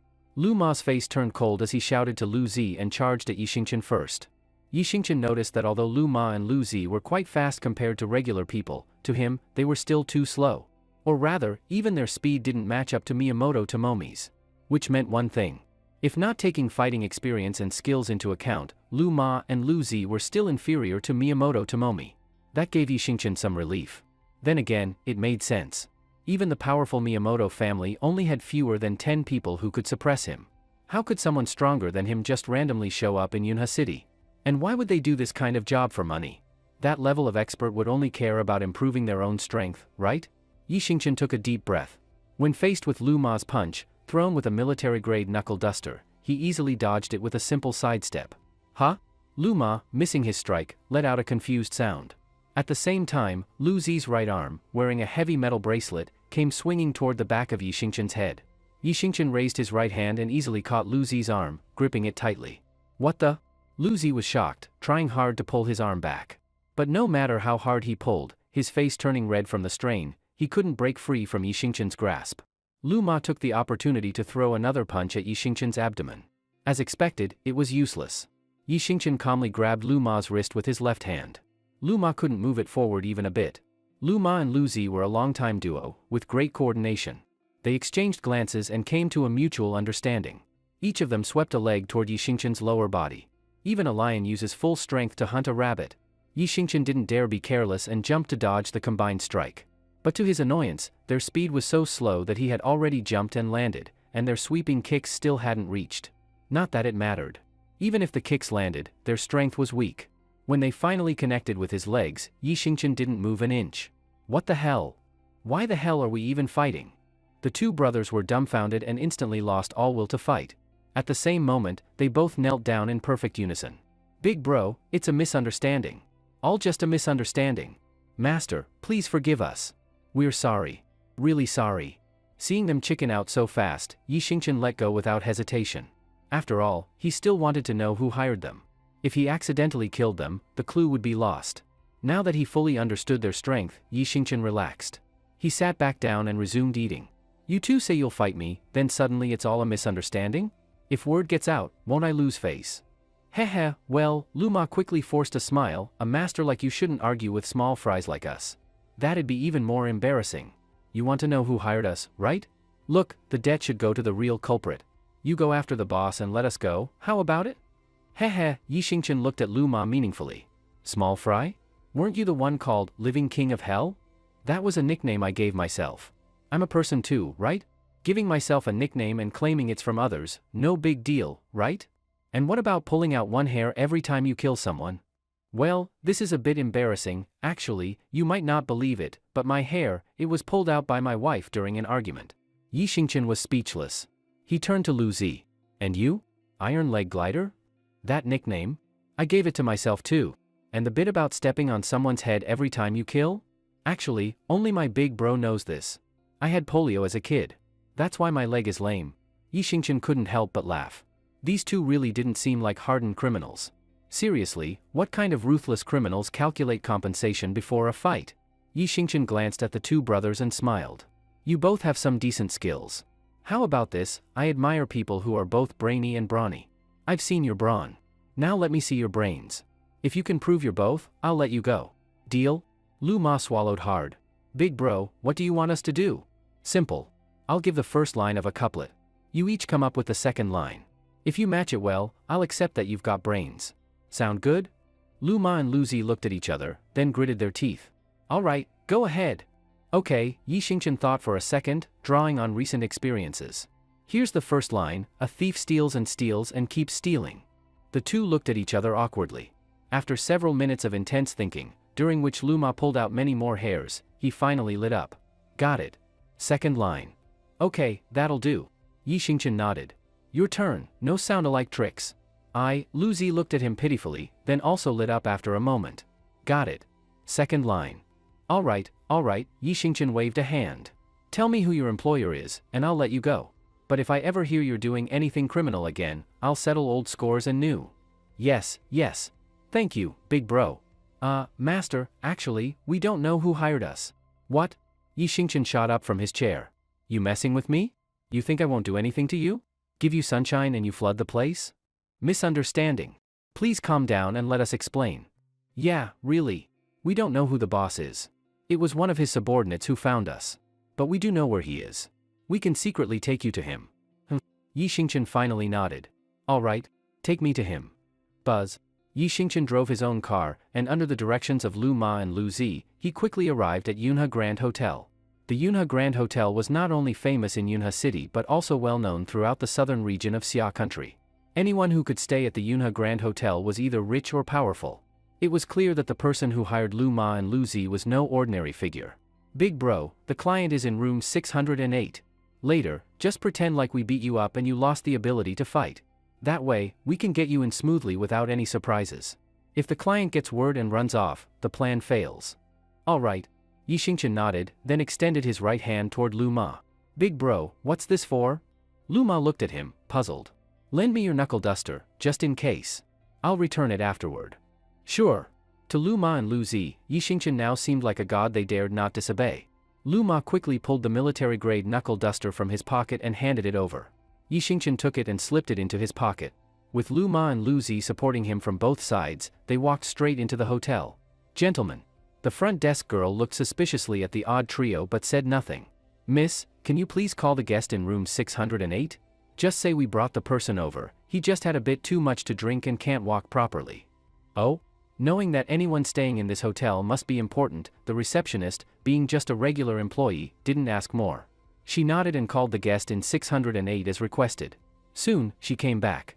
Gentlemen, I've spoken to the guest in 608. He said to go up directly.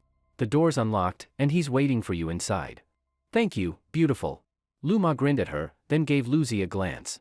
The two helped Yi Xingqian into the elevator. Ding! With the elevator chime, they arrived on the 6th floor. Room 608 was easy to spot, just on the right. Yi Xingqian glanced at the tightly shut door, frowning. He remembered he had offended Koizumi Ichiro in Yunha City. But aside from Koizumi Ichiro, he couldn't think of anyone who'd hire assassins to come after him. Still, Yi Xingqian doubted Koizumi was the employer. Koizumi was from the east, connected to the Miyamoto family. It didn't make sense for him to hire two Xia nationals to handle this. Besides, with the way Koizumi hated him, if he hired killers, the order would be to take him out, not beat him up and deliver him alive. So if it wasn't Koizumi, then who? Staring at the door, Yi Xingqian knew he'd soon find out. Big bro, should we wait out here? Just call us if you need anything. Master, don't worry. We know our place. We wouldn't dare run off without your permission. All right. Yi Xingqian nodded, then stopped paying attention to the brothers and pushed the door open, stepping inside. Inside the room. A red ambient light glowed brightly, giving the room an oddly sensual atmosphere. Under the red glow, a pale back was partially exposed under a towel, clearly just out of the shower. Yi Xingqian was stunned. His eyes followed the back upward. Short, straight black hair.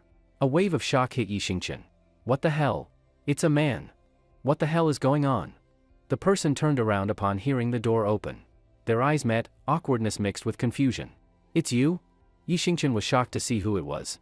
Wrapped in a towel, half naked, it was Lai Yuejing. He never imagined in his wildest dreams that Lai Yuejing would be the one who hired Lu Ma and Lu Zi. Worse, Lai Yuejing had waited for him post-shower, wrapped in a towel. What the hell did this guy want?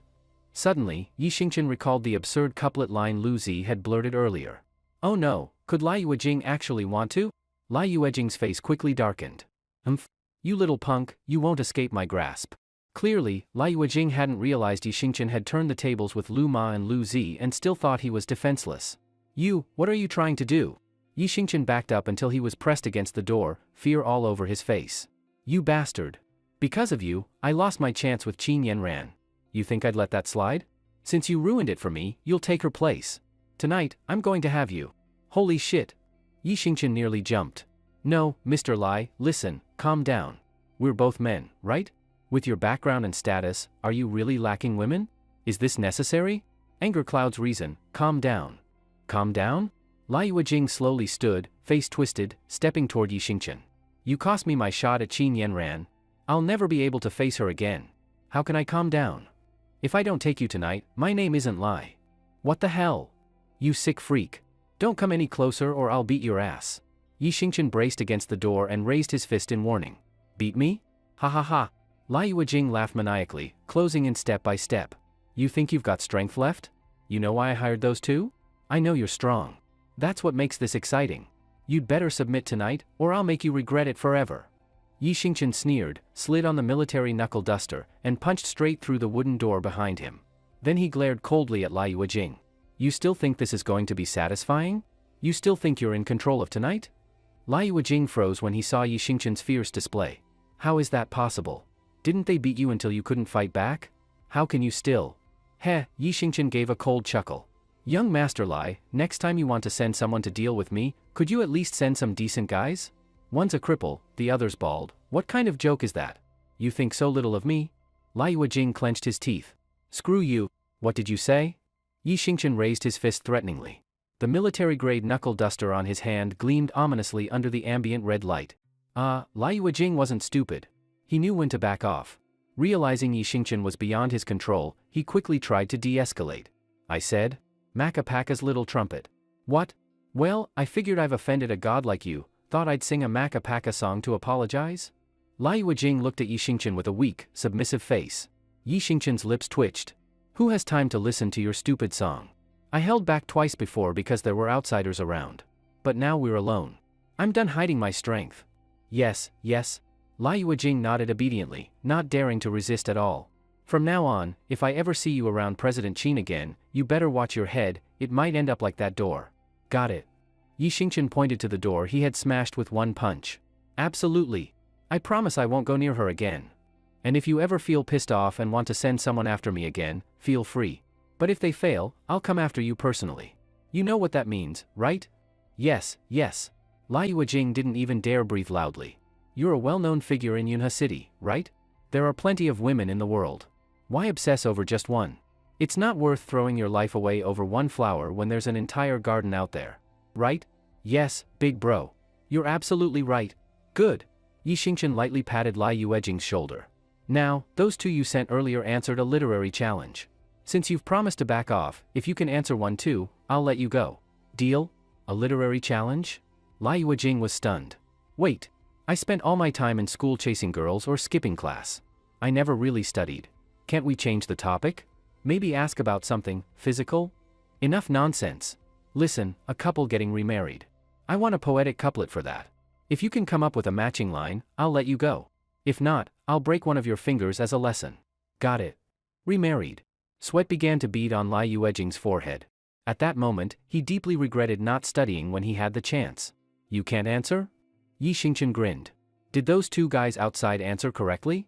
Lai Yuejing suddenly lit up. Can I get help? Don't quizzes usually allow lifelines? I choose to ask the audience. Yi Xingqian didn't say yes or no. He simply opened the door and glanced at Lu Ma and Lu Zi outside. The door had already been smashed by Yi Xingqian's punch, so the brothers had heard the whole conversation. Lu Ma, a sharp one, saw Yi Xingqian wasn't rejecting the idea, and immediately held up a finger. Consulting fee, 1 million. Damn, daylight robbery. Lai Yuejing wanted to curse. 1 million to save a finger, that's a bargain. Lu Ma just smiled. Fine. If you guys can give the answer, 1 million it is. Satisfied, Lu Ma nodded and shook his half-bald head. Big bro, listen up. Upper line, night raid on Pearl Harbor, the beauty was startled. Lower line, 2 atomic bombs, surrender of Japan and Germany. Horizontal scroll, World War II. Yi Xingqian was shocked. You better have said startled, not fertilized. And Japan and Germany, not got Japan. Ha ha ha. Lu Ma chuckled deeply, hiding his skills and achievements. Once the transfer was complete, Yi Xingqian let Lai Yuejing off the hook. As he left the room, Yi Xingqian reminded him, young Master Lai, don't forget to pay for the broken door. A few steps out, Yi Xingqian noticed Lu Ma and Lu Zi still following behind him. He smiled. You guys can go now. Don't get involved in this kind of business again. Bigi bru. Lu Ma and Lu Zi exchanged looks, hesitating. What? I'm not giving you trouble, and you still want trouble with me. No, not at all. Lu Ma quickly waved his hands. Actually, big bro, my brother and I talked about it while we were outside. If we can't do that kind of dirty work anymore, we basically lost our jobs. So we figured, why not just follow you from now on? Follow me? Yi Xingqian was taken aback. Yeah. Big bro, you've got real skills, you keep your word, and you're not a ruthless person. Wouldn't following you be better than hauling bricks on some construction site? Well, Yi Xingqian hesitated. To be honest, while Lu Ma and Lu Zi weren't much compared to him, they were still pretty capable for regular folks. Besides, he couldn't handle everything by himself all the time. Having 2 skilled followers would make handling some things a lot easier. Plus, the Qinglong gang had just been reorganized and needed reliable people. These 2 might be a good addition. Thinking it over, Yi Xingqian nodded. All right, I'll observe you 2 for a month. Do you know the Qinglong gang? Yes. Go find the boss, Shi Wenbin, or the second in command, Deng Hao. Just tell them my name. I'll let them know you're coming. My name is Yi Xingqian. Got it, brother Yi. Lu Ma respectfully bowed deeply alongside Lu Zi. The first rays of morning sunlight shone into the room. Yi Xingqian slowly opened his eyes. Hearing a soft sound beside the bed, Yi Xingqian glanced over. A smooth white back, silky black hair, and slender forearms. Yi Xingqian took a deep breath and gently rubbed his lower back with his right hand. After coming back last night, Miyamoto Yume had a little something to eat and then clung to him for another round. It was worth noting that perhaps because Miyamoto Yume was a cultivator, her appetite was much larger than an ordinary person's. More importantly, she seemed to have a special interest in Xia country's cuisine. Most girls think about pink makeup and pretty things. But not Yume. Her head was full of snails in spicy broth, hot and sour noodles, clams in rice noodles. Yi Xingqian gently slapped her firm butt, then got dressed, washed up, and left the house. After dropping off Qin Yanran at the office, Yi Xingqian headed into his own office with big strides. Knock knock knock. Following a few light knocks, Lin Yun entered Yi Xingqian's office. Yi Xingqian glanced at the closed door and smiled. Good morning, little Yun. Lin Yun rolled her eyes at him. Can't you act proper? What, isn't deep emotional communication between us serious business? Lin Yun's face turned red as if she remembered something. This is the office. Be serious. I'm always serious. Yi Xingqian grinned. Humph. Lin Yun rolled her eyes again, then suddenly remembered something. Since noon the day before yesterday, I've been feeling weird. Noon the day before yesterday? Wasn't that after our gentlemanly interaction? Gentlemanly interaction? What does that mean? Lin Yun blinked at him. There's a saying, a gentleman uses his mouth, not his hands. Lin Yun instantly got the hint, and her cheeks turned even redder. I'm seriously discussing something important. If you keep this up, I'm leaving. Yi Xingqian blinked and realized it might not be what he thought. He immediately dropped his teasing tone and looked serious. Weird? What do you mean? Although, it sounds strange, but it seems like since noon that day, I've become stronger. My appetite has increased too. Lin Yun frowned and, after hesitating a bit, finally spoke the truth. That's a good thing. Yi Xingqian looked confused. Getting stronger makes life easier. As for eating more, you're so skinny, you should gain a bit of weight. Have you been working out or exercising lately? But, Lin Yun frowned even more. The change is huge, not something training can explain. For example, I used to only be able to lift maybe 6 or 7 ounces at most, but yesterday, I actually lifted a pair that weighed over 1 pound. It was a little hard, but I really did it. What? Yi Xingqian was stunned by her words. In this world, 1 pound was equivalent to 100 pounds in the old world. For a delicate girl like Lin Yun to lift something that heavy was shocking. Even more important, this change only happened in the past 2 days. Yi Xingqian looked her up and down. For a moment, he thought Lin Yun looked a bit different today. She seemed a year or two younger. There was a new liveliness about her, especially in her eyes. And she seemed fuller than before. If they weren't in the office, he might have been tempted to measure with his hands, for scientific reasons only, of course. Yi Xingqian stroked his chin thoughtfully. He didn't think these changes were random, they seemed to be caused by some external influence. Maybe, he could ask Miyamoto Yume about it tonight. Thinking this, Yi Xingqian gently patted Lin Yun's shoulder. Don't worry. For now, this seems like a good thing, right? You're stronger, so you're safer too. After all, you're so beautiful, it's dangerous walking alone at night, right? Lin Yun finally felt a little relieved. Her feelings were understandable, suddenly discovering super strength can be scary. As for the reason, trust me, I'll figure it out. Don't worry too much. Wait for good news, okay? Okay. Lin Yun fully relaxed. For a moment, she felt lucky to have a dependable man by her side. She gently rested her head on Yi Xingqian's chest, letting her tense body unwind. Yi Xingqian softly patted her back, comforting her with care. Right. Lin Yun suddenly remembered something and pulled away. I almost forgot. Get ready, you're heading out with President Qin. Oh, Yi Xingqian nodded. She's going out? Yes. President Qin is going to inspect the new construction site. The ocean park in Yunhe City is a big project. She's worried that sneaky people like that little brat Xiao Jun might cause trouble, so she wants to oversee things herself. Got it. I'll get ready and bring the car around. Good. Let's do our best, for our future. Lin Yun smiled and made a tiny fist in encouragement. Yi Xingqian was momentarily stunned. Because at that moment, the faces of Miyamoto Yume and Long Qingxian flashed through his mind. Damn it. He had really lost himself in beauty. Lust truly is a double-edged sword. How was he going to explain Miyamoto Yume and Long Qingxian to Lin Yun? Maybe, he needed to have a good talk with Miyamoto Yume tonight. Otherwise, he'd keep going further down the wrong path. V-room. As the sound of a car engine echoed, Yi Xingqian drove Qin Yanran's car onto a vast open lot on the outskirts of Yunhe City. Good morning, President Qin. A man and a woman, along with 5 or 6 employees from Yida Company, had already been waiting for quite some time. Yi Xingqian quickly got out of the car with good sense and helped open the door for Qin Yanran. Qin Yanran nodded at the employees in front of her. Old Zhang, how's the preparation going? We need to speed things up. The construction deadline given by the relevant departments is tight. We must ensure enough time for the next phase. Better to finish early than to be late. A trace of hesitation flashed across old Zhang's face. Then he glanced at the woman beside him and weakly nodded to Qin Yanran. Please rest assured, President Qin. Everything is going smoothly. We will definitely finish the surveying ahead of schedule. Qin Yanran, being highly perceptive, instantly sensed something was wrong just by looking at old Zhang's expression. Even Yi Xingqian, who had never been in a leadership position, could feel that something was off. Qin Yanran's brow furrowed as she looked at old Zhang with clear displeasure. Old Zhang, tell me the truth. I'm asking you again, is everything really going smoothly? Can the surveying be completed before the deadline? This. Old Zhang, realizing he couldn't hide it any longer, looked troubled and glanced at the woman beside him. Damn it. I want to see who dares to do measurements here today. If you've got the guts, come beat me to death. At that moment, a loud male voice came from the nearby construction site. You! Qin Yanran's face darkened in anger. She pointed at old Zhang with her right hand and immediately led her group toward the source of the sound. Soon, the entire scene at the construction site came into view for Qin Yanran and her team. A flashy-looking young man was lying on the ground, thrashing and making a scene.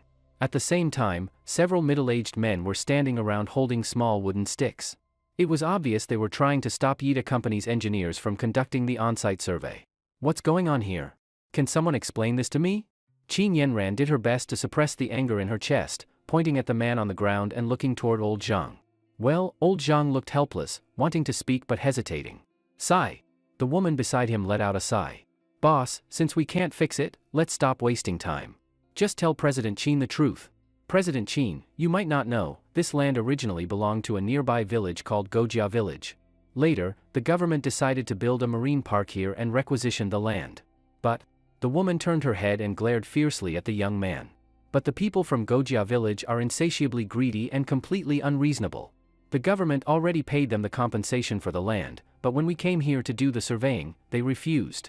They said that after dividing the money, it was too little, and now they're demanding an extra 1 billion yuan from Yida Company. Why are you only telling me this now? Didn't anyone try to negotiate with them? We did. We sent people to talk with the village chief 3 times. But each time, they were chased away. Gojia Village wants 1 billion yuan, not 1 fen less. Did you try asking the relevant authorities for help? Yes. We contacted the Public Security Bureau, but even the police couldn't do anything. Every time the police come, they run away. As soon as the police leave, they come back. Sometimes even at night, some of our equipment gets mysteriously damaged. It must be them. The police have already arrested several people from Gojia Village, but that only made them more aggressive. Unbelievable. Qin Yanran clenched her teeth in anger, clearly wanting to go talk to the villagers herself. President Qin. Yi Xingqian stopped her. Let me go check things out first.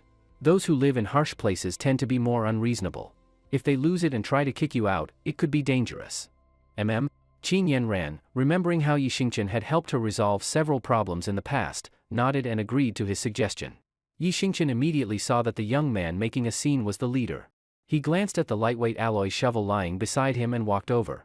Yi Xingqian stopped only when he reached the shovel. Hey bro, what's your name? The young man glanced at Yi Xingqian and vaguely sensed that this new group was not ordinary, so he stood up arrogantly. I'm Go Dongxi. My dad is the village chief, Go Yang. What? Yi Xingqian couldn't help but laugh. These two really were something. One's name sounds like damn bastard, and the other dog-like. And who are you? Go Dongxi stared at Yi Xingqian with hostility. Yi Xingqian quietly glanced back at Qin Yanran, then patted his own chest. You can think of me as the temporary person in charge from Yida Company. I came to understand the situation. Heh, Go Dongxi sneered. Fine. Since you're the one in charge, I'll be clear. 1 billion yuan, not 1 fen less. Otherwise, forget about starting any construction here. Oh? Yi Xingqian frowned slightly. Let me ask, did the government give your village compensation for the land? They did. And yet you're asking our company for more? Of course. Who would say no to more money? Your Yida Company has plenty, right? What's 1 billion yuan to you? Our village has exactly 100 households. That's 10 million yuan per household. With 4 people per family, that's just 2.5 million yuan per person. Yi Xingqian was stunned, both angry and amused. This was the first time he had seen someone show their greed so shamelessly. Or more accurately, so proudly shameless. A person, or a whole village, could really be this thick-skinned? Even if Yida Company was rich, why the hell should they give you 1 billion yuan? Do you think money just falls from the sky? Well, if you think it's acceptable, let's sit down and talk. If not, get the hell out. As long as we're here, your construction won't happen. Go Dongxi was clearly fearless, acting like a thug who had nothing to lose. Yi Xingqian frowned and suddenly pointed a finger at him. 1 million yuan. Take the money and leave. Never come back to this site again. What the hell? 1 million? What do you think we are, beggars? Go Dongxi exploded with rage. So this is how your company sees us, as worthless trash, huh? Looks like we'll have to teach you a lesson today. Everyone, come on. Let's fight. At his command, the nearby villagers of Gojia all picked up their small wooden sticks and surrounded Yi Xingqian, clearly ready for violence. The atmosphere at the scene instantly turned extremely tense. Xingqian. Behind him, Qin Yanran saw the villagers from Gojia village surrounding Yi Xingqian. She was so frightened that her face went pale and immediately tried to run over to help him. Don't come over. I can handle it. Yi Xingqian shouted to stop Qin Yanran, then turned to look at Go Dongxi with a half-smile. Heh, Go Dongxi also sneered. Buddy, your girlfriend's so pretty, why go against us?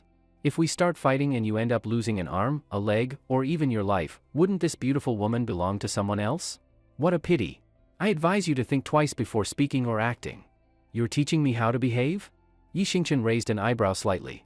Like I said before, 1 million yuan. Take it and leave now. I can speak for our boss. We'll pretend this never happened. Otherwise, in the end, you might not even get that 1 million yuan. Go Dongxi snorted coldly. Trying to block our money? Haven't you heard the saying, cutting off someone's income is like killing their father or humiliating their wife? You'd better get one thing straight, you're alone, and we have over 20 people. Do you seriously think you can take on more than 20 of us by yourself? Or are you counting on them? He pointed to a few engineers at the site, who were already shivering in fear. These engineers were all intellectual types, not used to scenes like this. Yi Xingqian didn't blame them. He just looked at Go Dongxi and nodded. Just one of me, isn't that enough? Ha ha ha. That's hilarious. Did you eat garlic for breakfast? Such big talk. Did Yida Company send some ignorant punk to get himself killed? Several villagers from Gojia village burst into loud laughter, pointing at Yi Xingqian. Clearly, no one believed Yi Xingqian could deal with more than 20 villagers alone. Even Go Dongxi held his stomach as he laughed. If your real skills were even 1% as good as your bragging, we'd already be gone. You think we don't dare touch you? If all of us gang up on you and cripple you, so what? At worst, we pay some compensation.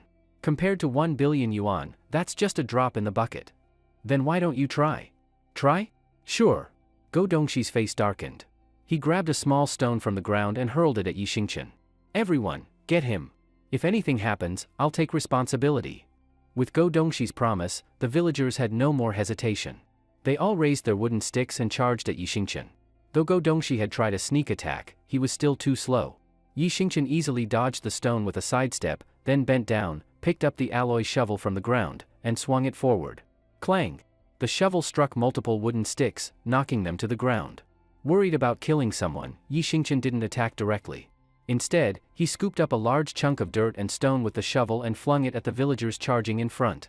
At the same time, he spun around and used the shovel again to knock down more sticks, forcing several villagers back and successfully breaking out of the encirclement. Damn, so he's got some skills. Go Dongxi grew furious seeing a few villagers knocked down by a single toss of dirt. Don't be afraid. He's not daring to hit us directly, otherwise, he would have smashed us with the shovel already. Hearing this, several villagers once again screamed and charged at Yi Xingqian. Yi Xingqian frowned, starting to feel truly angry. This couldn't go on. He couldn't fight back properly, and if he accidentally killed someone, it would be a disaster. But simply defending and retreating wasn't a solution either, he had to come up with something. Suddenly, Yi Xingqian spotted a small tree not far away, and an idea came to him. He threw the shovel aside and ran toward the tree. Then, under the stunned and confused gazes of everyone, Yi Xingqian sprinted and kicked the tree, a tree about 1.5 inches in diameter, clean in half. Surprised and pleased by the result, he picked up the leafy, over 10-foot-tall tree. Come on, then. Weren't you all so tough? Come on. Come and die. Let's see who's brave enough now. Holding the tree like a weapon, Yi Xingqian charged toward the villagers. In his hands, the small tree had turned into a divine weapon. Any villager who came near was instantly knocked to the ground by whipping branches. Now, Yi Xingqian finally had the power not just to defend, but to fight back. He could beat them without causing serious injuries. The tree was indeed mighty. In a few moments, over 10 villagers had already been knocked down. You little punks. Come on. Keep coming. Yi Xingqian stood like a battle god, holding the tree. No one dared to approach within 15 feet. Holy shit. Boss, this guy's weird as hell. Damn, he's insanely fast and strong. That big tree was snapped in half with one kick, and he's using it like a weapon. Yeah. He's already taken out over a dozen people. Maybe we should just give up for today. Damn it, Go Dongshi gritted his teeth, glaring at Yi Xingchen. You bastard. Just you wait. I've got things to do today, so I'll let this go for now, but this isn't over. If you've got the guts, live here 24 hours a day. The moment you leave, we'll be back. Let's see who can hold out longer. The look in Go Dongshi's eyes was filled with hatred. If looks could kill, Yi Xingchen would have been chopped into pieces 1,000 times over. Yi Xingchen frowned deeply but said nothing. Go Dongshi spat fiercely on the ground, then helped gather up the injured villagers. The group that had arrived so aggressively now left in defeat, tails between their legs. Xingchen, are you okay? Qin Yanran quickly rushed to Yi Xingchen's side. Yi Xingchen shook his head, then glanced meaningfully in the direction Go Dongshi's group had left. He said calmly, President Qin, don't worry. Just a bunch of clowns. I'll find a way to settle this. Let's begin the survey, it's time to get to work. After the small incident at the construction site came to an end, Yida Company quickly split into 3 teams. Old Zhang led the engineers to immediately begin measuring and calculations. Qin Yanran was holding her phone, making call after call, trying to get the relevant departments to step in and resolve the issue. Meanwhile, Yi Xingchen walked over to a tree in the distance with his phone in hand. Yi Xingchen did not believe that Qin Yanran could solve the problem just by contacting the authorities. Those so-called relevant departments always show up when nothing's going on, but when something actually happens, you can never find them. Besides, this was all organized by Gojia village themselves. These troublemakers would do anything for money. Even if the authorities stepped in, they might not be able to truly resolve the problem. At best, their mediation would mean telling Yida Company to back down and pay something, of course, not the ridiculous 1 billion yuan, but still. Maybe, this needed to be handled personally. Yi Xingchen pulled out his phone and called his underling Shi Wenbin. Hello? Brother Yi? Wenbin, I need to ask you something. Go ahead, Brother Yi. Are there any brothers in the gang who are from Gojia village? I'll need to ask around. Why, did Gojia village mess with you? Yi Xingchen paused for a second, then told Shi Wenbin everything that happened at the construction site in full detail. Brother Yi, give me a minute. I'll ask if any of the guys are from that village and call you back once I know more. Alright. Thanks for the trouble. Of course, Brother Yi. Oh, and last night, 2 guys, one named Lu Ma, the other Lu Zi, came to me, said they were your people. Yeah, those 2 may not look like much, but they've got decent skills. Let them stay on to help hold down the place. Watch them for a while, if they prove trustworthy, we can treat them as one of us. Got it. I know what to do. No doubt about it, Shi Wenbin was a reliable guy. Just 10 minutes later, he called Yi Xingchen back. Hello? Brother Yi, I found out. The village chief of Gojia village is named Go Yang. Originally, the compensation for the land had already been agreed on with the authorities, and the village had no objections. But just a few days ago, Go Yang and his son Go Dongshi suddenly spent a large sum of money to treat a bunch of idle locals to a feast. During the meal, the 2 of them kept saying things like, the compensation we got from the government was too little, then, other villages got way more than us, and then, Yida Company is a bunch of vampires. They were stirring the pot every which way. Shi Wenbin paused, then continued. At first, the villagers were fine with the money they got. But after being coaxed by the father and son, their mindset started to shift. They began to think Yida Company should also give them money. That's how this whole organized harassment started. Go Dongshi planned and led it all.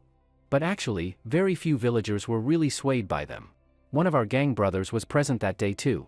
But he's pretty timid, he didn't dare go up against a big company like Yida, so he quietly backed away later. I see, Yi Xingchen nodded thoughtfully. So it's all that father and son's doing? From what we know, yes. It's all about money. They make it sound so righteous, but let's be honest, if they actually get the money, how much do you think they'll share with the rest of the village? Got it. I know what to do. Brother Yi, do you want me to send some guys over to help you? No need. The root of the problem is just those 2. Take care of them, and it's over. Alright, be careful. If anything comes up, just call me. Okay. After hanging up, a slight smile appeared on Yi Xingchen's lips. Those bastards, looks like I'll be paying you a visit tonight. Night fell. After guarding the construction site all day, Yi Xingchen and Qin Yanran returned. After dropping Qin Yanran off at her home, Yi Xingchen didn't go home himself. Instead, he drove straight to Gojia village. After about 40 minutes of driving, he finally arrived at his destination, Gojia village. Ma'am, hello. Can I ask where the village chief's house is? Yi Xingchen stopped the car, rolled down the window, and gave a friendly smile to a woman standing by the road. You're looking for the village chief? The woman was slightly taken aback. She looked him and his car over. You are? Oh, it's like this. I'm a friend of the village chief's son, Go Dongshi. He called me earlier today and asked me to come over tonight to discuss something. But he wouldn't say what it was on the phone. Well, you know how these rich young guys are, you have to show respect. So I had no choice but to hurry over. Oh, I see, the woman nodded, then pointed ahead. Young man, just keep going straight on this road. You'll pass 2 intersections. At the 3rd intersection, turn right. Keep going and you'll see a big banyan tree. Turn left at the tree, and you'll see a 3-story reinforced concrete building. That's the village chief's house. Great. Thank you, ma'am. Yi Xingchen smiled and continued on as instructed. Along the way, he noticed that although Gojia village was on the outskirts of Yunhe city, the economic level wasn't bad. Almost every household had a 2-story standalone house. Some were built with wood, while wealthier families had concrete and steel houses. After passing the large banyan tree, Yi Xingchen quickly spotted a 3-story building standing out among the others. He parked the car a distance away by the roadside, then stepped out and looked at the village chief's home in the distance, rubbing his chin. This Go Yang really loved showing off. Out of the whole village, his was the only 3-story building, and it was made of reinforced concrete. He even built a wooden fence over 6 feet high around the house. Clearly, he wanted to make sure everyone knew how rich he was, and how much he had skimmed off while serving as village chief. Yi Xingchen glanced around. Once he confirmed no one was nearby, he approached the wooden fence. He perked up his ears to listen closely. Thanks to his increasingly sharp hearing after eating dogtail grass every day, he easily caught the sounds coming from inside the house. To Yi Xingchen's surprise, it was a woman's voice. Repeat after me, a drop of kindness should be repaid with a spring of gratitude. You didadada me, I walla walla you. What the fuck? When Yi Xingchen heard the woman's voice, he almost couldn't help but cry out. I haven't read many books, but don't try to fool me. You seriously call this, a drop of kindness should be repaid with a spring of gratitude? You didadada. You. Very soon, 2 male voices followed along, mimicking that weird broken English chant. One of them, Yi Xingchen instantly recognized, it was Go Dongshi's voice. This made Yi Xingchen even more confused. Forget the strange gibberish for a second, was Go Dongshi studying? Yi Xingchen never believed Go Dongshi was the studious type, especially not late at night, seriously studying a foreign language. To figure out what the hell these people were doing, he had no choice but to climb in and spy on them. Yi Xingchen looked around and quickly came up with an idea. After a bit of searching, he stacked a pile of rocks beneath the wooden fence. Stepping onto the rocks, he jumped with all his strength, grabbed the top rail of the fence with both hands, and, with a coordinated motion, easily climbed to the top. He glanced at a concrete flower bed next to the fence inside the yard. Confirming he could use it to climb back out later, he jumped down into the yard. Turning to look at the wooden fence, then at his own arms, Yi Xingchen noticed something strange. His strength seemed to have grown significantly. But now wasn't the time to dwell on that. First, he needed to figure out what Go Yang and his family were up to. The 3 voices came from a room on the 1st floor. Using the cover of darkness, Yi Xingchen crept quietly toward the window of that room. Through a narrow angle, he peered inside. And what he saw nearly shattered his entire worldview. Inside the room, Go Dongshi and a middle-aged man, probably about 50 years old, were sitting on either side of a completely naked young woman. Judging by his age, the man was likely the village chief, Go Yang. As for the woman, whether she was Go Dongshi's girlfriend or Go Yang's new fling, Yi Xingchen had no idea. The young woman was holding a book that looked like it was made of silk and kept reading aloud from it in gibberish English. Meanwhile, Go Yang and Go Dongshi, on either side of her, kept groping her, even playing with her prominent breasts from time to time. Yi Xingchen was stunned. Holy shit. So this is what these 2 bastards were into? A father and son, sharing the same woman? If this got out, Go Yang's reputation would be completely destroyed. Thinking quickly, Yi Xingchen took out his phone and began recording this absolutely messed up scene. With this video in hand, and a little pressure, he wouldn't have to worry about Go Yang and his son refusing to back down. After finishing the recording, it looked like the 2 weren't satisfied with just groping, they were starting to get down to real business. Yi Xingchen held back his disgust and kept recording. But since people in this world were physically weak, and there wasn't much foreplay, the actual act lasted less than a minute. It's getting late, I should get going. The young woman began getting dressed and stood up. Just in case, Yi Xingchen quickly stopped the recording, quietly stepped onto the flower bed, leapt up, grabbed the top beam of the fence, and flipped back outside the yard the same way he came in. Creak. As the wooden gate to the courtyard opened, the young woman stepped onto the main road. Yi Xingchen pretended to be a passerby and accidentally bumped into her. Even though he controlled his strength, the woman still nearly fell over. Oh. I'm so sorry, so sorry. Yi Xingchen smiled apologetically. It's fine. The young woman rubbed her slightly sore shoulder and shook her head with a smile. Huh, strange. Pretty lady, I don't think I've seen you around before? You're. Yi Xingqian noticed that the woman didn't immediately recognize him as an outsider, so he guessed she wasn't from Gojia village either. Sure enough, the woman paused for a moment, then extended her hand toward him. Hello, I'm Rashim Daiko. I was hired by the village chief as an English tutor. What? Rashim, no toilet paper? Yi Xingqian was dumbfounded. Faced with her outstretched hand, he wasn't sure whether to shake it or not. Not shaking it would seem rude. But shaking hands with someone whose name sounded like diarrhea with no toilet paper? Who would dare? Plus, he had the sneaking suspicion she might literally not have washed her hands after what just happened. Wait a minute. Rashim Daiko? Japanese? Suddenly, Yi Xingqian understood everything. No wonder Go Yang and his son had suddenly started causing trouble for Yida Company over the past few days. He had assumed it was just about money. But clearly, this wasn't so simple. Money was only part of it.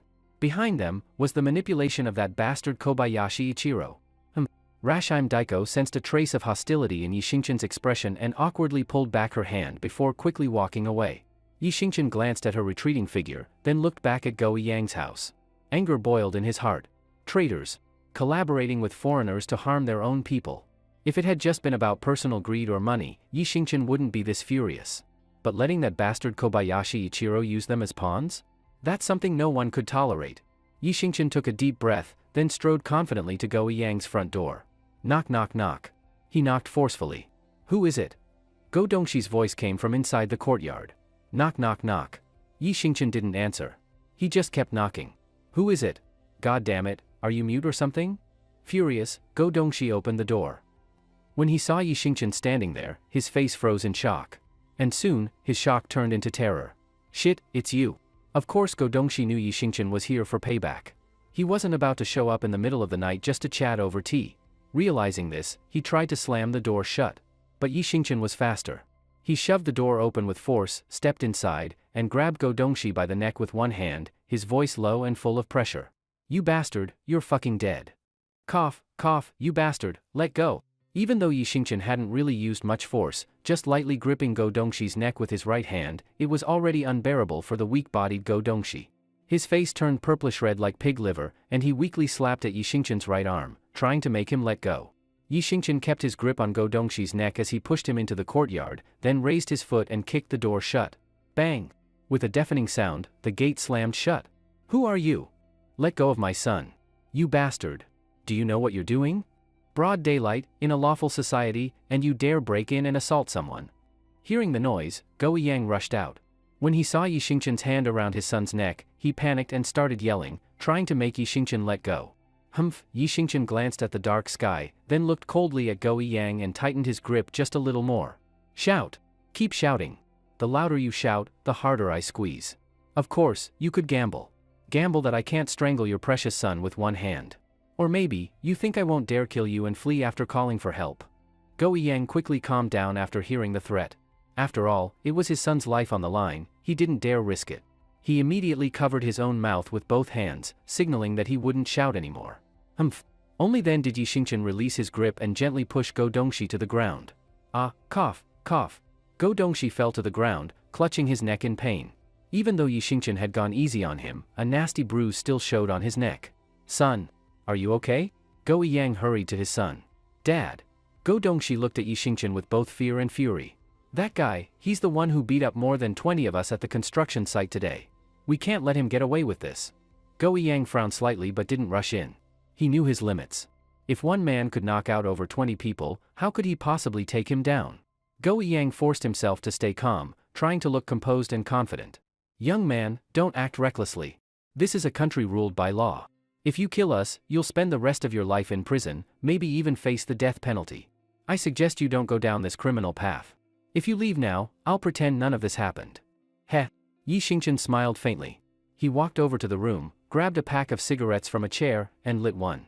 Strictly speaking, he wasn't a smoker, but at emotionally charged moments like this, a cigarette helped him calm down. Puff. He blew out several smoke rings slowly. Go Yang, right? Go Dongshi, right? Yi Xingqian looked at the disheveled father and son with a half-smile. Quite the kinky pair, huh? Father and son having a 2-against-1 in real life at home. What?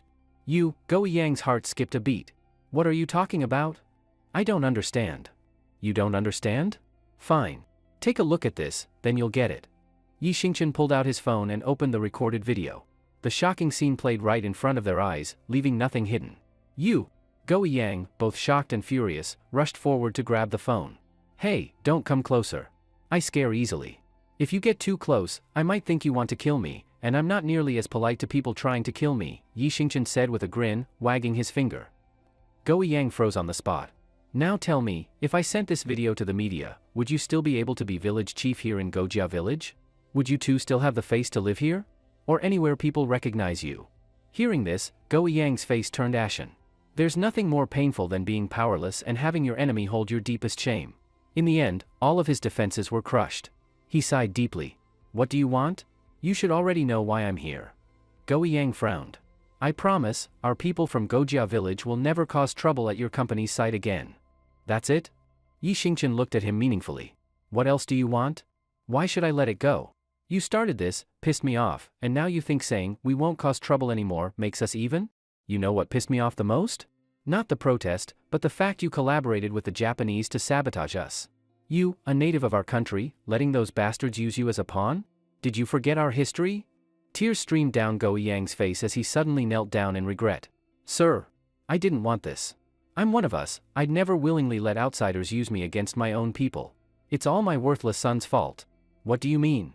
Yi Xingchen looked over at the trembling, silent Go Dongxi. This good-for-nothing got involved with the wrong crowd, people from that foreign company. They lured him into gambling, and he ended up owing 10 million yuan. 10 million. I could sell my life and still not come up with that much. Then the foreigners showed up and said, help us do one thing, and the debt's gone. Go Yang fell into a daze and continued. You already know what they wanted us to do. I was cornered. And if it worked, we'd get a massive payout. They even gave us a woman to play with. All that, the debt, the money, the temptation, it blinded me. I lost my judgment and did things I now deeply regret. Kobayashi Ichiro, that son of a bitch, trying to play dirty, huh? Yi Xingchen's expression darkened, killing intent subtly rising off his body. Fine. I'll take responsibility. Do what you want to me. But please, I beg you, let my son go. Go Yang bowed his head and slammed it against the ground. Yi Xingchen sighed, flicked the cigarette butt onto the ground. All right. In that case, I'll go handle that bastard myself and wipe the debt clean. As for you two, adults should pay for their mistakes. I won't ask for much, just break one of your own fingers. Anyone you choose. And when we resume construction, you'll help unconditionally. Go Yang froze for a moment, then madness flashed through his eyes. With two low cries of pain echoing in the courtyard, Yi Xingchen turned, shut the door, and walked away in silence. Inside a villa somewhere in Yunhe City, Kobayashi Ichiro held a tiny cup, about the size of a bottle cap, slowly savoring the red wine inside. Lying across from him on the couch, his whole body encased in alloy braces, Daxiangmaru looked at Kobayashi Ichiro with envy and said in Japanese, Kobayashi-kun, when will I be free like you, able to enjoy women, taste fine wine? Hearing the envy in Daxiangmaru's tone, Kobayashi Ichiro comforted him, Daxiang-kun, don't worry. The doctor said you just need to rest for 8 months and you'll recover. When that time comes, I'll personally take you to sleep with the most beautiful women in this country, drink the strongest liquor, smoke the thickest cigarettes, and beat the most arrogant brats here. Let's hope that day comes soon. Daxiangmaru's face was full of longing. By the way, Daxiang-kun, why hasn't there been any news from Miss Miyamoto these past few days? I heard that Yi Xingchen is still alive. Has Miss Miyamoto taken any action? Suddenly remembering something, Kobayashi Ichiro looked at Daxiangmaru with confusion. Well, Daxiangmaru hesitated, I don't know either. I don't dare to ask about what the Miyamoto family does. Maybe, tomorrow, I'll ask the military to try contacting Miss Miyamoto? That's all we can do then. Kobayashi-kun, don't worry. That Yi Xingchen won't live much longer. I have a feeling Miss Miyamoto will strike tonight. Once she makes her move, Yi Xingchen is as good as dead. Daxiangmaru smiled confidently. But his smile soon froze on his face. Because Daxiangmaru suddenly felt like he had just seen Yi Xingchen's face outside the window. Kobayashi-kun. Daxiangmaru suddenly made a connection and started trembling with fear. What's wrong? Daxiang-kun, are you cold? Why are you shaking while speaking? Kobayashi-kun, Daxiangmaru looked at the now empty window, then looked at Kobayashi Ichiro, his face full of dread. Tell me the truth. What did the doctor really say? Am I beyond saving? Did the doctor tell you I'm going to die soon? Kobayashi-kun, please don't give up on me, I think I can still be saved. Kobayashi Ichiro, with his back to the window, stared blankly at Daxiangmaru. Dashyang-kun, what are you talking about? How can you say such unlucky things? Be strong. The doctor said you only suffered multiple compound fractures. There's no danger to your life. Only multiple compound fractures? Daxiangmaru felt like crying, but why do I feel like I'm dying? Why? I remember when I was a kid, my grandma used to say, if someone sees a ghost, it usually means they're about to die. That's impossible. Your grandma must have watched too many horror movies. Watch fewer of those and more uplifting stuff like Tarzan and the Chicken Man or Wu Song Beats the Cat. Kobayashi Ichiro tried to comfort him, but then suddenly realized something. He was so frightened the wine glass slipped from his hand. What? Ghost? Are you saying you just saw a ghost? Daxiangmaru gulped hard, then nodded slowly. I think I saw a ghost. I think I saw Yixingchen's ghost. Did he come to take my soul back home so I can watch cherry blossoms with my grandma? Kobayashi Ichiro froze, but quickly thought of something. Could it be that Yixingchen isn't actually dead? Then what Daxiangmaru saw wasn't a ghost, it was Yixingchen himself. Crash. Just as Kobayashi feared, Yixingchen punched through the weak door and stepped into the villa through the shattered frame. He had already gotten Kobayashi Ichiro's address from Shirwenbin after leaving Gojia village. After silently taking care of the bodyguards outside, Yixingchen now swaggered into Kobayashi Ichiro's view. You're alive. Kobayashi Ichiro was terrified and jumped to his feet. Heh, Yixingchen waved casually at both men, then sat down beside Daxiangmaru. Tsk, how pathetic. I hadn't even used full strength. You guys are something else, 2 grown men couldn't beat me, so you had to send a woman after me. You men from your country sure have guts. You mean, Kobayashi Ichiro's worst fear had come true? Miss Miyamoto failed? Isn't it obvious? Yixingchen shrugged nonchalantly. That arrogant woman is already dead. Yixingchen lied about Miyamoto to Momi. If her family found out she had aligned herself with him, she'd probably be branded a traitor and hunted down. Daxiangmaru was both shocked and delighted. Shocked at how terrifying Yixingchen's strength was, strong enough to survive Miyamoto Tomomi's attack. Delighted because Miyamoto Tomomi had been killed. She was a prodigy of the Miyamoto family, and now she was dead by Yixingchen's hand. This meant the feud between Yixingchen and the Miyamoto clan was now irreversible. It was only a matter of time before stronger warriors came after him for revenge. Yixingchen had no idea what Daxiangmaru was thinking. He simply gave a gentle pat on Daxiangmaru's shattered kneecap. You guys really are something. I thought you were serious businessmen. I was ready to deal fairly. But you chose the dirty route. Not only did you plant a spy in our company, but you even set up a trap and used Goi Yang and his son. You tried to sabotage us from the shadows. Well done. He patted the kneecap a few more times. Daxiangmaru let out screams like a dying pig. Kobayashi Ichiro cursed under his breath at how useless his subordinates were, letting Yixingchen trace everything back to him so easily. Mr. Kobayashi, tell me, how should we handle this? Yixingchen looked at him coldly. You played dirty. Shouldn't I return the favor? Maybe I should break you like I did to this big dumb turd here? That way you can retire with honor, go home, and rest. Daxiangmaru glared in anguish. My name is Daxiangmaru, not big pile of shit. Kobayashi Ichiro understood the principle of preserve the green hills, and you'll never run out of firewood. Given the situation, even if he was reluctant, he could only surrender. He sighed helplessly. You win, Mr. Yi. Yixingchen stood over Kobayashi Ichiro with the posture of a victor, looking down at him with pride. Since you lost, show some sincerity about it. No more talking, get on your knees before you speak to me. Kobayashi Ichiro's face was full of humiliation and unwillingness, and his legs began to tremble slightly. What? Not willing? Then do you want me to break your kneecaps and force you to kneel? Yixingchen stared at his knees with interest, or do you think I do not dare touch you? There's no one else here. I am just a low-ranking employee from Yida Company, and I came right to your door and took care of all your bodyguards. Who would believe it even if I told someone? Yixingchen's words completely shattered Kobayashi Ichiro's last sliver of hope and the little pride he had left. Thump! Kobayashi Ichiro fell to his knees, full of humiliation. Heh, Yixingchen chuckled again. Aren't you people always talking about Bushido? About how a samurai would rather die than be humiliated? Then why do you have no spirit at all? Pathetic. Under the roof, one must bow his head. Facing Yixingchen's endless humiliation, Kobayashi Ichiro dared not resist at all. I have a few demands. Please go ahead. First, the money Goi Yang and his son owe you, consider it gone. If you ever ask them for money again, I will come after your life. Yes. Kobayashi Ichiro nodded without hesitation and agreed to the first demand. Second, from this moment on, you must not have any conflicts with our Yida Company. No matter who is right or wrong, it is always your fault. If you come to our country to beg for food, then behave like a beggar. Don't act like you own the place. Yes. Kobayashi Ichiro nodded again in agreement. Third, on behalf of our President Chin, you will donate 100 million yuan to a charity in Yunha City. And this must not be reported to anyone. If I see this in the media, I will personally smash the reporter's camera over your head, one hit at a time. What? 100 million? Why don't you just rob me? Kobayashi Ichiro was furious. If I were robbing you, I wouldn't stop at 100 million. Yi Xingqian smiled slightly.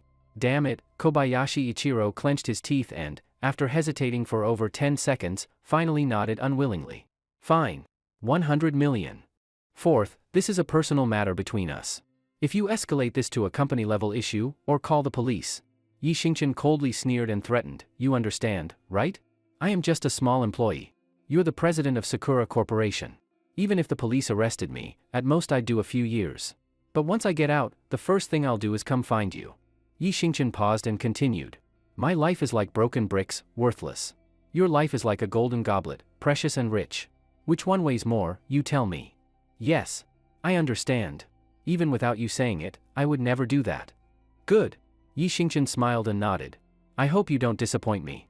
If you don't follow through, the consequences. Slap. Yi Xingqian lightly slapped Daxiangmaru's kneecap. Crack.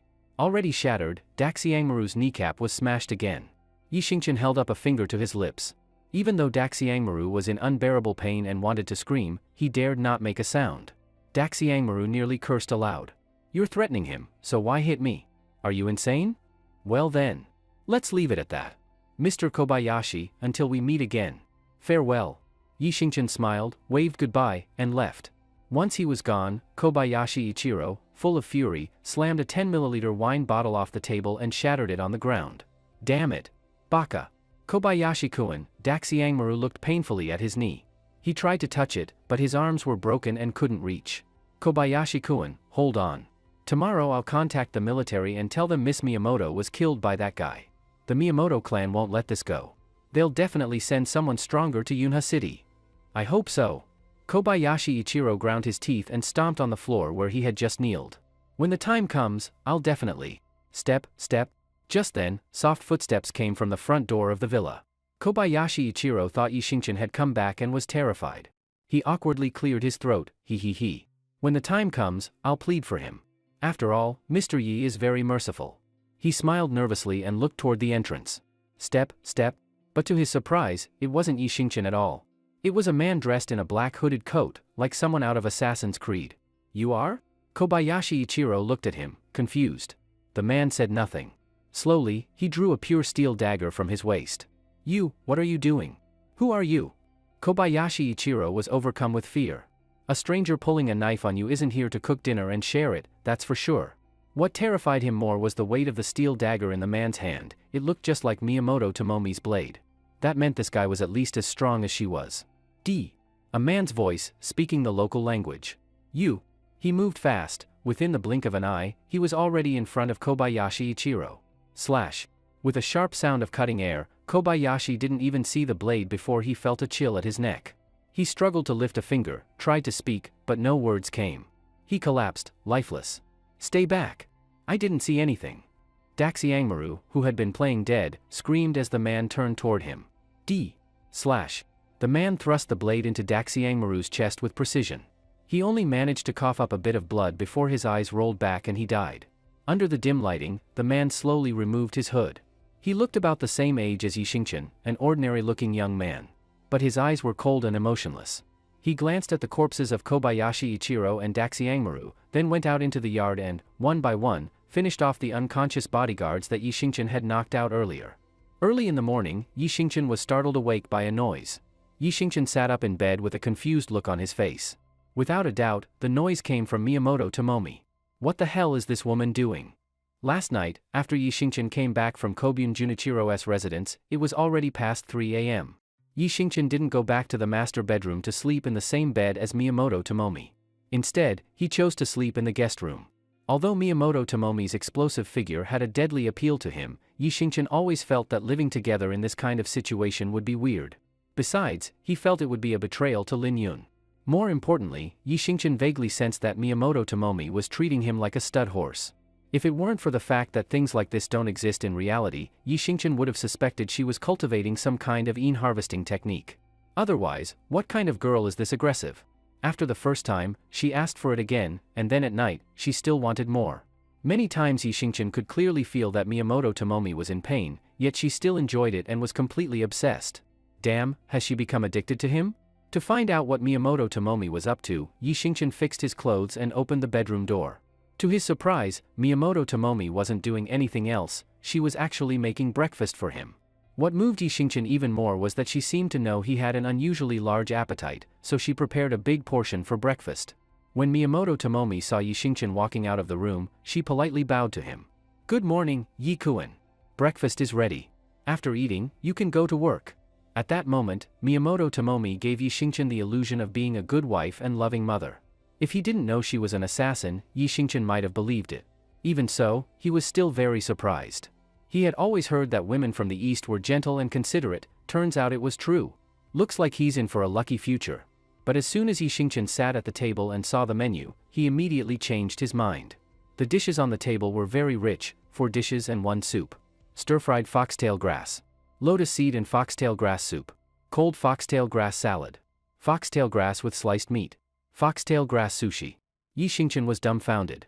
If he kept eating so much foxtail grass, was he really going to grow a tail someday? Although eating foxtail grass could absorb spiritual energy, this was way too much, wasn't it? Every meal with foxtail grass, and this much in one sitting, even for cultivation, this would drive someone insane. Please enjoy. Miyamoto Tomomi, like a devoted wife, stood there with a sweet smile watching Yi Xingqian. Yi Xingqian twitched the corner of his mouth. In order not to waste her kindness, he had no choice but to force himself to eat. Miyamoto Tomomi sat across from him, looking at him with deep meaning. "I knew you came back last night." "Oh?" Yi Xingqian kept drinking his soup. "It hurt so much last night, I couldn't take it. Otherwise, I would have gone to sleep in your room." Pfft. Yi Xingqian couldn't hold back and spit out the soup. Hee. Miyamoto Tomomi seemed very satisfied with his reaction and chuckled lightly. "What? Why?" Yi Xingqian looked at her, confused. Miyamoto Tomomi hesitated for a moment but didn't tell the truth. "Because I belong to Yi Kuan. Serving you at night is my duty and obligation." Yi Xingqian was speechless. Soon, Yi Xingqian remembered something and suddenly asked, "By the way, Tomomi, you know more about cultivation. I want to ask you something." "Yeah, go ahead." Miyamoto Tomomi nodded obediently. "Well, how should I put this? What would cause an ordinary person to suddenly become much stronger and faster, look younger, and eat a lot more than before? I mean a lot stronger." "Oh?" Miyamoto Tomomi immediately realized something and frowned slightly. "Do you know?" Yi Xingqian looked at her expectantly. "Is it a man or a woman?" she asked cautiously. "A woman." "Oh?" Miyamoto Tomomi immediately confirmed her suspicion. It was probably some woman close to Yi Xingqian who had some kind of indescribable relationship with him and absorbed spiritual energy from his body, which caused such a change. The reason Yi Xingqian said the changes were dramatic was because the woman was originally an ordinary person, so the power-up looked obvious. But Miyamoto Tomomi couldn't tell him the truth. That would expose her real reason for staying with him. If Yi Xingqian kicked her out, how would she quickly grow stronger and go back to take revenge on Miyamoto Junyi, or even on Yi Xingqian? After thinking carefully, Miyamoto Tomomi deliberately faked a tone of uncertainty.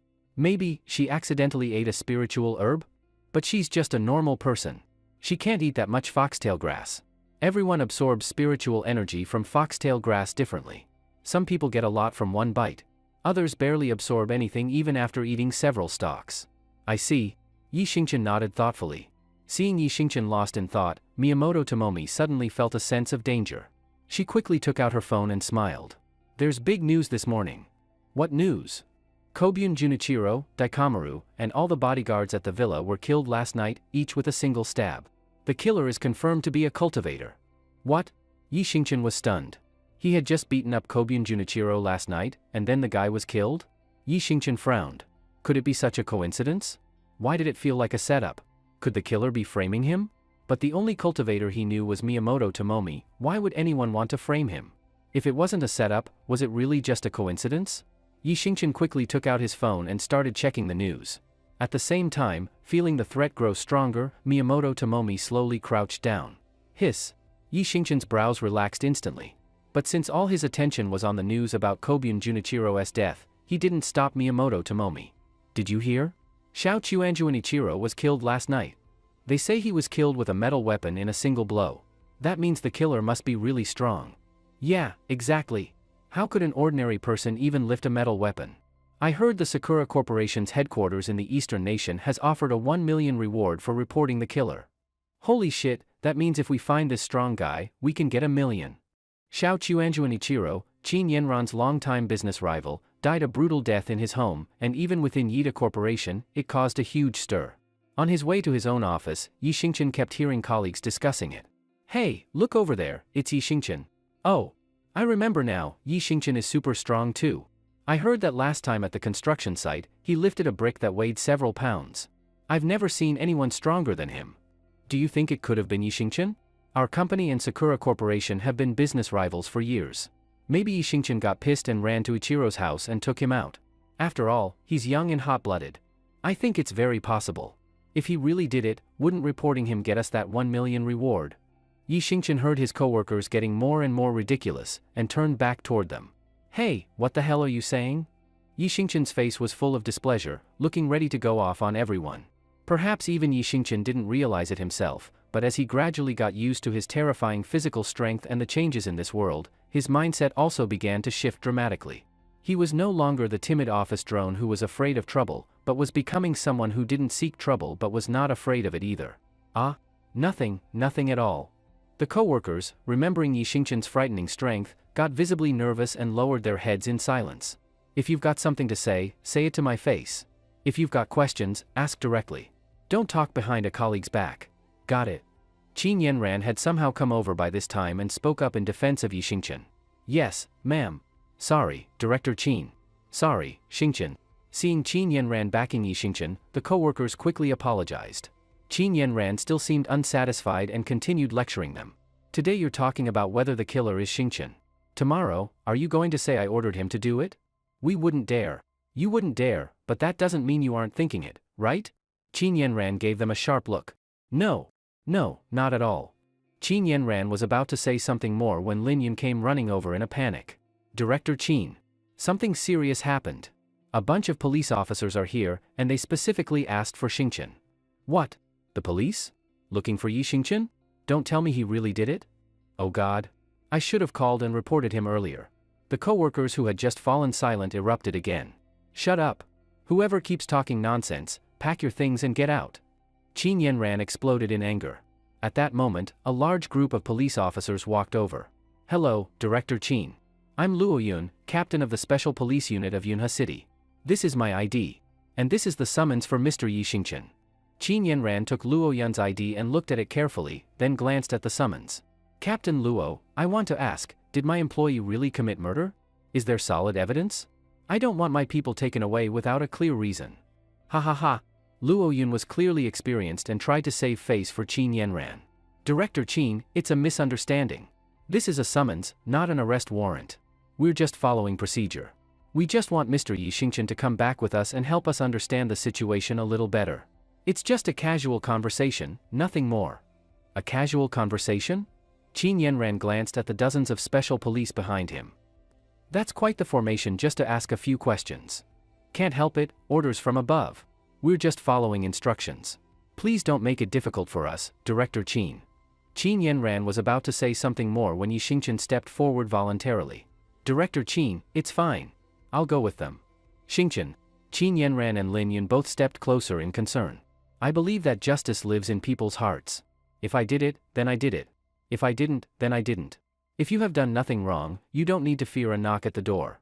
I also believe our law enforcement won't wrong a good man. Ha ha ha. Good. Very good. Mr. Yi Xingqian, you're a reasonable man. Luo Yun gave Yi Xingqian a thumbs up. Since that's the case, then, Mr. Yi Xingqian, please come with us. You guys, go ahead. Luo Yun signaled to several officers behind him. A few special police came forward quickly and handcuffed Yi Xingqian with alloy cuffs. Mr. Yi Xingqian, we've learned that you have exceptional physical strength. These cuffs were specially prepared for you. Don't take it personally, we're just following protocol. We hope you understand. Seeing Qin Yenran looking a bit upset, Luo Yun quickly explained with a smile. It's fine. Yi Xingqian smiled back at Luo Yun. Alright, let's go. Luo Yun waved his hand, signaling the special police to escort Yi Xingchen away. Xingchen. Qin Yanran suddenly called out to him, then looked at Luo Yun. Her small frame exuded a powerful presence. Captain Luo, before there is sufficient evidence, I demand that my employees' rights be fully protected in every aspect. If I find out in the future that you failed to produce hard evidence and my employees suffered unfairly, I will absolutely not let this go. If you think I'm just some woman whose words don't matter, then you will regret it. Luo Yun was stunned for a moment by her domineering words. He wasn't stupid. A woman like Qin Yanran, at her level in the business world, definitely had powerful connections behind her. Although she might not be someone he absolutely couldn't offend, Luo Yun figured he would have to be crazy to provoke the queen of Yunha City's business world. Thinking this, Luo Yun smiled politely at Qin Yanran. Don't worry, Director Qin. We live in a society ruled by law. What you're worried about will definitely not happen. That's the best outcome. Qin Yanran nodded in satisfaction. Goodbye. Let's go. Luo Yun turned and waved to the officers. Dozens of special police escorted Yi Xingchen out of Yida Corporation's headquarters in an orderly fashion. Qin Yanran then turned to her co-workers. Lin Yun. Yes, Director Qin. From now on, if I hear anyone gossiping about Yi Xingchen behind his back, for any reason, they are to pack up and leave immediately. Understood. Lin Yun nodded firmly. Yi Xingchen was quickly taken to the Yunha City Special Police Division by Luo Yun. To Yi Xingchen's surprise, Luo Yun did not question him, but instead locked him in a single-person cell. Watching Luo Yun walk away, Yi Xingchen frowned and asked in confusion, Captain Luo, didn't you say I was brought here just for questioning? You're not going to question me. Luo Yun turned back to look at Yi Xingchen, paused for a moment, then smiled and said, Mr. Yi Xingchen, don't worry, of course you'll be questioned. But I'm not the one doing it, someone else is. Relax, that person will arrive soon. Yi Xingchen looked at Luo Yun suspiciously. If he had not confirmed Luo Yun's identity, and if he were not sure that this was indeed the Yunha City Special Police Division, he might have doubted whether he had really been brought in by the police at all. While Yi Xingchen was still puzzled, he heard heavy footsteps echoing down the hallway outside the cell. The steps were steady and powerful, it was clear they belonged to someone physically strong. Yi Xingchen understood, the Real interrogator had arrived. But when this person appeared in front of him, Yi Xingchen was so shocked that his jaw nearly dropped. Hey! Outside the iron bars, Long Qingxian waved at Yi Xingchen with a bright smile. You? Yi Xingchen couldn't help but be overjoyed. Long Qingxian was reliable after all, she came immediately to get him out. But soon, Yi Xingchen's attention was drawn to a flashy young man standing behind Long Qingxian. He noticed that the man had a metal dagger hanging from his waist. Someone who openly carried a metal dagger clearly had skills, or rather, was a cultivator. What the hell? That outfit? Assassin's Creed? As it turned out, the young man behind Long Qingxian was the one who, after Yi Xingchen had left the previous night, killed Koizumi Ichiro, De Xiangwan, and their bodyguards. Commander, if there's nothing else, I'll be leaving now. One of the special police officers saluted Long Qingxian. After she nodded, he walked away with perfectly measured steps. Commander? What the hell? Yi Xingchen was stunned. He had already suspected that Long Qingxian might have military connections. Now it was clear, and those connections were strong. What? You didn't expect it? Long Qingxian smiled at him. Not at all. I never would have guessed you'd be the one questioning me. Wrong. It's not interrogation, it's a summons. Long Qingxian corrected his wording strictly. Same difference. Fine, let's get started. I didn't kill Koizumi Ichiro. I know you didn't. Long Qingxian nodded firmly. Yi Xingchen almost cursed out loud. You damn well know I didn't do it, and yet you still had dozens of SWAT officers bring me in? Are you kidding me? Seeing his frustration, Long Qingxian pointed at the young man behind her and said with a smile, he's the one who did it. Yi Xingchen frowned and had a vague feeling of what was going on. But, who killed Koizumi Ichiro isn't important, Long Qingxian said, brushing dust off her clothes. What's important is, I can get you out of here, clean and clear, right now. Yi Xingchen immediately understood. A trap. A blatant trap. Long Qingxian had him cornered. After a moment of thought, Yi Xingchen got straight to the point. Aren't you afraid I'll go down fighting and take you with me? Just tell me, what do you want me to do? Smart. Long Qingxian gave him a thumbs up. I love talking to smart men. If my future husband was an idiot, that'd be boring. True, I did consider that you might go rogue, but I think it's a risk worth taking. Yi Xingchen remained silent. He could not believe anything she said. I'll be honest with you. I know about the conflict between Sakura Corporation and Yida Corporation. I also knew Koizumi Ichiro would try to sabotage the construction site. I knew if he did, you'd go deal with him. His codename is Dragon 56. A few days ago, I gave him a mission. As soon as you showed up to confront Koizumi Ichiro, once you left, he'd be killed. Long Qingxian? Dragon 5-6. Yi Xingqian frowned. Remembering what Miyamoto Tomomi had said earlier, he suddenly understood. You're part of the Dragon Clan? Long Qingxian looked at him in surprise and said, impressed, looks like I underestimated you. You're sharper than I thought. Yes, I'll stop pretending. I, Long Qingxian, and my father, Long Shaoqi, he's the patriarch of the Dragon Clan. What does your Dragon Clan want from me? It's simple. All you have to do is agree to join the Dragon Clan, become one of us, and promise to fulfill the duties of a member. If you agree, you're free to leave right now. Why? Why go to such lengths to get me to join? What's in it for the Dragon Clan? I've only heard the name, I know nothing about you. It's not what the Dragon Clan wants from you, it's what I want. Long Qingxian explained with a smile. Let me tell you a bit about us. The Dragon Clan is often called the guardian spirit of our country by foreign powers. We're made up of elite experts. Our duty is to eliminate threats to the nation, using any means necessary, including assassination. She paused before continuing. 5 years ago, my mother Xiang Ju personally went abroad to hunt a traitor. She mysteriously disappeared in the Americas. We have reliable intel that she was ambushed and captured by a group called Hurricane.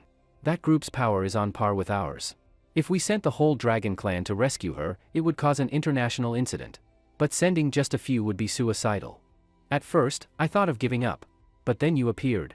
You changed my mind. You gave me hope. That was the moment I decided, no matter the cost, I had to recruit you. Not just to save my mother, but to make the Dragon Clan even stronger in protecting the country. Hurricane? You want me to go save your mother from Hurricane? Are you fucking kidding me? What makes you think I can even do that? Yi Xingqian had already heard about Hurricane from Miyamoto Tomomi. That was a terrifying force, on the same level as the Miyamoto family in the East, the Dragon Clan in China, the Catholic Church in Europe, and the Godslayers in Africa. Even ignoring combat experience, techniques, and tech, the Miyamoto family alone had nearly 10 people stronger than him. Hurricane couldn't be weaker.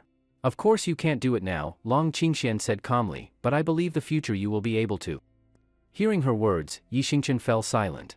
He was left with endless hesitation and inner conflict. Long Qingxian saw that Yi Xingqian did not clearly reject her, and knowing there was still hope, she continued to pressure him. The reason I set this trap was to lure you in. If you agree to join the Dragon Clan, someone else will take the blame for killing Koizumi Ichiro. If you refuse, then that person will be you. Think carefully, about your father, your beloved women, your brothers. Wouldn't it be a shame to lose everything? Sure, your strength is impressive. Not just me or the special police outside, even the guy behind me, Dragon 5-6, combined with all of us, we are no match for you. If you wanted, you could break out of here at any time. But think about the consequences. Do you really want to become the top enemy of the Dragon Clan? Do you want to carry the label of traitor to the country? Yi Xingqian pursed his lips, still hesitant. He wasn't surprised Long Qingxian knew so much about him. As someone from the Dragon Clan, she probably knew what color underwear he wore every day. Long Qingxian clearly knew how to negotiate. After the hard approach, she softened her tone and played the emotional card. Ever since I was little, my father has been occupied with the affairs of the Dragon Clan. He rarely cared about the family. My oldest brother followed in his footsteps, serving the country and the clan. My uncle and second brother died during missions. Only my mother stayed by my side. She was the one who raised me, loved me, protected me. She's the only one who ever gave me a sense of family. But, my mother is also part of the Dragon Clan. Once a member, forever a member.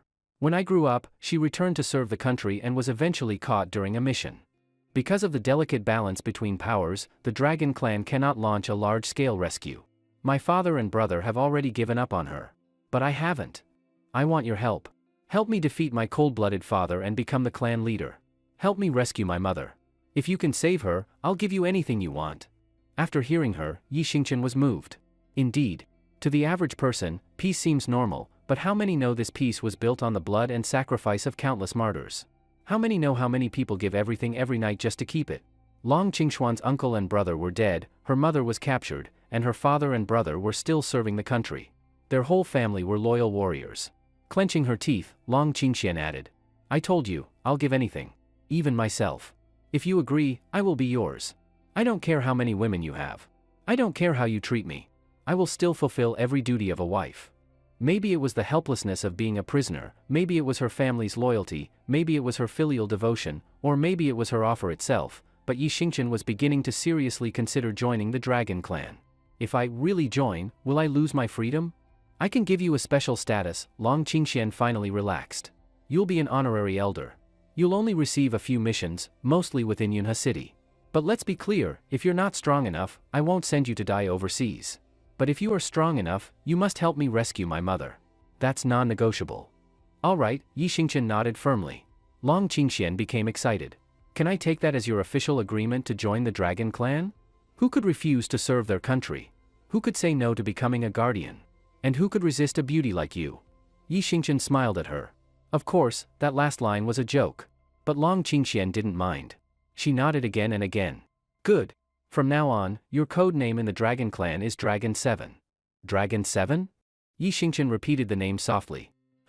Dragon 5-6 nearby clearly wasn't happy. Miss, is this man really worth such an effort? He just looks like someone a bit stronger than normal. He has no spiritual energy, what use could he be? Yi Xingqian laughed. Oh? Someone's looking down on me. He glanced at the cell bars.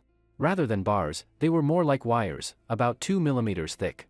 Yi Xingqian stretched out his arms, casually bent a few of the wires, and squeezed out of the cell without breaking a sweat. Dragon 5-6's eyes showed surprise. He realized he had completely underestimated the man. Wanting to gauge his rank in the Dragon Clan and to humble Dragon 5-6, Yi Xingqian pointed at him. How high is your rank in the clan? Dragon 5-6 paused, then replied proudly, the code names correspond to strength. Oh? Yi Xingqian nodded, then pointed at his back. Go ahead. Hit me, right here. With everything you've got. Don't hold back. You, sure? Dragon 5-6 looked confused. Yi Xingqian turned around. Just hit already. Don't act like a woman. Just don't stab me in the kidneys. All right. Dragon 5-6 nodded. I've never met anyone this cocky. Well, now you have, Long Qingxian smiled. She clearly had faith in Yi Xingqian. I've never had anyone ask for something like this before, Dragon 5-6 said, but since you want it, fine. Just don't blame me if you get injured, or die. He slowly pulled back his fist, then shouted and punched with all his might. Boom! A dull thud echoed as Dragon 5-6 threw his full force into Yi Xingqian's back. Then came a sight he would never forget. Yi Xingqian only took a half step forward, as if someone had gently pushed him. He lifted his shirt. Not a single bruise, not even a red mark. Impossible! Dragon 5-6's proud and cold face vanished. His eyes filled with shock, confusion, disbelief, and admiration. Late at night, Long Wulyo was driving a large off-road vehicle, planning to take Yi Xingqian home. About a mile and a half away from the Yunhe Villa district, Long Wulyo suddenly slammed on the brakes. Screech! The tires screeched on the pavement, leaving black skid marks. What the hell? Hey! Yi Xingqian stared at Long Wulyo in frustration. Brother 7, you'll have to walk home from here. Long Wulyo was fully focused on his phone. I've got a new mission. I need to assassinate a drug lord at the southwestern border. Time's tight, if I'm late, he might be gone. What? Yi Xingqian looked at Long Wulyo in disbelief. Is this how people from the Dragon Clan operate? At first, it was Long Qingxian who was supposed to take him home, but after a phone call, she handed him off to Long Wulyo. Now, after just a message, Long Wulyo was dropping him off on the side of the road. Sorry, Brother 7. Please understand. Get out now, quick. Dragon Clan rules, missions come first. Fine, fine. Although Yi Xingqian was annoyed, he could understand. After all, Long Wulyo was about to eliminate a threat to the country. A little inconvenience for Yi Xingqian was a small price to pay for the greater good. V-room. Watching Long Wulyo's SUV speed away, Yi Xingqian couldn't help but sigh to himself. What a heartless guy. Not long ago, he was calling people sweetie, but now a new one shows up and he's calling her darling cow. Yi Xingqian chuckled and shook his head. At this hour, there was no way he'd get a ride, he'd just have to walk home. He took out his phone and scrolled through the news as he walked. The media was quick, headlines were already everywhere. The murderer of Koizumi Ichiro had been caught and would face a fair trial in a few days. Huff, huff. Help! Somebody help me! He did not know how much time had passed. After Yi Xingqian sent Lin Yun a message to let her know he was safe, he suddenly heard some beastly growling nearby, along with a man crying for help. Huh? That sound? This is the city. The road is a bit isolated, sure, but wild animals. Being a good guy, Yi Xingqian immediately ran toward the source of the sound. He saw two snarling wild dogs surrounding a middle-aged man who looked to be about 50. Ever since human health started to decline worldwide, even ordinary stray dogs had become terrifying predators. Young man! Don't come over! Seeing Yi Xingqian alone, the middle-aged man shouted in panic. Yi Xingqian looked at him, confused. Wait a second. If you didn't want help, then why were you yelling for it? The two wild dogs also noticed the intruder and quickly changed their formation. One dog kept the man cornered while the other crouched low and bared its teeth at Yi Xingqian, growling as if to scare him off. The man quickly explained, "You're alone. Coming here will only make you their next target? I was hoping for a group of passers-by, not just one person." Yi Xingqian understood. So the man was worried Yi Xingqian would get himself killed by trying to help. "Uncle, don't worry. 2 wild dogs can't hurt me." The man was stunned. "Young man, this isn't a joke. These are dogs. Ferocious beasts. In all of human history, few have ever defeated such monsters. Even in stories, the hero Wusong only ever killed a cat." Yi Xingqian was speechless. Wusong killed a cat? That just sounds so wrong. "Young man, hurry and leave. Right now, they're only trying to scare you off. If they really go after you, it's over." The man's concern warmed Yi Xingqian's heart. Now that's the kind of person worth saving. Yi Xingqian didn't respond. He just pointed at the growling dog in front of him and said, "Hey, tell me, will I be lucky this year?" Growl, bark bark bark, bark bark bark bark. "Got it, thanks." Yi Xingqian cupped his hands in a polite gesture toward the dog. This strange move actually made the middle-aged man laugh, despite the danger. He gave Yi Xingqian a thumbs up. "Kid, you've got guts. But seriously, don't push your luck." "Heh." Yi Xingqian smiled, then glanced at a slightly rotted tree branch lying by the roadside. The man noticed his gaze and said doubtfully, "Kid, that branch looks half-rotted, but it's got to weigh at least 20 pounds. You can't use that as a weapon. You'd barely be able to lift it." Yi Xingqian smiled, then walked toward the branch step by step under the watchful eyes of both the man and the 2 dogs. Bark bark bark. The dogs seemed to be mocking him. In their minds, how could a human lift a 20-pound object? But tonight, they had met the wrong guy. To the man's utter disbelief, Yi Xingqian grabbed the large, long, dark branch with one hand and held it up. "What? No way. Am I hallucinating? Did I run into a ghost tonight? That thing is huge, long, thick, solid. Even if it's hollow, it still weighs a good bit. And he lifted it with one hand? Could it be that my good deeds earned me divine protection?" Growl. Seeing Yi Xingqian armed, the 2 wild dogs immediately abandoned the man and flanked Yi Xingqian, trying to trap him. Good dogs don't block the road. Get lost. Yi Xingqian swung the branch hard and lunged at one of the dogs. Yelp. Yelp. Though the dog tried to dodge, the branch still struck it.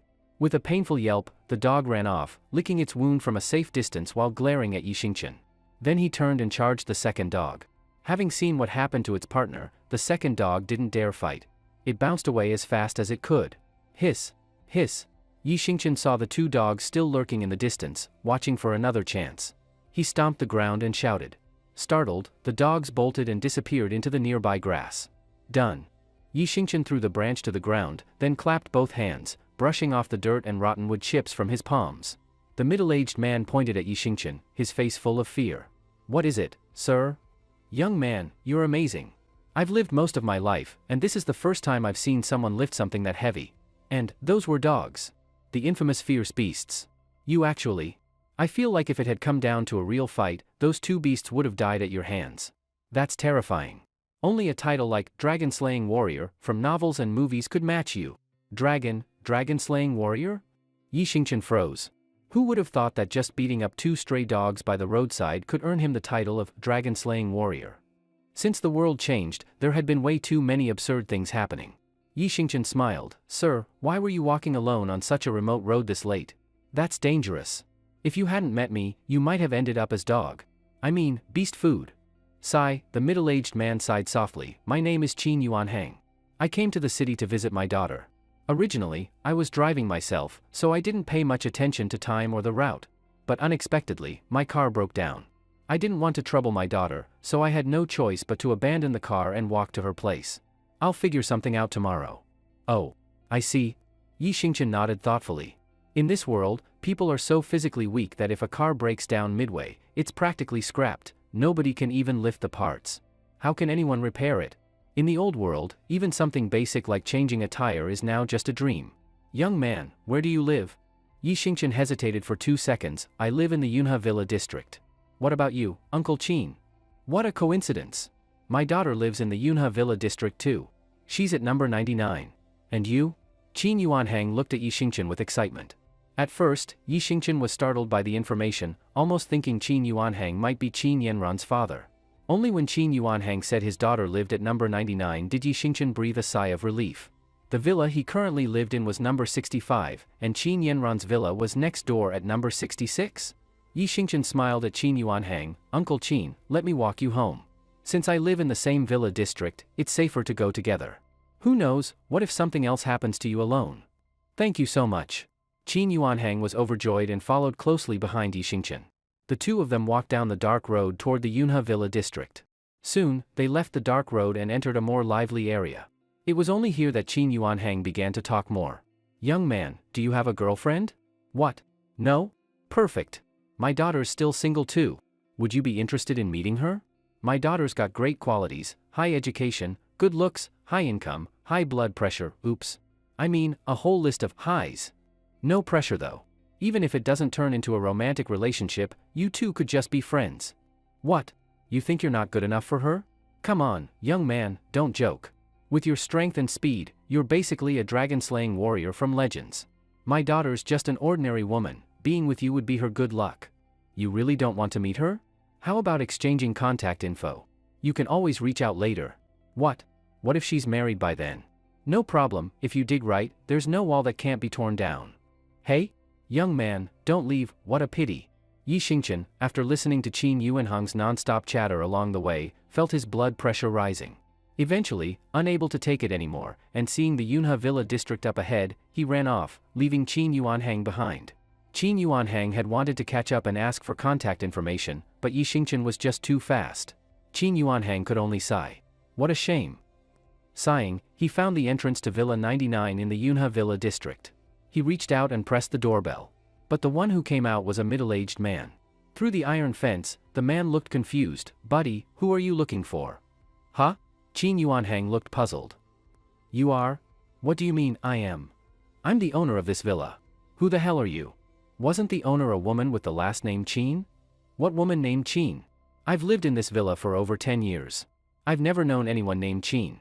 Now get lost. The man finished and slammed the wooden door shut. Huh, strange. Suddenly remembering something, Qin Yuanhang quickly took out his phone and made a call. Hello? Daughter? I thought you lived at number 99 in Yunhe Villa district?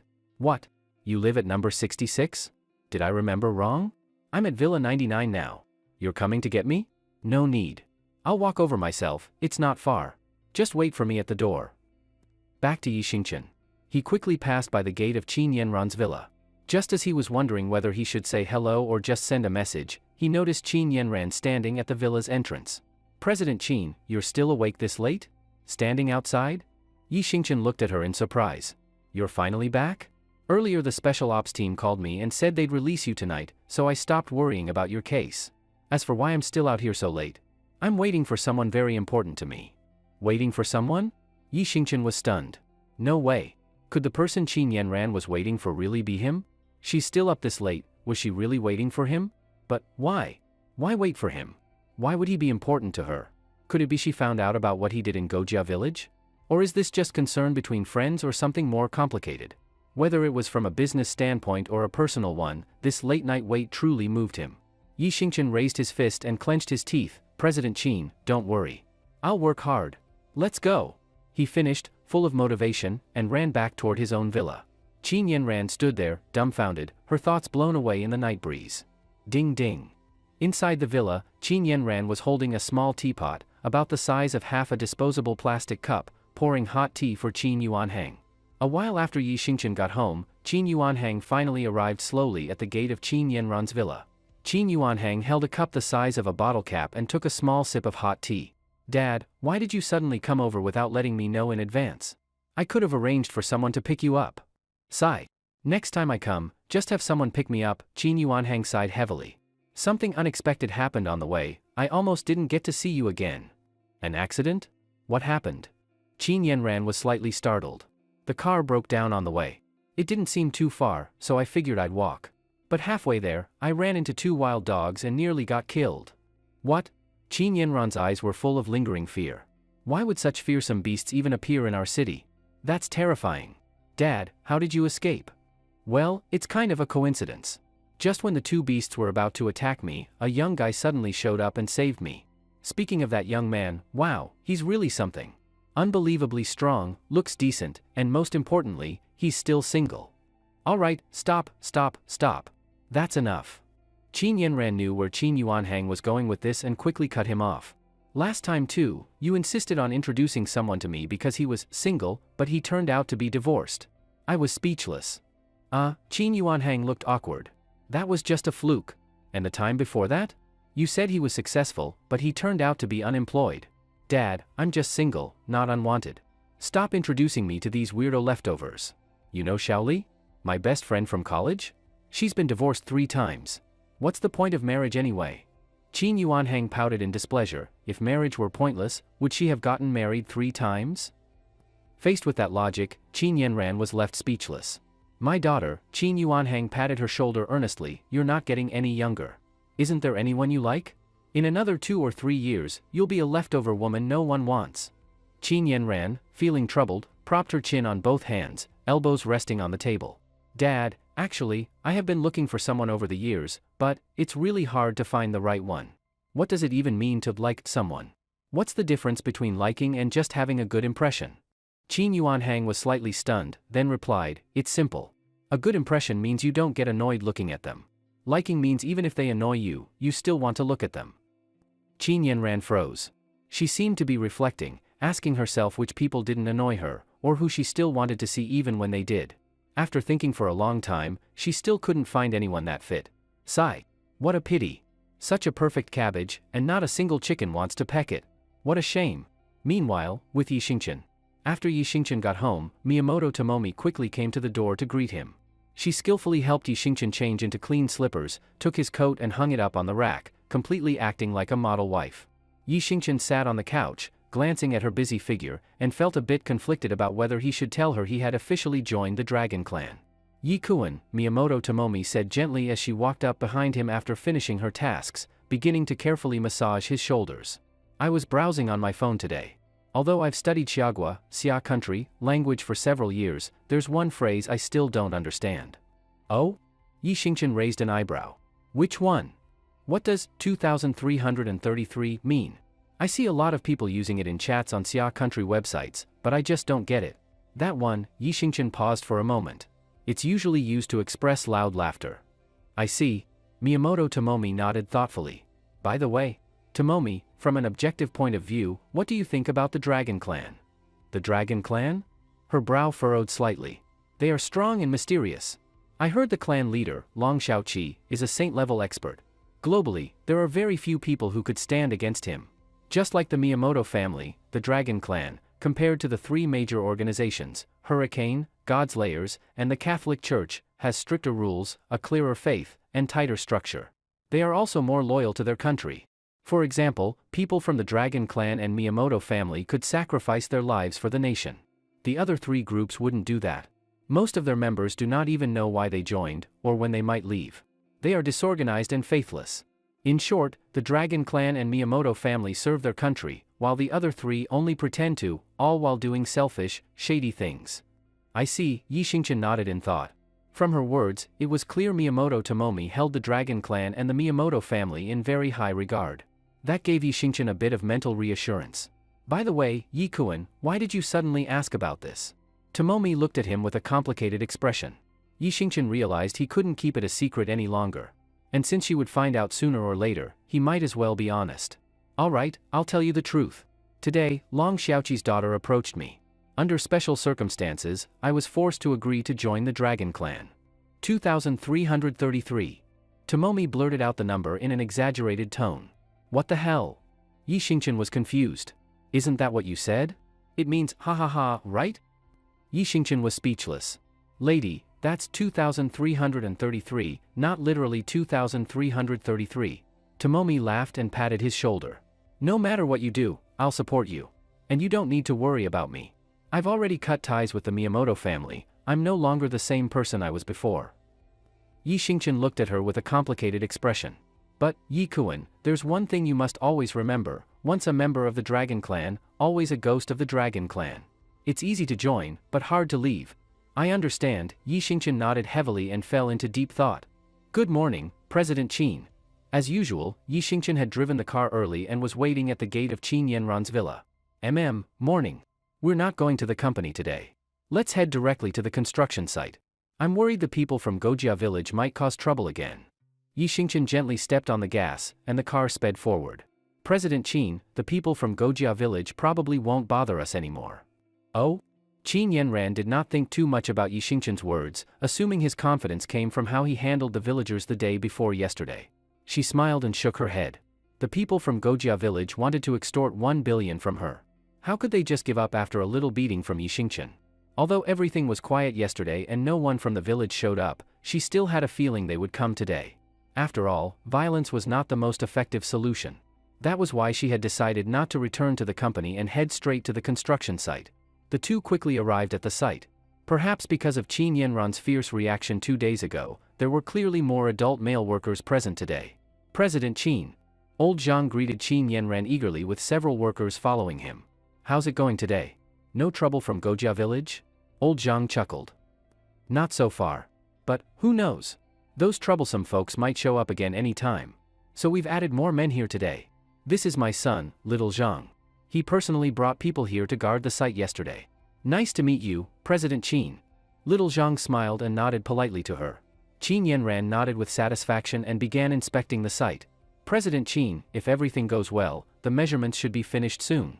Then our team can work overtime to get the blueprints done, and construction can officially begin. The key is, no more disruptions. Qin Yanran corrected old Zhang and added the condition. It's strange. In the past, those villagers from Gojia would show up the next day even after police drove them away. But, yesterday there was no movement at all, and today so far nothing either.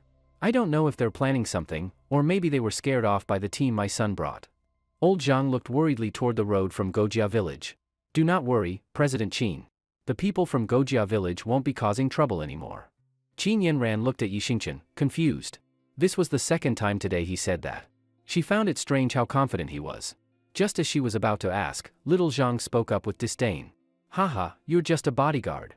Sure, you beat them up the other day, but these people will do anything for money. You think that was the end of it? You're too naive. Well, not your fault, small world experience. You just do not understand how things work. Yi Xingqian immediately understood what he meant. He clearly looked down on Yi Xingqian, thinking he was just a driver and bodyguard and had no right to speak. But Yi Xingqian didn't mean to command anyone. Ah, look, they're coming again. Just as Yi Xingqian was about to explain the truth, that he had already settled things with Gojia village, a worker from Yida company shouted in alarm. Led by Go Dongxi, a group of villagers were carrying small wooden boxes and marching toward the construction site. You really are a jinx, young man. Spoke of the devil, they're here again. Old Zhang opened his mouth wide and tried to blame Yi Xingqian. Damn it. They think we're easy targets again? Looks like we'll have to be more aggressive this time. Little Zhang frowned, a trace of violence in his eyes. Hurry. Distribute these to the guys. But what happened next shocked everyone, except Yi Xingqian. The villagers did not barge in and throw a fit like before. This time, they stood obediently at the edge of the site. Go Dongxi even instructed others to pull out small bottled waters and bite-sized pastries from the boxes. Huh? Old Zhang was stunned. What's going on? Ha ha ha. Little Zhang laughed. President Qin, Dad, they must be scared of me after I personally guarded the site. Now they're backing down. Let's go see. Qin Yanran was also puzzled and walked over with the others. President Qin. Brother Yi. Go Dongxi quickly put on a smile when he saw them. We truly apologize for everything before. To make up for it, we brought some bottled water and specialty pastries from our village. From now on, we'll protect this construction site ourselves. Anyone who dares to cause trouble here will have to answer to us first. Qin Yanran was totally confused. Why such a sudden change in attitude? Heh. But little Zhang smiled proudly. Looks like you've seen what I can do. It's okay, understandable. As they say, admitting your mistakes is a virtue. Sorry, and you are? Go Dongxi looked puzzled. Huh? Little Zhang froze. Wait, you don't know who I am? Strange, why should I know you? Even though Go Dongxi tried to be polite, he did not give little Zhang any face at all. What? Little Zhang was shocked. You mean you're not here because you were scared of me guarding the site? No. Go Dongxi frowned. I know this may sound rude, but my friend, when the police were guarding this place, we still came. Do you really think bringing a few guys here would scare us off and make us change our ways?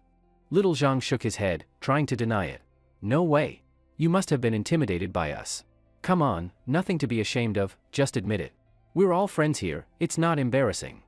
Go Dongxi stared at Xiao Zhang with a look as if he had seen a ghost, then glanced weakly at Yi Xingqian.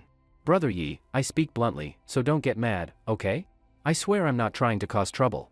But who the hell is this guy? His skin is as thick as tree bark, claiming we were scared of him. What a delusional bastard. I mean seriously, who even knows him? Why the hell would I be afraid of him?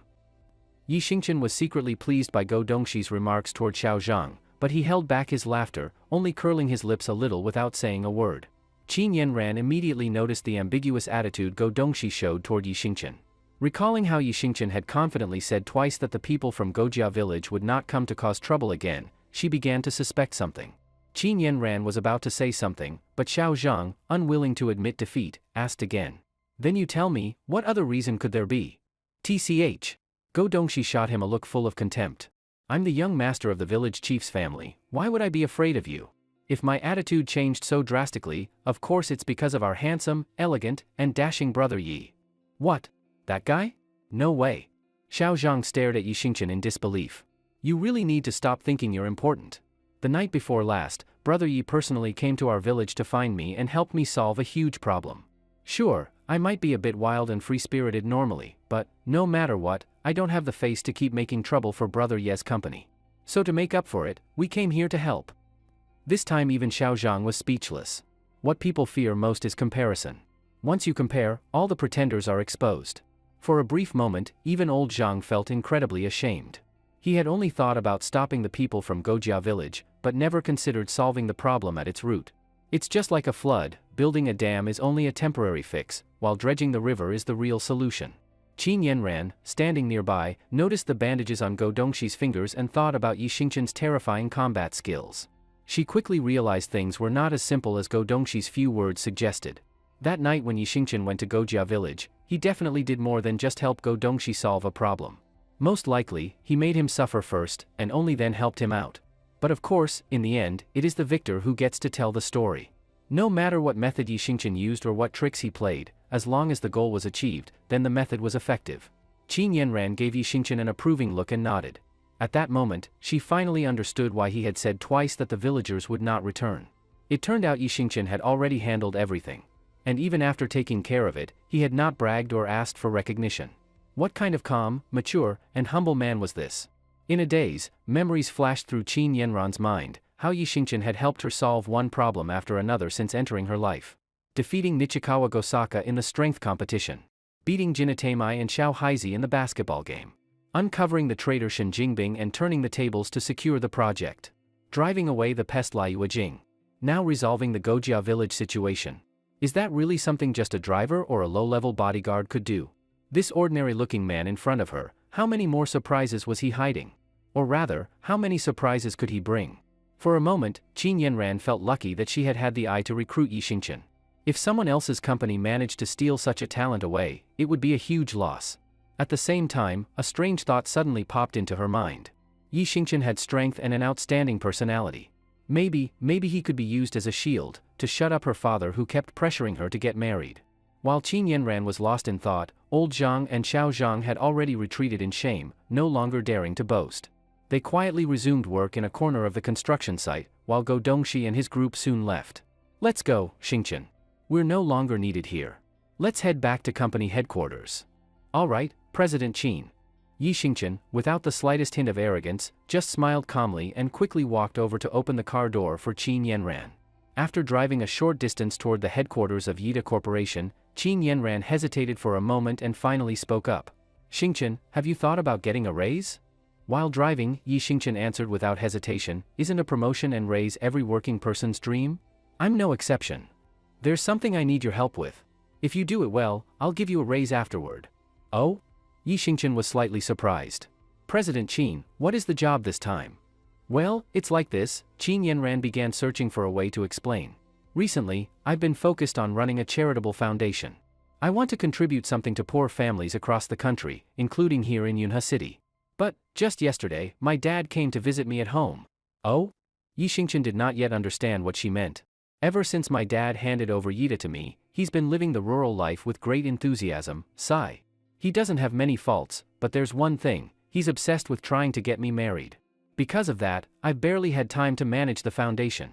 Yi Xingqian could not help but laugh.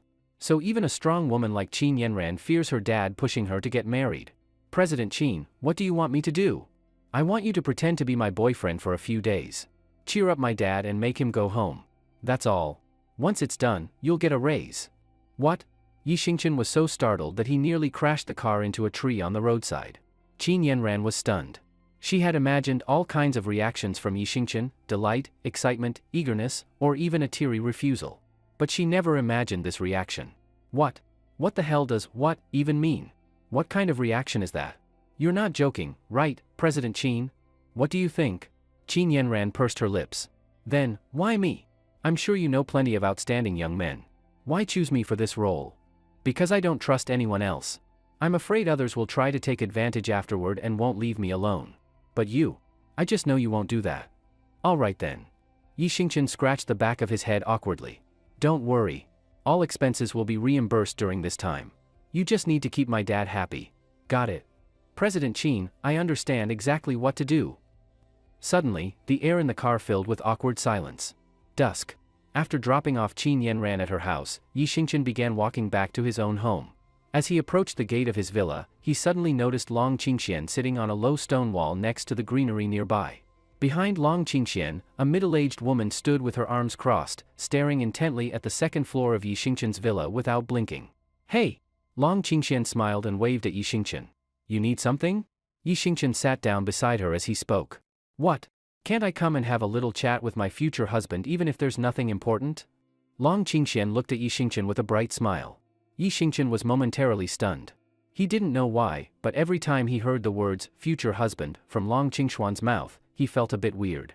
And her constant smiling always made her hard to read. All right, I'm done teasing you. Long Qingxian chuckled, then gave a subtle gesture to the middle-aged woman behind her. The woman immediately understood and quickly pulled an envelope from her coat, handing it to Yi Xingqian. What's this? Yi Xingqian took the envelope curiously and opened it right in front of Long Qingxian without hesitation. It's a mission.